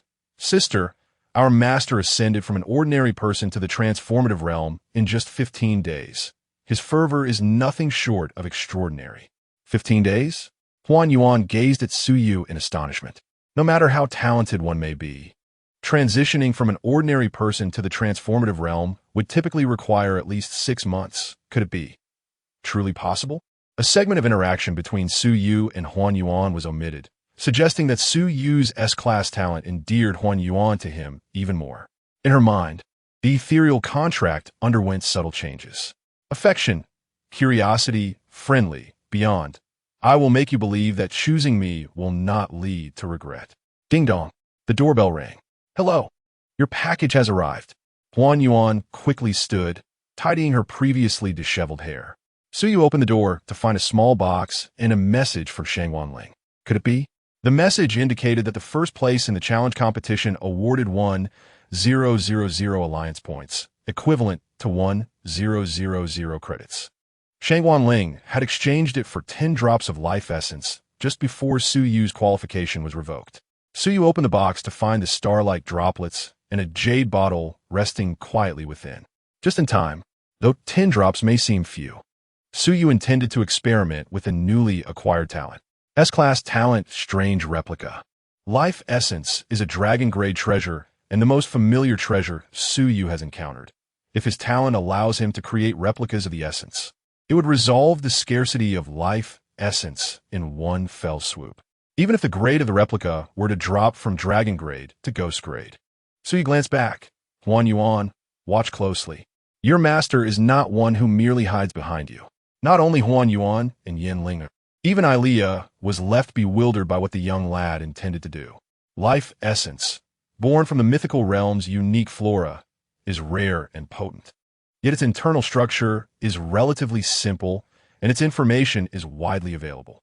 Strange replica, structure, reproduction. His stamina rapidly diminished, as if engaged in a battle with Ilea from night until dawn, his breath becoming labored. Starry brilliance filled the entire room. Ilea, Huan Yuan, and Yin Linger watched in astonishment as the originally limited 10 drops of life essence transformed into a gentle stream, flowing slowly. Chapter 52. The Assassination Order of the Han Sakura Clan. Assassinatsuyu. Yin Linger widened her eyes, having grown up in the Yin family. She understood better than anyone the extraordinary nature of Su Yu's abilities. 100 drops? No, this must be at least 200 drops. I have never witnessed such a talent. Even though resentment lingers in my heart, I cannot help but marvel at the power displayed by Su Yu. Yet, the brilliance of these life essences seems to have dimmed significantly, falling short of the original life essence. But what does it matter? My friends, quantity is everything. Kong Huan Yuan's gaze flickered. The previously dim hope not only remained intact, but also grew more radiant. Ilea leaned in, examined it for a moment, and after taking a tentative sip, whispered, "How did you achieve this?" Kong Huan Yuan and Yin Ling Er leaned in to listen. Su Yu whispered softly into Ilea's ear, which left Kong Huan Yuan somewhat displeased. "Hey, you might not want to share this with Yin Ling Er since she's an outsider, but why keep it from me? I want to know too." She tried to move closer, but was stopped by Ilea, who said, "Hold on, little sister. The secrets of our master's abilities can only be known by his women. Be content with what you see unless you intend to." Kong Yuan puted. Feeling quite upset, Ilea chuckled. The little one truly favored her. At the same time, she was immensely astonished. The efficacy of this ghost-level life essence seemed to be only a fraction of the dragon level. Yet the crucial point was that as long as Su Yu had the stamina, he could reproduce it indefinitely. This undoubtedly qualifies as a strategic ability capable of influencing the entire Dashia's beast-taming resources. Ilea remarked, "No wonder you were willing to share your crown talent with those old geezers. So it's like this. Besides treasures, can you manage anything else?" Su Yu nodded gently and summoned the Twilight Longbow, reproducing one. Though its power had weakened considerably to beast level, it could still fetch 10 credits, a whopping 10 million. Suddenly, he felt a wave of dizziness wash over him, nearly fainting. Ilea quickly caught him. "So, the only limitation is stamina?" "Yes," he replied. Ilea nodded in satisfaction.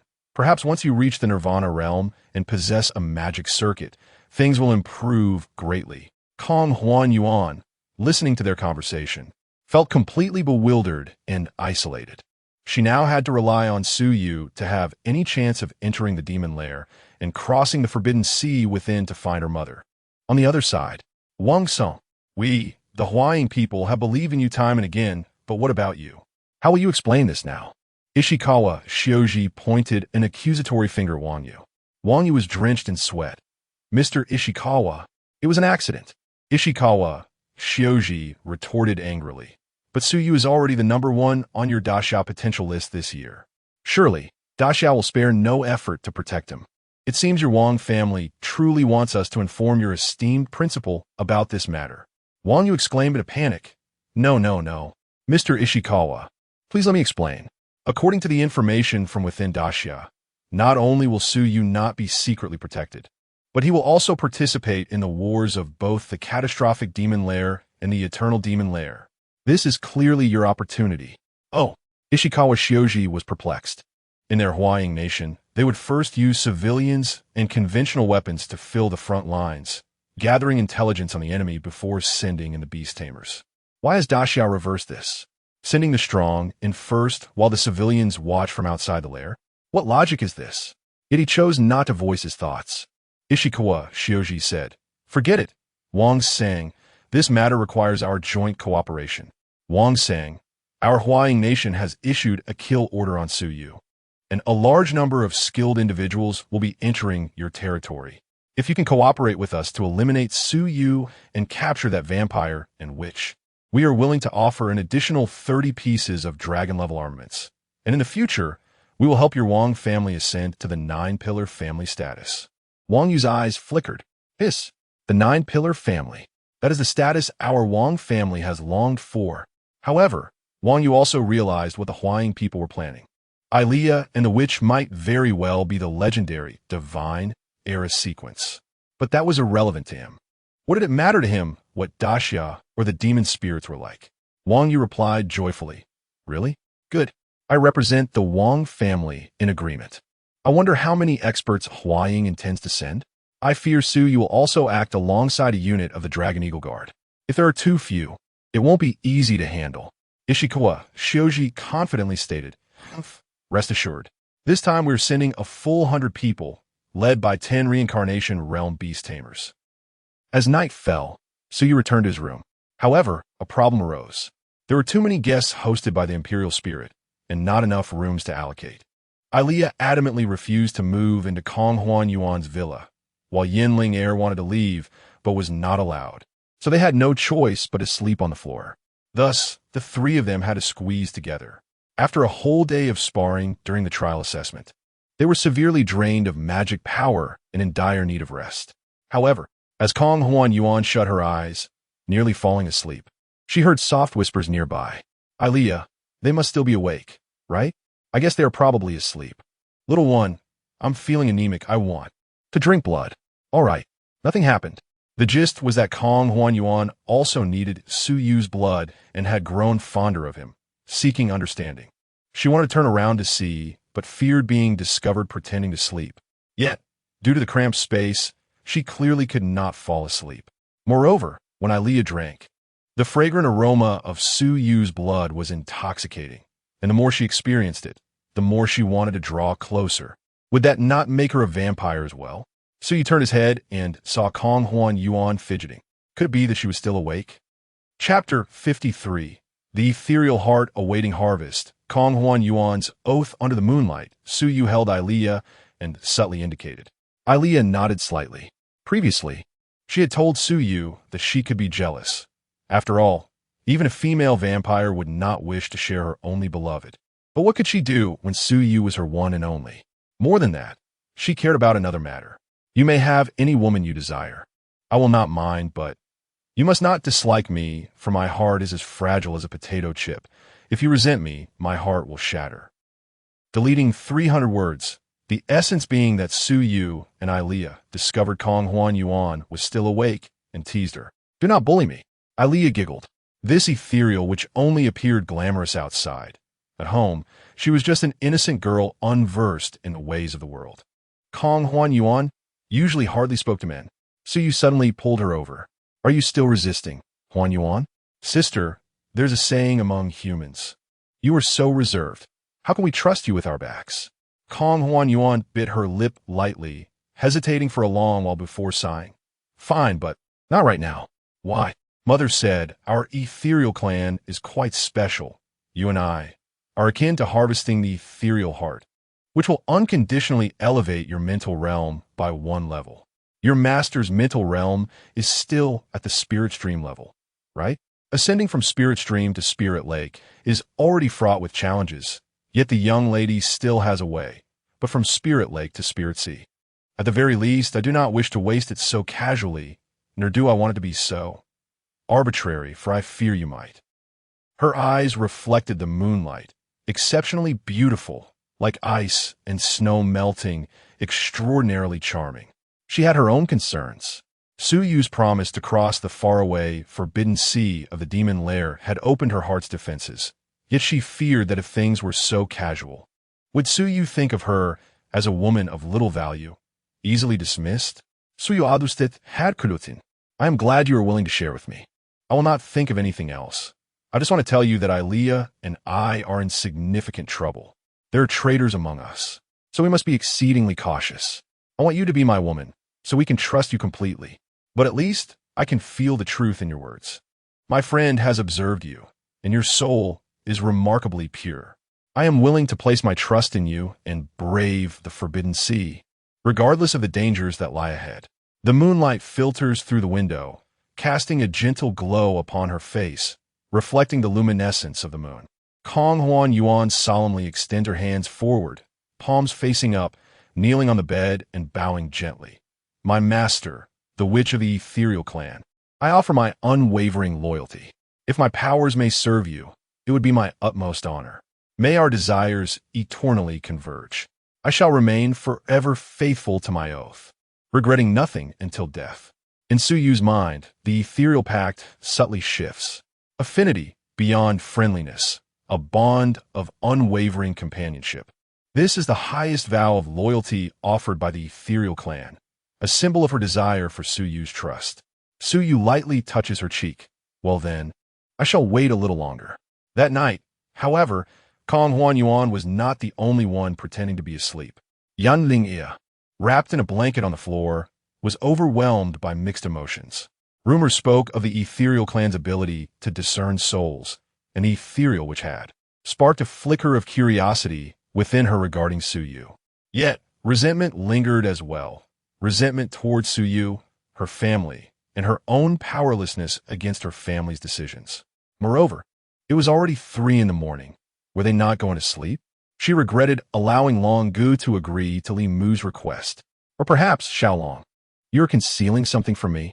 Even someone as naive as she was beginning to realize that Xiaolong might not be as candid as she had perceived. At the same time, she felt a twinge of envy towards Su Yu and Ailia, envying the absence of any barriers between them. At that very moment, under the moonlight, Huang Wenbo shook his head helplessly. Xiaolong, there's no choice. The decision of the Yin family head is that, starting today, Yin Ling heir will transfer to Mo Ling. You, Sai, please do not cause a scene, all right? Attending that meeting, he signed a life-and-death contract and cannot disclose Ailia and Kong Huan Yuan's true identities. Their identities will be managed through rumors. Even the widely circulated belief that Kong Huan Yuan possesses half, which blood has never been acknowledged. Xiaolong slammed his fist against a nearby pillar in fury. Bang! Cracks spread across the stone. His fist bled. Before the match, the head of the Yin family had stated that if he could attain the crown, he would be willing to put aside familial biases and consent to his relationship with Yin Ling heir. Yet, what puzzled him even more was why. When he attempted to intervene, the Yin family head was so severe, but when Su Yu took her away, he consented so easily. The only explanation he could fathom was that Yin Ling heir had obtained great fortune from Su Yu and would have to pay a price, becoming a blood pact for that vampire. The resentment in Xiaolong's heart grew stronger. Understood, teacher. Huang Wenbo looked at his retreating figure, wanted to say something, but eventually shook his head in resignation. After Huang Wenbo left, Xiaolong dialed Li Mu's number. I should never have agreed to you. On the other end of the line, Li Mu scoffed. Brother Shi, how do we come to this? I too cannot go against the master's will, and besides, as long as Su Yu lives, I can never face my own pet again. Moreover, wasn't the news of the Thousand Lakes cauldron provided by our Li family? The psychological trauma from that battle had made him see his own pet with a sense of fear. Xiaolong retorted angrily, but Ling heir she. Li Mu replied soothingly, I am aware of your cousin's situation, Brother Shi. Remain calm. I will tell you everything this time. The plan is as follows. There is a man named Mr. Shichuan. Chapter 54. Results of the exchange competition. Su Yu, it is all mere rumors. The next day, Lu Xian excitedly messaged Su Yu, hoping he would attend the competition. After all, he had eliminated all the formidable opponents, leaving only those of lesser potential. This meant she could seize the champion title. She felt slightly embarrassed about this fortunate opportunity. The offspring of prominent families did not lack wealth or resources. What they craved was prestige. Su Yu had provided her a stage from which she would benefit immensely. Lu Xian silently resolved to express her gratitude to Su Yu afterward. However, Su Yu said he had urgent matters to attend to and could not come. When Lu Xian pressed him further, he explained that he needed to cultivate a bond with his new pet before the outbreak of the Demon Cave War, as a connection with one's pet is the cornerstone of a beastmaster. At first glance, this seemed quite reasonable, but Lu Xian suddenly recalled, Bait, aren't your pets all school beauties? Remembering the sounds that emanated from next door every night. It was surely something intimate. Lu Xian's ears flushed crimson, and she shook her head, deciding to confront him about it after the competition. In the spacious dormitory, only Su Yu and the 3 women remained. Kong Yuan, resting her chin on her hand, appeared somewhat melancholic. Su Yu and Ailia, both wolf-like, had bitten their lips until they bled, showing no mercy, their throats hoarse. She glanced at herself in the mirror, tidying her makeup. After finishing Ailea's hair, Suyu approached her, gently whispering in Kong Huan Yuan's ear, "I find you even more beautiful this morning than last night." Kong Huan Yuan smiled. "And how do I compare to Ailea?" A critical question. Ailea's pointed ears perked up. "Each has their own merits. Ailea is my sun, while you are my moon. Without you both, I would be blind to the world." Ailea snorted dismissively. "Men, so you check it, Ailea. Does Yin Ling heir truly need to draw a drop of your blood every month?" Ailea nodded lightly. "Yes. Or do you think the Moonlight Apostle went extinct for no reason?" Suyu was taken aback. "So it is true?" Ailea laughed lightly. "Only men would lie. This king always speaks the truth." Suyu felt a bit awkward, genuinely believing it was a ruse to deceive the higher-ups. At the dining table, Suyu handed Yin Ling heir a vial containing 200 drops of ghost-level life essence. "From today on, you will receive 200 drops daily. However, Ailea requires your blood. What do you think? It is a fair exchange, is it not?" "Of course, I ask that you keep my abilities confidential." Yin Ling blinks his eyes. She had prepared herself for Ailea to extract her blood without compensation. Yet, Suyu truly provided it? Even if it was a degraded imitation, the effects were genuinely impactful. This equated to the original providing 20 drops daily.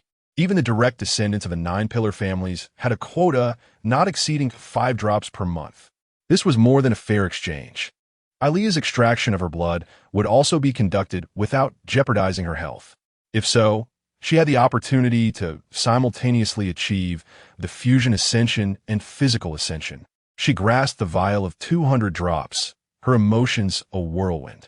Her father had never been this generous, let alone long ago, who had always focused solely on his own cultivation. Her feelings began to shift quietly. Suyu then inquired, "Huan Yuan, what are the requirements for your advancement?" Ailea's need for blood was easily met, but Kong Huan Yuan craved her own blood without it serving any purpose for her advancement. Kong Huan Yuan replied, "While conventional blood food is acceptable, I do not particularly enjoy it." She extended her hand, a snow-hearted rose blooming in her palm, its core fruit radiating a captivating energy wave. The fruits, essences, and leaves born of magical plants were all suitable, but they must be of a superior tier. Otherwise, they would be useless to me. Suyu mused internally that she was quite the picky eater. Moreover, she was a voracious consumer. Fruits of a superior tier were more expensive than flesh. Superior flesh cost 10 credits per kilogram, while fruits were double, as they contained the essence of magical plants and were produced in much lesser quantities than beast meat. Wait a moment, Suyu suddenly thought. If I could access higher-tier magical plants and deconstruct them, wouldn't it be easily resolved with this peculiar imitation? I understand now. Leave it to me. At this moment, Kong Huan Yuan's advancement progress stood at Realm, Second-tier Transcendent, 1603,000. After the meal, the group engaged in casual conversation about the Demon Cave. Suyu also needed to deepen his understanding of the Cataclysmic Abyss and the Eternal Abyss. Meanwhile, he conveyed the troubles he and Ailea faced to Kong Huan Yuan. With a graceful nod, Kong Huan Yuan declared, "I have sworn an oath to my master. No matter how perilous the journey, let me accompany you." At this moment, Suyu brimmed with confidence. With the witching night and the indomitable divine palace at his disposal, even if faced with a Nirvana realm beastmaster, he felt capable of a formidable fight. As noon approached, Lu Xian called, "Suyu, hurry, come quickly. What happened?" We won. We won. In both the individual and team competitions of the freshman year, we emerged victorious. Despite having withdrawn from the competition, Suyu knew that few strong opponents remained. Lu Xian and her team swiftly claimed the championship of the freshman segment. In the sophomore year, the Blood Spirit squad did not disappoint, although Ailea was absent. This seasoned team was not to be underestimated. The junior segment was led by Jianghe University and the senior segment by the Imperial Spirit. After a 6-year hiatus, the Magic City Spirit University reclaimed the championship of the 9-School Alliance exchange competition, and today, the 9-School Alliance immediately decided to prioritize addressing the beast tide from the Cataclysmic Abyss. "Come quickly, I can't handle it anymore." This crowd of reporters is eager to interview you. If you don't come soon, they'll rush into the dormitory area. Lucien said anxiously. All right, I'm on my way. Upon hanging up, Suyu remarked, I'll handle it. Wait for me. At Rose Square, the atmosphere was electric. When Suyu arrived, the award ceremony had already concluded, and all awards were beyond the reach of someone who had withdrawn and received a lifetime ban. Fortunately, Suyu had garnered the highest honor surpassing all previous recipients. At the interview site, a sharp-eyed reporter caught sight of Suyu. It's Suyu. Hey, indeed. Let us interview him first for the Magic City Daily. Step aside. This is the Imperial Capital. Our Imperial Capital Sun newspaper gets the first shot. Even without attending the elimination rounds, all eyes were drawn to Suyu. Countless students from the Imperial Spirit gritted their teeth, wishing to rush up and challenge him in a true contest of manhood. The fastest reporter from the Sun newspaper already had the microphone at the ready. Student Su, rumor has it that you have forcibly contracted with Kong Huan Yuan, and considering Alia as well. Is it true that both your pets are rumored to be legendary divine sequences? The crowd's gaze was intensely fixed on Suyu. This was the question they cared about most. Taking a deep breath, Suyu candidly responded, I'm sorry to disappoint you, but I must clarify this. Rumors are just that. Rumors. Chapter 55. Mobilization Order for the Abyss. The Great Xia stands ready. First of all, there is no such thing as coercion. It is voluntary. Do you understand voluntary? Look, here is a photo of us cooking together today. Suyu displayed his phone, showing a picture of Kong Huan Yuan donned in a chef's apron, keenly engaged in cooking, while he stood behind her, seemingly praising her culinary skills. Instantly, the male crowd behind the reporters erupted. The affectionate expressions of the two were as if they were a couple in the throes of romance. The boys from Imperial Spirit University felt as though they had swallowed a fly, lamenting loudly, Impossible. You must have edited this. Why? Huan Yuan, my Huan Yuan. How can we live without you? Suyu's casual posting of a group photo shattered the hearts of countless boys in Rose Square. Even more devastating than their defeat in the exchange competition, a swarm of reporters scribbled furiously. This was a sensational news story. Suyu has transformed an enemy into a beloved. The once cold campus flower has fallen for the current top contender. Clearing his throat, Suyu continued, Moreover, I have serious doubts about your professional integrity as journalists. The female reporter from a Sun newspaper was taken aback. Huh? Suyu isn't it? Only those with underdeveloped brains would believe such divine rumors. Those capable of independent thought know that if it were true, it would have been strictly protected long ago. How could you possibly know? Why do you always attribute hard work to talent? It is merely an excuse for the lazy. The reporters were taken aback. It seemed he was speaking about them. Indeed, they thought. In Milika and Huaying nations, the divine beings remained secluded and unknown. They would not be as ostentatious as in the Great Xia. Seeing the effect take hold, Suyu cast a disdainful glance and departed without further ado. The reporters, no longer pursuing him, hurriedly typed up their news. The narrative had turned. The divine beings were but a rumor. After the interview, the dormitory of magic spirits was besieged by boys from Imperial Spirit University, clamoring to denounce Suyu. Kong Huan Yuan blushed. She disliked crowds and never followed online news. Worriedly said, Master, have I caused you trouble? Alia peeled an orange and replied, Oh, don't think too much. He is likely quite pleased inside. Outside are merely those who can't reach the grapes claiming they are sour. TSK men, after sampling various flavors, she too understood the meaning of sour. Suyu smiled awkwardly. Alas, I can't return to Imperial Spirit anymore. That photo has spread. It wouldn't be an exaggeration to say everyone wants my head for it. Under the management of Great Xia's public relations, the rumors surrounding the divine beings were swiftly dismantled, alleviating his worries. However, this matter was quickly overshadowed by another significant event, the Great Xia Mobilization Order. Suyu recalled that the purpose of the 9-School Alliance exchange competition was to determine the deployment sequence of the Beastmasters. With the conclusion of the exchange competition, it signified the commencement of war.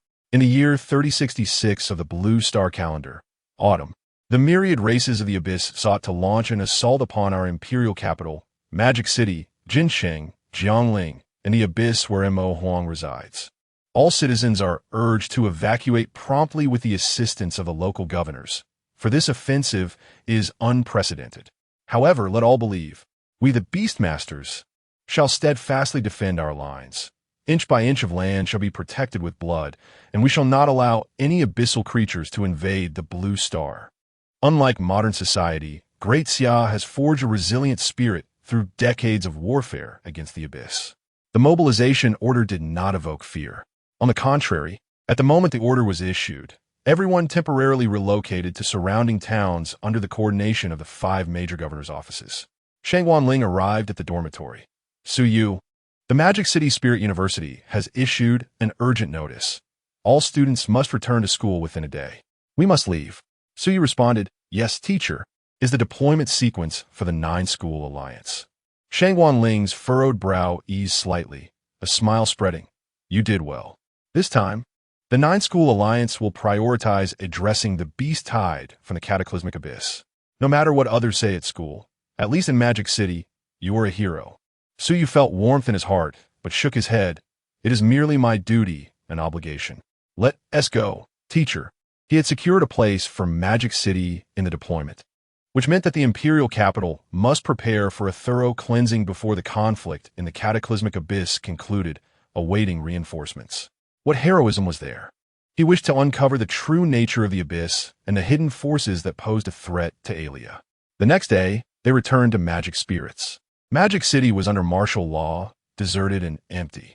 Su Yu's parents messaged that they had already relocated to a nearby town and were safe. They did not demand Su Yu to achieve great deeds, only that he return safely. Su Yu said little, offering them comfort instead. Mom, don't worry. It's not that dire. I'm not afraid of those aberrant beasts at all. Son, stay safe. Remember to bring your new girlfriend home to meet us. You little rascal. ISN T1 enough? Su Yu chuckled. They were aware of his situation. No wonder. The affair between him and Kong Huan Yuan had become widely known. After hanging up, Su Yu's expression grew serious. In truth, the situation was dire. Today, the Demon Spirit University held a fervent rally, affirming that the Great Xia Empire would never conceal the realities of war from its lower-tier beast tamers and warriors. Every individual possesses the right to be informed and the liberty to withdraw. Thus, regardless of the fact that the number of demon caves in Great Xia is unparalleled in Blue Star, the Empire can still fend off its enemies at the borders. Vice President Gu elucidated the available intelligence. It has been confirmed that the 5 major demon caves will soon be under siege, with each cave facing a tidal wave of beasts from at least 3 directions, the exact numbers remaining unknown. The Calamity Demon Cave, Redstone City, will simultaneously endure attacks from the 3 clans of Qingyan City, Zishuan City, and Haisha City, with the descendants of the Divine Era from the Abyss Demon Clan potentially entering the fray. The anticipated number of beast hordes is no less than 300,000, while the combined strength of the beast tamers amounts to only 20,000 from the 9 Academy Alliance, an additional 20,000 from the Dragon Eagle Guards, and 10,000 from the Governor's Office and various family coalitions. At first glance, the odds seem overwhelmingly against them, yet this is the least pressured of the 5 fronts. Commander Liu from the Great Siam military, alongside Commander Li, has issued orders for the Calamity Demon Cave to eradicate the beast tide within 3 days to free up forces to assist the other caves. The pressure is indeed immense. Major Qinze has messaged that he will escort Su Yu to the Calamity Demon Cave this afternoon. Due to Su Yu's exceptional performance, he has been granted early entry into the Dragon Eagle Guards, and his team, including Lu Xian and others, will accompany him. With a shadow lurking behind him, Su Yu knows he must be thoroughly prepared. He approached the adjacent dormitory and knocked on the door of the first person he sought, Lu Xian. Lu Xian opened the door. Clad in a bathrobe, her damp hair dripping with water, her fresh, pretty face revealing surprise. "Oh, Captain, why haven't you packed? You have time to visit me?" "Apologies. I just finished my shower and haven't changed yet. Please come in." Su Yu scratched his head as he stepped inside. Lu Xian sat on the sofa, using a hairdryer on her hair. "Captain, you're such a busy person that you didn't even watch my championship match. What brings you here today?" Her tone carried a hint of playful reproach. Although Su Yu had dealt with formidable foes, Lu Xian had fought hard to claim her championship, yet few seemed to notice, which left her feeling slightly melancholic. Hearing her subtle grievance, Su Yu replied, "I'm here to apologize." He then added, "Look, I even brought a gift." Lu Xian casually accepted it, having seen all sorts of good things before. Su Yu's present was likely just. Wait, that is not right. Lu Xian pulled out a jade bottle filled with a starry essence. Life essence? How can there be so much? As the daughter of Commander Lu, she could only receive 10 drops each month, as this was a strategic resource in high demand. Yet, Su Yu had given her at least 200 drops. The hue, however, seemed somewhat dull. Su Yu placed a finger over his lips. It's a secret. This is a diluted version of life essence. Less potent than the real thing, but abundant in quantity. What do you think? My sincerity is quite substantial, isn't it? Lu Xian blinked, carefully contemplating Su Yu's words. First and foremost, where did this come from? Undoubtedly, it was concocted by Su Yu. Life essence is a dragon-grade treasure, and she had never heard of ghost-grade life essence. This implies that Su Yu's value is incalculable. But why would he give me this? Su Yu remained tight-lipped, revealing his abilities to her, which indicated he must have a significant request. Lu Xian smirked, crossing her legs. Well then, I will accept your sincerity. Now, Captain, what is it you need my assistance with? Su Yu nodded. You're quite clever. Conversing with an intelligent person is indeed efficient. I have a troublesome matter that requires your help. Lu Xian chuckled. Speak up, Captain. If it weren't for you, I wouldn't even have dared to dream of winning this exchange competition. Whatever I can assist with, I won't hesitate. Su Yu is gaze sharpant. How many capable beast tamers can you find? They need to be trustworthy, at least reincarnation realm beast tamers. The more, the better. Su Yu was cautious, unable to speculate on the strength of the shadowy figure behind it all. According to Ailea's description, the attackers she faced were a group of mid-tier beast tamers, exceptionally powerful. Lu Xian, initially inclined to jest, noticed Su Yu's serious demeanor. Recalling Water's earlier words, she adopted a solemn tone. I have 2 personal reincarnation realm beast tamers protecting me. If I ask my family, I can bring at least 3 more reincarnation realm and 10 turning realm ones. Indeed, the strength of the 9 pillar families should not be underestimated. Even amidst war, they still possess ample manpower. No wonder great Xia tolerates their privileges in critical moments. These families are also the backbone of the empire. Lu Xian hesitated, gripping the jade bottle, hinting, but Su Yu understood. 5,000 drops? The extraordinary consumption of energy from the peculiar counterfeit was significant. He could replicate around 500 drops daily. If he could elevate his physical form to the true gold realm, or even the white jade realm during the expedition to the demon caves, paving the way for his ascension and establishing a magical energy circuit, the output would be incalculable. Lu Xian shook her head. In a long-term transaction, I want to take anything for free. I will exchange either money or other treasures for you. 5,000 drops each month. This equated to 500 drops of the original life essence. Even for the Lu family, it constituted a substantial business deal. So you did not hesitate. Deal. Preserving life is paramount above all else. Lu Xian smiled. Will you not explain this to me? So you hesitated momentarily. I believe you know that my encounter with Ailea stemmed from her being attacked and gravely injured, forcing her to choose me. These hidden vermin lurking in the shadows are formidable, and as a beast tamer of great Xia, I must engage in battle. I suspect they are aware of this as well, hence. Lu Xian nodded. I understand. You can rest assured. She refrained from asking further. Su Yu had demonstrated his value, making him worthy of the Lu family's investment. Before departing, Lu Xian softly added, By the way, Captain, I have one small request. Her cheeks flushed as she said, Please keep the noise down at night. The sound insulation in this building is quite poor. It was already, and now it's even louder. So you smiled awkwardly. Good heavens, this construction is shoddy. No wonder it's a school. Previously, the noises had been bearable, but with the arrival of another phantom kite, it had become unbearable. Ahem, I understand. Curse be it, I must file a complaint with the logistics department. Lu Xian chuckled, closing the door. Su Yu left in frustration. She leaned against the door, recalling her father's advice to cultivate a closer relationship with Su Yu.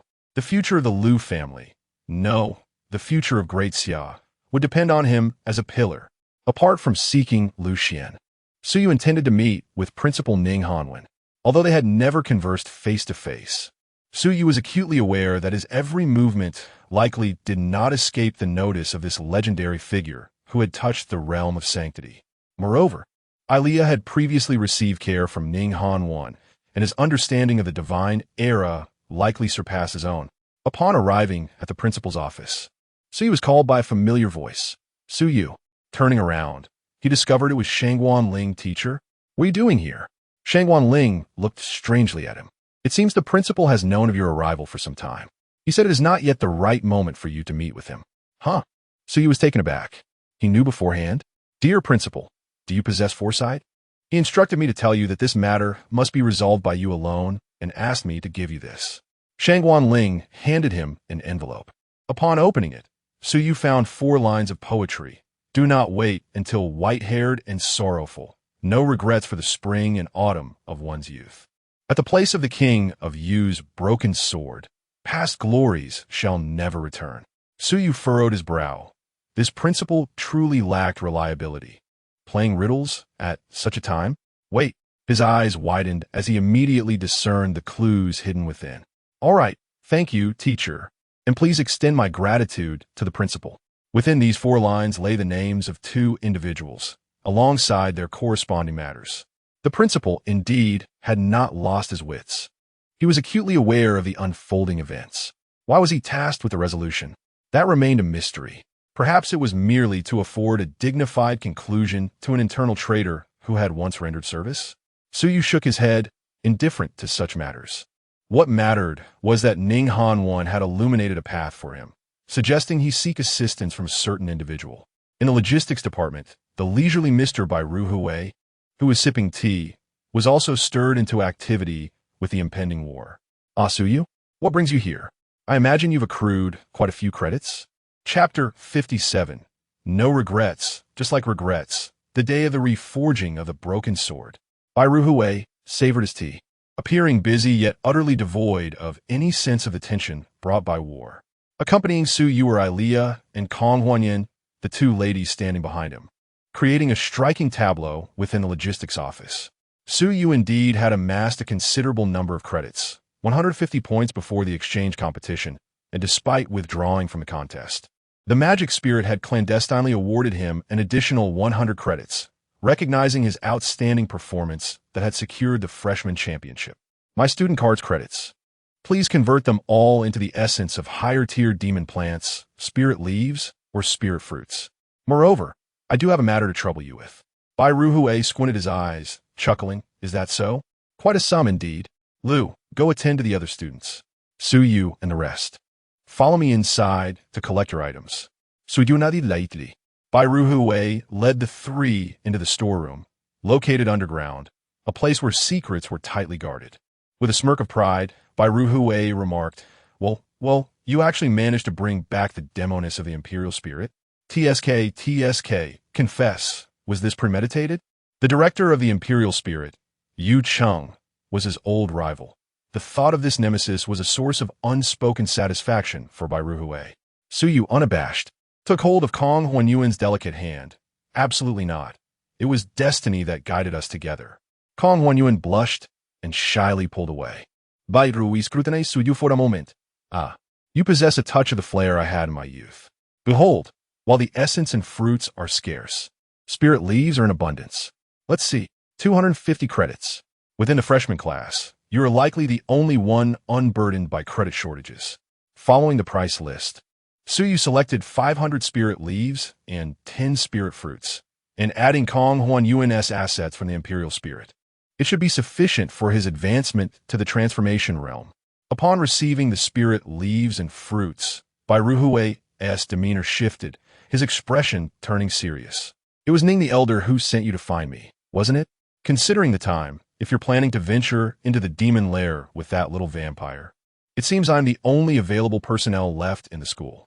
Suyu's pupils constricted.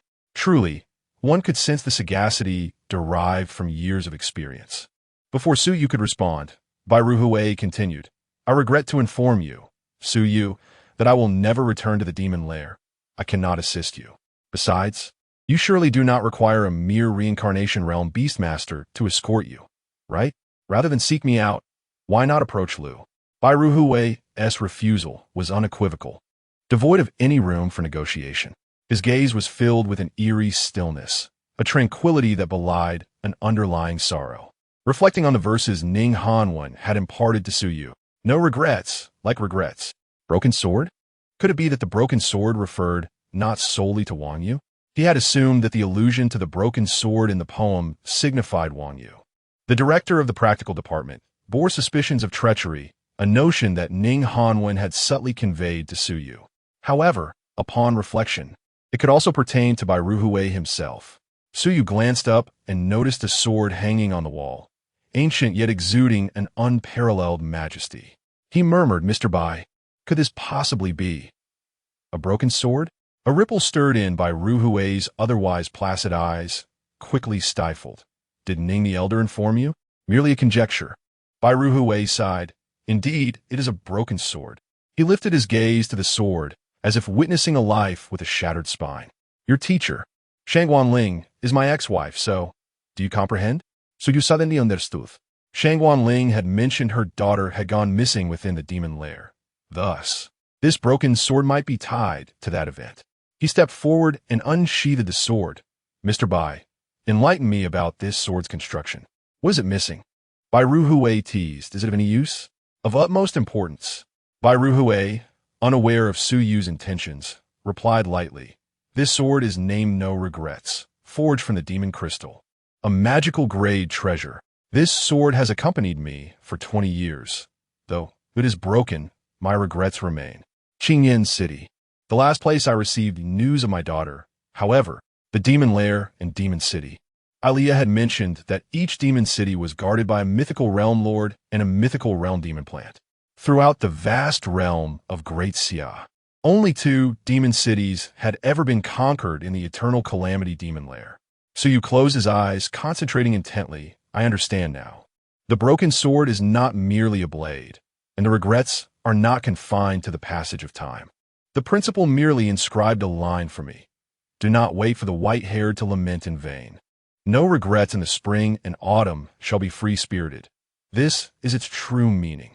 Mr. Bai, I shall slay the lord of Qingyan City and reclaim all that you have lost, but I beseech you to assist me as well. I too do not wish to lose the most important person. I know you may not believe me, but much like this broken sword, today marks the day of the sword's reforging." Bai Ruhui's pupils narrowed. He was utterly clueless as to Su Yu's intentions. Yet, an unbidden wave surged within him. The calm lake surface brewing a tempest, awakening life to rise against the despairing precipice once more. Upon the broken sword, azure and white light coalesced, and the fractured portion began to extend, inch by inch, forming the blade, the edge, the tongue, and the tip. A wondrous counterfeit, the 3'3" azure peak, sweeping away the mottled afflictions, revealed its brilliance once more. Bai Ruhui's eyes widened in disbelief as he gazed at Su Yu. For a decade, he had labored tirelessly on the demon lair's armaments. As a top-tier magic craftsman, he had often contemplated repairing this broken sword. Yet, aside from the heartache, was it truly so simple to mend a magical-grade weapon? However, Bai Ruhui stepped forward to take the no-regrets sword, his fingers trembling as he examined it closely. Though it had fallen from its former glory, descending from magical to dragon grade, Bai Ruhui's eyes glistened with unshed tears. "It has returned. It has returned." He could feel the soul of the sword, resonating with his fervent, sorrowful wishes. Bai Ruhui looked at Su Yu as if witnessing a miracle. No wonder Ning Hanwen had sent him. This was not merely a one-sided assistance. For Bai Ruhui, Su Yu's redemption held even greater significance. Clang! The long sword was drawn. Bai Ruhui's voice was hoarse as he said, "Very well, I shall accompany you on this journey. You head to the demon lair first. I shall follow shortly." A brilliant golden light rekindled in his eyes. Su Yu was unaware of the implications. Yet it was evident that Bai Ruhui, who had been specifically mentioned by Principal Ning, was no ordinary reincarnation realm beastmaster. Upon departing the logistics department, Aliyah unexpectedly commented, That is the ascension path. Before Su Yu could inquire further, he encountered two familiar figures at the entrance of the logistics office.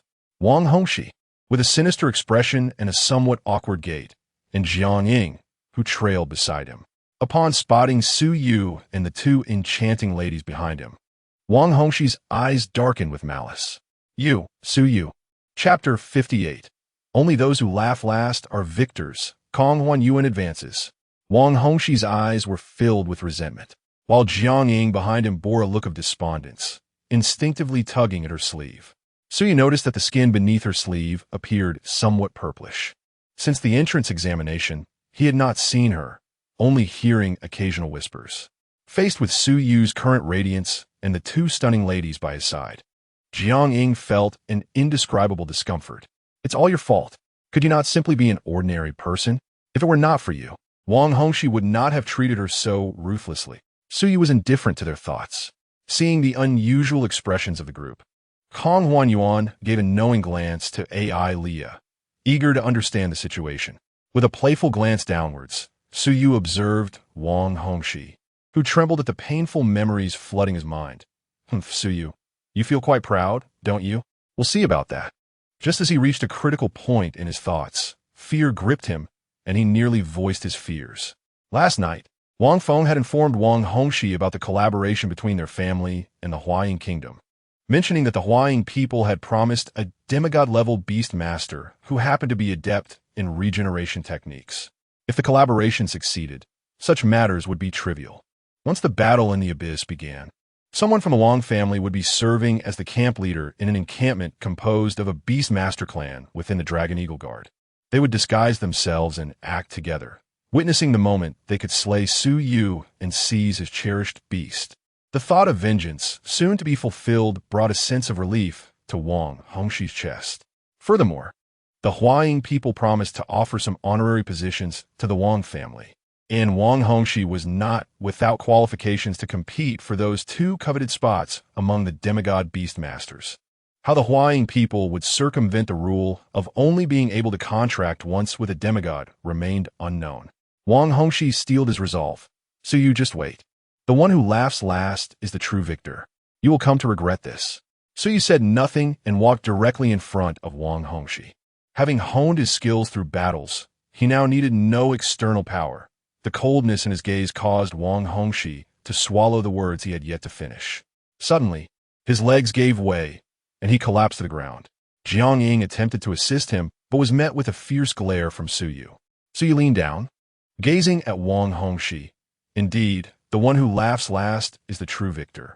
I look forward to encountering both of you in the abyss, young Master Wang, because then I can, personally in your lives.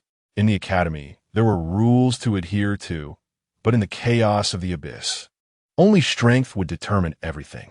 Su Yu raised his head. Let's go. AI Leah, Kong Huan Yuan. The abyss shall witness our legend. The two women, seeing Su Yu in high spirits, followed closely. The outcome would depend entirely on the battle in the abyss.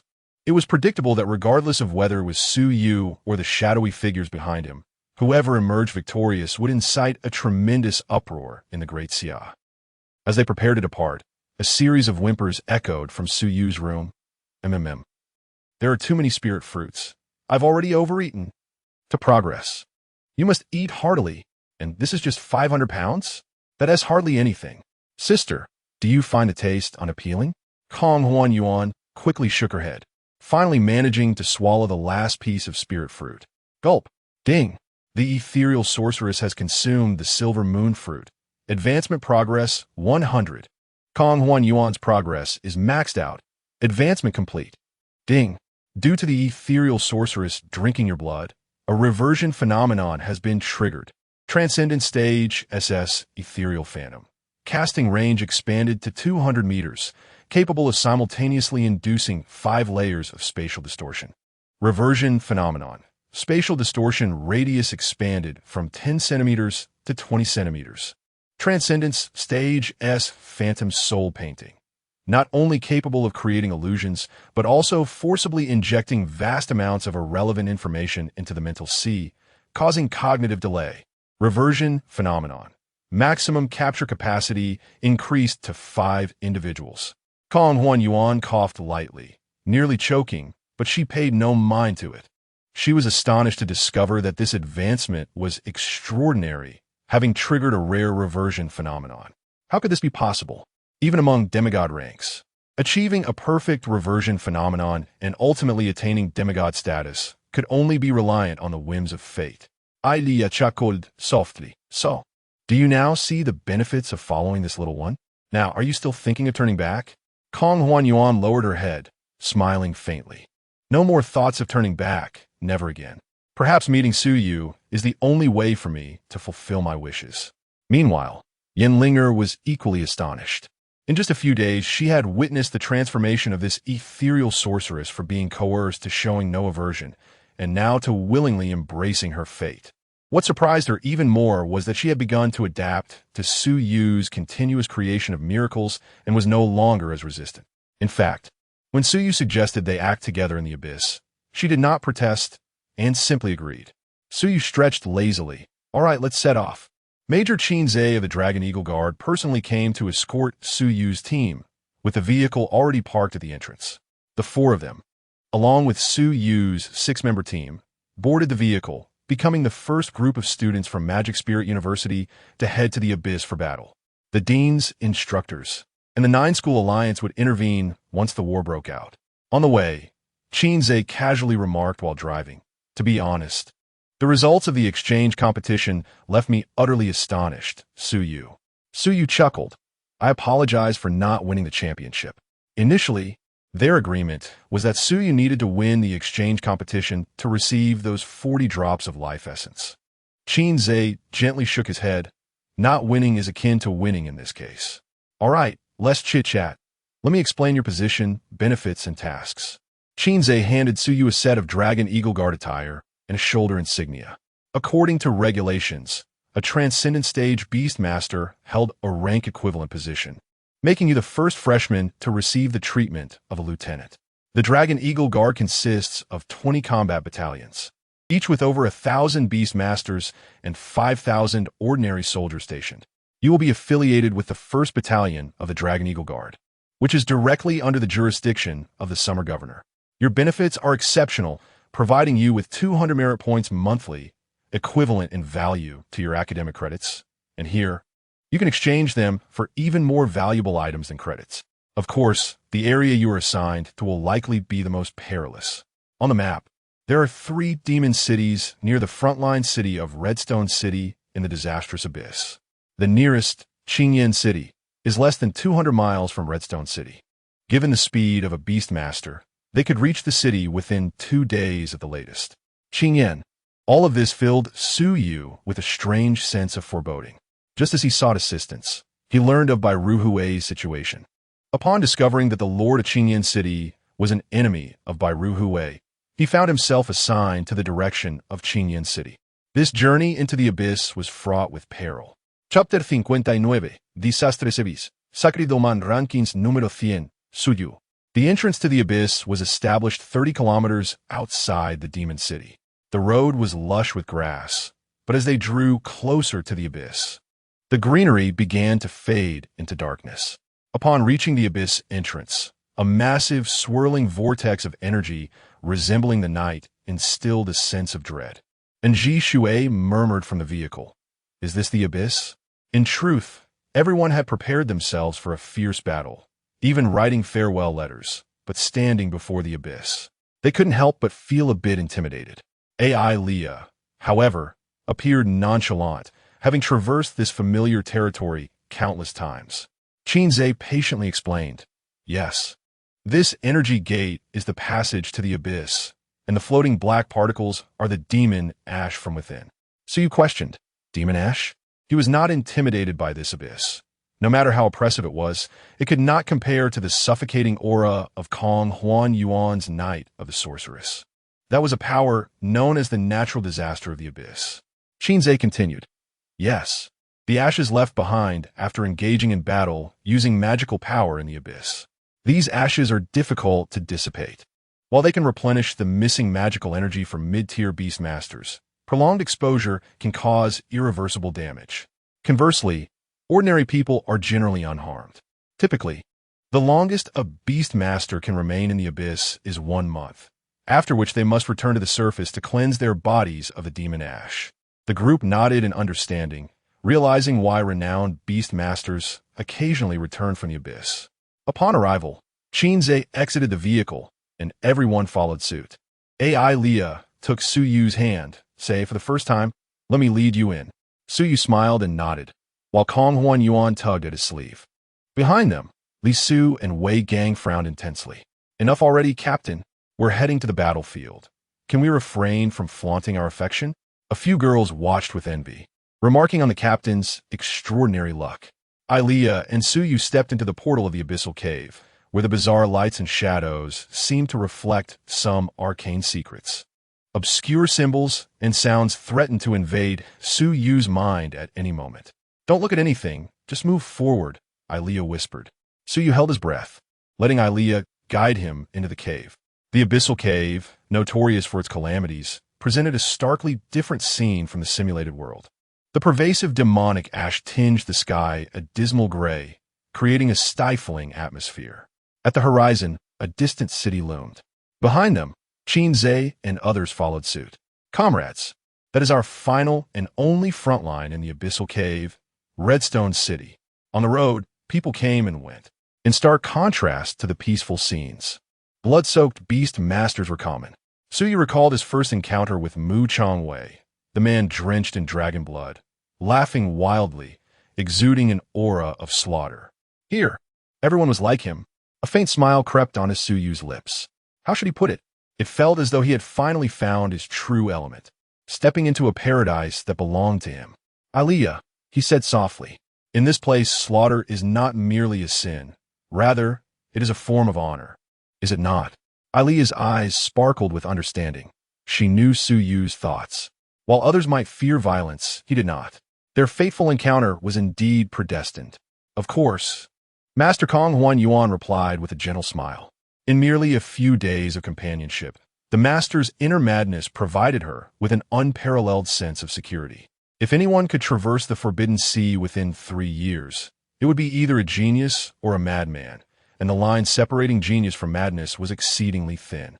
At the edge of their vision, someone floated towards them on a gigantic leaf measuring 20 meters in length. "Qinze, is this our new recruit?" Qinze looked up and responded, "Indeed, Captain Li." On the leaf, Li Lingya said, "I heard our super rookie is also here." Qinze smiled. "So you. This is Captain Li. Your squad is officially integrated into the Dragon Eagle Guard's 1st Battalion from today." "So you know, hello, Captain." Li Lingya smiled and gestured. "I've heard of you, particularly your remarkable exploits. Before even joining us, you had already received an advance of 40 drops of life essence and shone brilliantly at the 9 Schools Alliance competition. It won't be long before you enter the sacred domain." Li Lingya hesitated, but this isn't the place for idle chatter. "Come with me to the camp." "Everyone aboard," Qinze remarked. "Well then, my task is complete." "Take care, Major Qin," they replied. Qinze was responsible for welcoming new recruits, and as he turned to leave, the group boarded the giant leaf and flew toward Redstone City. It appeared that Li Lingya was a capable beastmaster at the Wheel of Rebirth, possessing considerable strength. Just as Li Lingya intended to introduce the Dragon Eagle Guard to everyone, a sudden, thunderous sound interrupted him. Boom! The previously dreary sky was pierced by a beam of golden light, followed by a resonant gong. A golden scroll unfurled slowly in the heavens, its text visible from anywhere within the abyssal cave. The golden characters transitioned from blurry to clear. Su Yu and his companions exchanged bewildered glances, utterly confused by the unfolding event. Li Lingya chuckled. "I intended to introduce this later, but since it has appeared, pay attention." He pointed to the sky.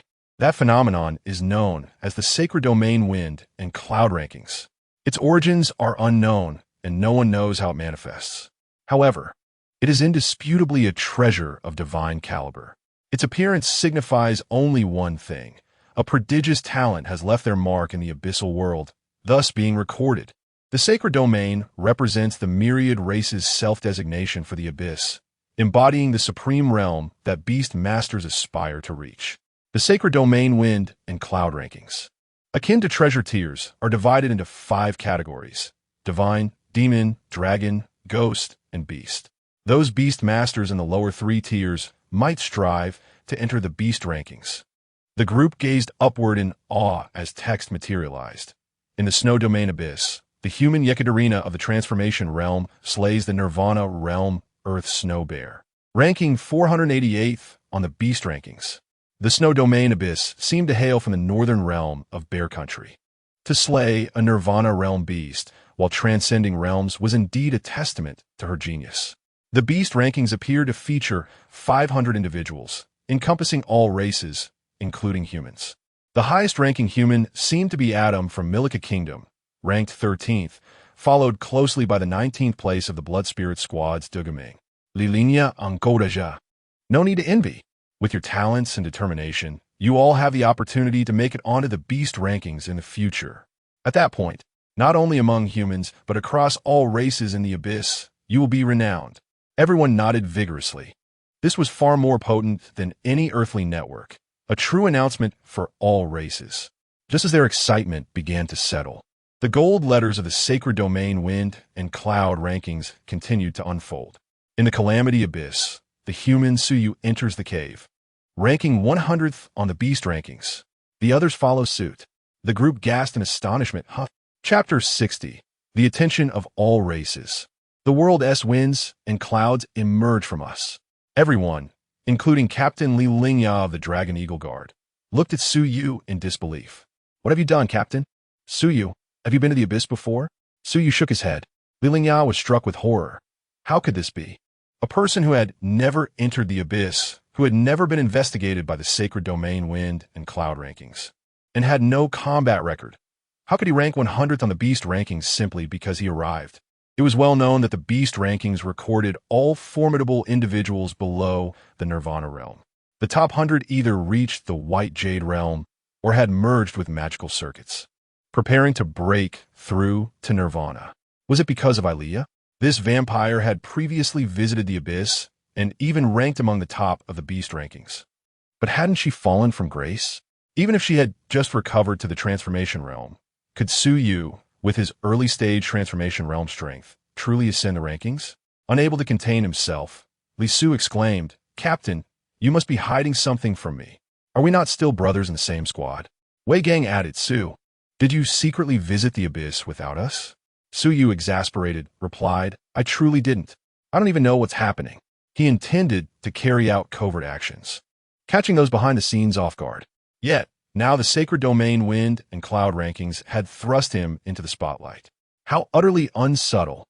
Li Lingya regained his composure and kindly suggested, "Perhaps this is merely an evaluation of your innate talent. Suyu, after your ranking, your name will be known throughout the entire abyss.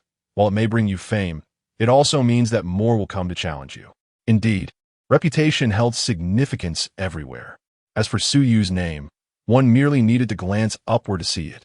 Lu Xian cast a peculiar look at Suyu, recalling the astonishing abilities he had showcased in her dormitory. Perhaps this had something to do with it? Despite being new recruits, Suyu had embarked on the path of a beast master for less than a month, yet he evoked a sense of unfathomable depth. Choosing to assist him had proven to be an astute decision. Perhaps the future held even greater possibilities. All right, enough of this topic. We've arrived. Gulme, let me introduce you to our comrades in the 1st Battalion. Li Lingya lowered the giant leaf. Though Redstone City was termed a city, its actual expanse was modest, resembling a grand fortress. Constructed entirely from crimson nether, or even a rebirth realm beast would find it a formidable challenge to breach the walls of Redstone City. The 1st Battalion comprises 1,000 beast masters and 5,000 warriors, led by a commander and a vice commander, both of whom are Wheel Realm beast masters, while the 3 company commanders and their deputies are at the Nirvana realm. The small team, consisting of Suyu and others, will independently carry out reconnaissance and combat missions. As Li Lingya guided Suyu and the others on a tour of the base. Across the Forbidden Sea, deep within the restricted zone, the 9th Prince, representing various races, declared their readiness to decisively pave the way to the origin land. Enveloped in a shroud of dark magical mist, The ninth prince of the Abyssal Demon clan, positioned majestically in the Demon Palace, mused, the wind and cloud ranking. How intriguing. To step into the holy domain and immediately ascend to the 10,000 beasts ranking. Beside him, a cavernous abyssal demon insect remarked with a sinister chuckle, the human race, a species at the bottom of the hierarchy, is rather peculiar.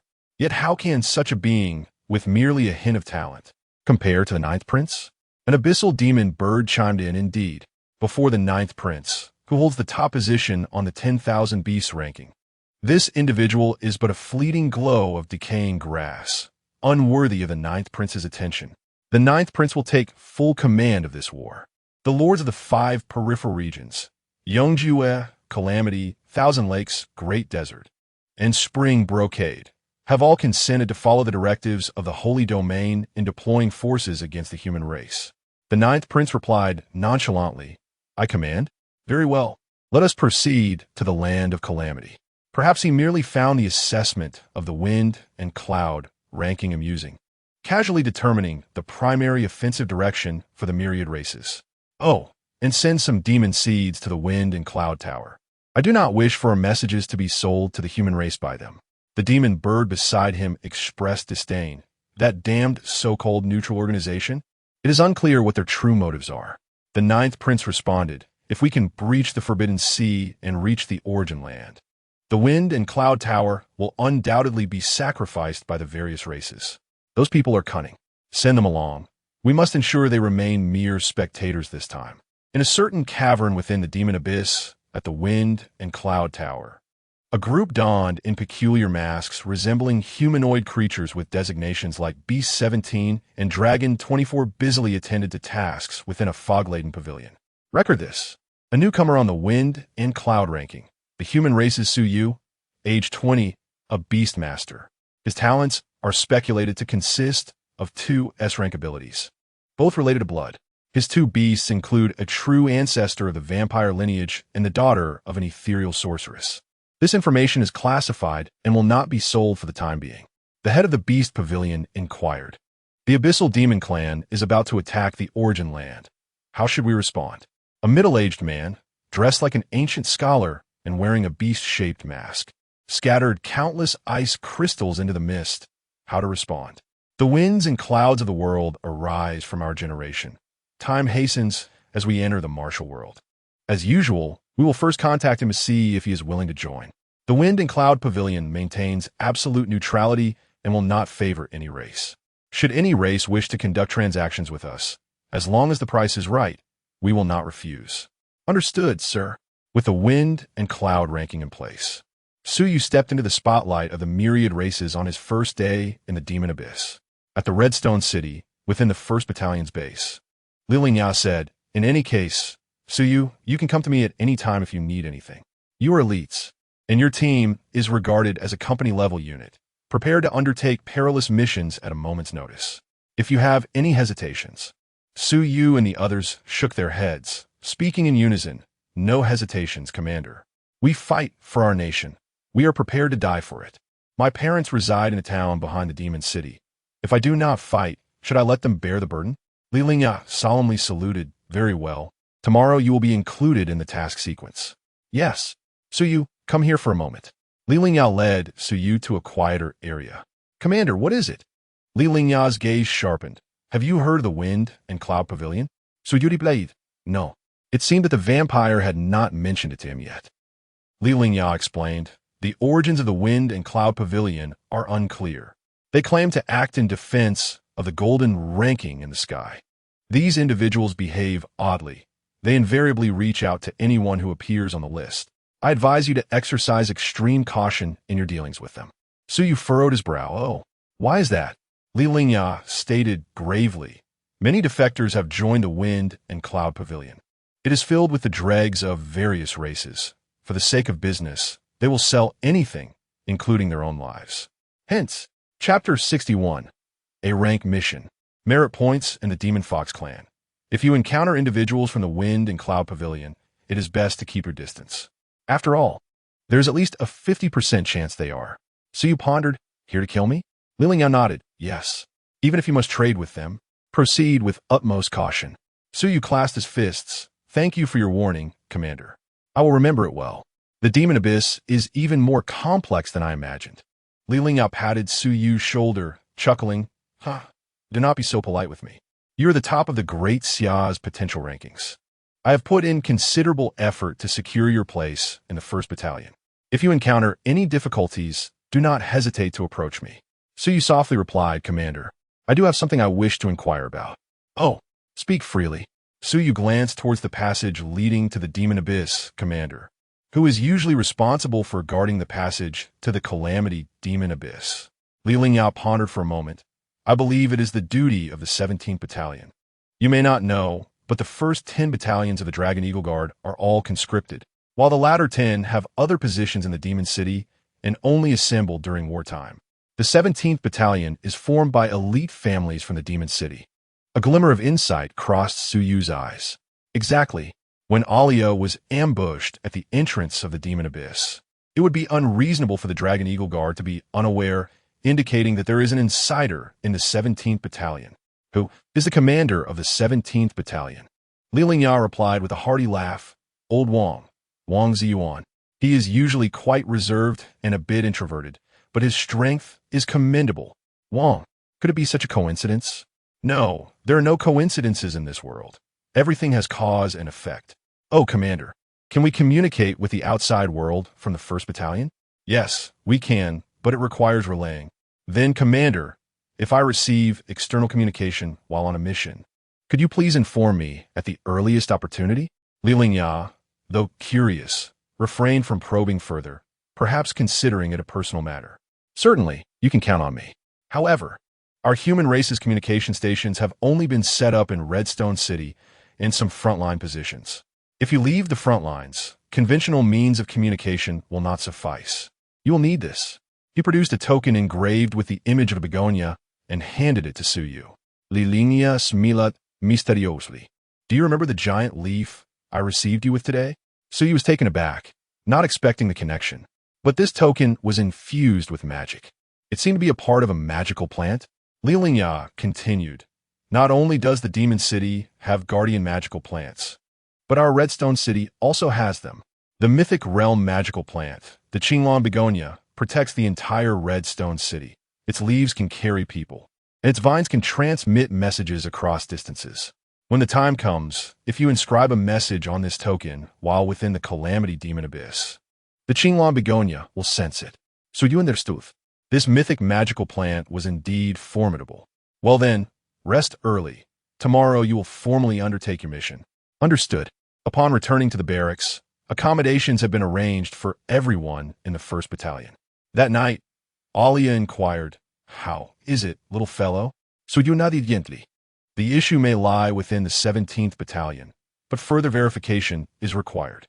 On the other side, I have asked an old classmate at Customs to monitor the situation. If any cherry blossom people attempt to enter, we will be notified in advance. It seemed that they were leaving nothing to chance. Alia's lips curled into a smile. With the little one around, she naturally had no need to worry about these cerebral matters. However, Su Yu still harbored doubts. If I were the mastermind behind the scenes, would there not exist a method to entirely circumvent Su Yu's conjectures? Mobilizing an insider at the entrance of the abyss to ambush Elia ultimately bore considerable risk and was rather easy to trace. Such matters could be discerned with a mere inquiry from any battalion leader. Did the shadowy puppeteer truly overlook this?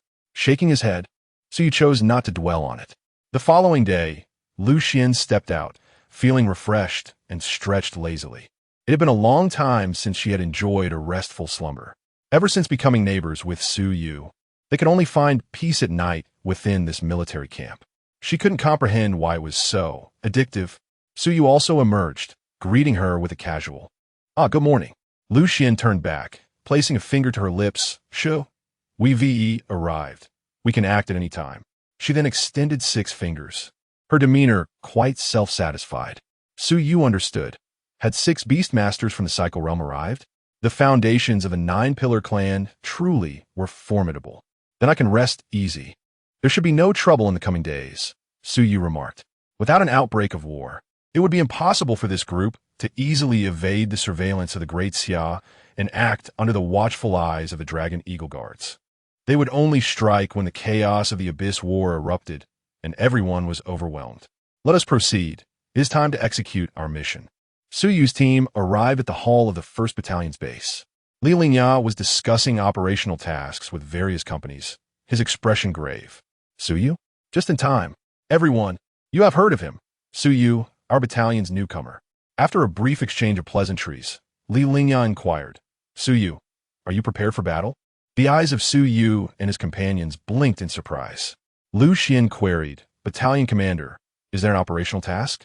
Typically, newcomers would not be assigned combat missions immediately. They were expected to undergo some logistical training first. Li Lingya nodded, yes, the situation is urgent. We cannot afford to delay. To summarize, our battalion is primarily stationed at Qingshi Gorge in the direction of Qingyan City. The race in Qingyan City is the ghost-faced fox, ranked number 231.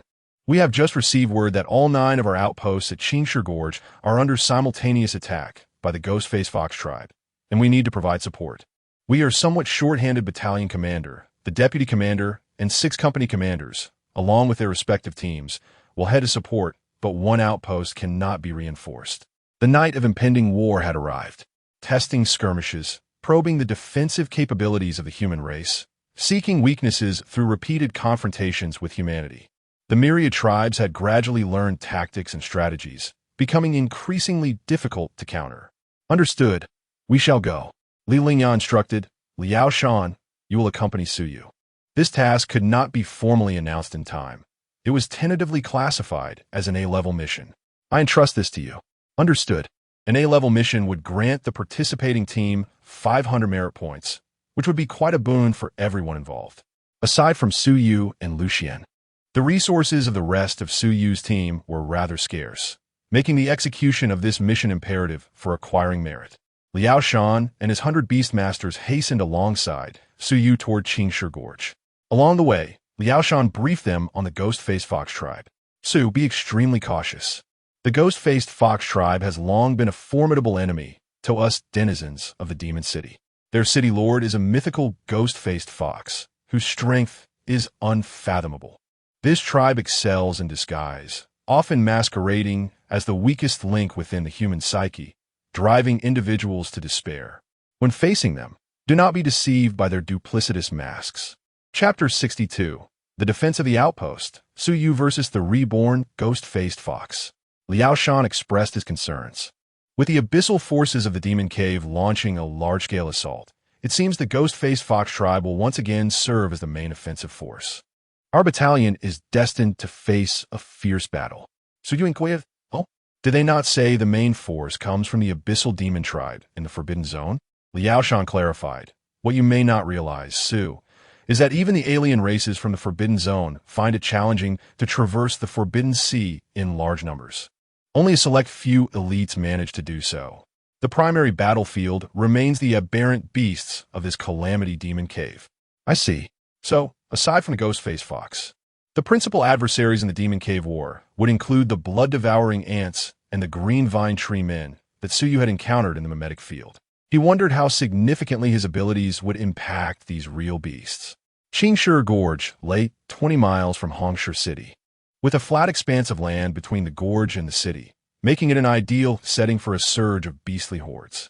Thus, in most cases, one must secure Qingshi Gorge before safeguarding Hongshi City. Li Su and Ji Shuai and the others were also stepping onto the battlefield for the first time, feeling quite apprehensive. Su Yu quietly reassured them, do not be anxious. Soon, Li Su and Lu Xian will handle aerial fire support. Wei Gang will take the front, while Chen Mengmeng and Jiang Xinyue will provide rear support and long-range strikes. Should any unforeseen strong foes appear, I will confront them. Su Yu's words instilled confidence in the team, and Ji Shuai and Chen Mengmeng, who had been trembling with anxiety, found their hands relaxing considerably. Su Yu's prowess was evident. Even the transcendent ghost-faced fox would likely be easily dispatched before him. Elia and Kong Huan Yuan flanked him, while Yin Ling Er followed behind. Elia turned back, asking, how much of my blood have you integrated? Though reluctant, Yinling heir had to admit that Elia had indeed provided her with a significant opportunity. In just a few days, a formidable magical circuit had formed within her, and the spirit fragments she could separate had quintupled in number, now possessing the power to materialize at will. Coupled with the power of the moonlight divine envoy, her essence could descend upon any of her spirit fragments, bringing her talents perilously close to the SS level. Half, Yinling heir replied. That will suffice. Stand behind the little one and be prepared to shield him from danger. Do not fret. My immortality can restore life from death. You will not be harmed. Yinling heir's brows furrowed slightly, a tinge of sadness crossing her features. Suyu chuckled softly. There is no need for that. Elia, I will stand with you. He then turned back to Yinling heir, speaking gently. Take care of yourself. Yinling heir's defenses seemed to waver momentarily. Yet, Suyu paid no mind to these sentiments. The battlefield was fast approaching. At Qingshi Gorge, steep cliffs loomed, and a watchtower stood proudly atop the peaks, from which countless ghost-faced foxes surged forth from the depths of the gorge. Each was about a meter long, cloaked in pure white fur, their sharp claws capable of easily piercing rock as they climbed, their grotesque visages resembling that of phantoms. Liao Shan gasped. We've caught up. Old Liu, we are here to provide support. Good heavens, how many are there? At least 3,000. If the 9 outposts faced an attack of equal scale, it would mean nearly 30,000 troops were deployed just for reconnaissance. Liao Shan quickly assessed. We've drawn the short straw. We are facing the enemy's main force. Brothers, hold fast. The battalion commander will soon send reinforcements. They could not afford to allow a breach at Qingshi Gorge. Otherwise, what began as a probing attack would swiftly escalate into a strategic showdown between Qingyan City and Hongshu City. Not a step back. Charge. The outpost housed 20 beastmasters, and with the reinforcements, they were barely 130 strong against nearly 3,000 ghost-faced foxes. Suyu did not rush to unleash his blood-crown ability. He deemed it unwise to waste such a potent killing capability at this juncture. The ghost-faced foxes surged like a tidal wave. The beastmasters summoned their beasts, and as Suyu's team made their entrance, they showcased formidable combat prowess. Lu Xian and her two-headed griffin unleashed a torrent of firepower, deploying radiant holy flames and conjured platinum energy, orbs that rained down explosively. The deafening sounds of explosions echoed as S-rank students demonstrated their strategic battlefield-altering capabilities, leaving Liao Shan and the others utterly astounded. Li Su provided support from the rear, wielding Wind Wing's 9 blades, striking down the foxes with deadly precision. Wei Gang's powerful giant ape stood at the forefront, shielding Chen Mengmeng and Jiang Xinyue as they launched their assault. Remarkably, the tide of their offensive was briefly stifled by a few individuals. Liao Shan, brimming with excitement, exclaimed, "Well done, brothers. Let's not bring shame upon our dragon Eagle Guard. We cannot lose to newcomers." In that moment, their morale surged and their fighting spirit soared. Taking advantage of their advantageous position, they held their ground on the cliff. Suddenly, a furious roar reverberated through the air, causing the trees on the cliff to splinter under the force of the sound waves, echoing through the gorge and instilling fear into their very souls. Liao Shan's pupils dilated. Nirvana. It is the ghost-faced fox of the Nirvana realm. Suyu's gaze shifted to the center of the ghostly formation, where a unique entity stood, its once white fur now tainted black, measuring 3 meters in length, effortlessly stirring the ground with its sharp claws. Nirvana. Suyu had never truly fought beyond his level, let alone face such a critical disparity in realms. However, their side had hardly any beastmasters at the transformation stage. Liao, Lu Xian, hold the line. I will confront it. Suyu resolved in an instant. Liao Shan, filled with concern, acknowledged the vast gulf between transformation and nirvana, questioning Suyu's capability. Gritting his teeth, he replied, "Fine, just hold it off until the captain arrives." Suyu, Ilea, and Kong Huan Yuan plunged into the enemy formation, disregarding the oncoming fox demons. The ghost-faced foxes, sensing the formidable presence of the trio, hesitated to approach, instinctively deterred by the aura of power emanating from them.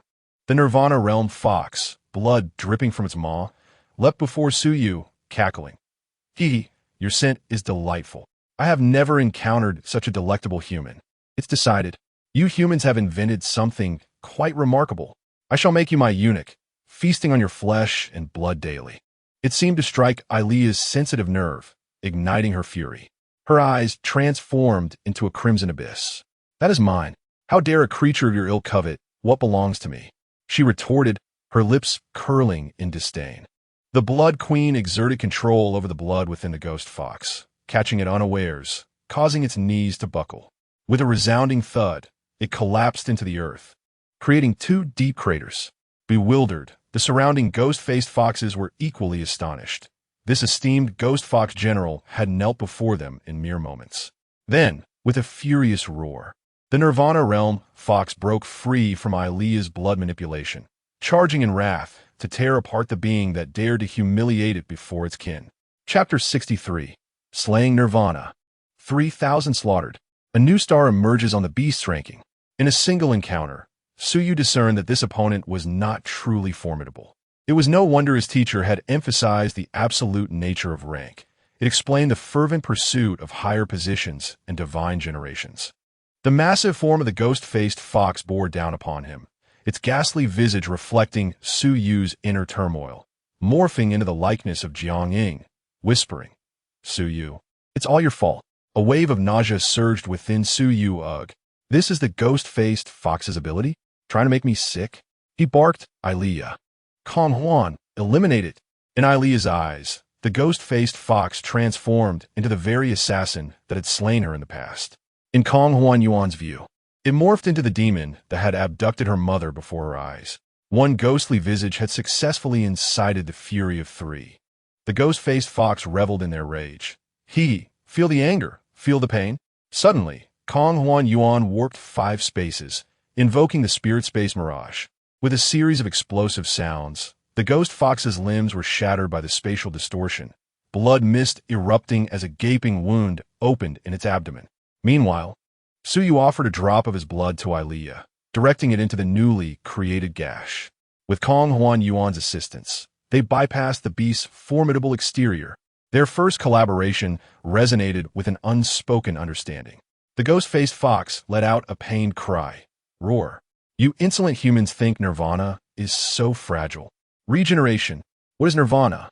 It is akin to the phoenix's rebirth. Creatures of the Nirvana realm possess the ability to regenerate their flesh and blood, wielding unparalleled physical power.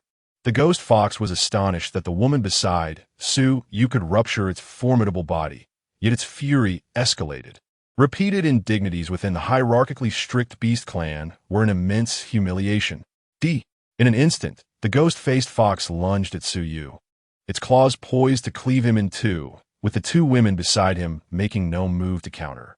The fox savored its perceived superiority over the mere ants before it. Yet, as its claws descended, mere centimeters from Suyu's forehead, they inexplicably halted mid-air. The ghost fox, horrified, realized it was being manipulated by an unseen force. Within its mind, the magnificent crown of blood intimidated all, rendering it a humble ant unwilling to resist. Suyu's brow furrowed. Beast, I shall tear your grotesque face apart. The surrounding ghost-faced foxes cackled, bewildered by their general's sudden pause. How could a mere human dare to speak so brazenly before a ghost general? Suddenly, the colossal ghost-faced fox adopted a comical stance. Its legs straightened as it clawed at its own ghastly visage. All glory belongs to my king. What? The thousands of ghost-faced foxes stood in shock. The ghost general, once commanding among them, was willing to defile the most sacred aspect of its kind to lick the boots of a lowly human? Suyu snorted. I too find that invention of ours quite impressive. Castrate yourself, then. Let us slaughter this entire pack of foxes. Yes, my king. With a swift motion, the claws fell. Crack! Without a trace of hesitation, blood stained the earth as they obeyed Suyu's command, charging towards the throng of ghost foxes. The air filled with anguished cries as chaos erupted among the 3,000 ghost-faced foxes. Liao Shan gazed in disbelief at the valley below, wondering what had transpired. Yet, instinct compelled him to issue the order. Kill. Leave none alive. Avenge our fallen brothers. The massacre commenced, a one-sided slaughter. Countless ghost foxes attempted to flee, but the blood staining the ground slowly rose, transforming the valley into a sanguine prison. Only the humans held dominion over the ghost fox's annihilation. The harp of blood and bone played a mournful tune in the wind. In the sky, the beast ranking glimmered with golden light, piercing through the gloomy clouds. In the abyssal demon cave, human Suyu slaughters 3,000 ghost foxes, instantly slaying Nirvana, ascends to the 67th position on the beast ranking. The myriad races in the demon cave looked skyward. A newcomer who had just entered the demon cave yesterday had, by the next day, transcended realms to slay 3,000 ghost-faced foxes. The lord of the ghost foxes, far away in Qinyan City, smashed his luminous cup in rage, stabbing a human slave with a claw, bellowing, "Suyu, investigate. Who is this person? I'll reward 50,000 holy gold to anyone who captures him." At another outpost, Li Lingya's mouth twitched in disbelief. Damn, what a beast! Their outpost faced few enemies, easily dispatching them. He contemplated rushing to assist Suyu, fearing that this hard-won talent might perish. Now, it seemed he had overestimated the situation. If it came to life and death, even several Nirvana realm leaders would struggle against Suyu. This kid, Ilea, delivered the final blow, shattering the ghost fox's head with her blood spear, bringing the battle to a close. Liao Shan and Lu Wang, the lookout tower's officer, rushed over. "Brother Su, we admire your skill. No wonder the captain insisted on your presence in our camp.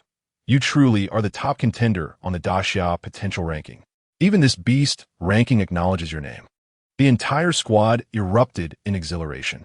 This was an epic victory. 3 were gravely injured, 8 lightly wounded, yet none perished, while they had slain 3,000 ghost foxes, repelling Qinyan City's probing assault. Without a doubt, wherever Suyu appeared, next would instill dread. Suyu smiled modestly. "It's nothing, just a small feat. This battle relied heavily on our collective efforts. I merely benefited from stroke of luck." The smiles on the faces of my comrades reflected their understanding of the precarious nature of this confrontation, acknowledging that I, Suyu, had single-handedly altered the course of the conflict. The initial tension felt by my team upon entering the battlefield had dissipated. "So how about it? The enemy isn't so terrifying after all, is it?" I inquired. Li Su chuckled. "There's no helping it, Captain. I had thought the beast from the demon cave would be as monstrous as you." "What do you mean by monstrous?" I retorted, only to find my comrades in unanimous agreement. Much of their initial fear stemmed from my overwhelming strength, making them feel inadequate, as if they were mere novices on the battlefield. Even in Ji Shui, who lacked combat prowess, had managed to slay 20 ghost-faced foxes with the aid of the wind-chasing Pegasus. Be a bit more confident. After all, you were the champions of the team competition. I encouraged, though I warned against arrogance, as this was merely a skirmish against a small faction of the enemy. Gradually, the gravity of our situation settled upon us. 3,000 demon beasts were now thickly amassed. What the impending tide of 300,000? It would likely stretch for miles with no end in sight. A conservative estimate. At best. "Lieutenant Liao, we should withdraw," I suggested. Lieutenant Liao, adept at navigating social situations, promptly replied, "Rest assured, Brother Su, I will ensure that every bit of loot from this encounter reaches you. We are already content with the merits we gained from the Dragon Eagle Guard." The prospect of obtaining a reward from the eradication of 3,000 ghost-faced foxes was indeed commendable. Moreover, Liao continued, "The internal rewards for our accomplishments should sufficiently fill our ranks coffers. Besides, we owe our victory to you. There will be no discussion of sharing the spoils." "Thank you," I replied, appreciating his sentiment as my own team was eagerly awaiting resources. There was no need for me to assist in the aftermath of the battlefield cleanup. On our way back, we encountered Li Lingya, who had come to provide reinforcements. He lightly tapped my shoulder. "Good man, I knew you were exceptional, and you certainly proved it to me." He continued, "Had it not been for your team, the losses would have been considerable. I will report your achievements immediately." With a small squad eliminating 3,000 ghost-faced foxes, our accomplishments were indeed remarkable. "The mission is complete. You may collect your merit points at the logistics office." Li Lingya instructed, eliciting expressions of joy from Li Su and Ji Shui and the others. With scarce resources, they might now procure suitable equipment from the demon cave. Upon returning to our base, the veterans regarded me with newfound respect, tinged with a hint of awe. I was taken aback. The accolades seemed exaggerated. After all, I hadn't single-handedly vanquished the 3,000 foxes. I received 150 merit points. Lu Xian gained 100, while the others received 50, which was uncontroversial given that these two had claimed the most kills. As for the spoils, I claimed the drop from a Nirvana ghost fox, a ghost-level treasure. The ghost fox skin. After presenting it to the magical craftsman in Hongshu City for modifications, a brand new ghost-level weapon emerged. Demon Cave Weapon. 1000 change skin. Level. Ghost. Note. Crafted from the face of a loyal Nirvana ghost-faced fox. Its absolute loyalty at the time of death means you will not incur any side effects. The skin will bear them instead. Ability. 1000 change can disguise itself as any face you have thoroughly understood. Side effects. None. A gasp escaped my lips. Loyalty.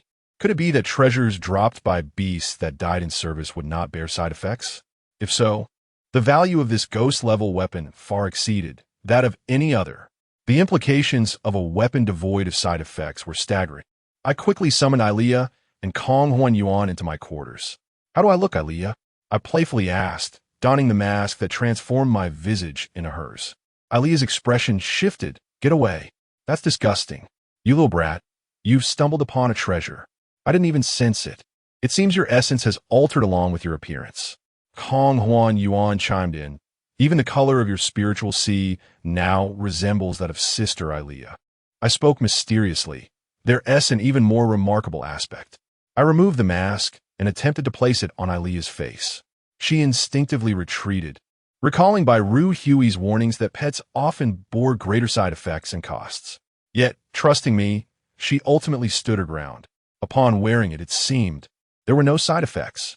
Kong Huan Yuan took a moment to process the revelation before exclaiming, "Could it be?"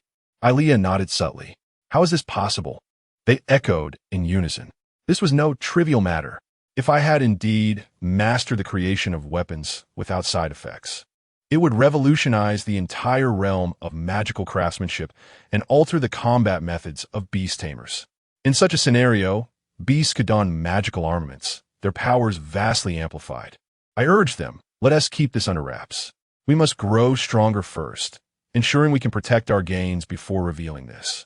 I had no doubt about the depths of human malice. Understanding the gravity of the situation, both women agreed. Suddenly, Ilea smiled softly. "Little one, I'm pondering something." "What is it?" "When you crafted this magical weapon, were you envisioning someone else's face to wear while we were enjoying ourselves?" I quickly interjected, No. How could that be?"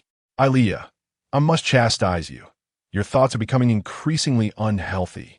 Ilea's face shifted. "Do you remember what I mentioned before? There is a descendant of a deity in the demon cave. I previously remarked that her lineage embodies the essence of the sacred domain.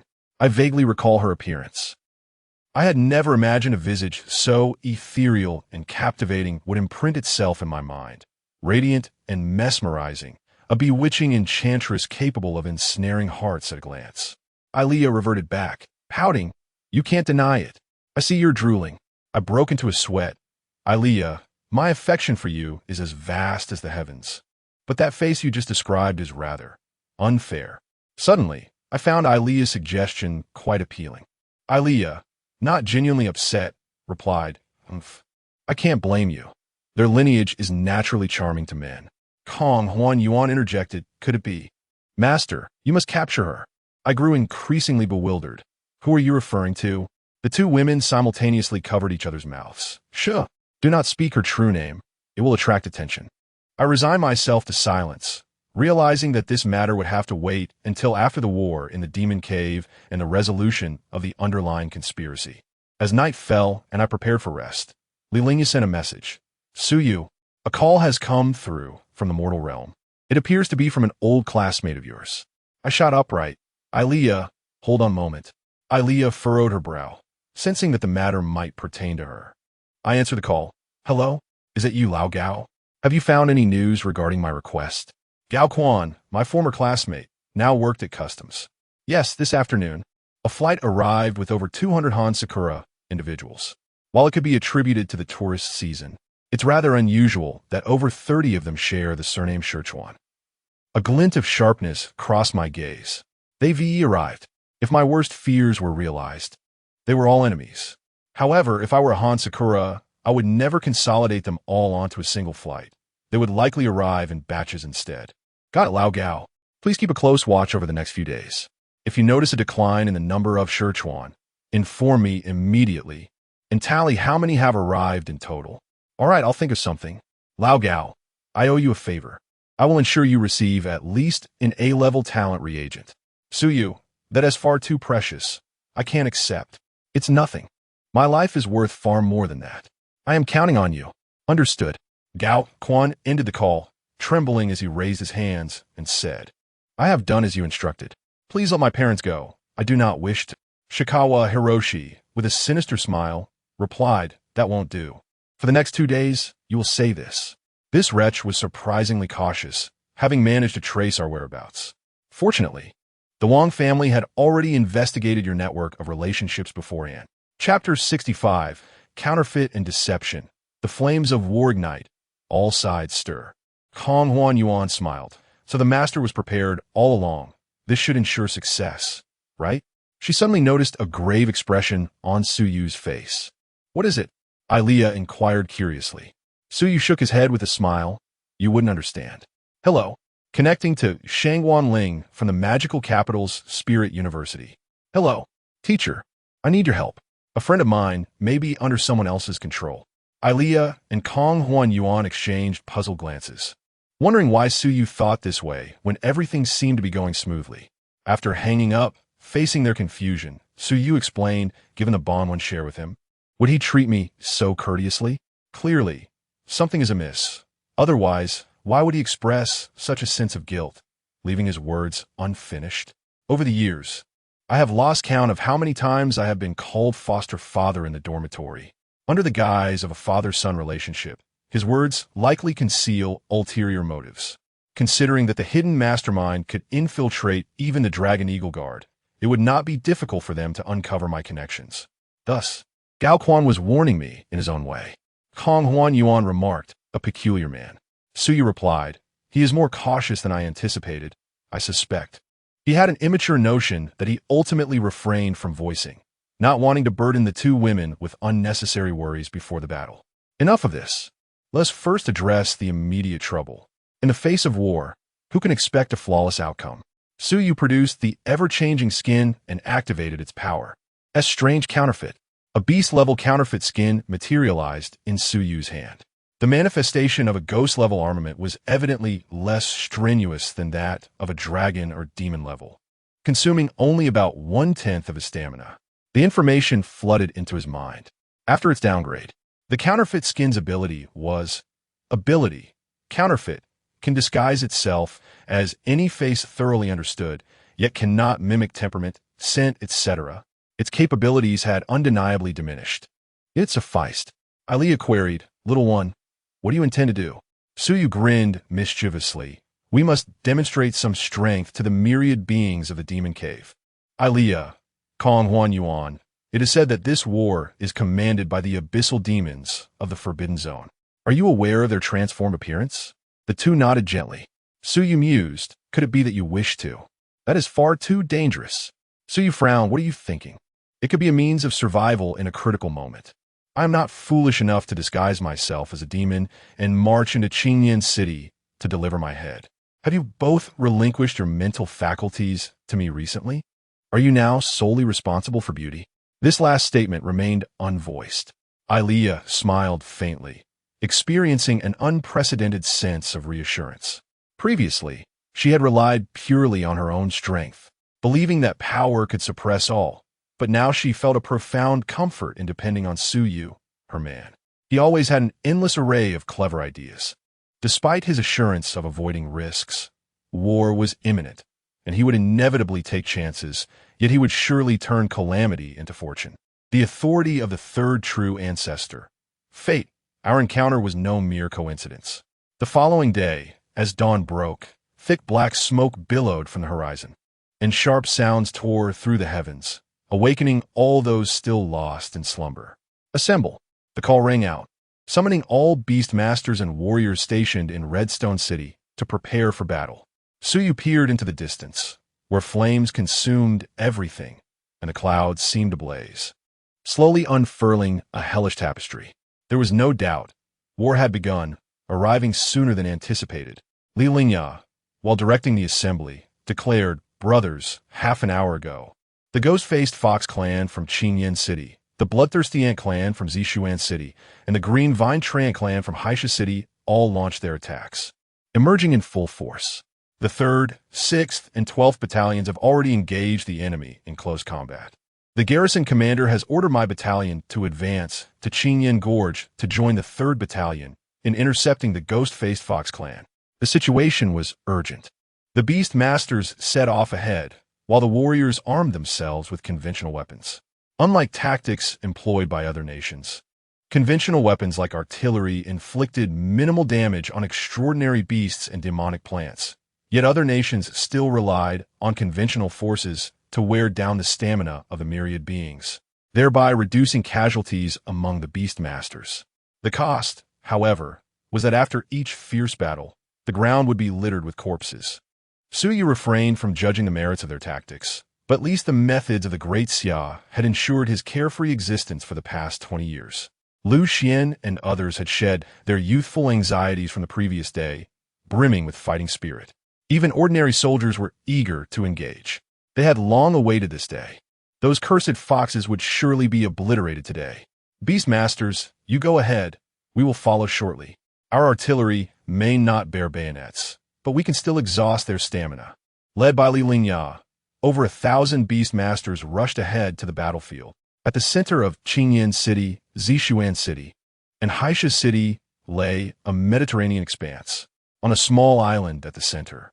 The 3 city lords knelt on one knee to welcome a carriage drawn by black-green infernal steeds descending from the sky. "We pay our respects to His Highness the 9th Prince." In the Forbidden Zone, the divine era reigned supreme. The royal clan of sequence number 92, the Abyssal Demons, was led by the 9th Prince of sequence number 006. As the prince extended his hand from the carriage, the tranquil lake on the island transformed into a realm of ethereal darkness. The 3 city lords felt a chill. Their cultivation had reached the mythic realm, surpassing the limits of their sequences, allowing them to transform and wield powers beyond their races. Yet, for reasons unknown, they harbored a twinge of fear towards the 9th Prince, who only possessed the strength of the transformation realm. This fear did not stem from strength, but rather a natural humility inherent in gazing up at a superior being. The 9th Prince stepped slowly from the carriage, his dark mask obscuring his features. "Rise. Foxfong, what is the result of your investigation into the human?" The designated lord of Qingyan City, the king of the ghost-faced fox clan, Foxfong replied, "Your Highness, this individual is currently active near Qingyan Gorge. With our 10,000 fox warriors deployed, we will surely capture him for your Highness." The 9th Prince responded with a soft acknowledgement and continued, "Tung Xian, Shirgu, what are the tasks I assigned to you?" The 2 demons replied in unison, "Rest assured." Each clan dispatched 50,000 demon soldiers to exert pressure from the front, while the main force would launch a surprise attack from above to seize Redstone City. After prolonged skirmishes, the 3 cities had discerned the strategies of the great Xia human race. The front lines often presented the beast masters as a formidable challenge. They intended to draw the enemy's main force to the front, while conducting aerial strikes from the rear, seizing the demon cave passage, and then breaking through from the fringes to head straight to the starting point. At that point, the humans would be hard-pressed to respond, and the other 4 peripheral locations would simultaneously strike, undoubtedly breaching the pathway to the starting point. No wonder such a young demon was entrusted with command in this significant endeavor. The 9th Prince's initial arrival on the battlefield revealed astonishing insight and talent. Chapter 66, Rear Assault. Coincidence lies in. The 3 city lords, along with all the lords from the 5 peripheral regions, held immense expectations for this operation. They believed they would remain undefeated. The disaster zone still harbored 7 demon cities, each ruled by a mythic lord. Even if they were to suffer defeat on the front lines, the mere human race would not dare pursue. Otherwise, the other city lords would not stand idly by. Perhaps sensing the arrogance of the three demons, the ninth prince admonished sharply, "Refrain from your complacency. For nearly a decade, your peripheral regions have been devoured by the humans at the bottom of the sequence. Do you not feel ashamed? Was there ever a human city in this peripheral region 20 years ago?" This time, they returned empty-handed. The three city lords felt a slight tremor in their hearts. The two guardians beside the ninth prince radiated a malevolent aura, casting the dim sky into a hellish tapestry of red and black, a sense of impending doom instinctively urging the three demons to flee. Mythology above? The fox wind, tongue Qian, and Sure Gu bowed in reverence. "We shall obey your command. Your Highness, we will surely pierce through the red stone." Simultaneously, the three demons sensed something peculiar. The ninth prince, renowned for his decisive slaughter, did not possess the imposing voice they had anticipated. He merely stated, "Go." The three demons dared not linger and dispersed immediately. Once they had departed, the ninth prince inquired, "Demon bird, what news from the wind and cloud tower?" The bird elder standing beside him replied with indignation, "They have refused. The beast pavilion master claims to remain neutral. This is clearly favoritism towards those humans. I suspect the pavilion master is likely human." The ninth prince fell silent for a moment. Once the forbidden sea is filled, the first to perish will be them. At the Qing Stone Gorge, severed limbs and mangled flesh lay scattered. The entire defense had mobilized 7 battalions, over 7,000 beast masters and countless pets, including hundreds of formidable high-tier beasts. Yet, the sheer number of the ghost-faced foxes was overwhelming. Their grotesque visages seemed to blanket the land. Anyone who dared to look down would be confronted by 100,000 repulsive faces. Su Yu's squad was tasked with holding a mountain peak, having repelled 7 successive death charges from the ghost-faced foxes in just one morning, slaying over 3,000 of them. The relentless slaughter left Li Su and his companions emotionally numb, their faces smeared with congealed blood, as if they had become mere killing machines. After several fierce battles, even the demons could not continue to charge fearlessly and began to retreat. And Ji Shui gasped, "Captain, they have finally withdrawn." The others exhaled in relief. They had managed to escape. According to the squad's prior agreement, Su Yu was to conserve his strength for potential formidable foes, with the battle primarily sustained by Lu Xian, Li Su, and Jiang Xinyue. Yet, Su Yu felt no joy. This battle felt amiss. Cultures and religions may differ, yet their innate fear of death was a common thread. What it provoked the ghost-faced foxes. They charged relentlessly, as if each one was unafraid of death. "We fight to protect our homeland. What do you fight for?" Su Yu asked Lu Xian, "What about our allies?" Lu Xian, breathless, replied, "They have all arrived. The entire Qing Stone Gorge, including the other 2 directions, has been fortified with 18 battalions. After all, we cannot simply block the enemy on the plains before Redstone City, can we?" Su Yu sensed something was amiss. His instincts urged him to act. "When the ghost-faced foxes attack again, bring this along." He handed the pseudo-transformative skin to his teammates. The expressions of the other 6 shifted dramatically upon receiving it. Su Yu had no intention of explaining. "Lu Xian, contact Captain Li. We need to attempt something and ask for his cooperation. If all goes well, we might achieve unexpected results." Understood. Just as Su Yu was planning their next move, a tremendous explosion erupted from the direction of Redstone City. Su Yu and his companions turned in shock, only to witness the sky filled with swarms of vine tree men, spiraling their branches and accompanied by a legion of blood-sucking ants, descending upon Redstone City. The ground trembled. With a significant number of beastmasters having vacated Redstone City, it was forced to deploy conventional weapons for defense, but the results were dismal. At that moment, the front lines realized the magnitude of their error. Li Lingya contacted Lu Xian, instructing Su Yu and the others to return for support, but it was too late. The ghost-faced foxes surged once more. To defend Redstone City, the 3 cities poured forth their full might without reservation. "Captain Wei." Before Su Yu could reach a decision, 6 pitch-black demonic steeds thundered through the sky, racing forth amidst the wind and thunder, their appearance vastly different from ordinary beasts. Alia and Kong Huan's expressions changed. Suyu, it's the abyssal demons. Suyu gazed into the heavens, truly an impressive maneuver. Above Redstone City, the demons chuckled. Tang Qian and Xia Ting surely never anticipated our aerial approach, did they? Indeed, Shurgu, our clan has long reserved this tactic for this very moment. Descend. Today, this city lord shall unleash a massacre. Instead of exterminating them all, it would be better to keep some as slaves. Human slaves are quite valuable.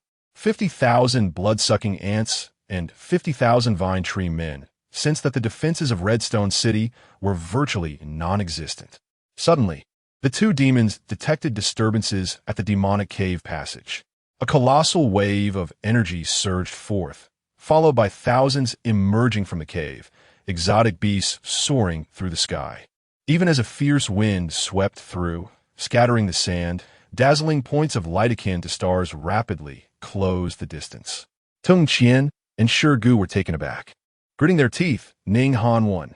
One of Ning Hanwan's beasts was an elemental spirit, the swift winds concealing all movements and sense of this group of humans, lying in wait for them to fall into their trap. Damn it, aren't humans supposed to first strike at the eternal calamity grounds? Why would they appear first at the disaster land? According to the habitual pattern of the past 6 years, humans typically launch proactive attacks at the eternal demonic cave, defending other caves. Hence, they dare to cross the front lines and audaciously ambush Redstone City. As a result, beneath the fierce winds, 2,000 beast masters emerged, with dozens of high-tier beast masters entering the disaster land. Ning Honven, Xiao Tingen, Jiang Huadin. Were they truly the ones to be ensnared? The coincidence lay here. For 6 years, the disaster land had remained firmly on the defensive, but today it had deviated from its norm. The 9 guardians of the Great Xia, the 9 pillar families, and the 9 school alliances all sent forth their elite forces. Xia Tingin's dragon roar pierced the clouds. Dragon Eagle Guard, he my command. The coalition has arrived. Redstone is safe. Counterattack. Instantly, the Dragon Eagle Guard on the front lines erupted into chaos, their fears momentarily quelled by the steadfastness of the garrison commander. Kill. Chapter 67.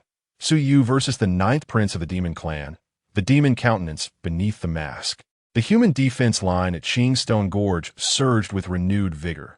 The desperate charges of the ghost-faced foxes no longer proved effective, and the humans gradually began to counterattack. However, one area remained an exception. A magnificent chariot drawn by 6 demonic steeds hovered in the air, with 2 powerful beings emerging from the rift in space. Standing beside the chariot, the ghost-faced foxes in the valley, sensing the overwhelming aura emanating from the chariot, halted in their tracks, trembling for a long while before fleeing in the opposite direction. This was an instinct born of survival. Suyu and his companions broke into a cold sweat. They should have felt joy at the reversal of fortune, but the trouble before them was dire enough to spell their doom. Liu Xuan. Take the others and retreat quickly. The sudden appearance of the abyssal demons was likely aimed at Suyu, or perhaps Alia and Kong Huan. To the others, they were akin to ants, hardly worth the effort to pursue. Lu Xian acted without hesitation, pulling in Ji Shuai and the others to retreat. The Lu family had been ordered to protect her, and they were not far off, but this was no battlefield where reincarnation could intervene. The 2 demons beside the chariot appeared unassuming, yet their divine radiance was repressed, gathering immense power within themselves. They were undoubtedly above demigod level. Lu Xian realized that these individuals had their sights set on Suyu. Their only course of action was to escape quickly and seek help from Redstone City. Indeed, the 2 demons and the chariot's master paid no heed to Lu Xian and her companions, merely gazing down upon Suyu. The bird elder remarked, "Your Highness." It seems Tung Qian and Shurgu. The 9th Prince coldly replied, "No matter, I'd already prepared for contingencies. Utilizing the humans to eradicate some fringe factions is part of the plan, while establishing a passage to the origin land is paramount. Even if that fails, the annihilation of these fringe clans can achieve certain clandestine objectives." The insect sovereign gazed down at Suyu and said, "Your Highness, such trivial matters can be handled by us. There is no need for you to intervene personally. Moreover, that group of humans might be seeking reinforcements. We cannot linger here. The ninth prince cast a sidelong glance and retorted, "Do you imply that I would lose?" A chill gripped the insect sovereign's heart, and he immediately knelt on one knee. "I dare not.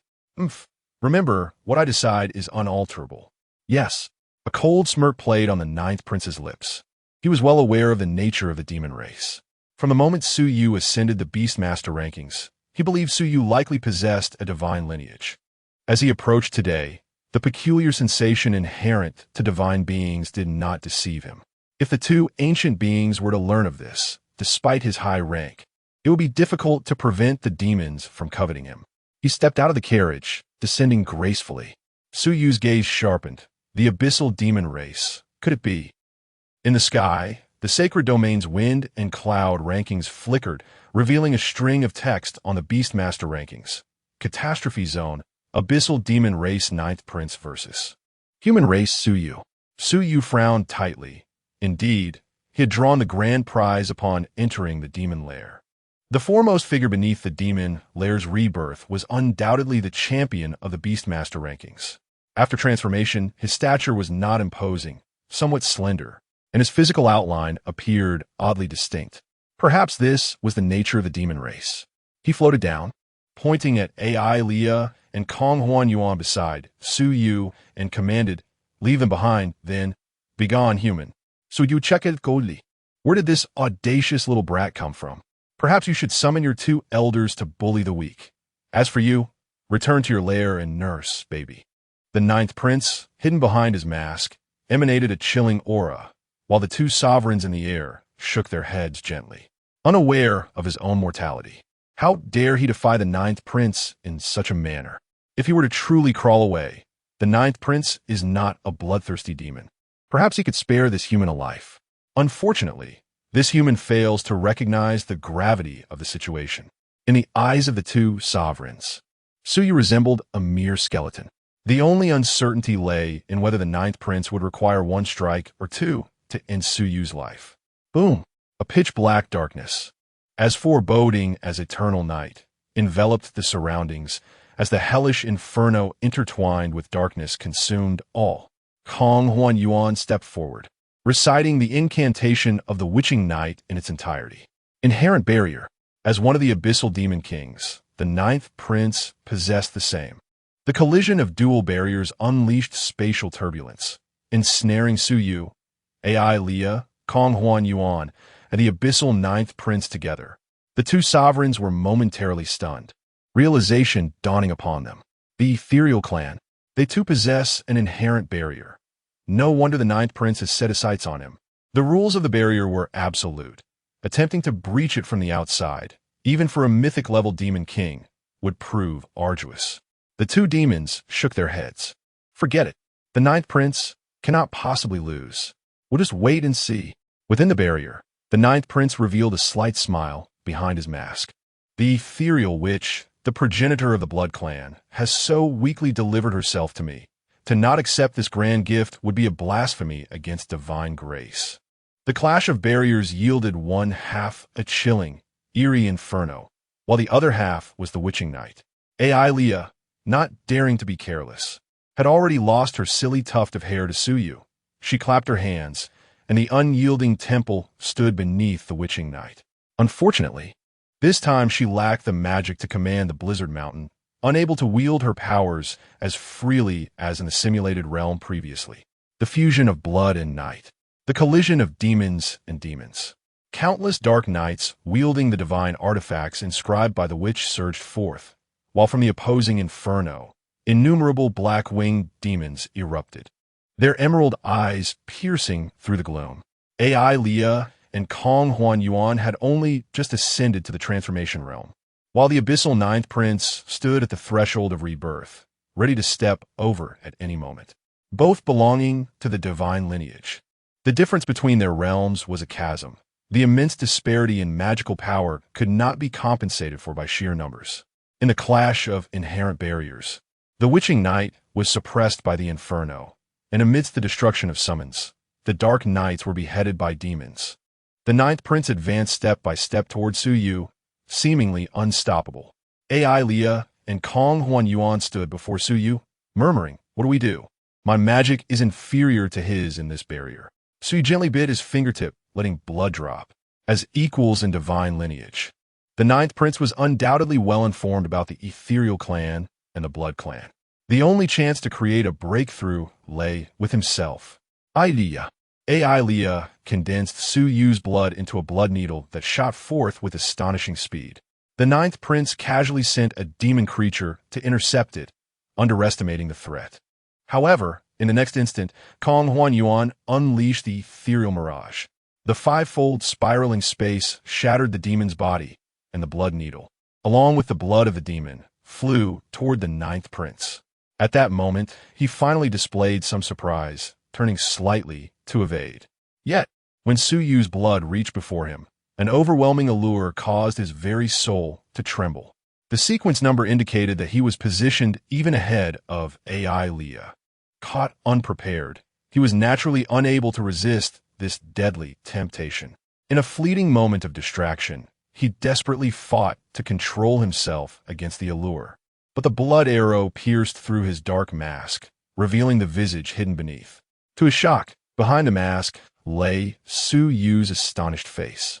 Enigmatic, chillingly beautiful. Could he be? No, she is. Chapter 68. Enraged and humiliated. The ninth princess, astonished throughout the demon lair. The abyssal demon race's ninth prince. The champion of the Beastmaster rankings was actually a woman. The enchanting visage concealed beneath the mask, upon closer inspection, seemed initially not as stunning as AI Leah. But the more one observed, the more her beauty appeared to align with one's deepest desires. The ninth prince, no, ninth princess Qi Mu Yin covered her shattered mask with both hands, glaring furiously at Su Yu from afar. What was that power? Why was his blood so intoxicating, so filled with temptation? Always was she the one to reveal her true form, captivating all beings and devouring souls. Yet today, she was instead ensnared by a mere human at the end of the sequence. Just moments ago, her clumsy attempt to pounce on the blood arrow formed from Su Yu's blood would have left onlookers utterly dumbfounded. The invincible momentum she had accumulated since rising from the sacred domain, unafraid of the Tao heart, would undoubtedly shatter. Su Yu. She gritted her teeth, her fury boiling as she glared at Su Yu from a distance. He must be eliminated. If he were to expose her identity as a female demon, the Abyssal clan would lose any chance of her replacing the demon god. Boom! Boom! Boom! Columns of ghostly fire erupted from the inferno, seemingly a manifestation of Qi Mu Yan's wrath. Su Yu stood dazed for a moment, while even AI Leah and Kong Huan Yuan were momentarily taken aback. Wasn't the throne of the abyssal demon race traditionally inherited by males? They seemed to have stumbled upon a monumental secret. AI Leah whispered, "Little one, retreat. We cannot defeat her now." The disparity was too evident. Even AI Leah's unyielding temple and Kong Huan Yuan's witching knight could not suppress Qi Mu Yan. The gap between the imminent rebirth in the transformation realm was far greater than in previous stages. Su Yu also contemplated fleeing. Even if he fought to the death and won, what then? Two terrifying old foes awaited outside. How could he escape? AI Leah's gaze turned sympathetic as she finally said, "I will lend you unyielding. When Kong Huan Yuan shatters the barrier, the ensuing spatial turbulence will sweep us away." But, Su Yu smiled, "I understand. There is no need to hesitate. You and Kong Huan Yuan should hide in the beast space. This turbulence requires my endurance, does it not?" Su Yu pinched her delicate face. "Do not worry. With unyielding here, do you fear I might perish?" AI Leah steeled her resolve. Kong Huan Yuan act. Kong Huan Yuan nodded slightly, voluntarily dissolving the witching night. The tapestry of eternal night shattered layer upon layer, consumed by the ghostly inferno of the abyss, rendering the barrier space exceedingly unstable. A howling storm of spatial turbulence surged forth. AI Leah lunged toward Su Yu, kissing him, transferring all her crimson unyielding power to him. Subsequently, Su Yu confined the two women within the pet space. It was enveloped in darkness, and had it not been for the imminent danger, he would never have allowed them to remain there. This decision was made not only to protect them from harm, but also to prevent them from being scattered by the chaotic currents of the space. Qi Mu Yin seemed to have guessed Su Yu's intentions and furiously exclaimed, "Su Yu, I will not allow you to escape." In her desperation, she transformed into her true form. The piercing shriek of the female demon shattered the layers of space. Yet upon reaching Su Yu, it dissipated into nothingness. No, the chaotic currents felt like thousands of blades piercing through his flesh. He glanced towards the other side of the turbulence and grimaced, "Little demoness, remember this. It hurts. It hurts like hell. Damn it, as long as there are no elders near you, one day I will capture you alive. I will ravage you before the entire demon realm." Although the turbulence was not fatal, the pain was unbearable. Should there ever come a day when he could not exact revenge on this abyssal demoness, Su Yu would be left with an overwhelming sense of dissatisfaction. His first defeat was both humiliating and chaotic, yet he found some solace in the fact that it was Qi Mu Yin, despite her immense fury, who was utterly helpless in that moment. Suddenly, the barrier shattered, and the two esteemed figures outside were preparing to congratulate the ninth prince on acquiring a new toy when a golden inscription slowly emerged in the heavens. Abyssal Ninth Prince versus Human Clan Su Yu. Ninth Prince wins. Su Yu escapes, yet he successfully evades under the gaze of two demon lords. Su Yu ascends to the 36th position on the beast ranking. What? The two esteemed figures nearly cursed. What did it mean that he escaped before their very eyes? Wasn't he still? Wait a moment. The demon bird lord and the demon insect lord finally realized that Su Yu had voluntarily leapt into the chaotic currents of the shattered barrier and had been swept away. He truly escaped? The wind and cloud ranking would not lie. To make matters worse, the ninth prince was gently concealing his face, as if his mask had been knocked off. He had even sustained some injuries. How could this be possible? A paragon of the holy domain. Even those within the top 10 of the beast ranking might not have been able to injure him. Your Highness. The two demons felt a chill run down their spines and hurried forward. Qi Mu Yin, altering her tone in rage, commanded, "Send word to the entire land of calamity. The 7 cities must unite. At all costs, launch an assault on Redstone City. Instruct the 7 city lords to dig 3 feet into the ground to find Su Yu for me." Strategic considerations were no longer relevant. If Su Yu were not eliminated, the consequences of her own identity being revealed would be dire. Yes, Your Highness. The two demons had never witnessed such a discomposed ninth prince, but dared not delay and promptly dispatched orders. In Redstone City, the Green Vine Treant and Bloodthirsty Ant, under the support of the Nine Schools Alliance, suffered a crushing defeat, with over 70,000 aberrant beasts and demonic plants annihilated. Tung Qian and Shirgu, though ultimately escaping, were severely injured after being ambushed by a group of mythic realm humans. Xia Ting received a distress signal from Lu Xian immediately after the battle. He, Ning Hanwen, and Jiang Huiran had not anticipated that the Abyssal Demon Clan's ninth prince would place such importance on Su Yu, even descending personally to the battlefield, accompanied by 2 demon lords. This was almost a breach of a crucial line in the war between the factions. The 3 of them quickly prepared to rush over, only to catch sight of the golden characters of the beast ranking in the sky. He escaped? Xia Ting and exclaimed in disbelief.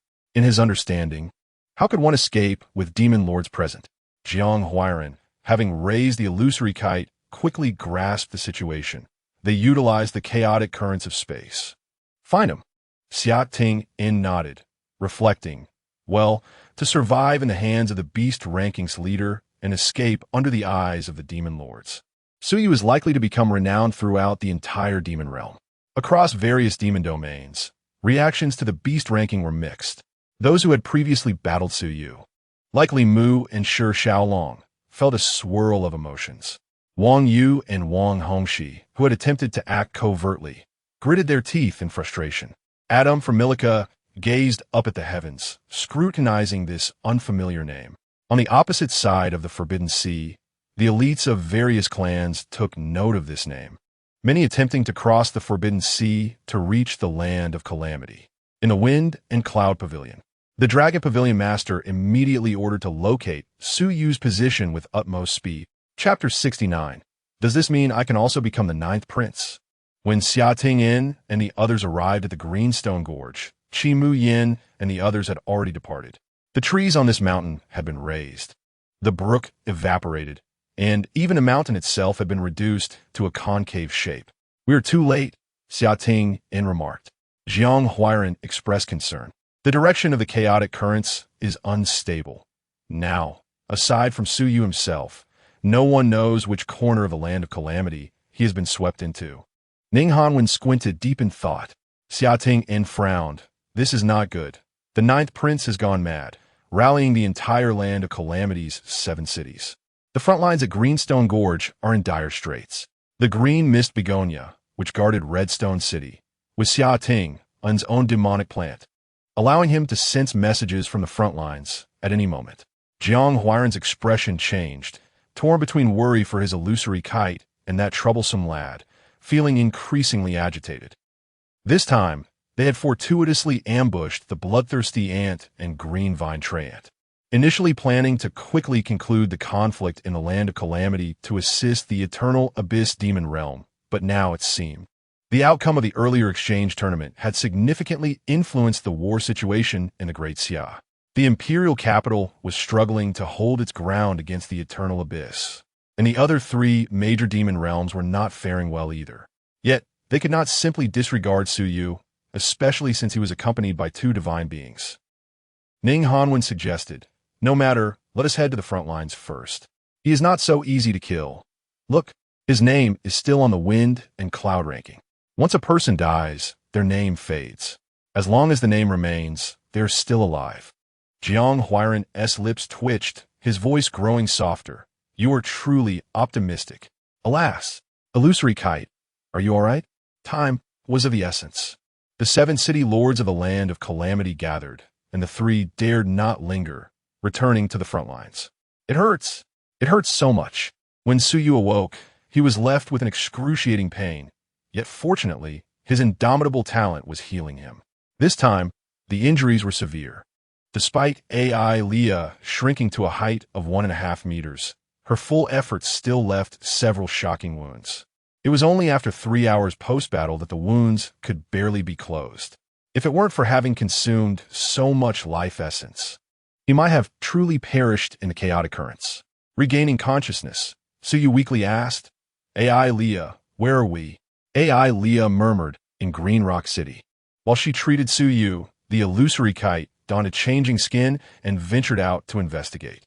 "Green Rock City? Damn, isn't that the territory of the ghost-faced fox? So we've been pulled into the fox's den?"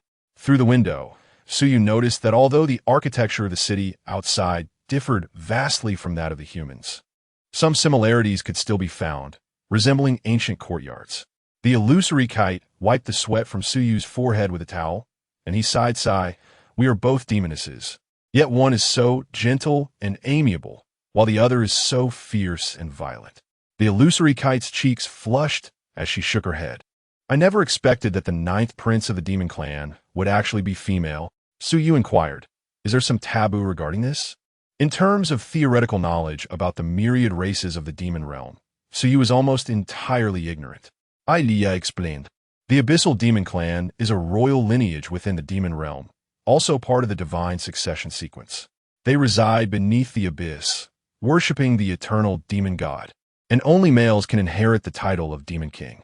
Once a new demon king ascends, all his siblings are killed to allow the new king to inherit their powers, which is why we never expect it. So you finally understood.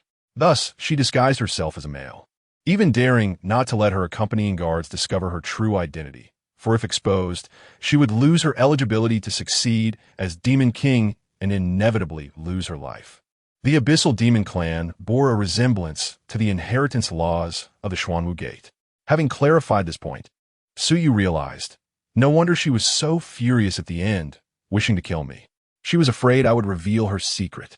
AI Leah and the illusory kite nodded in unison. It is quite possible. Su Yu shook his head. Let us not dwell on that. Can we leave Green Rock City? In a moment of quiet contemplation, Konghuan Yuandai gracefully arched her brow. I just stealthily slipped out, employing the art of illusion to hypnotize several ghost-faced foxes.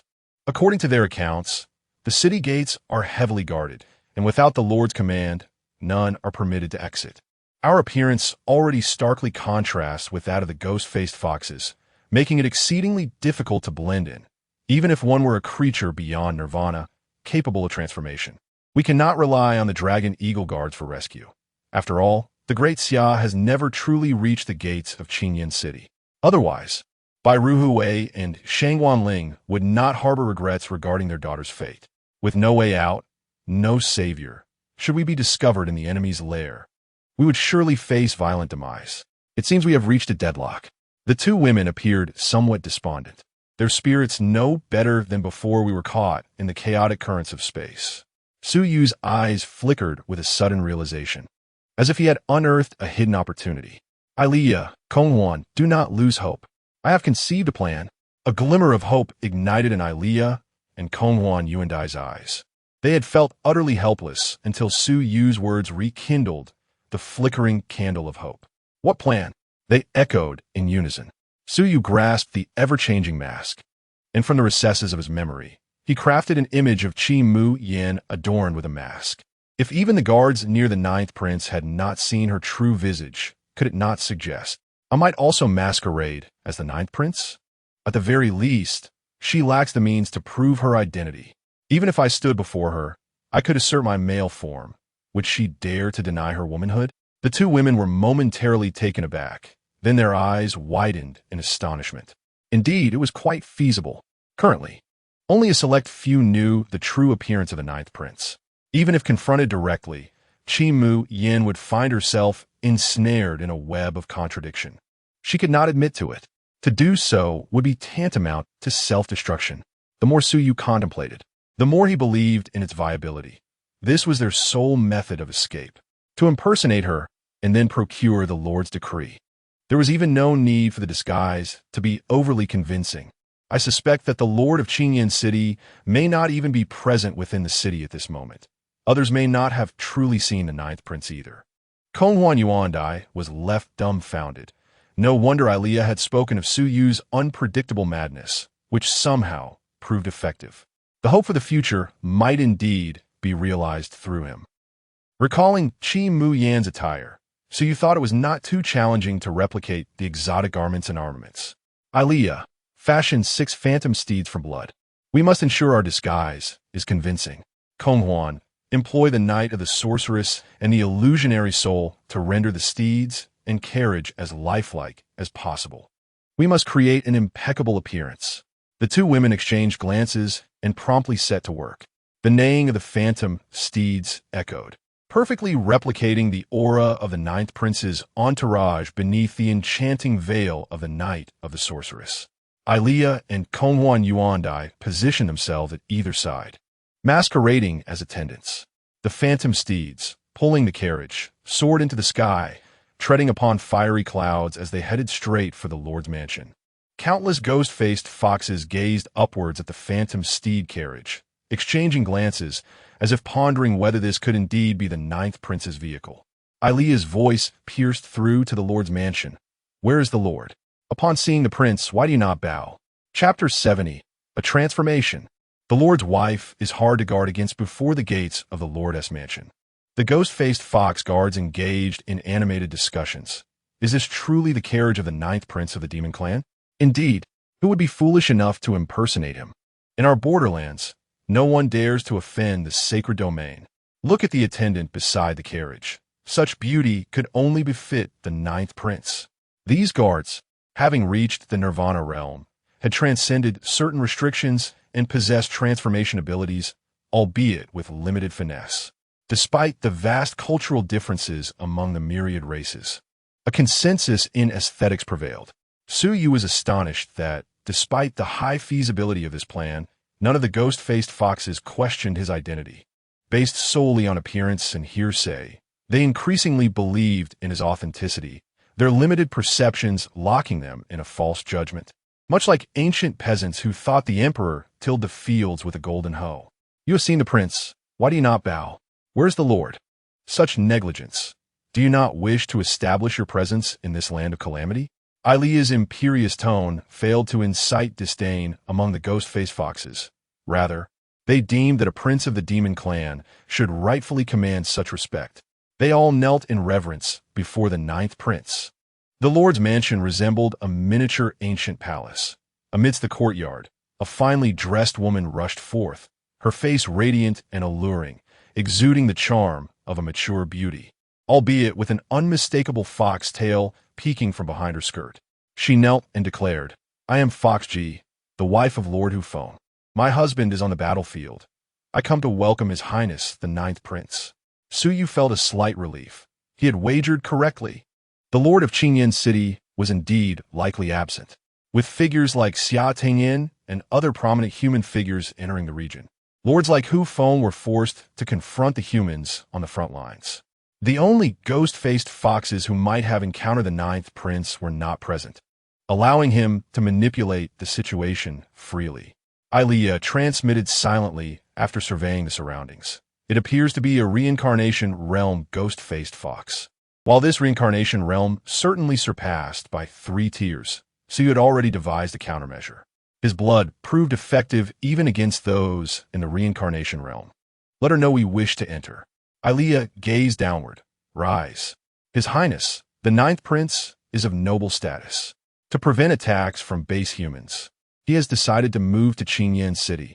May I ask if your defenses are sufficient? Fox G immediately responded, "Qingyan City's defenses are solid. To be chosen by your highness is our clan's glory. We, the ghost-faced fox clan, vow to protect his highness with our lives. Please, prince, enter our mansion. I will do my utmost to serve." Ilea commanded the phantom steeds, "Forward." The 6 phantom steeds descended amidst the fiery clouds, arriving at the lord's mansion. Inside, the interior decor exuded exotic charm, the burning sandalwood incense effectively masking the unmistakable scent of the foxes, imparting a delicate and fragrant aroma. Guiding a musk, Suyu, disguised as Qi Mu Yen, strode into the inner hall with an air of authority, unreservedly taking his place at Hu Feng's seat. Fox G exhibited no sign of dissatisfaction, cheerfully offering, "Your Highness, tea from the exquisite spring of the Calamity Land's drunken demon well." The universal language of the myriad races was not difficult to master. With Su Yu's mental acuity, he had long employed it with ease before entering the demon lair. Engaging in conversation with the ghost-faced foxes was effortless. A fine tea indeed. This habit was learned from the humans of the starting land. "I hope your highness finds it to your liking." Fox G gazed at Su Yu with an intense, almost enchanting allure, positioning herself in a manner that belied her true status. Although her realm exceeded his, she dared not overstep in the slightest. The reason was simple. While appearance could be disguised, Fox G believed that temperament was exceedingly difficult to imitate. The aura emanating from the ninth prince indeed closely resembled her husband's description. Little did she know that Su Yu was donning the ever-changing mask. She could hardly fathom that a figure from the sacred domain would wear the guise of her clan. Despite Su Yu's numerous flaws, anyone truly familiar with the ninth prince would likely recognize him. However, Fox G was not acquainted, let alone Fox G. Her husband Hu Feng was also unfamiliar, not to mention the enchanting attendants beside him, each more beautiful than the last. Fox G felt inferior. 4 such beings could not possibly exist in this borderland. Surely, they hailed from the sacred domain. Her conjecture was not entirely erroneous. Indeed, Ilea and Kongwan Yuandai's lineage had once traversed the Forbidden Zone. Suyu remarked, "The Lord of Qingyan City has shown great loyalty and dedication. The ghost-faced Fox clan demonstrates remarkable courage, which this prince duly acknowledges." Fox G's heart swelled with joy as she chuckled. "Your Highness exaggerates." Suyu's tone turned frosty. "Oh, are you implying that this prince?" Fox G's heart raced. Indeed, the demon clan was capricious. She quickly countered, No. What I meant was that our clan is always willing to go through fire and water for your highness." Suyu rose and approached Fox G, gently grasping her chin. Fox G's heart quivered. In Qingyan City, no ghost-faced fox had ever dared to treat her this way. After all, she was the lady of the Lord of Qingyan City. However, she was not angered by the flippancy of the ninth prince. Instead, her heart painted a vivid picture of what it would be like to ascend to such heights. Soaring toward success. She was not foolish, but rather greedy. Even being a mere concubine of such a prominent figure would allow her to escape the fate of being a pawn in this marginal land, ensuring a far safer path. The Fox Princess exclaimed, Your Highness, I. Her cheeks flushed crimson, her voice soft and alluring, capable of melting a man's resolve. So he was taken aback. Is this how the myriad races behave, so openly? Poor Lord Qingyan. The allure of the fox demon was undeniable, though it paled in comparison to Alia and Kong Huan's ethereal beauty, resembling more of a star in human society, yet possessing an additional layer of seduction. However, Suyu was not one to covet everything. The uncanny aura of the Ghost Fox clan was something he could do without. Alia, displeased, interjected, Madam City Lord, is this not a grave disrespect? Do you truly believe this lowly ghost fox can catch the prince's eye? How dare you employ seduction on his highness? The Fox Princess turned pale, realizing her own greed had led her astray. Your Highness, forgive me. I did not mean to. Considering your first offense, I shall let it slide. However, I have mentioned before that your Ghost Fox clan has performed admirably, and rewards are in order. Since the Fox Wind is absent, the Fox Princess immediately brightened. If my husband is not here, I can accept your Highness's gifts on his behalf. Suyu, you truly are a devoted couple. He gently pricked his fingertip very well. My blood can transform any demon, granting them the power of my demonic lineage, but the Fox Princess's pupils contracted. That exquisitely sweet blood was a once-in-a-lifetime opportunity that must not be missed. Chapter 71. Sinking beneath the crown of blood. The command center was in shock. The Fox Princess was visibly agitated, her eyes shimmering with excitement. Transformation. Within the demon lair, the hierarchy was absolute. The Fox Princess, constrained by her lineage and lacking the beast mastery skills of humanity, could never advance further. If she could metamorphose into a demon and ascend the ranks, then the previously insurmountable path to divinity would no longer be a distant dream. She respectfully knelt, her foxtail swaying submissively. Even if Suyu wished to take her right then and there, she would likely not refuse. Suyu retrieved a golden vessel filled with blood and offered it to her. The intense fragrance emanating from the blood was extraordinary, affirming its immense value. Little did she know, this was merely the lethal allure of Suyu's blood. Since arriving at the city lord's residence, Alia and Kong Huan had been on edge, fearful of revealing any flaws.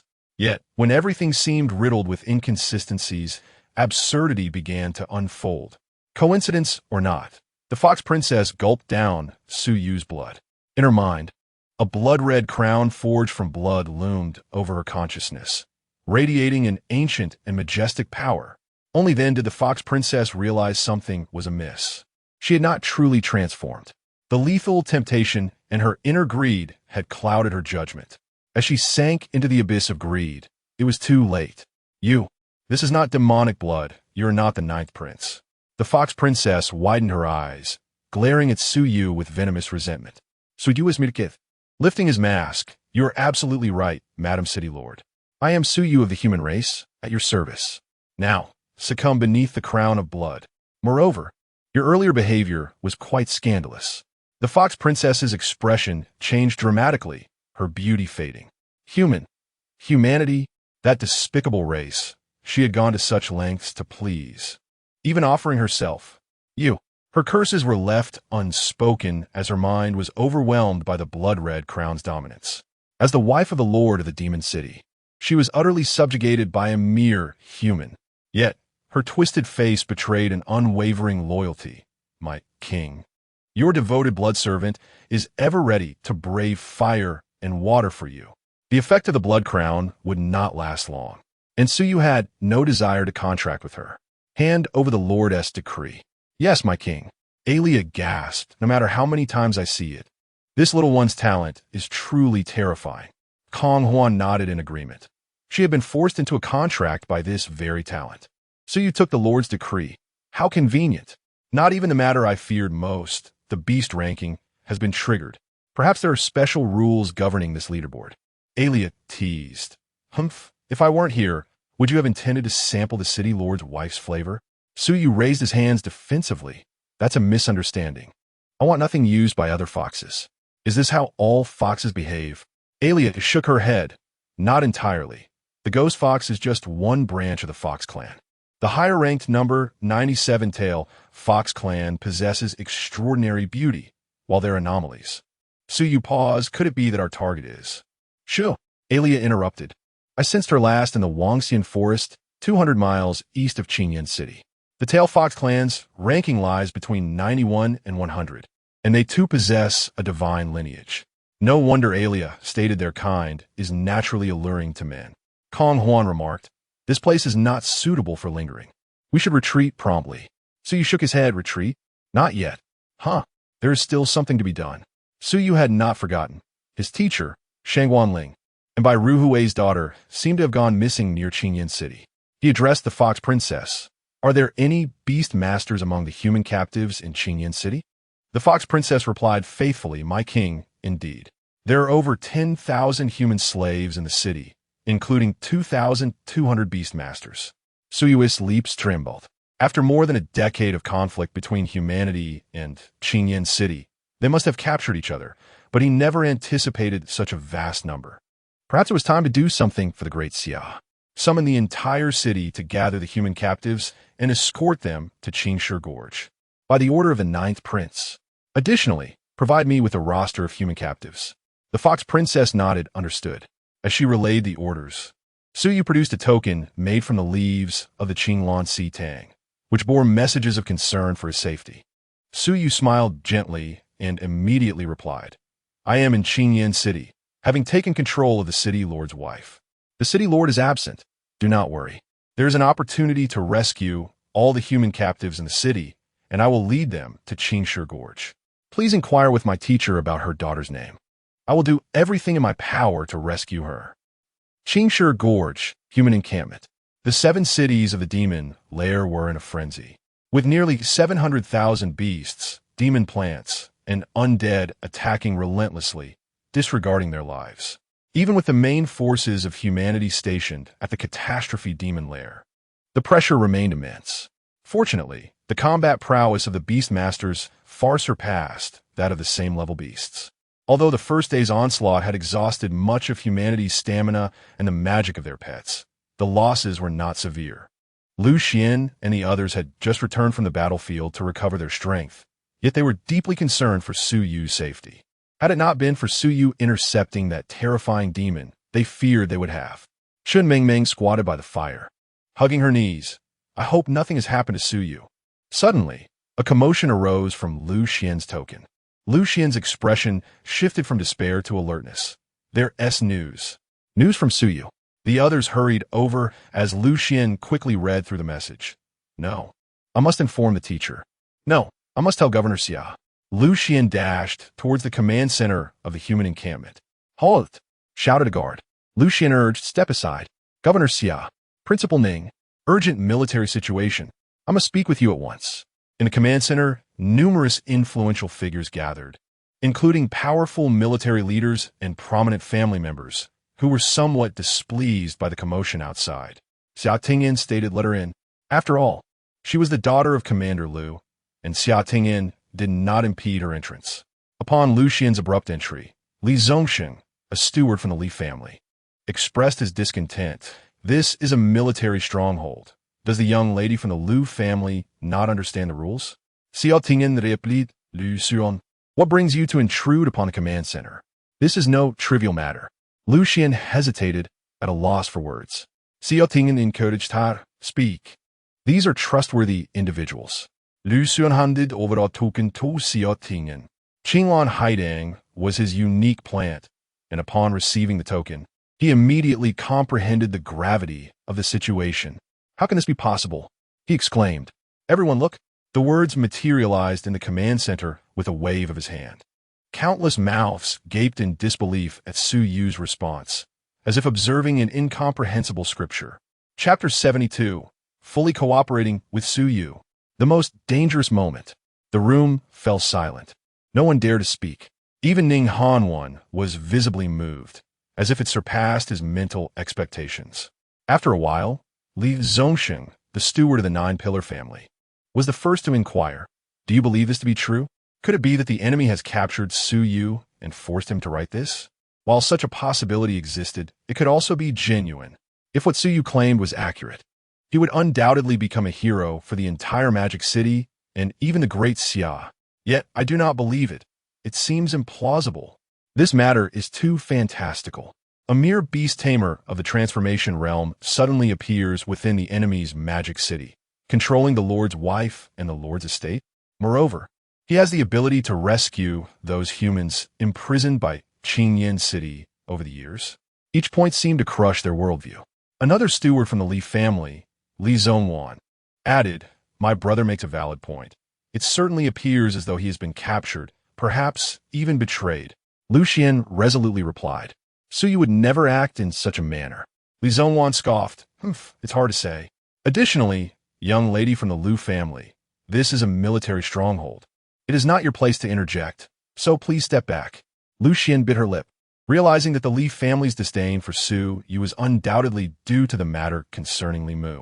Xia Tingyan coldly interjected, "Zhongwan, tread carefully.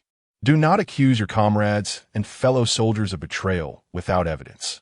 Li Zhongwan, sensing Xia Tingyan's displeasure, immediately apologized. "You are correct, Governor Xia. I merely presented a possibility. I should have considered it more thoroughly." Lu Xian noticed that Shangguan Ling was weeping quietly, struggling to contain her emotions. Were it not for the presence of the command center, she might have broken down in tears. Xia Tingyan turned to Shangguan Ling and asked, "What do you think?" Shangguan Ling, her eyes glistening with tears, replied, "I have only spoken to Su Yu and a few others regarding my daughter's situation. Not many are aware of it." I can." Xia Tingyan nodded, "I understand. Please respond to him." Without a doubt, Su Yu is speaking the truth. Although we do not know how he managed to control the Lord's wife, indirectly seizing control of Qingyan City, he chose not to evade danger during this critical moment of life and death. Instead, he opted to take a risk to rescue his comrades. This matter is of utmost secrecy. We must ensure that no information leaks. If I discover that anyone present has divulged this information, they shall be considered traitors to the Great Xia. With thousands of comrades at stake, if this endeavor succeeds, it will be akin to a massive victory.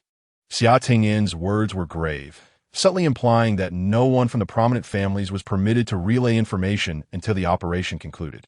Li Zongxing had no choice but to declare, "Rest assured, Governor Xia, our family will never leak this information. The association will do the same. The Nine Schools Alliance will also comply." Xia Tingyan decisively commanded, "Good. Relay my orders. The Dragon Eagle Guard and the Alliance Army are to launch a full counterattack, interspersing and dividing the enemy's front lines. We must isolate the ghost-faced fox by tomorrow in the north. The Dragon Eagle Guard's 1st, 2nd, 3rd, 6th, and 9th battalions will be responsible for the support. Shangguan Ling, you will inform Su Yu that the entire human faction within the disaster abyss will fully cooperate with his actions. However, we have conditions. Do not hesitate to express them." Shangguan Ling wiped the tears from her eyes. Though she claimed to have not lost hope, deep down, she understood that they could never approach Qingyan City, nor could they overpower its lord. Many had gone missing, and the Great Xia could not risk an all-out war for her sake. Yet, Su Yu had taken heed. Not only had he listened, but he had infiltrated Qingyan City, and perhaps he truly had the opportunity to search for her daughter.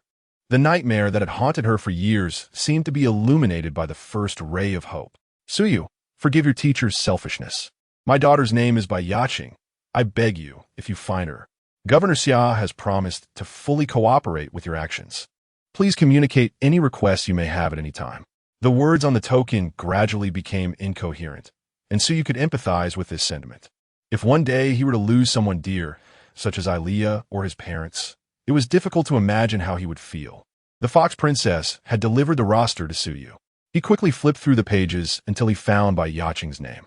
Indeed, she was still alive. There was no time to waste. They must depart immediately. Su Yu had fabricated an excuse for the Fox clan, claiming that the frontline attacks were unsuccessful, resulting in significant losses for the ghost-faced Fox clan, necessitating some expendable troops. There was no better choice than human slaves, which convinced the demon generals. "Yes, my king." Su Yu had infused her with sufficient blood. The effect of the blood crown would last for a while longer. If he exceeded the limit, Further infusions would be futile. Controlling beasts of the reincarnation realm was still somewhat taxing for Suyu. The ghost-faced fox operated with remarkable efficiency.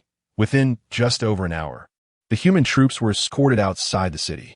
Once the dust settled, Suyu transmitted the news of the escort team and turned to Ilea, Huan Yuan. "It is time for us to leave."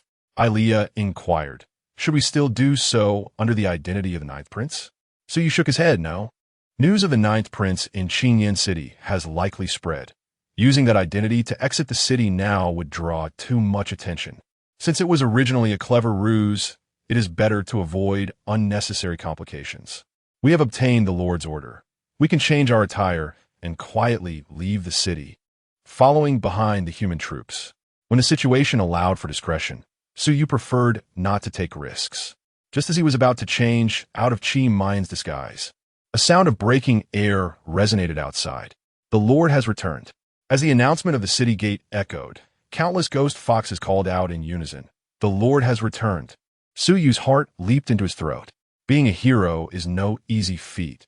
Just when he wished to seize the opportunity, the Lord of Qingyan City was returning at this moment. The three of them peered outside, only to see, in the opposite direction of the escorting human troops, a carriage drawn by 6 ghostly steeds, flanked by 2 demon lords and the Lord of Qingyan City, galloping through the air. "Damn!" Suyu nearly exclaimed, a surge of crisis awareness engulfing him. "How could she know I am here?" No, it is impossible for her to know. Even the 10,000 beast list has not revealed Suyu's information. Perhaps she was merely passing through Qingyan City. This is disastrous. The worst-case scenario, the false Ninth Prince, Suyu, was coincidentally trapped inside the Lord estate by the real Qi Mayan. Huan was momentarily stunned. "What should we do, Suyu?" "Adire kraisi slumd." A deadlock. Yet another deadlock. Ilea's gaze, initially dazed, turned resolute. Huan, can I trust you? Take the little one and go." In an instant, she made a decisive choice. Suyu firmly declared, "No, there is still a way. You two listen to me. The success or failure hinges on this moment. We have only one chance." Chapter 73. I am the Ninth Prince. Do you dare to remove your mask? The two women turned their gazes toward Suyu, wondering if there could still be a solution in such a predicament. Suyu, without the luxury of explanation, promptly stated, "We shall proceed in 2 stages. Huan Yuan will lie in ambush. Once that enchantress and her entourage enter, you must activate the inherent barrier to ensnare her and the Fox Princess, while conveniently pulling me in as well. It will only take a moment, after which you should retreat into the beast space. At that time, all attention will inevitably be on the enchantress, leaving no one to notice AI Lea's actions. AI Leah begin tunneling underground immediately. The deeper, the better. We shall escape through the depths, and I will give the commands on how to proceed." A daring plan constructed itself in Suyu's mind. Sensing the unease of the two women, he gently reassured them, "We shall not perish here. AI Leah, I wish to accompany you in savoring the myriad joys and sorrows of the world. One day, I shall uncover your true desires, Huan Yuan. I shall accompany you across the forbidden sea to that desolate realm. Trust me." With a simple declaration of trust, all apprehensions of AI Leah and Kong Huan Yuan dissipated. Suyu then turned his gaze towards the Fox Princess. Lethal temptation. The lethal temptation of the metamorphosis realm is not merely enticing. It is profoundly deadly. Suyu's blood would transform into a vengeful specter. While it may not be sufficient to slay the reincarnation realm's Fox Princess, its effects could certainly be manifested. Within mere seconds, everything was prepared. In the sky, Fox Wind proclaimed, "Ninth Prince, rest assured, our informants among the humans have confirmed that Suyu has yet to return to their side. As long as he remains within our 7 cities, he cannot escape." Fox Wind had laboriously seized the opportunity for the Ninth Prince to temporarily reside in Qingyan City, eager to make a good impression and perhaps secure a powerful ally. However, Qi Mu Yin remained sullen and silent. For her, the war in the Demon Cave had fallen to second place. The priority was to locate and eliminate Suyu. Otherwise, should news leak, the cruel inheritance system of the Abyssal Demon clan loomed ominously in her thoughts. Qingyan Kunanchit had feasts. her mind wandering so much that she subconsciously failed to sense even Ai Liya and Kong Huan Yuan, who were not far from her. As a group of demons entered the hall of the city lord's mansion, Fox Wind noticed the Fox Princess beaming with joy as she prepared to greet him. Everything seemed so splendid, so serene, until a dark shadow suddenly tore through the fabric of space, spreading like wildfire. Fox Wind, Bird Sovereign, and Insect Sovereign were all taken aback. Who dares? This was the city lord's mansion of the demon city. Who would be so audacious as to strike here? Moreover, who was lying in wait? The inherent barrier was exceedingly rare. Even 3 mythical beings could not have anticipated that Qin Yin City concealed someone capable of wielding it. In the blink of an eye, darkness enveloped the Fox Princess and Qi Mu Yin. Qi Mu Yin's reaction was instantaneous. Suyu is right before me, and I failed to sense him. Such negligence was incomprehensible. Qi Mu Yin bit her silver teeth and hurriedly activated her own barrier. Demonic Ashen Inferno Flower. That terrifying abyss was, in fact, a bloom of infernal flowers thriving in the demon realm.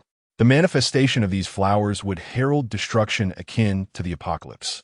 With her current strength, she could only summon the precursor of the infernal flowers, unable to truly unleash their bloom. Nevertheless, the barrier she conjured was already dreadfully formidable. Demoness, we meet again. At the barrier's terminus, a familiar face materialized in Qi Mu Yan's vision. It was him. Qi Mu Yan giritit hertit.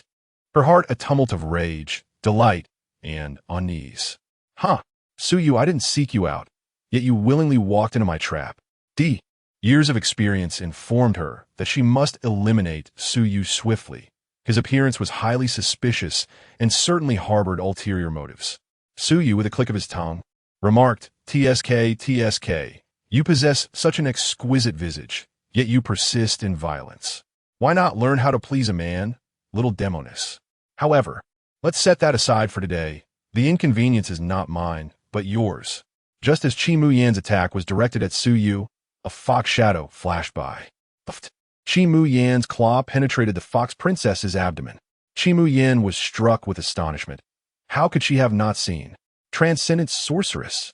The ethereal illusions conjured by Kong Huan Yuan had led her to perceive a falsehood. Yet, a being of the reincarnation realm should not be so easily pierced. Suyu did not afford her the luxury of contemplation. Donning a 1,000-face disguise, he transformed into Qi Mu Yin, adorned with her mask. Kong Huan Yuan dispelled the sorceress's night and slipped into the beast's space. The barrier shattered. In less than 2 seconds, Fox Wind, Insect Sovereign, and Bird Sovereign witnessed a bewildering scene that left their minds reeling. There were 2 Night Princes. One of them had just pierced through Fox Wind's wife. The Fox Princess? Huh. Fox Wind was incredulous. Fox Princess, Your Highness, you. Kimu Yan panicked. Sinche encountering Suyu. She had been led around like a puppet. She quickly shook her head. It's not me, it's him. He is. Suyu interjected. He is an imposter. Fox Wind, both of you. He is Suyu, who has disguised himself as the 9th prince to infiltrate the city lord's mansion. And it just so happens that we cross paths. Qi Mu Yin was stunned. No, I am a 9th prince. This scoundrel dared to impersonate her in her presence. Qi Mu Yin immediately retorted. No, he is the one who is Suyu. Shuyu spot. Nay, you are the true scoundrel. Fox Wind cradled the gravely injured Fox Princess, his mind in a daze. Insect Sovereign and Bird Sovereign were equally befuddled. Based on their auras, Qi Mu Yin was genuine, while Suyu was a counterfeit. Yet, how could a 9th prince harm the Fox Princess? Although cleansing the marginal areas was a secret objective, even the dimmest genius of the Forbidden Zone would not slaughter their own subordinates. Insect Sovereign clasped his head. Wait, let me sort this out. I can't distinguish anymore. Auras can indeed deceive, and the 2 sovereigns were well aware of this. Qi Mu Yin, exasperated, exclaimed, You 2 cannot even recognize the true 9th prince? Bird Sovereign queried, Your Highness, whom did you instruct us to contact a few days ago? The matter of contacting the Wind and Cloud Pavilion was known only to him, and Qi Mu Yin, Insect Sovereign, recalled. Qi Mu Yin, without thinking, blurted out, The Wind and Cloud Pavilion. Insect Sovereign realized, Yes, yes, this is genuine. That one is false. Chi Yin sighed in relief. These two were not entirely foolish. The aura of the bird sovereign from the mythical realm pressed down upon them. You are the imposter. Yet, Suyu's next words left bird sovereign utterly bewildered. Fool. Suyu has ascended the wind and cloud rankings. The wind and cloud pavilion must have contacted him. Do you think Suyu would be unaware of your correspondence with them? Recalling Li Lingya's words, Suyu rapidly devised a way to patch the loophole. Bird sovereign inhaled deeply. This truly is. Then, Your Highness, regardless of who is genuine, let us devise a method to prove it. Utilize our innate abilities. Suyu stood with his hands clasped behind his back. You two are utterly hopeless. Abilities can be impersonated as well. Use your brains. I'm a ninth prince. If you doubt me, the one standing over there, Suyu, I challenge you to remove your mask and prove you're the ninth prince. Do you dare? Chi Mu Yan's eyes widened. Ah? Chepter sedendesatstiji, humuyanes compromise. I shall never reveal to anyone else. Chi Mu Yin was astonished. Removing the mask to verify their identities would undoubtedly allow for swift recognition of each other's true selves. However, this would mean Suyu would be exposed. Consequently, he would surely meet his demise. Yet, once those two demons learned of her true identity, they would no longer pledge allegiance to her.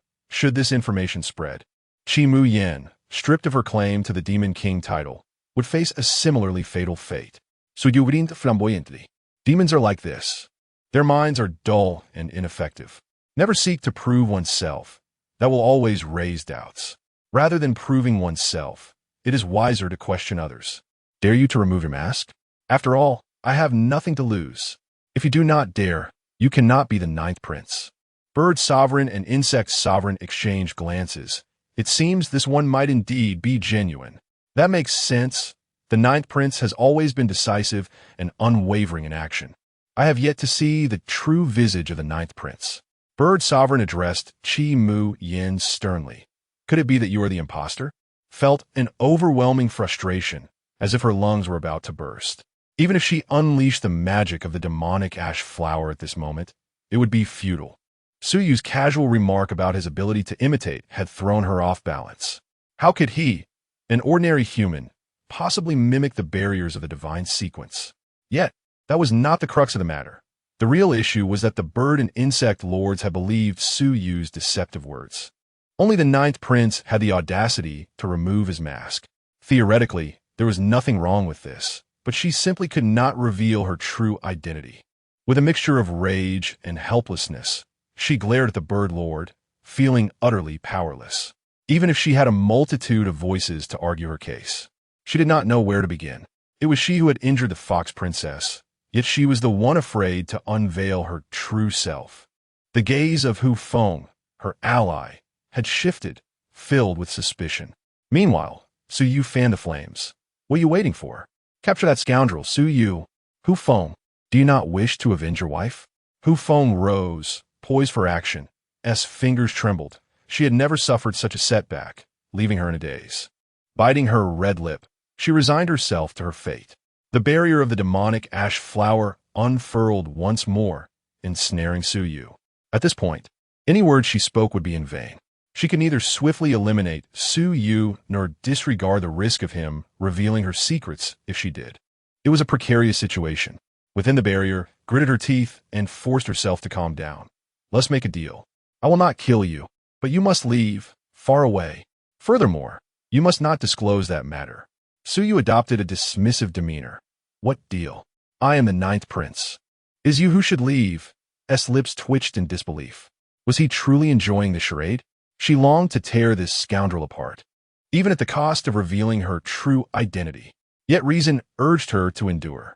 As she struggled to maintain her composure, Suyu gently removed his mask. Little enchantress. This is not a deal. You're the one in trouble now, not I. Upon hearing Suyu's concession, unexpectedly felt a sense of relief. Despite the slander against her, she found solace in the fact that he was willing to negotiate. This realization surprised her, an unfamiliar sensation blossoming within her heart. Warily inquired, "What do you want?" Suyu replied, "We should at least change locations, should we not? How can I admit anything in front of your two foolish subordinates?" considered his words, only to realize the truth in them. Bird Lord and Insect Lord were indeed two fools. So you continued. Once you dispel the barrier, there is a deep pit 100 meters to your 9 o'clock. You pretend to jump in as me while I chase after you, making it a genuine act. You cannot kill me, and I cannot do anything to you, and we can negotiate better terms afterward. I will vanish, and you can continue to be the 9th prince. What do you say? Suyu's ultimate goal was still to escape. It would be conspicuous to fight openly, and finding a safe haven was impossible. Digging underground was the best option.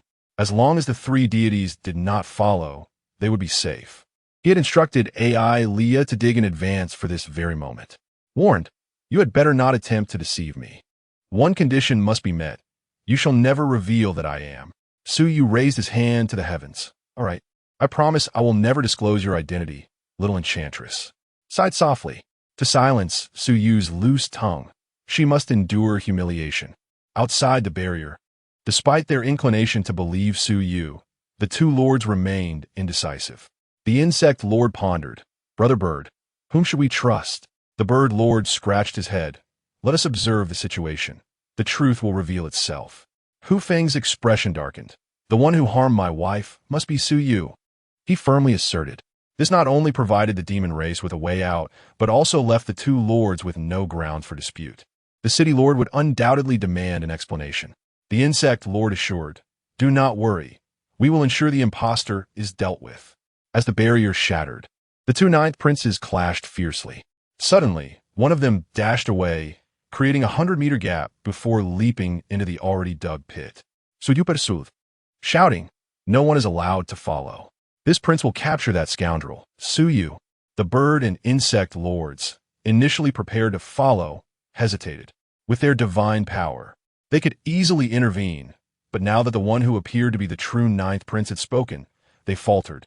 After all, if they mistakenly harmed the real prince, they would face dire consequences, but ignoring his command would also invite severe reprimands.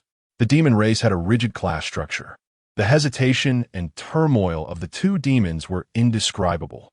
Suyu successfully descended into the pit, and indeed, the 2 demons did not follow. He quietly exhaled, realizing how useful the identity of the 9th prince was. On the surface, the 2 demons looked towards Hu Feng. Hu Feng understood their unspoken agreement. You truly wish to leave this to me? On the condition that it is the impostor. Good. Hu Feng clapped his hands. You foolish humans think you can hide underground and remain unnoticed?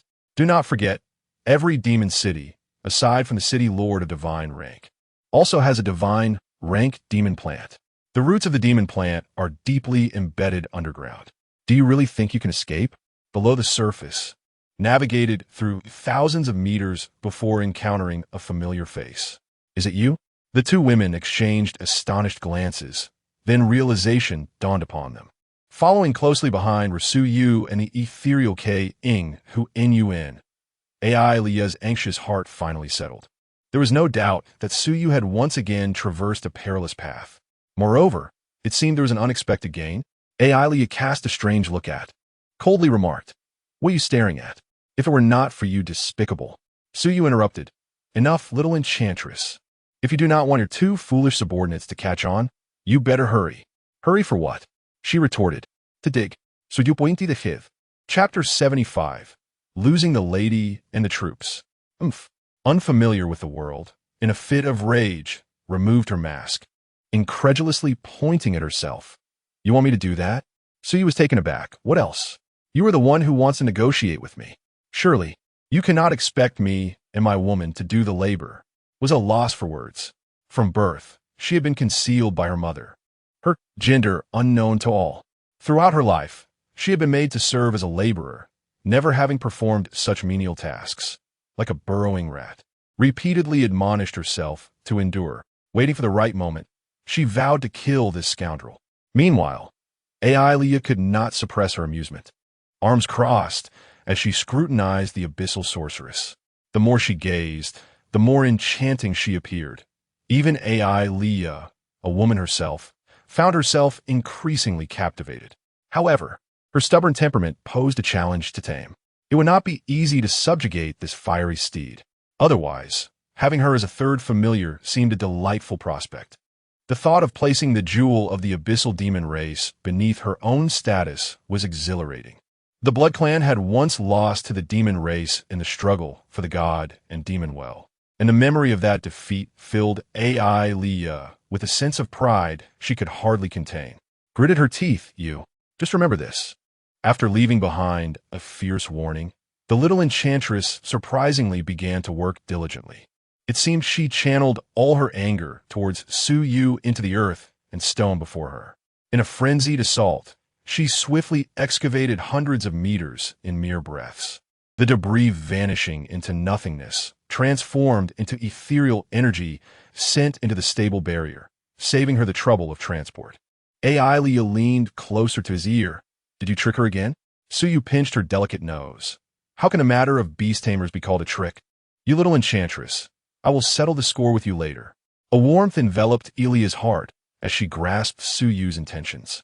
Upon the arrival of Chi Mu Yin and her entourage at the city lord's mansion, even Elia felt a tinge of despair, to the extent of suggesting that Kong Huan Yuan led Su Yu in a hasty retreat.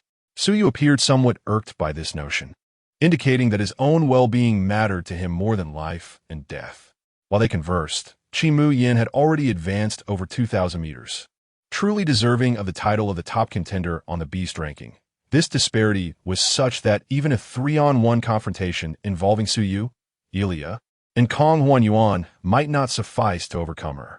What was the secret behind such prowess? Was it a disparity in magical power, physical strength, or something else entirely? As they progressed to 5,000 meters, an unusual sound echoed ahead. Boom! The entire underground passage trembled. Stones and debris crumbled, and the brows of Su Yu and the others furrowed in concern. What was happening? Chi Mu Yan's blood pressure skyrocketed. Those two imbeciles. Foolish, utterly irredeemable fools. When I return, you too shall await your doom. Chi Mu Yin realized the gravity of the situation, furiously cursing the bird and insect sovereigns. It was the city's protective demon plant. Surely, those two fools had shifted the blame onto Hu Feng. Why did they not follow through? The two demon lords could not discern the true from the false, and thus chose to cast the blame upon Hu Feng.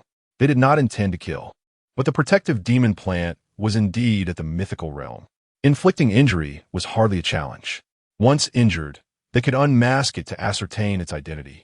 If it turned out to be a true demon, Hu Feng would bear the brunt of the consequences. Deeply. So they were merely playing coy, capable of leading. But wait, this protective demon plant is at the mythical realm. Does that not spell disaster for us? Do not forget, your fate upon being captured will not be any better than mine. Chi Mu Yin retorted coldly. There is no need for your reminders. You lot from the beginning. You country bumpkins are simply unacquainted with the world. She declared, to tell you the truth, the protective demon plant is rooted in the demon city, deriving its power from the magical energy emitted by its citizens. Hence, it cannot leave the city, and the longer its branches extend beyond the city, the more its strength diminishes. This mythical demon plant's branches, extending thousands to tens of thousands of meters, possess at most the strength of the Nirvana realm. Su Yu felt a slight relief. That was good. He mentally noted this significant secret. However, conversely, if the branches extending over 10,000 meters possessed Nirvana-level strength, could it not be said that a single mythical demon plant could equate to the combat power of thousands of Nirvana realm demon plants? The mythical realm is indeed formidable. Here it comes. Kimuyan murmured. Bang, bang, bang. Countless branches burst through the walls of the underground passage, lunging towards them. The three women sprang into action, unleashing a torrent of blood thorns, shattering space, and wielding dark energy magic strikes. Bang! Successive branches were severed, yet Chi Mu Yin did not halt her advance. Suddenly, Chi Mu Yin frowned. You great fool, have your women fight alongside me. Just ahead lies the trunk of that demon plant. So you did not press for details and nodded gently. Kong Huan Yuan even summoned her snow heart rose and heavenly thunder dark pillar to reinforce the passage. The three women joined forces, the fusion of blood and magical energy, after the spirit void mirage severed the earth and stones before them, was directed towards the immense wooden trunk. With a swish, a trunk thicker than a person's embrace was pierced, and a star-like essence gushed forth. Suyu gasped. Life essence. He had never encountered such an abundance of life essence before. Indeed, such essence is produced by mythical demon plants. Bates, no, basins. Good heavens, we're striking it rich. This demon plant dares to extend beyond the city? Meanwhile, Hu Feng's complexion darkened. The bird's sovereign inquired, "What is the situation? Have we captured them?" Hu Feng's face was grim. "It's too deep.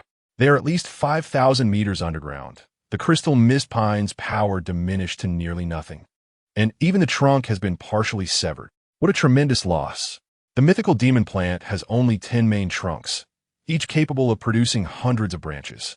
And the life essence contained within is the most abundant treasure of the peripheral regions. The formation of the main trunk takes a century, at least truly. It was a case of losing both the lady and the soldiers." The bird sovereign's lips twitched. "Useless. Insect brother, what should we do?" The insect sovereign replied, "Pursue. Regardless of who is true or false, if the ninth prince encounters trouble, we will not be able to bear the consequences." The plan to shift blame had failed, forcing the two demons into the pit. Yet damn it, why is the way behind us blocked? Hu Feng frantically exited the city lord's mansion in search of the crystal mist pine's true form. It must know Su Yu's whereabouts. Underground, Su Yu reveled in collecting life essence, utterly absorbed in his task. How many drops? Thousands? 10,000? It was hard to discern. In any case, he was striking it rich. Elia and Kong Huan Yuan followed suit, eager to fill their containers, wishing to take even the branches of the crystal mist pine with them. Even the pampered Chi Mu Yin looked on in astonishment. "Aren't you ashamed? Oomph. Uncultured. You're all scrambling for this? Oh, so, does Her Highness the Princess possess something even better?" Chapter 76. 9 Extreme Dark Springs, Beasts Ranking 3. Today and yesterday, Chi Mu Yin disdainfully glanced at the life essence. Of course, she extended a hand, revealing deep purple leaves and blood-red flowers of the mandala. Born from the grand demon realm, the 9 extreme dark springs that drip from the flower's core are treasures of the demonic level, capable of enhancing the constitution of all races from the white jade realm to the star realm, strengthening magical circuits by as much as 60 additional pathways, far surpassing mere life essence. Pride gleamed in Chi Mu An's eyes. Finally, she had something to hold over this rascal. The magnificent miracle of my clan. Let you country bumpkins envy it. Su Yu inquired softly. So, where can one obtain it? Chi Mu Yin chuckled lightly. Only the dark flowers born within the confines of my royal family's inherent barrier can. Suddenly, her expression shifted. Are you trying to trick me? Damn it, this rascal has ensnared me again, she thought, while Su Yu chuckled awkwardly. What a reflection of the Master-S subordinates. Su Yu observed the dark purple springs shimmering on the flower's core, radiating a powerful and mysterious aura. This could enhance both the constitution and magical circuits. This was the reason for her superiority over Elia and Huan Yuan. It must be acquired, a demonic-level treasure. Even a single drop would equate to infinite dragon-level 9 extreme dark springs. Su Yu narrowed his eyes. Little Demonis, here's the deal. You give me 1,000 drops, and I promise to forget everything that happened today, not uttering a single word about it. Chi Mu Yin shot him glare.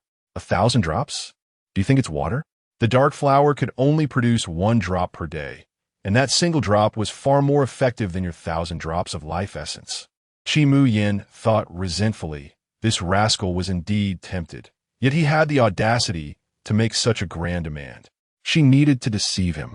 The 9 extreme dark springs could produce 10 drops a day, using this to take the initiative in negotiation. However, to her surprise, Su Yu was not swayed. Don't play games. Your dark flower can produce at least 10 drops. Chi Mu Yin was taken aback. Huh? How do you know then? Flaring with embarrassment and anger.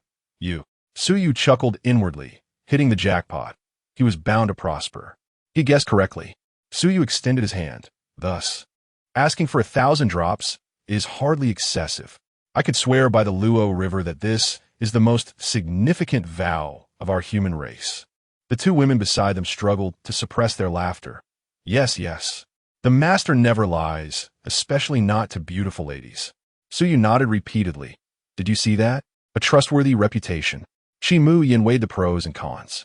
This was something she lacked. Using some resources to thoroughly silence Suyu was not a bad idea. Fine. I will give it to you. However, afterwards, you must assist me in digging. Deal. Suyu joyfully accepted the 1,000 drops of dark springs. A profound sigh escaped his lips. Indeed, the elite race from the Forbidden Zone was deserving of their reputation, possessing resources in abundance. Suyu resolved to keep the matter concerning Mu Yin a secret, determined to unearth further treasures from this little enchantress.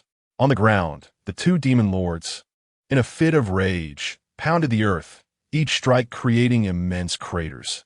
Yet they remained unable to trace Suyu's escape route. After all, searching thousands of meters below was akin to searching for a needle in a haystack. The insect lord remarked, "Let it go, brother bird. With his highness the ninth's prowess. Can he truly be outmatched by a mere human like Suyu? No one is aware of this. We can simply wait for his highness to return and acknowledge the error." Reluctantly, the bird lord nodded in agreement. Indeed, no one was the wiser. Suddenly, the dim sky was pierced by a beam of golden light, unfurling a scroll in the heavens, as clouds swirled elegantly, overflowing with brilliance. When someone stirs the winds and clouds, the wind and cloud rankings shall re-emerge. The two demon lords widened their eyes in disbelief. How could we forget this? The golden characters of the beast ranking appeared. Human Suyu skillfully escaped before the two demon lords and successfully captured the abyssal ninth prince.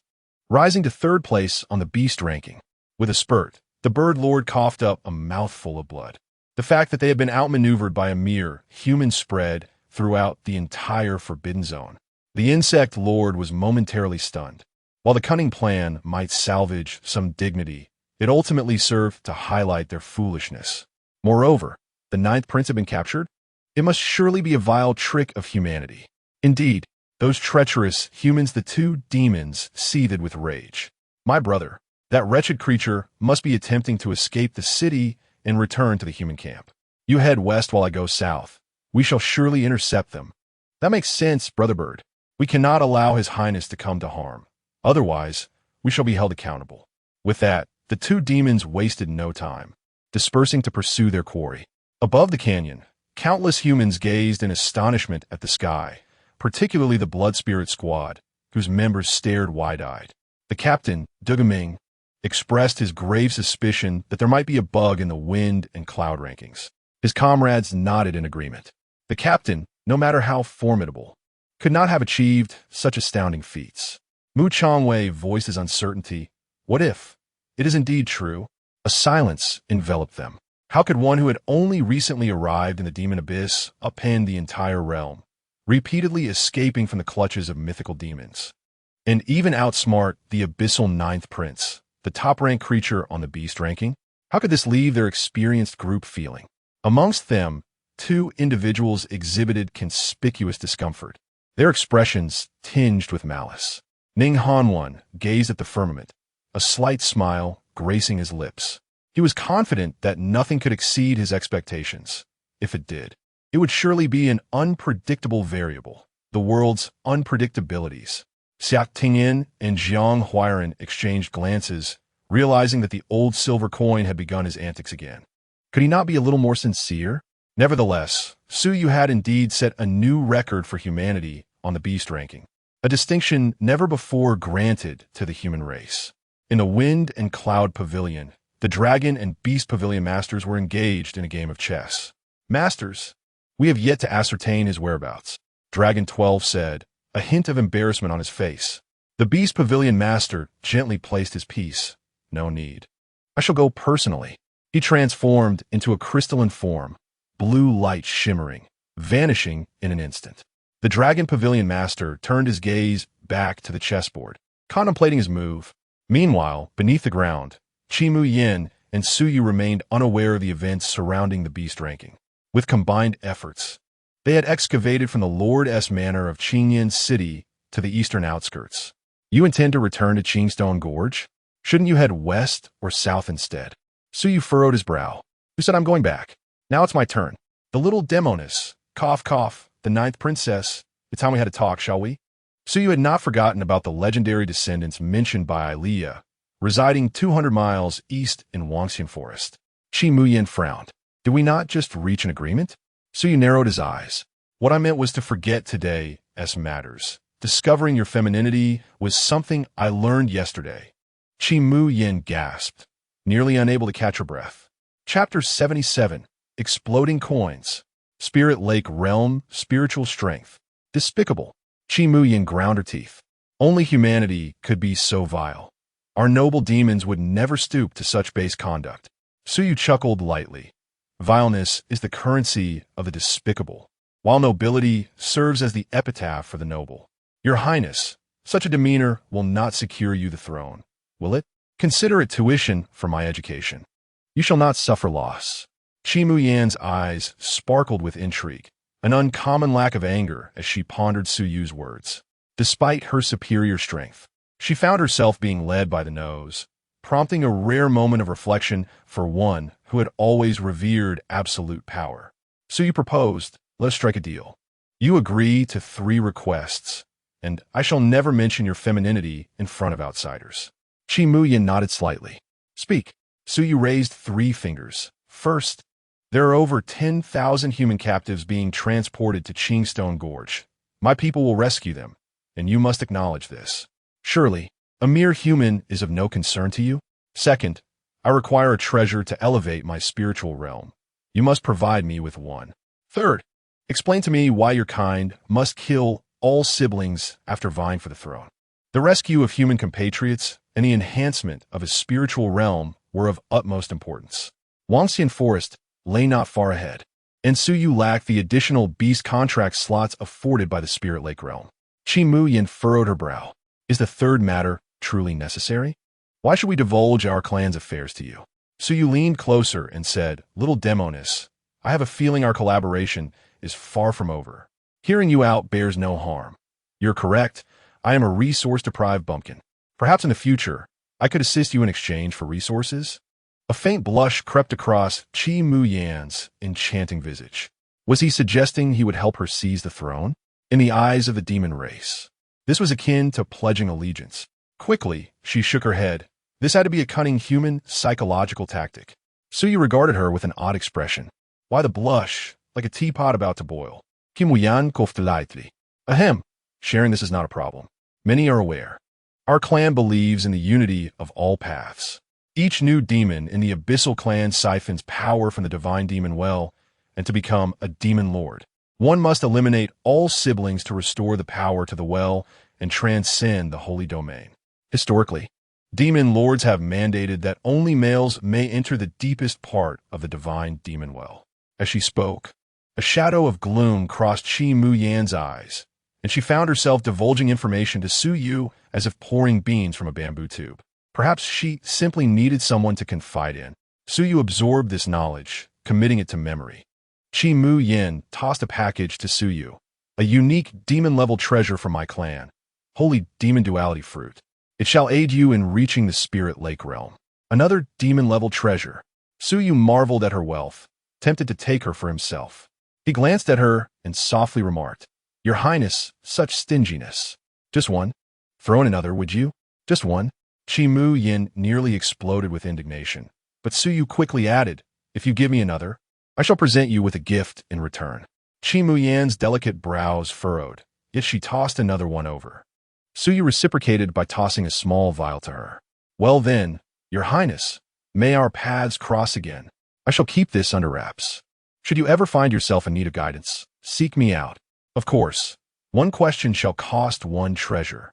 Do not forget your promise to help return my kin. You wouldn't want to jeopardize our hard-won agreement, would you? I do not abide by the untrustworthy. Furthermore, savor my gift at your leisure, but do not overindulge. With a carefree turn, Suyu vanished from sight alongside Elia and Kongwan Yuan. Qi Muyin gently opened the jade vial, a faint scent of blood wafting out, imbued with a deadly allure that intoxicated the senses. This fragrance was reminiscent of the sweetness and floral notes she had encountered during her first confrontation with Suyu. The higher the sequence number, the more susceptible one became to its charm. Unconsciously, she leaned in closer. Indeed, it was remarkably sweet. That warm sensation stirred her cold heart, causing a rosy blush to bloom on her cheeks. After a couple of tentative sips, she quickly restrained herself. No wonder they say not to overindulge. They only offered me this little bit. Why not give me a bit more? Watching Su Yu's retreating figure, she donned her dark mask once more. Soon, the bird sovereign and insect sovereign approached from two directions, spotting Chi Mayan standing on the plain. Your Highness, is that truly you? My foolish subordinates cannot discern which is you. The two demons felt a wave of unease, desperately seeking to evade responsibility. Chi Mayan raised her hand. Stand up. You are not foolish at all. Let this matter rest. We shall consider it Su Yu's fault. With a graceful turn, her calm words left the two demon lords exchanging glances. Compared to their previous domineering and forceful demeanor, the ninth prince now exuded an unfathomable depth and an aura of authority without anger. Suddenly, a voice emerged from within the ghostly steed's carriage. You too. Remember, humans cannot replicate our clan's nether flower. The bird sovereign and insect sovereign gasped in shock. The one they had dismissed as a fake was indeed the true one. The two demons, drenched in sweat, hurriedly positioned themselves beside the ghostly steed's carriage. We acknowledge our mistake. Where is Foxwind? Your Highness, Foxwind has gone to find his city-guarding demon plant. He may be pursuing that human. Chi Mayan quietly glanced back towards the direction Suyu had departed. Don't die, you fool. Suyu, Elia, and Konghuan Yuan arrived at a nearby forest. He gasped for breath. Phew, at last we've escaped. Elia and Konghuan Yuan clung tightly to Suyu, as if every second over the past few days had been a brush with death. Konghuan, do you think this thing can truly enhance mental strength? Suyu pondered cautiously about the untested method. Konghuan Yuan inspected it meticulously 3 times. Yes. Moreover, it has no side effects. The mental energy contained within is comparable to our clan's ethereal heart. The dominant species of the Forbidden Zone possesses remarkable depth. After a wave of small demoness coins, the most troublesome issue was resolved. Without hesitation, Suyu picked up a sacred demon duality fruit and consumed it, striving to comprehend its structure and effects. The reason for taking 2 was to fully understand and later reconstruct the pseudo-sacred demon duality fruit using oddities.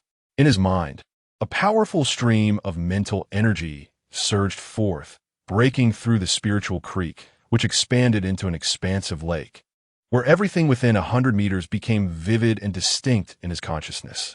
Transforming the creek into a lake, I merge with nature, and nature dwells within me. Mental Strength, Spirit Lake Realm. Chapter 78. In Life and Death Together. Foxwind's vow of relentless pursuit. Konghuan Yuan's eyes sparkled. Congratulations, Master, on breaking through to the Spirit Lake Realm. The elevation of mental strength enhanced overall cognitive abilities, rendering previously unnoticed magical fluctuations conspicuous to Suyu. He smiled, gently caressing her smooth cheek. Once the war concludes, I shall claim it. Konghuan Yuan's cheeks flushed, and she nodded lightly. Yes, Elia's words rang true. Following Suyu, her aspirations would no longer be mere fantasies. For a man like this, she would willingly follow him for life. Affection, unregretted companionship in life and death. Having traversed through life and death, their bond was no longer as innocent as it had once been. Suyu then turned to Elia, his expression grave. Elia, aren't you going to explain yourself? Elia's gaze wandered. What do you mean? Suyu stepped closer and enveloped her in his embrace. Ouch! What are you doing? Suyu paused, his fist halting before her flawless face. His voice choked. At the Lord's estate, before that little demoness arrived, were you planning to sacrifice yourself to allow Konghuan to escape with me? Answer me. Isn't that already in the past? Elia, Suyu pushed her against a tree, facing her directly. Do you understand? You are my woman, my most important person. I will not allow you to entertain such thoughts, not even for a moment. Even if we were to die, we shall die together, sharing the same bed in life and the same grave in death. If you dare to think like this again, I will truly come to despise you. Perhaps due to the relentless dance with death, Su Yu's taut nerves relaxed slightly, and his emotions surged like a flood breaking through a dam, overwhelming him. He became somewhat choked up as Elia embraced him. Elia whispered to herself, I owe you, little one. But if such a day were to come again, I would still make the same choice. Because you are also my most important person. Su Yu and Elia held each other tightly. Elia having changed into a gothic dress, tidying her disheveled hair. They shared a tacit understanding, saying nothing. All right, let us return and discuss this. It's not safe here. Elia, is it within this forest? Elia responded somewhat uneasily. Yes. I detected her presence nearby. I cannot be mistaken. Furthermore, from a distance, the wishing fairy forest appears quite ordinary. Yet within, it is shrouded in a misty veil, as if a form of protective disguise. Su Yu nodded. I will send back the information first. It is no easy task to rescue these comrades. And that little demoness will not strike if it serves her interests. Let's not keep our teacher waiting.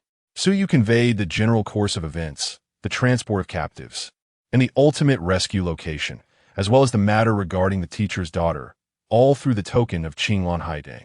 After sending the message, Su Yu glanced up at the sky, and suddenly his expression changed.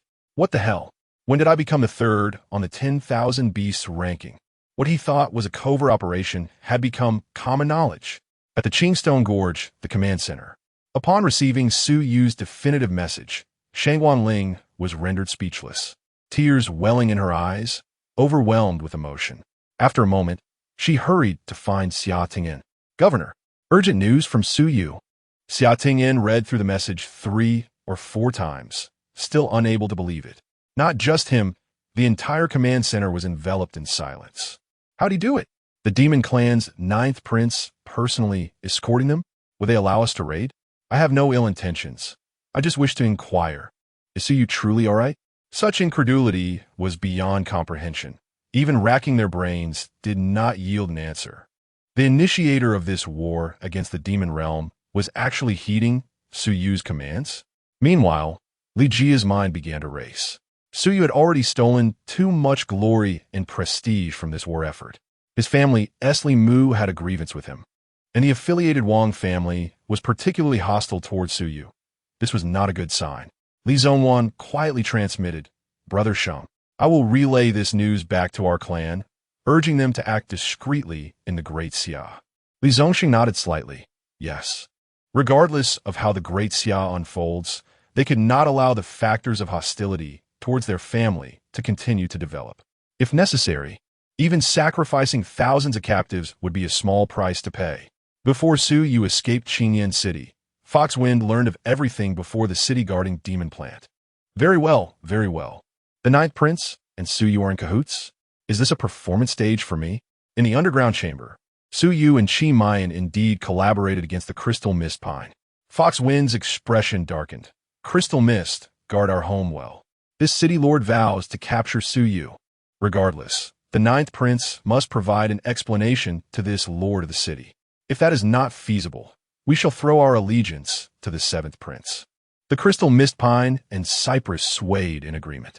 Despite the significant setback faced by Foxwind, if the secrets between Su Yu and the 9th prince could be unearthed, it might indeed be the key to the rise of the ghost-faced Fox clan of Qingyan City. Misfortune may turn into fortune. Foxwind decisively set off, racing towards the eastern part of the city, traversing the wilderness and plains, plunging into the Wangxian forest. Behind Foxwind, the master of the Beast Pavilion, encased in ice crystals and treading upon the frost, narrowed his gaze. This small Wangxian forest is truly bustling. Let me calculate. Su Yu Foxwind? Something seems amiss. Why are the spatial barriers of the nearby demon lair so weak? Could it be? How intriguing. Someone is attempting to forcibly tear open a passage into the demon lair. The master of the Beast Pavilion followed closely into Wangxian Forest. Inside Wangxian Forest, Su Yu softly inquired, So, can you tell me which divine lineage resides within this Wangxian Forest? Alia smirked. Well, much like that flirtatious fox princess, they are both of the Fox clan, yet their standings are entirely different. The ghost-faced fox ranks number 231, while the superior tail fox clan is number 97. And the divine lineage it hails from is number 008, the snow feather celestial fox. It is said that the tail of that fox transforms like snow, pure and pristine, yet the heavens bestowed upon it an alluring charm.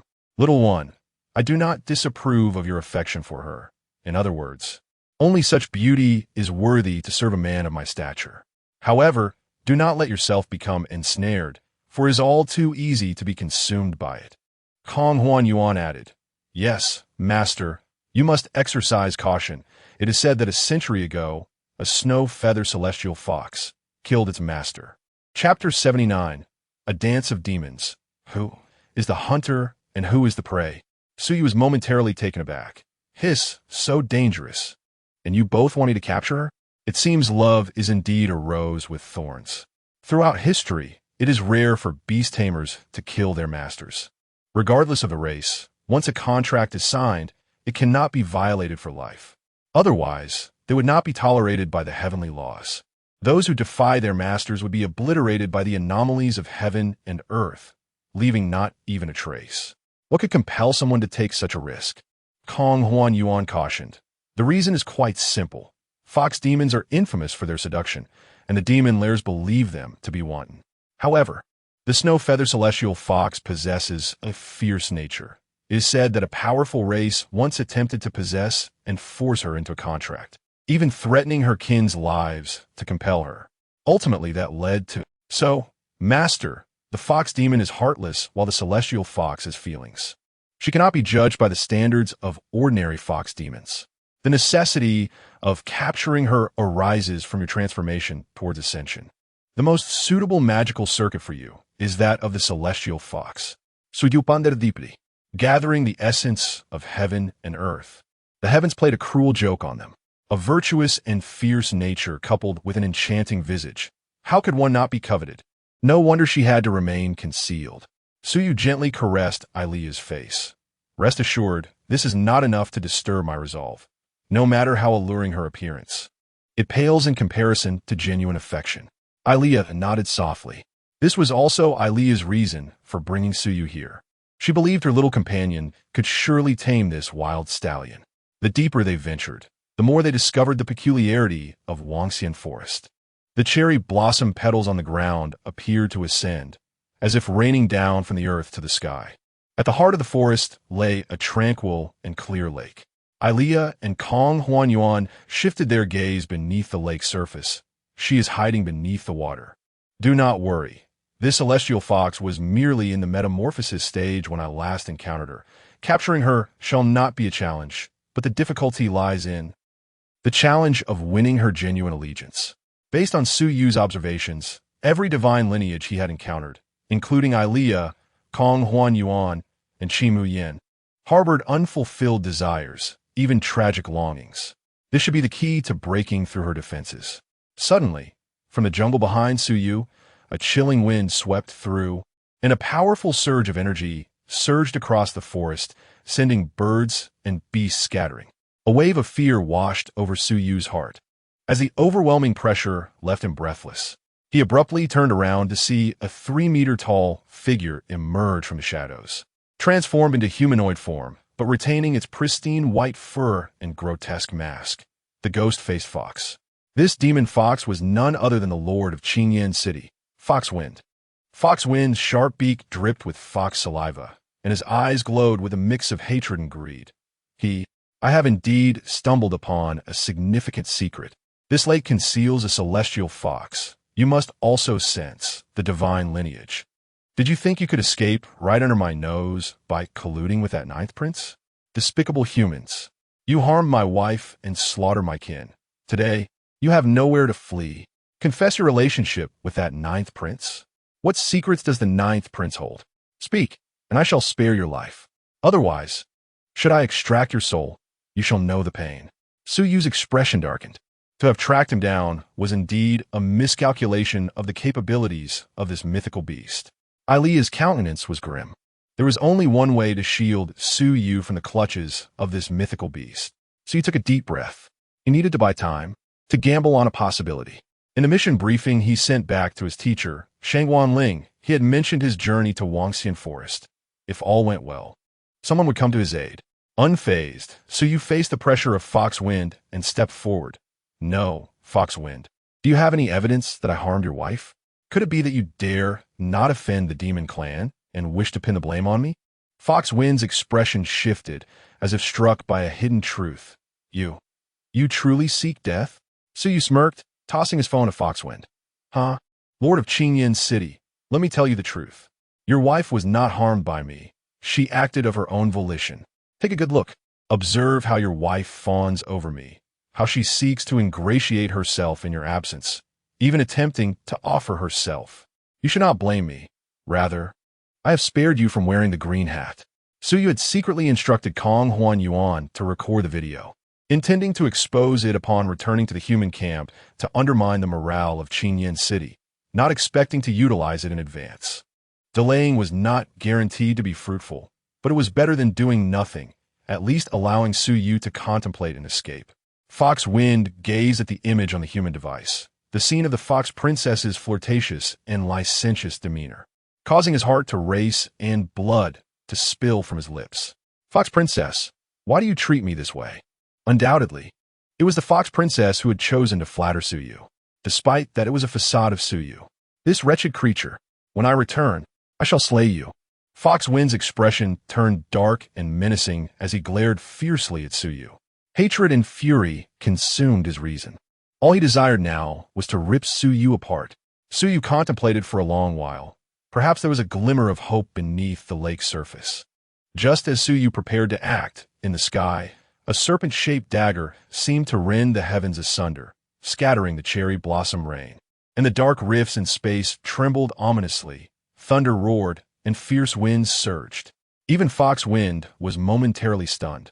What on earth is this? Su Yu was equally astonished. What is this? It seems to have torn the very fabric of space. Behind a rift, strange lights and shadows emerged, akin to the passage into a demon lair.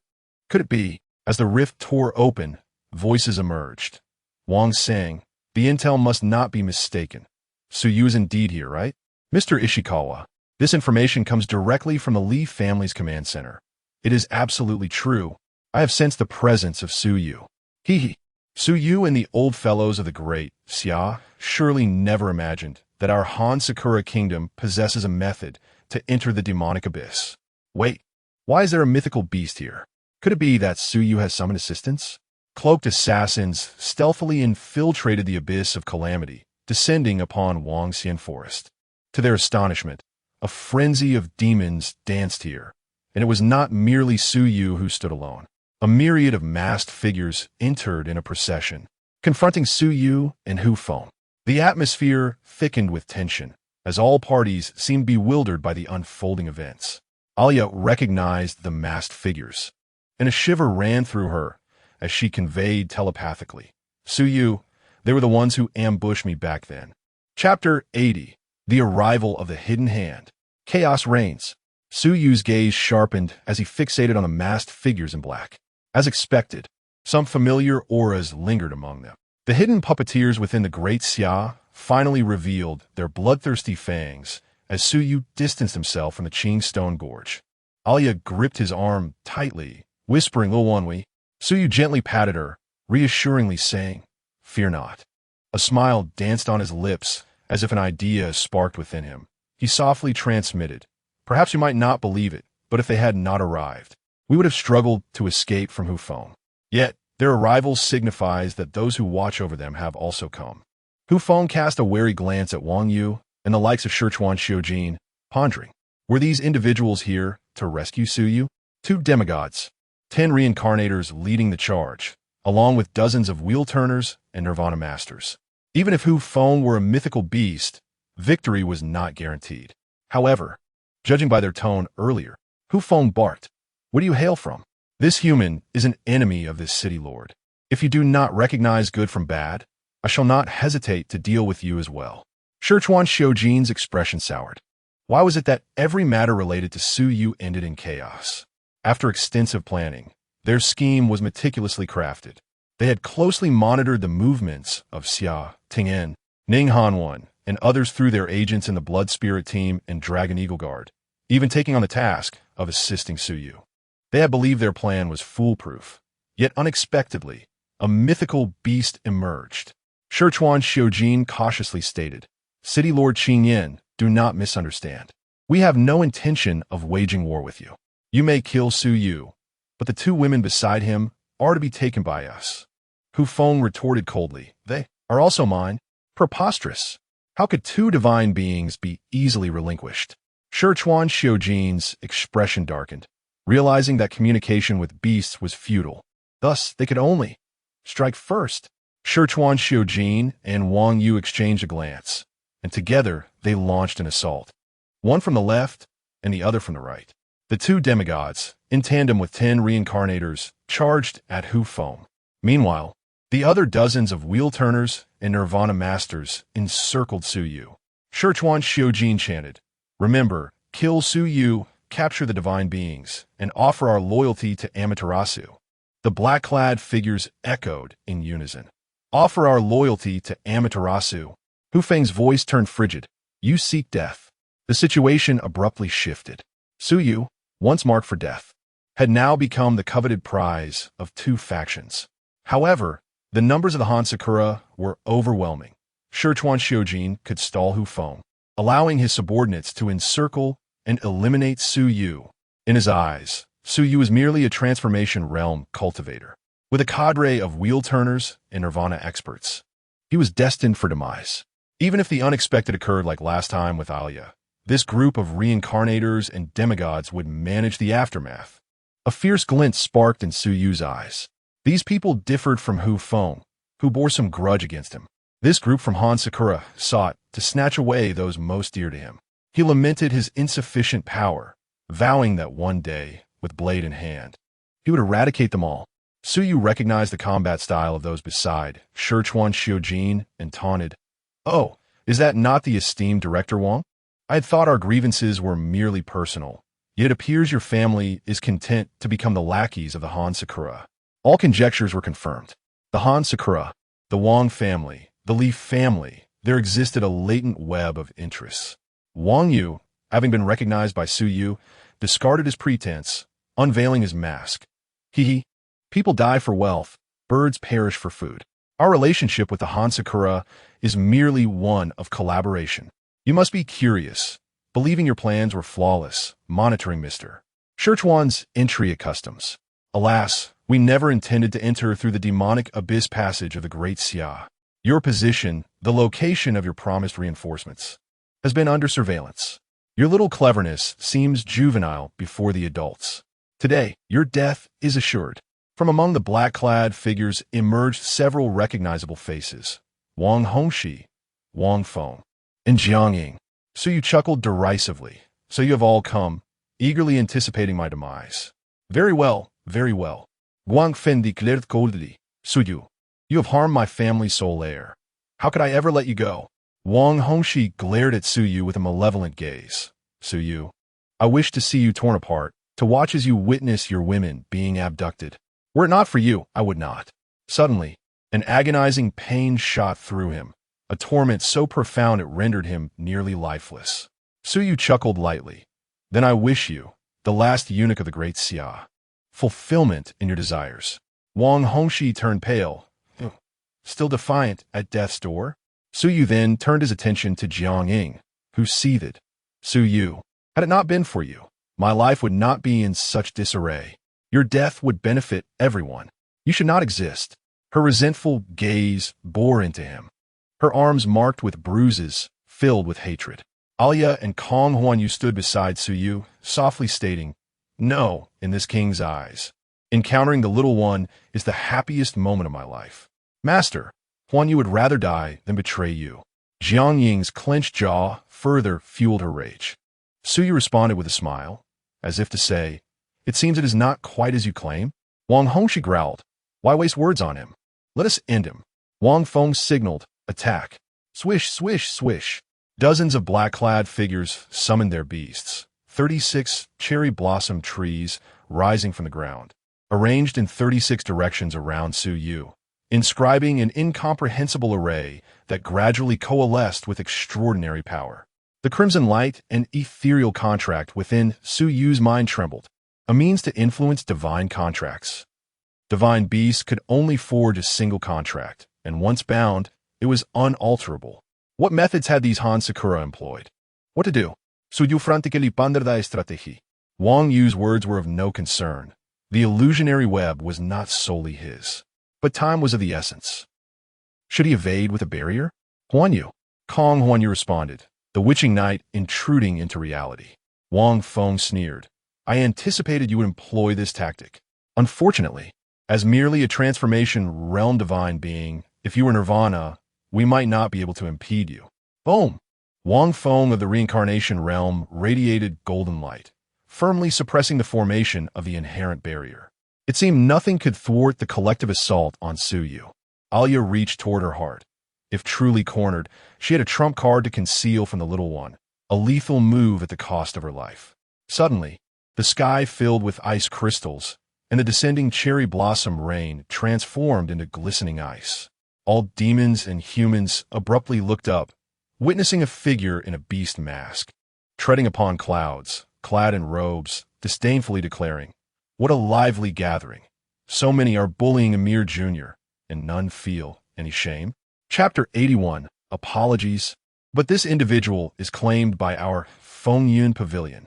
The icy blue tempest of ice crystals seemed to solidify, expanding with the arrival of the masked figure, pressing down upon Su Yu, Hu Feng, Wang Yu, and Shichuan Xiujin alike, each feeling an immense weight of pressure. The absolute pressure emanating from the superior was so overwhelming that it felt as if they could extinguish the lives of the gathered crowd as easily as one would crush an ant. Wang Hongxi, with his meager strength, coughed up blood, his mind in a haze. A group of humans and fox spirits stood on either side, warily watching the newcomer from above. Fox Wind scrutinized the figure for a moment before exclaiming in terror, "The Wind Cloud Pavilion. The Master of the Beast Pavilion? What?" The crowd was taken aback, bewildered that the Master of the Beast Pavilion, known for maintaining a position of absolute neutrality in the chaotic depths of the Demon Cave, a mysterious force whose headquarters remained unknown, had personally arrived in the land of disaster. Su Yu felt a jolt of alarm. Recalling Captain Li Lingya's words, he instinctively took 2 steps back. The Master was said to be unpredictable and, in truth, infamously notorious. Shikawa Shuji's heart sank. What more surprises awaited? Who could have anticipated the Master of the Beast Pavilion would appear here? Was it possible he was also targeting Su Yu? Shikawa Shuji awkwardly inquired, "Might I ask why you have come here?" The Wind Cloud Pavilion has consistently upheld neutrality. Are you truly prepared to break that today? Both Shikawa Shuji and Wang Yu, the 2 demigods, stood on high alert, with 10 reincarnations poised behind them, ready for action. The Master of the Beast Pavilion scoffed, "Humph. Does this Pavilion Master need to explain my actions to you? Su Yu, I ask you, have you heard of my Wind Cloud Pavilion?" Suddenly being addressed, Su Yu was somewhat surprised. Was he referring to him? He politely clasped his fists and replied, "I have heard a little." The Master of the Beast Pavilion stood with arms behind his back atop a cloud. "That is well. I shall ask you again. Are you willing to join my Wind Cloud Pavilion? If you agree, I will personally ensure that all present, beasts and humans alike, are dealt with, leaving not a single survivor. Of course, to join my pavilion, you must renounce your humanity and all affiliations with the Great Xia, pledging an unbreakable contract to the Wind Cloud list." The audacious proclamation from the Master left the audience in stunned silence. One of the 5 pavilion masters had personally come to recruit Su Yu. Nearby, Jiang Ying and Wang Hongxi appeared ghastly pale. The man she had cursed countless times in the dead of night was now under the gaze of a formidable being from the demon cave, far beyond her reach. In other words, if Su Yu merely nodded, he could be kicked aside like a stray dog. Shikawa Shuji exclaimed angrily, "Sir, Su Yu is our target from the Huayin clan. There is an old saying in Great Xia, those who eat the food of the world are the true heroes. Are you not afraid of offending us? If you were to withdraw now, you would gain our friendship." The Master of the Beast Pavilion cast a dismissive glance, sneering, "Your friendship? That is as repugnant as your plaster banners, even unfit for the latrine." Shikawa Shuji gritted his teeth. Baka, ungrateful. If you persist, the Wind Cloud Pavilion shall become our sworn enemy. The master of the Beast Pavilion ignored Shikawa Shuji's threats, turning his gaze back to Suyu. I await your answer. Suyu's expression hardened. Abandoning his stance was no trivial matter. Committing to an oath would mean that even if he were to oppose Great Xia in the future or act against its interests, there would be no escape. Suyu shook his head. Thank you for your kindness, senior, but Great Xia has nurtured me for 20 years. Even if I were to perish here today, I cannot betray my homeland. The Qinglan Haidang token at his waist stirred. If his instincts were correct, it signaled that someone was about to arrive. The unexpected appearance of the master of the Beast Pavilion had granted Suyu precious time. The master stroked his chin, seemingly deep in thought. Meanwhile, the Huaying people and the Long family members breathed a sigh of relief. Although Shikawa Shuji spoke boldly, facing one of the 5 pavilion masters was indeed daunting. To their astonishment, Suyu had actually rejected the offer. Uengong si laughed mockingly. Ah, Suyu, who would have thought you were such a fool? You would turn down a lifeline. I wonder who can save you now. From the ranks of the Huaying clan emerged a figure donning a headscarf, wielding kunai. The third on the beast list, a rather illustrious title. Let me see what you are truly made of. I am Natsum Shoji, ranked 216 on the demon list, and formerly 28th on the beast list. I refuse to believe that such a feeble human from Great Xia can trample upon us Huaying. Suyu's rejection of the master of the Beast Pavilion reignited the offensive stance of those surrounding him. However, the master of the Beast Pavilion chuckled heartily. Haha, how interesting. The Wind Cloud Pavilion revels in the presence of stubborn individuals. I apologize, but I have no intention of considering your wishes. You shall be ours. Astonished gasps filled the air as Suyu momentarily froze. It was said that the intentions of the Wind Cloud Pavilion were unfathomable, and today was no exception. With a resounding crash, shards of ice shattered, and azure ice lotuses blossomed in the air as the figure of the master of the Beast Pavilion descended swiftly towards Suyu. In a fit of rage, Shikawa Shuji shouted, "Stop him! We cannot let him take Suyu. Lord Qingyan, shall we postpone our duel? Let us first drive away this pavilion master." Fox Wind's eyes lit up. He was no match in a one-on-one confrontation with the master, and he nodded repeatedly. Very well. The two factions, originally clashing over Suyu, swiftly united against the master of the Beast Pavilion. Yet, the might of one of the 5 pavilion masters surpassed that of ordinary beings. In the blink of an eye, Fox Wind's right claw froze solid, and before a reincarnated beast tamer standing behind Shikawa Shuji could comprehend what was happening, he was frozen from neck to head and gruesomely twisted to death by the master of the Beast Pavilion. Crack! Blood mist erupted, and a fierce wind swept through, echoing the lament of the heavens. Having reached the cycle of reincarnation, he had touched upon the laws. His demise would resonate throughout the world. Shikawa Shuji bellowed, "Natsum, Wang Feng, kill Suyu and seize his beast, quickly." In just 2 exchanges, Shikawa Shuji recognized he was no match for the master of the Beast Pavilion, his only hope resting on Wang Feng managing to capture Suyu. Wang Feng nodded, "Let's move swiftly, even if we can just incapacitate those 2 women." A throng of reincarnated, Nirvana realm beast tamers surged forward. Suyu clenched his fists, ready to engage, when a familiar voice echoed in his mind. "Suyu check it softly." "Ah, Director Wang Hongxi, and those scoundrels, I regret to inform you that your wishes are about to be dashed again. Who told you that only you could conceal your intentions and lay traps?" With a sudden flash, a gleaming sword, imbued with cold light, sliced through the sky, piercing a Huaying clansman and pinning him against his own summoned cherry blossom tree.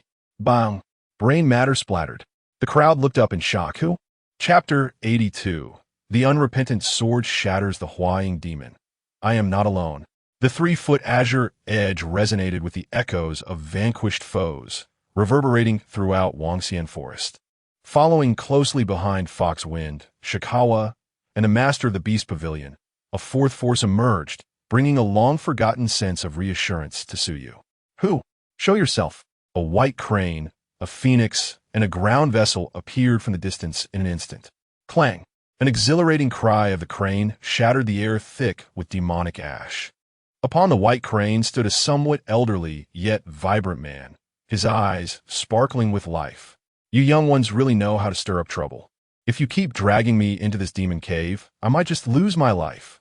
Wang Yu, the demon spirit has been kind to you, yet you choose to collude with external enemies. Today, I shall cleanse the realm of your treachery. And you, Wang family, do you truly believe your schemes are flawless and go unnoticed? Wang Yu's gaze sharpened, astonished by Ruhui. How are you here? Weren't you dead set against entering the demon cave? Shangwanling? Gu Yi? Wang Yu's heart trembled. Could it be that his clandestine actions had never escaped the watchful eye of the principal, despite his carefulness? Recalling Ning Hanwen's taciturn demeanor and piercing gaze that seemed to see through everything, Wang Yu felt a chill run down his spine. His confidence was not unfounded, for besides their team, there were two other factions at play. The head of the Wang family, Wang Chonglin, along with his brothers Wang Ping and Wang Qing, lay hidden in the 17th camp, where the camp leader, Wang Ziyuan, happened to be his cousin. A few hours earlier, the Longying guards had secretly summoned the camp leaders to discuss a covert operation to support Su Yu's team. Wang Ziyuan had resolutely taken on this perilous task, but now he was dawdling on the road. Meanwhile, a member of the Blood Spirit Squad was engaged in battle with the forces of the Demon Spirit Academy, closely monitoring the movements of Shangwan Ling and others, yet had failed to report in advance. Wang Yigeku exclaimed hysterically, Impossible. You could not possibly know. His lips twisted further as he glowered. Indeed, if I kill all of you here, no one will be the wiser. At that moment, Su Yu stepped forward. Director Wang, or should I say, young Wang Yu, did you think you were the only one capable of orchestrating a scheme? Did you and that foolish Huaying compatriot believe you could deceive everyone? You think you've secretly controlled my classmate Gao Quan, and that I remain oblivious? Regrettably, my old friend has already informed me of your machinations. I then had my teacher quietly rescue him, and he has been following you ever since, observing your every move. The Wang family, along with your Huaying allies, has never truly escaped our gaze. Yet, I must admit, you possess some skill to have forcibly breached the demon cave passage. You nearly met your demise. Wang Yu and Ishikawa Hiratsugu were taken aback. It was you? They had imagined that at least the principal of the Demon Spirit Academy was behind everything, only to discover that their every action had been unraveled by a mere freshman. Su Yu, how humiliating. Defeated by Ning Hanwen was one thing, but to falter before a newcomer like Su Yu, amidst a group of demigods and reincarnation realm beastmasters, was utterly disgraceful. Wang Yu turned to Ishikawa Hiratsugu. Mr. Ishikawa, what shall we do? Ishikawa Hiratsugu coldly replied, Wang, do not panic. We have the numbers.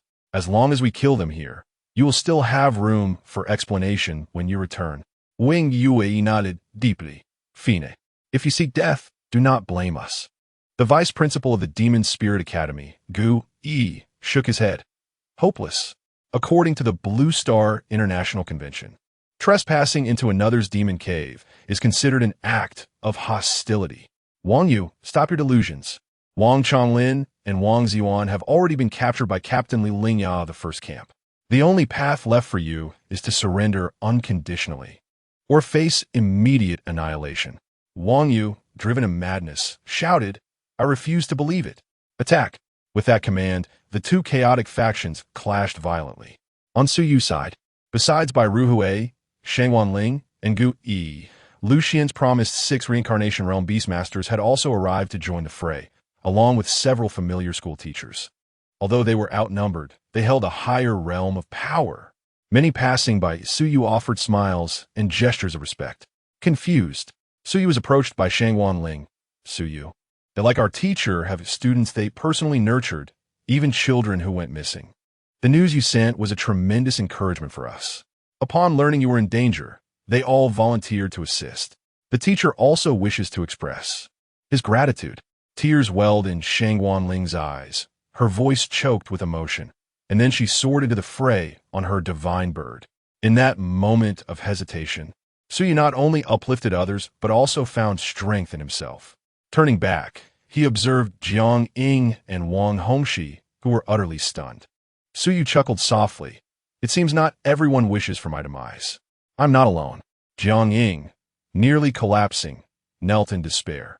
Even she, despite her ignorance, understood what it meant to be discovered in collusion with the Huaying people. Wang Hongxi trembled uncontrollably. Brother Natsum. Natsum sure sneered. Useless. Suyu, do you think a mere reinforcement guarantees your victory? You are at a disadvantage in numbers. Boom. Just as Natsum sure finished speaking, a deafening explosion erupted behind him. Suyu wielded a counterfeit sword, the pseudo without regret, in Bai Ruhui's hands as if it were a true blade. Inheriting the will of the true sword, it required only the tempering of sword intent, while the nightmarish turmoil of the Dao heart was shattered by Suyu's actions in Qingyan City. In an instant, the without regret sword pierced through the chest of Ishikawa, Hiratsugu's brother, Ishikawa Ka. Not only him, but the 6 reincarnation realm beastmasters and 10 turning realm beastmasters behind him exploded in a cacophony of destruction. Boom! Boom! Blood mist rained down, and the heavens wailed. Ishikawa Hiratsugu's eyes widened in disbelief. Bai Ruhui, merely a reincarnation realm beastmaster, had just killed dozens of foes beneath his very nose. This defied all logic. No, it contradicted the very laws governing beastmasters. This could not be. In that moment, Ishikawa Hiratsugu entertained an absurd thought. Bai Ruhui might actually be stronger than himself. Bai Ruhui drew his long sword, stained with blood, and softly declared, "Step aside. You are not my target." His long-standing nightmare loomed behind Ishikawa Hiratsugu, the Qingyan city lord, Hu Feng, who had taken his daughter and grievously wounded him. As for Wang Yu and Ishikawa Hiratsugu, they were confronted from a distance by Shangguan Ling and Lin Tang from the plant manipulation faction. Gu Yi kept a watchful eye on the beast pavilion master. Su Yu's eyes sparkled with brilliance. Indeed, this dormant teacher was no ordinary reincarnation realm expert. After a moment of shock, Natsum sure heard Su Yu's devilish voice. Now, where lies your advantage? Chapter 83. The Broken Path to Divinity, a Life Without Regret. The overwhelming force of a single sword obliterated the opposition, without even the need to summon a pet.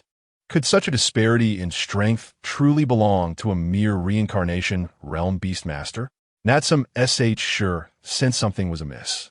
Not only he, but Ishikawa Hiratsugu and Hu Feng were also left dumbfounded. Hu Feng blinked in confusion before finally recognizing Suyu. You are that rogue who single-handedly stormed Qingyan City last year?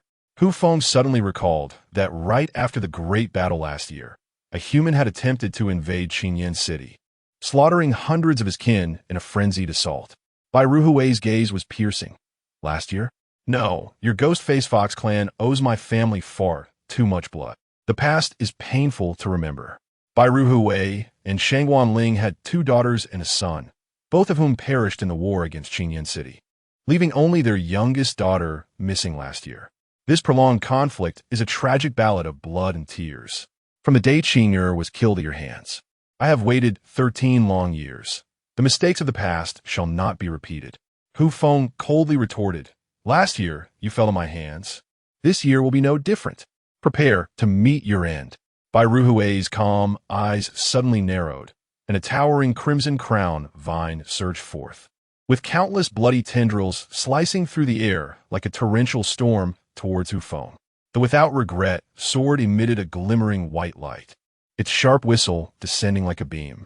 Hu Feng revealed his true form, his white fur transforming to pitch black, his massive body exceeding 100 meters in size. As his gigantic claws reached for the flickering light, boom! Explosions echoed relentlessly. Hu Feng's right claw was splattered with blood, flesh torn as his expression contorted in disbelief. Impossible. You cannot possess such power. This is a strength reserved for those who have ascended to divinity. Could it be that you have shattered the path to godhood? Crossing from reincarnation to demigod involves a formidable step, transcending into the extraordinary and becoming a terrestrial deity, a realm marked by a significant gap. Hence, Ishikawa Hiratsugu felt Bai Ruhui's power defied the very principles of this world. Realization dawned upon Ishikawa Hiratsugu This individual has forsaken all hope of becoming divine, solely for this moment of eruption, shattering the path to divinity. There would be no future, nor any chance of ascension. For an ordinary person, achieving demigod status could extend one's lifespan by centuries, an irresistible temptation for anyone. Moreover, only those who have the potential to ascend to demigod status may make such a choice. The master of the beast pavilion in the sky could not help but express his surprise, murmuring to himself, "It is truly astonishing that someone would make such a choice." In the millennia-long history of the demon lair, you are but the second. Behind, Shangwan Ling cast a worried glance at Bai Ruhui. With 3 children, 2 dead and 1 missing, it seemed impossible for them to return to the past. Yet now, Bai Ruhui turned around, smiling faintly. "Do not worry, my wife. Our son was slain by this beast, and our daughter was taken by it. I no longer wish to regret a lifetime." So you seemed to sense the resolve in his eyes, filled with doubt. Ilea whispered beside him, "The ascension ladder is a window to the soul. Breaking the ladder is akin to shattering the heart, a path to self-destruction. To squander a lifetime for a fleeting moment of brilliance. To exchange longevity for a life without regret." Suyu was momentarily speechless, asking, "Is there a way to resolve this?" Ilea was about to shake her head when suddenly she recalled something. "Little one, perhaps you have a way." "Me? Let's discuss it later. We must survive first." Suyu focused his mind as Natsum Shoji and his group of Han Sakura people charged forth. Natsum Shoji murmured, "It's you. It's all because of you. As long as I capture you, even if many die, it will still be a victory." The Han Sakura demons had come to a consensus. Their goal was to capture the divine generation. As long as they captured Suyu and escaped through the demon lair's rift with their magical armaments, it would be considered a triumph. Even if everyone else perished here, it would be of no consequence. Suyu, Bedisch. Behind Natsum Shoji, a cherry blossom tree and a beast with a human face, snake body, and bird wings appeared. This was the most common pet among the Han Sakura people. Number 282, Han Yuing, and number 108, Itsu Macedon. Several beast masters invited by Lu Xian stood behind Suyu. "Young man, the lady has instructed us to protect you. Please withdraw." Suyu smiled. "I appreciate the kindness, but leave these few to me. I'm not so weak as to be easily defeated." The Lu family members nodded in agreement. They had heard of this classmate of the lady, though the few Nirvana realm fighters were superior in rank. Suyu possessed divine generation beasts, and even if he were outmatched, he would not be killed. As for the others in the reincarnation and cycle realms, they would handle those. Ilea and Kongwan Yuan activated their abilities simultaneously. All the battlefields erupted in chaos. Shangwan Ling's Qing Wan clashed fiercely with Wang Yu's Purple Eagle. Bai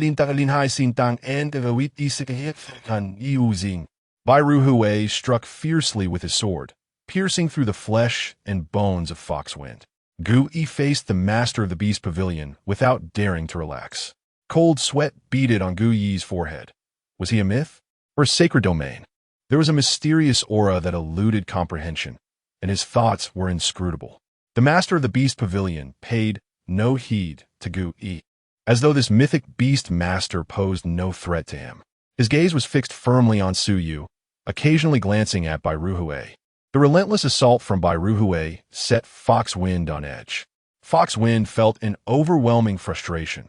He had only come to kill Suyu, yet he found himself embroiled in so many chaotic matters. The Ninth Prince, other humans, the Wind Cloud Pavilion, and the inexplicable presence of Bai Ruhui, Dumnomans, Badish. Foxwind's tales materialized forcefully behind him. Having transcended the mythic realm, he now possessed traits of the higher-tier species, the Tail Fox clan. The radiance of his fox flames illuminated the dim sky as if under a scorching sun. "Die beneath the searing heat of my fox fire." Bai Ruhui's eyes glinted with determination. "Ascend the ladder of divinity, manifest." Golden steps coalesced as if made of solid substance, and with a flick of Bai Ruhui's fingers, the golden steps suddenly shattered, exchanging a lifetime of strength for a fleeting moment of brilliance. In that instant of fleeting beauty, the fox god was vanquished. A decade of relentless study, The resolve formed after a failure the previous year, and the unwavering choice made after Su Yu reforged the severed sword. At this moment, he severed the fox light and tails. Boom! The heavens wailed, and blood rained down. It was as if the world had turned upside down, the sun and moon dimmed. The master of the beast pavilion's eyes ignited with fervor. He truly accomplished it. The myth fell, and the sacred realm lamented. Gu Yi and all others suddenly looked in by Ruhui's direction. The massive figure of the ghost-faced fox, the lord of the Qingyan city among the 7 demon cities in the disaster lair, Fox Wind, had been slain by a mere reincarnation realm human with a single sword. A sword to the throat. The wind cloud rankings erupted with activity. The blood-red, demonic light flickered. Human by Ruhui slays the lord of Qingyan city, Fox Wind, breaking into the 308th position on the life demon rankings, becoming the only being of the reincarnation realm to be listed. Chapter 84. The Reversal Against Higher Beings. The celestial dragon roar of the Wind Cloud Pavilion. With Fox Wind's demise, the demon lair mourned. By Ruhui ultimately severed his ascent on the ladder of divinity, shattering the myth, and himself became a blazing white flame plummeting from the sky. While battling Wang Yu, Shangwan Ling repelled him, commanding the Luan bird to rescue by Ruhui from the searing white flames. For this sword, his reincarnation realm body bore the weight of mythic power, nearly shattering. His hands scorched as if burned. Lingar, I avenged our children. By Ruhui's voice was faint, like a candle flickering in the wind, ready to extinguish. Shangwan Ling's eyes filled with sorrow. Those were words spoken in anger. I never blamed you. Bai Ruhui replied, I know, and this is what I wish to do. Do not grieve for me. I can still wield my sword. Take me to confront Wang Yu. Wang Yu's pupils constricted, his heart racing. This old Bai from the logistics department, whom he had never considered dangerous or arrogant, suddenly displayed such ferocity that it filled him with primal fear, compelling him to want to flee. Shangwan Ling gently shook her head. Qing Wan, protect him well. Wang Yu, I shall deal with you. The flames of Bai Ruhui's life were on the verge of extinguishing, yet there was still time. If he overexerted himself, today's celebration could turn into a tragedy. At the very least, Shangwan Ling hoped to see their daughter return alive, not merely a message from Su Yu. The convoy transporting those from Qingyan City to Qingshi Gorge had a considerable number, requiring at least 2 more days of travel. During these 2 days, no matter what, Bai Ruhui must be kept alive. The Qing Wan sang. The azure waves surged as Shangwan Ling denied Wang Yu any chance to escape, exchanging injuries for lives, completely disregarding her own safety. The master of the Beast Pavilion observed all of this with cold eyes, suddenly laughing. This is humanity. This is why I admire humans. Gu Yi tentatively spoke. If you can withdraw, my great Xia will surely repay your kindness. The master of the Beast Pavilion snorted lightly. Why the haste? Afterward, he fell silent, leaving Gu Yi feeling extremely uneasy. Should he take the initiative? No. Since he did not wish to provoke trouble, it was best not to act rashly. This was one of the 5 mysterious masters of the Wind Cloud Pavilion, and the only one capable of contending in the Demon City was the principal. The master of the Beast Pavilion turned his gaze to another battlefield below, where the confrontation between Su Yu and Natsum Shoji intensified. 6 Nirvana realm fighters besieged Su Yu alone, while Ilea and Konghuan Yuan unleashed their full power. The Witching Knight and the Eternal Temple activated simultaneously, pulling the 6 into a familiar barrier, with demonic energy surging in every direction. Countless dark knights wielded the witch's scythe, relentlessly severing Hanyu Ying, while the Itza Macedon sank into the Blood Clan's castle and the witch's eternal night. So you was knitted, aren't you Han Sakura people all the same? Aside from bullying the weak, what do you do when faced with true strength? How could someone like you change? Do you think suppressing me by a realm will take my life? Have you even considered your own worth? At your age, relying on time to climb the ranks of the 1,000 demon list is nothing to boast about. Bang! The names on the Wind Cloud rankings were recorded based solely on realm and combat power, and indeed, some were merely riding on the coattails of age. The Hansakura people were just like that, in a nation of petty thieves. How could there be any pride of the heavens? Natsum Mish's pupils were filled with terror. He could never have imagined the vast chasm that separated him from Suyu. The master of the Beast Pavilion's magical eyes pierced through the barrier, observing every movement within.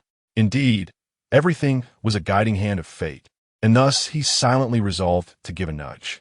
As the barrier shattered, Natsum Shg and the corpses of 6 Sakura clan members were expelled. Suyu gazed into the distance at Ishikawa Hideji. Ah, you Sakura folks truly are a disgrace. Killing you doesn't even stir the storm rankings.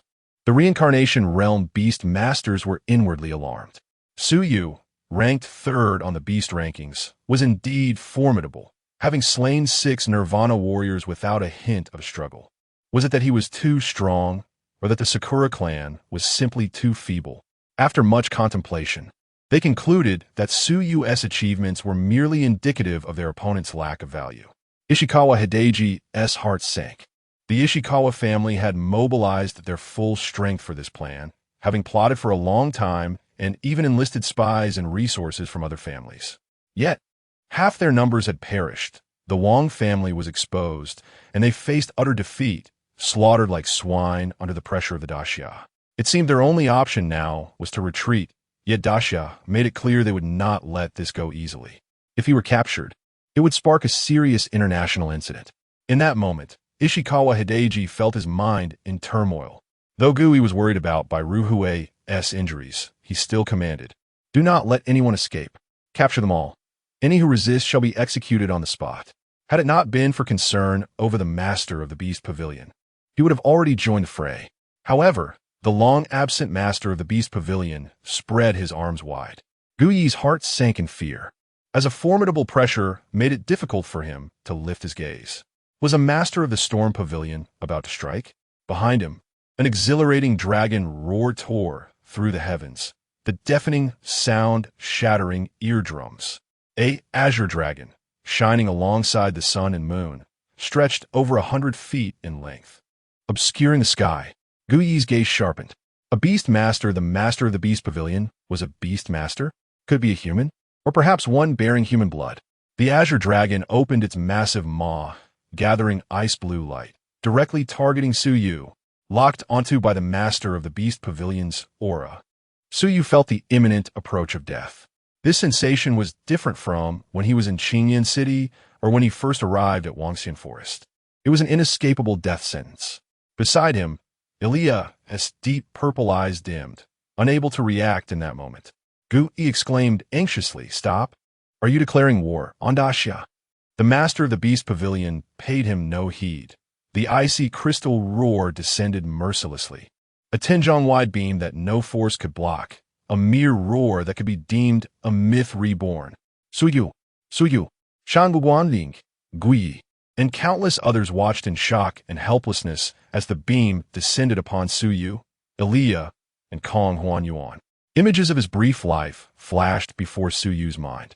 Like a lantern show, he never expected the end to arrive so swiftly with no time for reflection. He held tightly to Ilia and Kong Huanyuan's hands. Ilia smiled back at him. Death was imminent, a dead end. Kong Huanyuan also surrendered to fate, entangled yet unrepentant.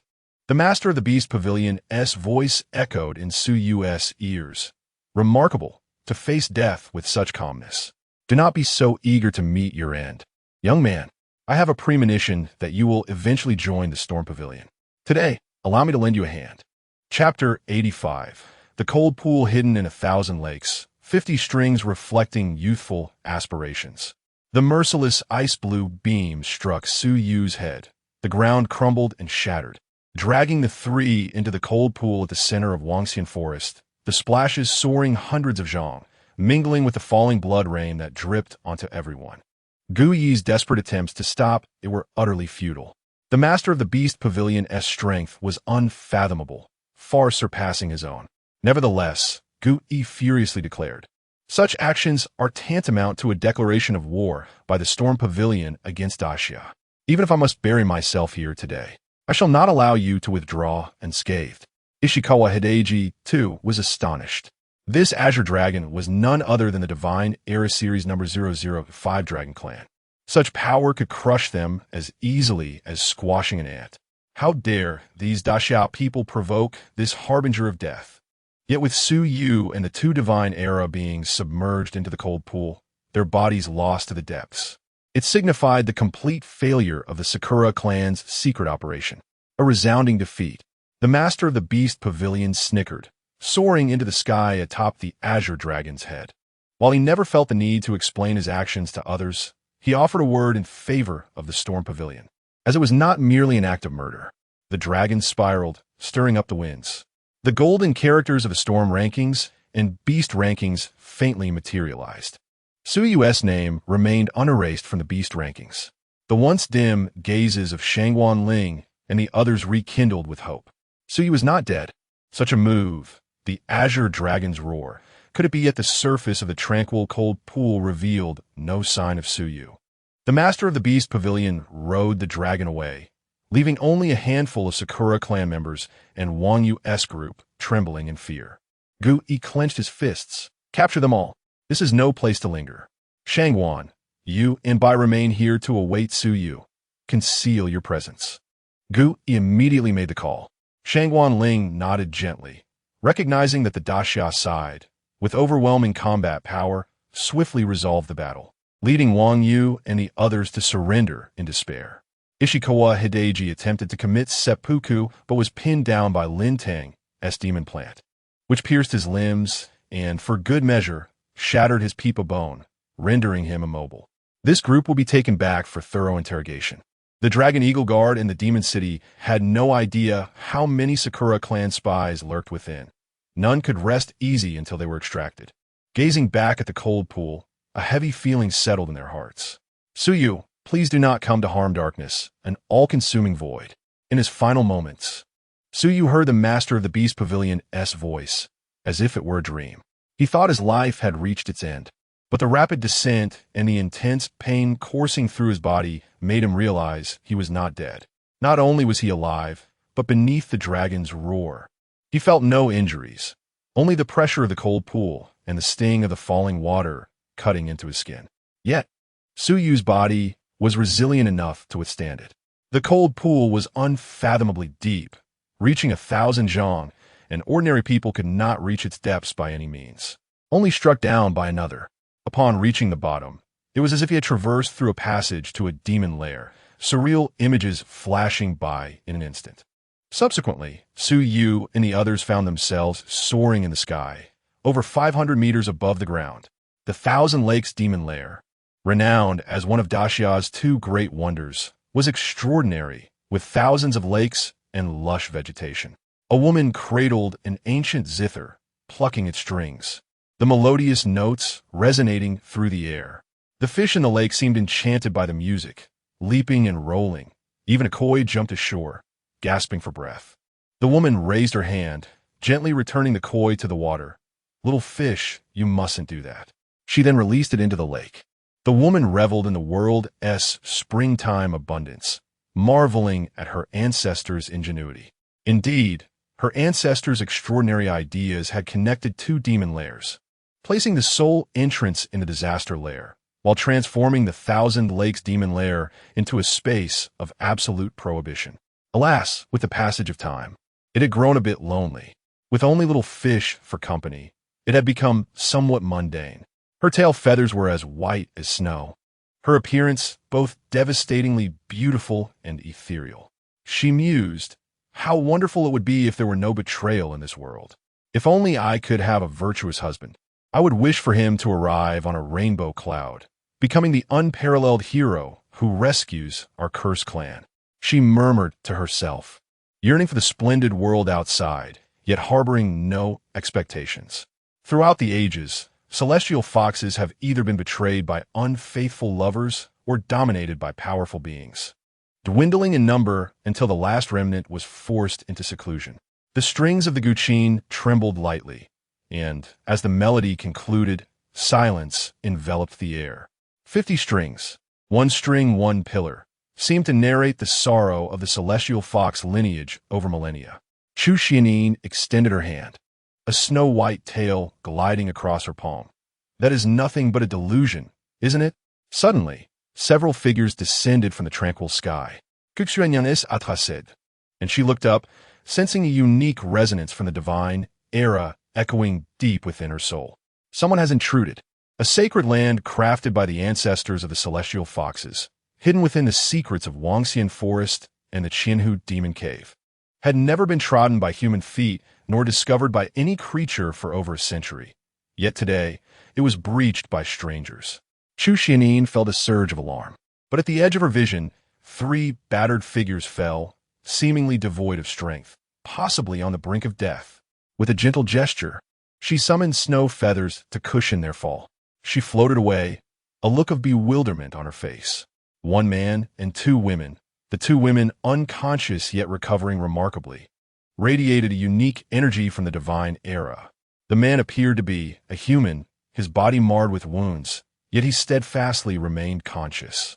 Their eyes met, and the man managed a smile, laboriously producing a jade vial. "We are still alive. Please, save my women." The 9 Extremes Nether Spring, gifted by Qi Mayan to Su Yu, was an extraordinary treasure for healing, yet it felt extravagant to use it now. After uttering these words, Su Yu fell into unconsciousness as well. Xuanyan exclaimed in surprise. I haven't agreed yet. The 3 bore significant injuries. They must have been forcefully thrust into Wangxian Forest. This external force must be precise, as even a slight miscalculation could lead to death. Does this mean the secret of Wangxian Forest has been exposed? For a moment, Chu Xuanin's mind raced. The man before her, though vastly different from her ideal, had indeed fallen from the rainbow clouds. And yet, was he not concerned for his own injuries? As a human, his body was far more fragile than that of a celestial being. Chu Xianin sighed, hands on her hips, muttering, "Umph. You should be grateful to have encountered me. Had it been anyone else, your 2 women, being celestial beings, would have been snatched away long ago." Chapter 86. Pure and immaculate Chu Xianin. Breaking through 2 realms of the white jade body when Su Yu awoke, he felt an overwhelming constraint on his body. Struggling to open his eyes, he found himself swaddled like a dumpling. Ugh! Su Yu wanted to complain.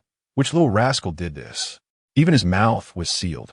If one had a nasal congestion, it would be a suffocating predicament. Suddenly, a delicate face appeared before him, with a slightly oval shape, full cheeks, and perfectly defined features, all harmoniously combined in this flawless visage. Merely drawing near would capture one in the enchanting allure of her ethereal beauty, and she seemed to radiate a soft, white glow, dispelling any impurities that dared approach. Without any extravagant adornments or elaborate makeup, she manifested the most exquisite, dreamlike vision of this world, as if stepping into a fantasy. Su Yu's throat felt parched, and he was momentarily entranced. Ethereal and resplendent, a beauty beyond compare, a siren of fate. Undoubtedly, this was the snow feather celestial fox. "Hey, you mustn't move. Your injuries are far more severe than theirs." Why is it silent? Can you hear me? Xuanyan froned slightly. Scrutinizing the jade vial Su Yu had given her, "You, a mere human, possess the 9 Extremes Nether Spring. How curious. Well, since it's yours, drink it. It will help reshape your body." Humans are such a hassle, so physically frail. Before Su Yu could react, Chu Xianin unwrapped the bandages enveloping him and poured an entire vial of the 9 Extremes Nether Spring down his throat. Gulp, gulp. Unlike the life essence, the 9 Extremes Nether Spring offered an unprecedented spiciness that filled his throat. The essence from the nether flower bore no comparison to life essence. However, the 9 Extremes Nether Spring, a treasure of immense value, far surpassed the life essence. Every inch of Su Yu's meridians, skin, bones, and blood fervently absorbed the magical power of the 9 Extremes Nether Spring. His once silver skin shattered, replaced by a radiant golden hue, which soon shed to reveal a translucent white jade. His physical realm surged through 2 realms, the white jade realm. Simultaneously, the 9 Extremes Nether Spring elevated his vitality to an unprecedented height. Even within the white jade realm, his vitality felt as if it were double that of one who had consumed life essence. Most astonishingly, it seemed a magical essence was born within Su Yu's body. Though it was merely a vague sensation and he could not form a magical circuit, magic was indeed magic. His external injuries healed completely, and even the mental fatigue dissipated. Qi Mian had not deceived Suyu. She truly had gifted him. Chu Xianin floated gracefully on her foxtail, observing the man's every move with curiosity. Having never encountered a male before, she was intrigued. Even while tending to Suyu's wounds, she lingered in observation at certain moments. "Are you all right?" Chu Xianin inquired with concern. Suyu, freeing himself from the bandages, hastily asked, "Where are Ilea and Konghuan? My women, how are they?" Chu Xuanin's cheeks flushed. "They are well, but you should put on some clothes." Only then did Suyu realize the situation, and even with a face as thick as a city wall, he felt a tinge of embarrassment. Quickly retrieving a garment to change into, his heart racing with anxiety. His first encounter with the snow-feather celestial fox was so unfortunate. Yet, without time to ponder, he donned his clothes and said, "Take me to them. I must see them. Please." Having narrowly escaped death, Suyu felt a mix of relief and turmoil in his mind, unable to find peace without seeing Ilea. "Kuxrenya no de gently, alhait, folome." Chu Xianin floated out of the bamboo hut, where she lived in solitude, with only 3 simple bamboo huts and the most modest furnishings. Outside, several mulberry trees were adorned with numerous beehives, their buzzing incessant. The lakes, aquatic plants, flower fields, and beehives created an atmosphere of serene tranquility. There inside, Chu Xianin pushed open the bamboo door of the adjacent hut, and Ilea and Konghuan, upon seeing Suyu, bit their lips, tears welling in their eyes. Suyu embraced them tightly. "Ha ha ha! Heaven has not forsaken us." At that moment, he truly thought he would perish. The 3 of them clung together, overwhelmed with joy and tears, having faced more trials in this single venture into the demon cave than most people encounter in a lifetime. After a moment of tender reunion, Suyu turned and bowed. "I am Suyu of the human race, and I am eternally grateful for your kindness. Your kindness, I shall never forget." Chu Xianin smiled. "It's nothing. I really didn't do much." Yet, in such circumstances, not taking advantage of another's plight was indeed a significant act of kindness. Chu Xianin, curious, asked, "By the way, how did you all come here?" This was her foremost concern. Living in seclusion, she would no longer be safe if discovered. After a moment's hesitation, Suyu decided to reveal everything. At least he must be true to his conscience. Chu Xianin listened intently, then pouted at Ilea. "Oh, I thought you seemed familiar. It turns out you were the one I encountered when I visited Wangxian Forest." No one could escape the covetous gaze upon the snow, feather, celestial fox. A hint of sadness and loneliness flickered within her. A trace of weariness in her demeanor. "So, are you here to capture me?" Suyu shook his head and said, "Miss, you have saved my life, and I have no way to repay you. I can make an unbreakable vow to the wind and cloud ranking, promising never to reveal the circumstances here for the entirety of my life. The divine beasts are indeed of great importance to me, yet I cannot betray my benefactor or my own heart. Moreover, if I trample upon this kindness, my woman would surely look down upon me." Although Ilea and Konghuan Yuan supported Suyu's choice of the 3rd divine beast, the snow feather sky fox, the situation had changed.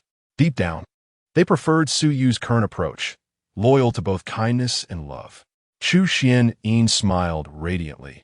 "I can perceive the fluctuations of your heart. You speak the truth. However, based on what you have said, I fear that the so-called Beast Pavilion Master has already discerned the secret of this cold pool, and I cannot remain here any longer."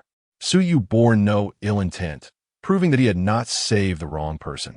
Unfortunately, the only sanctuary would no longer be at peace.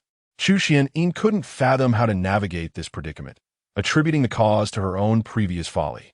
Suyu lamented, "Indeed, it is a pity for this beautiful place. I never expected that even the ashes of the Calamity Cave would not be found here. It is astonishing that this cave holds such wonders." Yin blanked. "No, it is not a place of calamity. This is the Thousand Lake Cave." "What?" Suyu turned in astonishment to gaze at the expansive lakes. Had he arrived at the Thousand Lake Cave? Chapter 87. A Promise to the Heart. Chu Xinyin's choice, what did you say? Suyu exclaimed in disbelief. Ilya and Kong Huan Yuan echoed his surprise. This is the Thousand Lake Cave? The entrance to the Thousand Lake Cave was located in Jianghe City, nearly 2,000 miles from the demon capital. How could traversing the cold pool lead them away from the Calamity Cave? Suyu was momentarily stunned, marveling at the wonders of the cave. The world still held countless secrets yet to be unveiled. Then, Suyu realized the immense value of this discovery. If a passage could be opened between the Calamity Cave and the Thousand Lake Cave, it would be nothing short of extraordinary. Currently, the Great Xia only held 3 cities in the Eternal Calamity Cave, retaining a slight advantage, while all other caves were on the defensive. Had it not been for Suyu obtaining the priority to challenge the Calamity Cave, such remarkable achievements would have been improbable. If Great Xia concentrated its forces on the Calamity Cave, causing the Thousand Lake Cave to become complacent, could they not suddenly invade the Thousand Lake Cave and potentially secure the entire battlefield? The reverse held true as well. Feeling the strategic significance of this revelation, Suyu adjusted his breathing. Chu Xiaoning blinked. What is wrong? Are you unwell? Suyu shook his head. If such a course of action were taken, this sanctuary would likely become a battlefield, which would be unfair to Chu Xiaoning. Previously, he would have executed such a plan without hesitation, but now. Suyu replied, No, I was merely reminded of certain matters.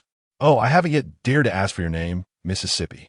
Chu Xiaoning scribbled a few characters that floated before his eyes. A lovely name. May I inquire where you plan to go next? This place may no longer be safe. Upon this realization, Chu Xiaoning drooped her head, her 9 snowy tails swaying with unexpressed distress and disappointment. Finally, she said, This is all your fault. You must help me think of a solution. Suyu pointed to himself, me? He jested, If I may suggest, why not follow me? From now on, you could be my divine beast. I assure you, as long as I live, you shall be safe. Otherwise, how could I help you? With a light-hearted jest, he discovered that Chu Xiaoning was gazing at him earnestly.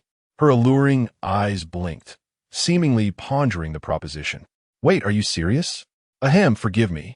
Miss Chu, I was merely joking. Suyu quickly averted his gaze. He had to acknowledge that Kong Huan Yuan's warning was quite astute. One could not gaze upon the snow-feather sky fox for too long, lest they be ensnared by her unparalleled beauty. Innocent and easily deceived, adorned with a visage that could captivate any man, who could remain unaffected. If one continued to stare, they might indeed find themselves unable to resist the desire to claim her. Tell me, do you truly wish to take me with you? Yin timidly inquired. Suyu bit off a piece of cloth from his garment and covered his eyes. Chu Xiaoning, puzzled, asked, What are you doing? Suyu replied, Imaskanvis. Your beauty influences my judgment and sways my heart. Perhaps you possess the ability to discern sincerity, but I must inform you, humans are creatures capable of deceiving even themselves. Thus, at the very least, I wish for you to hear my heartfelt words. Chu Xianyin's lips curled into a soft smile, though she did not fully grasp his meaning. Are there truly beings capable of deceiving themselves? Nevertheless, Suyu's sincerity brought her joy. Do you genuinely wish to take me away? She asked again. Suyu gently nodded. As long as you wish, I desire to take you with me. There is no man in this world who would not wish to possess you. Chu Xiaoning murmured. Then will I be the woman you love most? Her voice was delicate, echoing like a gentle breeze. Ilya's heart tightened inexplicably, even though she firmly believed otherwise. The mention of it still stirred something within her. Suyu replied candidly, No, Ilya is the most important woman in my life, the one I love most deeply. I will never betray our initial affection. I made a significant promise with Huan Yuan, and I will accompany her until her wishes are fulfilled. Even if you wish to join me, I can only place you in 3rd place. I do not wish to deceive you. Suyu had not forgotten that he hailed from another world. His past self had never truly integrated into this realm. Thus, although he held much love for his family, he lacked a sense of belonging until he encountered Ilya, at which point he felt he truly belonged beneath this starry sky. Ilya and Kong Huan Yuan, who had accompanied him through life and death, occupied the vast majority of his heart. Ilya slightly parted her lips, warmth blooming within her. Kong Huan Yuan also smiled, knowing that no one could replace Ilya's position in Suyu's heart, yet she felt their distance was narrowing, and perhaps one day, she too would become as significant to him as Elia. Chu Xianin laughed. You are quite peculiar. My mother's notes say that male creatures are the best at deception. My heart-reading technique isn't infallible. If you were to deceive me, perhaps I would follow you. Su Yu shook his head. You may think it inconsequential, but I will never deceive the woman I love, except in certain situations. After all, the big-headed son must listen to the little-headed father. One last question. Are you a good person? Su Yu fell silent for a moment. I do not believe so. I am at best half a good person, while the other half is bad. I can be a good person, rescuing my friends and protecting those I have yet to meet, but I am also a bad person, with a heavy sense of vengeance. If anyone harms my family or my woman, regardless of who it may be, I will repay them 100-fold. Even if it leads to rivers of blood and dire consequences, I will not hesitate. The well-being of the greater good must yield to my love. Chu Xianyin closed her eyes, a gentle smile gracing her lips, her hands clasped together. If this is your answer, do you think I would follow you? Su Yu, eyes covered, could not perceive her actions or expressions, and he gently shook his head. No, I fear my words may sound harsh. How could anyone easily trust another's words? But this is my decision, one I make with a clear conscience. I apologize for disturbing your tranquility. Should you require anything, do not hesitate to ask if it is within my power. Chu Xianyin softly replied. Then please take responsibility. What? What is this? Our ancestors have only left behind this pure land, and now it is exposed. My home has been destroyed by you, so you must compensate me. Su Yu was somewhat bewildered. Could the Tianhu truly be so easily trusting of humans? Chu Xianyin replied calmly. My dream foretells a certain future. In my dream, the one I cherish will arrive on a colorful cloud to greet me. Su Yu chuckled. Are you asking me to help you find your beloved? Please, I'm not a matchmaker. I can't do that. Chu Xianyin shook her head. No, although there are some discrepancies, you too have fallen from the vibrant clouds. What? I'm coming with you. But there's something I must tell you, and you must not regret knowing it. It concerns the cursed fate of our clan. Chapter 88. The third pet beast, snowy feathered Tianhu. Su Yu raised an eyebrow in surprise. What cursed fate? Xuanyang spoke softly. There is a legend in the sacred realm that the Tianhu clan is cursed. Anyone who becomes closely associated with them has met with misfortune for countless years. This has rendered the bloodline of the Tianhu increasingly rare. To this day, perhaps I am the only one left, and although there may be some in the sacred realm, they're either enslaved or... Chu Xianyin smiled sadly, recalling how her mother often lamented the injustices of fate, instilling in her a primal fear of the outside world. So you paused, is that all? Isn't this serious? Don't you fear death? Su Yu removed the blindfold from her eyes and gently brushed her delicate nose. Don't be silly. Who isn't afraid of death? But you're just a young girl. I have never believed in such ethereal curses of fate.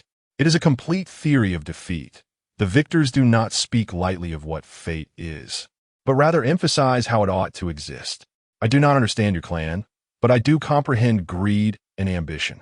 This is likely a label placed upon your clan, a lie to embellish their own depravity and history, much like how the descendants of fallen nations always fabricate tales of a seductive beauty to mask their own incompetence. If this were not a rumor spread by your enemies or an intentional targeting for some secretive purpose, how could you have believed it? If anyone is cursed, it is your clan's pure goodness that has been cast into this murky world. Chu Xianyin stared blankly at Su Yu, never having thought of it this way. Yet, there was something so reasonable in the man's words. Su Yu smiled. Stop being so gullible. If there truly exists a curse, then I shall bear it. He flicked her forehead playfully. Chu Xianyin gently rubbed her forehead, and the thoughts that had lingered in her mind began to crystallize. Then why is it that those closely related to my clan? Su Yu interrupted. Why do you always blame yourselves? We humans believe in retribution. Even vendettas spanning 10 generations can be repaid. Your tragedy lies in the fact that you possess strength yet refrain from seeking vengeance, instead always looking for faults within yourselves. Please, if you were to eliminate everyone who has offended you, causing them to tremble at the mere mention of your name, how could you possibly suffer such persecution? I understand now. Even I, a mere human, wish to test my luck upon hearing that a Tianhu resides here. This indicates that the myriad races of the world harbor no reverence for your clan. Everyone wishes to seize what belongs to you, let alone the countless beings of this realm. Kuxuenya, come with me, and let us reclaim the grievances owed to your clan, one by one. If you cannot do that, then you may continue to lament the injustices of fate alongside these flowers and plants. The Tianhu are the least contentious of the divine clans. Yet today, the last descendant of the Tianhu has had Pandora's box opened by a human. Ilea and Kong Huan Yuan exchange glances, both taken aback. Surely this last Tianhu had been coaxed by her master. The difference lies in the fact that her master speaks and acts with conviction. Kuxuanyang blanked e. Can this truly be done? Suyu nodded gently. Of course. Life is the only fairness granted to all beings. Vengeance is the right of all living creatures. Take their lives, trample upon their pride, and make them tremble in hell for their deeds. You also said it. Perhaps you are the last Tianhu left in this world. How can you make such a definitive statement without seeking out your kin? Your brethren may be suffering somewhere, waiting for your rescue. Chu Xuanin's beautiful eyes flickered, and she gently covered her mouth, glancing at Ilea, then at Kong Huan Yuan. She believed she had not encountered the wrong person today. The insights of the other two divine beings were undoubtedly sharper than her own. For the first time, she felt that the cursed fate of the Fox clan was so hypocritical. As the snowy feathers fell, the tail feathers gently lifted Su Yu's hand. Then please take me with you. Master, what you say is true. Perhaps there are kin awaiting Xianin. While Xianin cannot possess the same resolute heart as her master, let her devote everything to serve her master and fulfill my wish. Su Yu steadied his breath. Leave it to me. Boom! At the moment the contract was signed, a golden beam of light shattered the eternal barrier, soaring into the heavens. On that day, the monsters of the Thousand Lakes Abyss and humanity witnessed the sky being pierced by golden light. The entire sacred realm and hundreds of border areas observed this extraordinary phenomenon. This world is not devoid of divine beasts. This world is not devoid of dual divine beast masters. However, only those who have lived for countless ages understand what it means when the combined divine power reaches 3. Ning Hanwan gazed skyward. Even in the midst of battle, he regarded his enemies as inconsequential. Sure enough, Kim Wuyan, Inakariaje, frowned deeply. Are you going to Wangxian Forest? Because the head of the beast pavilion sat atop the Tsanglong, raising a cup to the bright moon. Haha, I did not mistake the person. It is not that the chosen are the children of fate, but rather those who dare to leap out of the cycle of fate and break free from destiny that are the true children of fate. Although the fate of the Tianhu may be fabricated, it is not entirely false. Can you withstand it? No. Can this world withstand the challenges of those who come after? This sacred realm, dormant for millennia, needs you to stir the winds and clouds. This world requires the epic of heroes, yet will never easily permit the birth of heroes. You will inevitably come to my wind and cloud pavilion, for we are of the same path. In Su Yu's mind, the ethereal contract enveloped in white mist solidified. Ding! Congratulations, host, for obtaining the third pet beast, Snowy Feathered Tianhu, unlocking a new talent. S-class talent, Destiny Beacon. I am the tide. Destiny Beacon. I am the tide. No existence can see through your essence. You will possess a unique magical container that accommodates all divine sequences of magical circuits. I alone am the tide of all races in this realm. Note, this talent will evolve into SS class upon advancing to the Nirvana stage. Please enhance your mental strength and capture new pet beasts to unlock new talents. A new pet beast, a new talent. Simultaneously, the white misty contract revealed Chu Xuanin's information. Name, Chu Xianin, race, Tail Fox Clan, sequence no. 008, Snowy Feather Tianhu.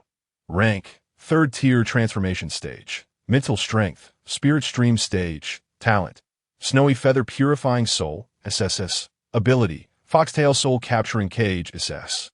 Falling Shimmering Blue Melody, S. Favorability, Admiration, Chapter 89. I am the tide. Breaking through the cold pool to rebirth.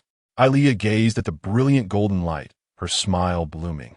The ordinary boy she had first encountered had now become a proud figure, standing tall in the world, capable of stirring the very heavens and earth. The little one possesses an indescribable power that emanates from his very being, drawing people in as if by some inherent quality, compelling them to believe in him. Alia surmised that Chu Xian-yin had been pierced through her defenses by Su Yu, unraveling a curse that had plagued their clan for centuries. And in the presence of this man, she found answers. Were these answers definitive? Perhaps not. Yet, they were certainly preferable to the absence of any answer. At the very least, Su Yu had awakened in Chu Xian in a newfound desire to venture beyond this sanctum, instilling in her a determination and direction to integrate into the world of the abyss. Perhaps this could lead to the fulfillment of our clan's long-standing wishes. Su Yu quietly attuned himself to the changes within his body. The new S-class talent, Destiny Beacon, seemed to have planted a seed in his heart, with the magical essence continuously drawing power from the heavens and earth to nourish itself. With merely a magical circuit, he could channel this power to every inch of his skin. Simultaneously, his physical strength, now elevated to the white jade realm, became evident. Even if he were to face a giant cannon head-on, he would sustain minimal damage. Moreover, the 9 extremes nether spring gifted by the little demoness could allow him to transcend the white jade realm, directly reaching the star realm in terms of physical prowess. If memory served correctly, even teacher Shangwan's demigod physical strength was of the star realm. The thought was terrifying. If the white jade realm was already so formidable, what could be said of the star realm? No wonder Qi Mu Yin had once subdued Su Yu and his companions with such ease. While Su Yu managed to defeat 6 foes, including the inept Xiang Mu Xiangshi, Nirvana was indeed a watershed moment for beast tamers. An assertion that held true. Alia leaned in and asked, "Little one, how do you feel?" Su Yu nodded with satisfaction. "It couldn't be better. Once we return, I shall elaborate further." Both Alia and Kong Huan Yuan sensed the tremendous transformation Su Yu had undergone. Their curiosity piqued in equal measure. "Xianin, how shall we depart from here? To be frank, I've just emerged from a fierce battle and was forced down, but it should be safe outside now." The words of the Beast Pavilion Master and his leniency indicate that we are not enemies, at least for the time being. She pointed toward the sky. "Of course, we shall exit through the cold pool. To directly enter the Thousand Lakes, we must break the barrier. Once undone, it cannot be restored. So you nodded gently. I understand. We shall refrain from breaking it for now. Let us depart first. I will show you the world beyond." Chu Xian-in's beautiful eyes widened. "Okay, I'll gather my things." She hopped into the bamboo cottage, her steps lighter, filled with anticipation for the outside world. Alia chuckled. "Thank goodness we encountered this little one. Had it been someone else, we might have been sold off while blissfully unaware." Kong Yuan Yuan whispered, "Eh." "It's the same for you, sister. When the question of your favorite person arose, you were so tense, it was rather amusing." Alia's face turned crimson. I was not." "Oh, really?" In that moment, your heart raced to 150. "So you exclaimed, Estanist. Is that true?" Alia lunged at him. "You be quiet." Su Yu embraced Alia from behind. "Little demoness, do you not trust me? It seems I failed to properly address you during our healing sessions. My physical form has surpassed the white jade realm. Just wait until we return, and I shall have you obedient." Alia's cheeks flushed deeply, while Kong Huan Yuan giggled beside them. "You cannot escape either, little witch. My spiritual strength has already reached the spirit lake realm, leaving you without any excuses." Kong Huan Yuan lowered her head shyly, nodding in silence. Once Chu Xian-in finished her preparations, she swept the 3 of them skyward, traversing through a fantastical passage to the depths of the cold pool. In the immortal seeking forest by Ru Hui, severely burned, lay weakly across Shangwan Ling's knees. "Old one, just hold on a little longer. Calculating the time, the rescue operation should commence tomorrow." Alas, I wonder how Su Yu is faring. An entire day has passed without a word. If he has not returned by dawn, I shall take you back. Bai Ru Hui parted his lips, but no words emerged. It seems no one is without worry, be it child or student. Indeed, this student was extraordinary. His first venture into the abyss had granted great Xia a significant achievement, even prompting the Beast Pavilion Master to show mercy. Yet, some matters must remain undisclosed, for otherwise Suyu would truly gain renown across Blue Star. He was akin to a tidal wave, and we as elders hoped to nurture him as he grew.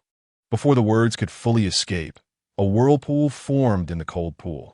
Shangguan Ling's gaze caught the unusual movement beneath the surface, and she exclaimed excitedly, "Could it be?" With a resounding splash, four figures surged forth from the depths. Suyu, Aya, Gonwan Yuan. And Chu Xian broke through the cold pool, this time emerging unscathed, thanks to Alia's unwavering support. Standing atop the water, droplets clung to his hair, giving him an ethereal quality. Shangguan Ling realized, at that moment, she could no longer discern Suyu's true depth, as if he had genuinely undergone a transformation. "Teacher, I have returned." The four ascended the shore to stand before Shangguan Ling. Chu Xian hid shyly behind Suyu, peeking out to curiously observe the two humans. Shangguan Ling said, Good. It is wonderful that you have returned. By the way, who is this?" Suyu smiled, considered a delightful surprise. Seeing their close demeanor, Shangguan Ling pieced together the situation. A new pet. Has Suyu's spiritual power reached the Spirit Lake realm? When did this happen? And this is yet another unparalleled beauty. Purely in terms of allure, she surpasses even Alia and Kong Huan Yuan. This student truly is remarkable. Suyu turned to Bairu Hui, "Teacher Baiyu." Bairu Hui could no longer speak, but gazed at Suyu with deep gratitude. Suyu had provided him the chance for vengeance. Had the fox wind still been amidst a throng of ghost-faced foxes, he would never have been able to create a fair one-on-one opportunity. Even if he could win, he would have been interfered with by other city lords. Bairu Hui had temporarily gained power after breaking through the divine ascension stages, but the damage was irreversible. It was not merely a wound, but a sign of life nearing its end. Alia's indomitable ability could mend any injury, but could not restore the lost essence. "Alia, did you not say I have a way to save Teacher Bai?" Shangguan Ling suddenly lifted her head. She had prepared herself for an eternal farewell, yet in her despair, she unexpectedly heard a glimmer of hope. Her heart raced with excitement. "Suyu, is this true?" Chapter 90. Unprecedented Healing. A sudden turn of events under Shangguan Ling's eager gaze. Alia nodded gently. "The item you obtained from the demoness may indeed be useful. The 9 extremes nether spring and the sacred magic dual fruit. One restores the body, the other the spirit. I shall give a try." Alia continued. "First, use the life essence liquid. If effective, then we'll proceed with the 9 extremes nether spring. As for the sacred magic dual fruit, use your method to test it first." Qi Muyin had given Suyu 2 sacred magic dual fruits. One had been consumed, leaving the last as the only original. If the replicated body proved useful, it was better to retain it for activating the peculiar artifact. Suyu nodded, understood. Shangguan Ling was momentarily taken aback. The life essence liquid was manageable, as she had a bit. However, what were the latter 2 items? She had never heard of them. This was no surprise, as the abyssal demon clan seldom ventured into the catastrophic abyss, and how could their specialty, the demon spirit, be recognized by their teacher? In the midst of Shangguan Ling's astonished gaze, Suyu produced a massive barrel containing hundreds of liters of liquid. A whole barrel of life essence, resembling stars, lay before them. Not a drop, not a bottle, not a basin, but a veritable barrel. When did this substance become so abundant? Were they here for healing or bathing? Suyu coughed lightly. "Ahem, I have made some gains in Qinyan City. Do not be alarmed, master." He had no shortage of life essence, especially with the presence of the 9 extremities nether spring, rendering the essence somewhat obsolete. Rather than consuming the life essence, it was more beneficial to concoct a pseudo 9 extremities nether spring himself, as both were of dragon grade. The latter could even nourish his magical circuits. Thus, Suyu pried open Bairu Hui's mouth and directly poured a bucket of the essence down his throat. Gulping and choking several times, Bairu Hui nearly fainted, yet an overwhelming amount of life essence coursed through his body. While others took mere drops, Bairu Hui had consumed 4 to 5 liters, surpassing even the volume of blood within him. Suyu's eyes sparkled. "Oh, it's working. Let's try this." He produced a small vial containing a dark purple spring that Shangguan Ling had never seen before, pouring it into Bai Ruhui's throat. Instantly, a spicy sensation flooded his throat, almost scorching it. It works. Look, Master, Bai's burns are completely healed, and his vitality has significantly revived. Shangguan Ling was utterly bewildered. This must be effective. How could it not be? You've poured so many precious resources into him. Even someone on the brink of death could be saved. Finally, yin-yang emblem, a black and white fish swirling within a bagua pattern, radiating both purity and darkness, was forced down by Ruhui's throat by Suyu. This was a replica of a wondrous artifact, lacking the extraordinary effect of forcibly elevating one's realm, but still, even with a diminished state. Bai Ruhui's fading consciousness began to awaken, and upon revival, he took a significant step forward. Boom! A series of explosive sounds emanated from within Bai Ruhui, shattering and mending. Over and over again, his face contorted in agony. Yet one thing was certain, he was reviving. Shangguan Ling covered her mouth in astonishment. It's effective. Truly effective. Hang in there, my dear. Su Yu's audacious treatment plan involved force-feeding vast quantities of rare materials, with Shangguan Ling noticing even a magical-grade treasure among the resources. With such an influx, Bai Ruhui was completely revived as good as new.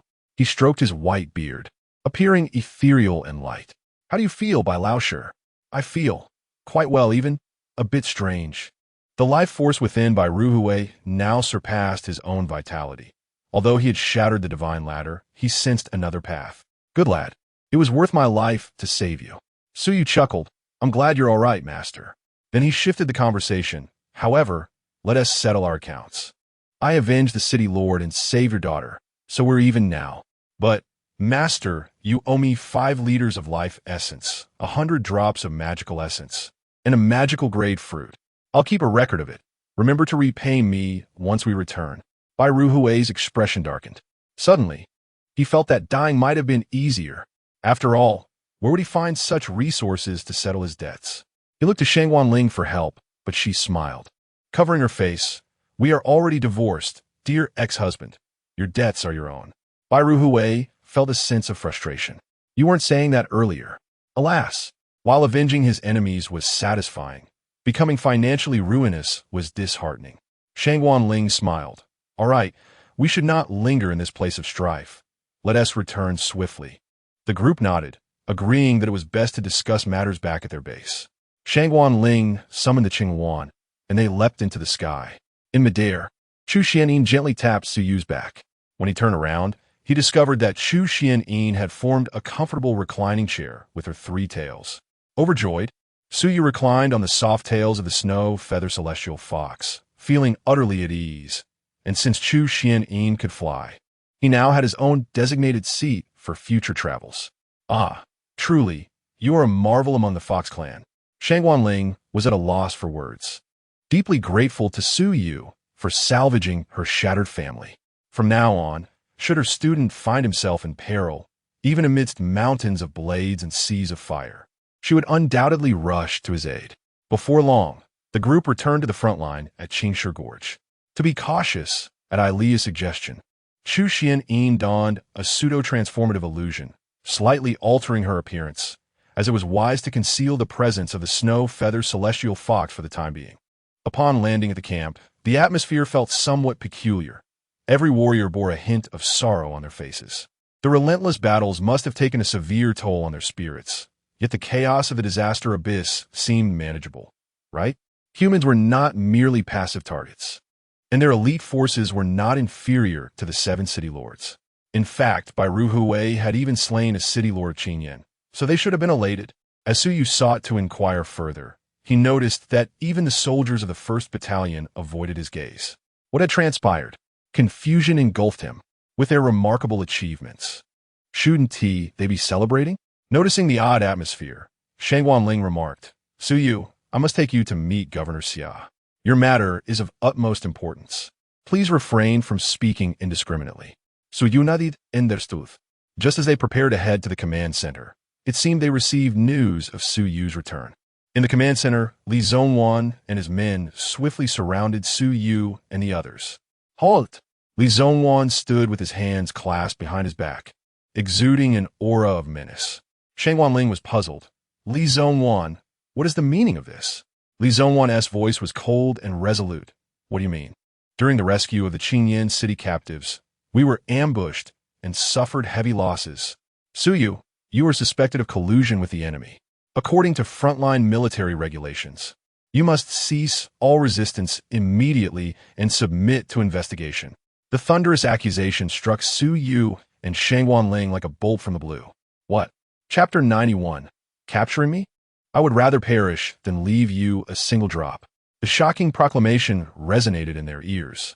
Shang Wanling and Bai Ruhui were understandably distressed, as their daughter was among that group.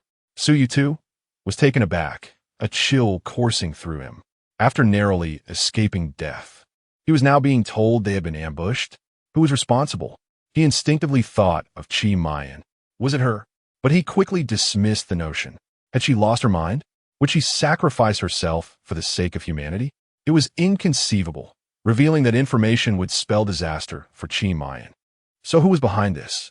A cheating suspicion gripped Suyu. Li Zhongwan declared with righteous indignation. What? Do you dare deny any connection to this? The messages you relayed, the actions you proposed. And what was the outcome? From the very beginning of the rescue mission, we found ourselves ensnared by bloodthirsty ants, with the elite forces of the 3 demonic cities descending upon us, resulting in tremendous losses. Over 1,000 beast masters perished. Had we not fought valiantly, the fate of the thousands of hostages would have been unfathomable. Perhaps this was all part of a grand conspiracy between you, Su Yu, and the outsiders, luring us into a trap.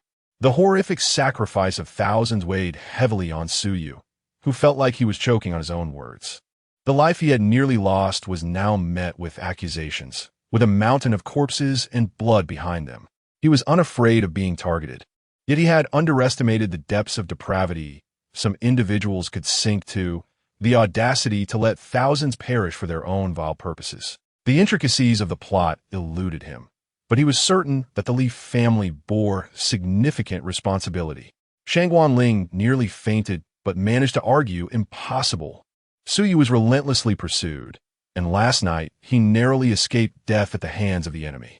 You claim he colluded with the outsiders. I refuse to believe it. Bai Ruhui fixed a piercing gaze upon Li Zhongwan. Having seen the glories of the renowned, Bai Ruhui had slain the fierce foe, and he felt a twinge of trepidation. Reluctantly conceding, Bai Ruhui, your daughter has been rescued. But that does not absolve Su Yu of suspicion.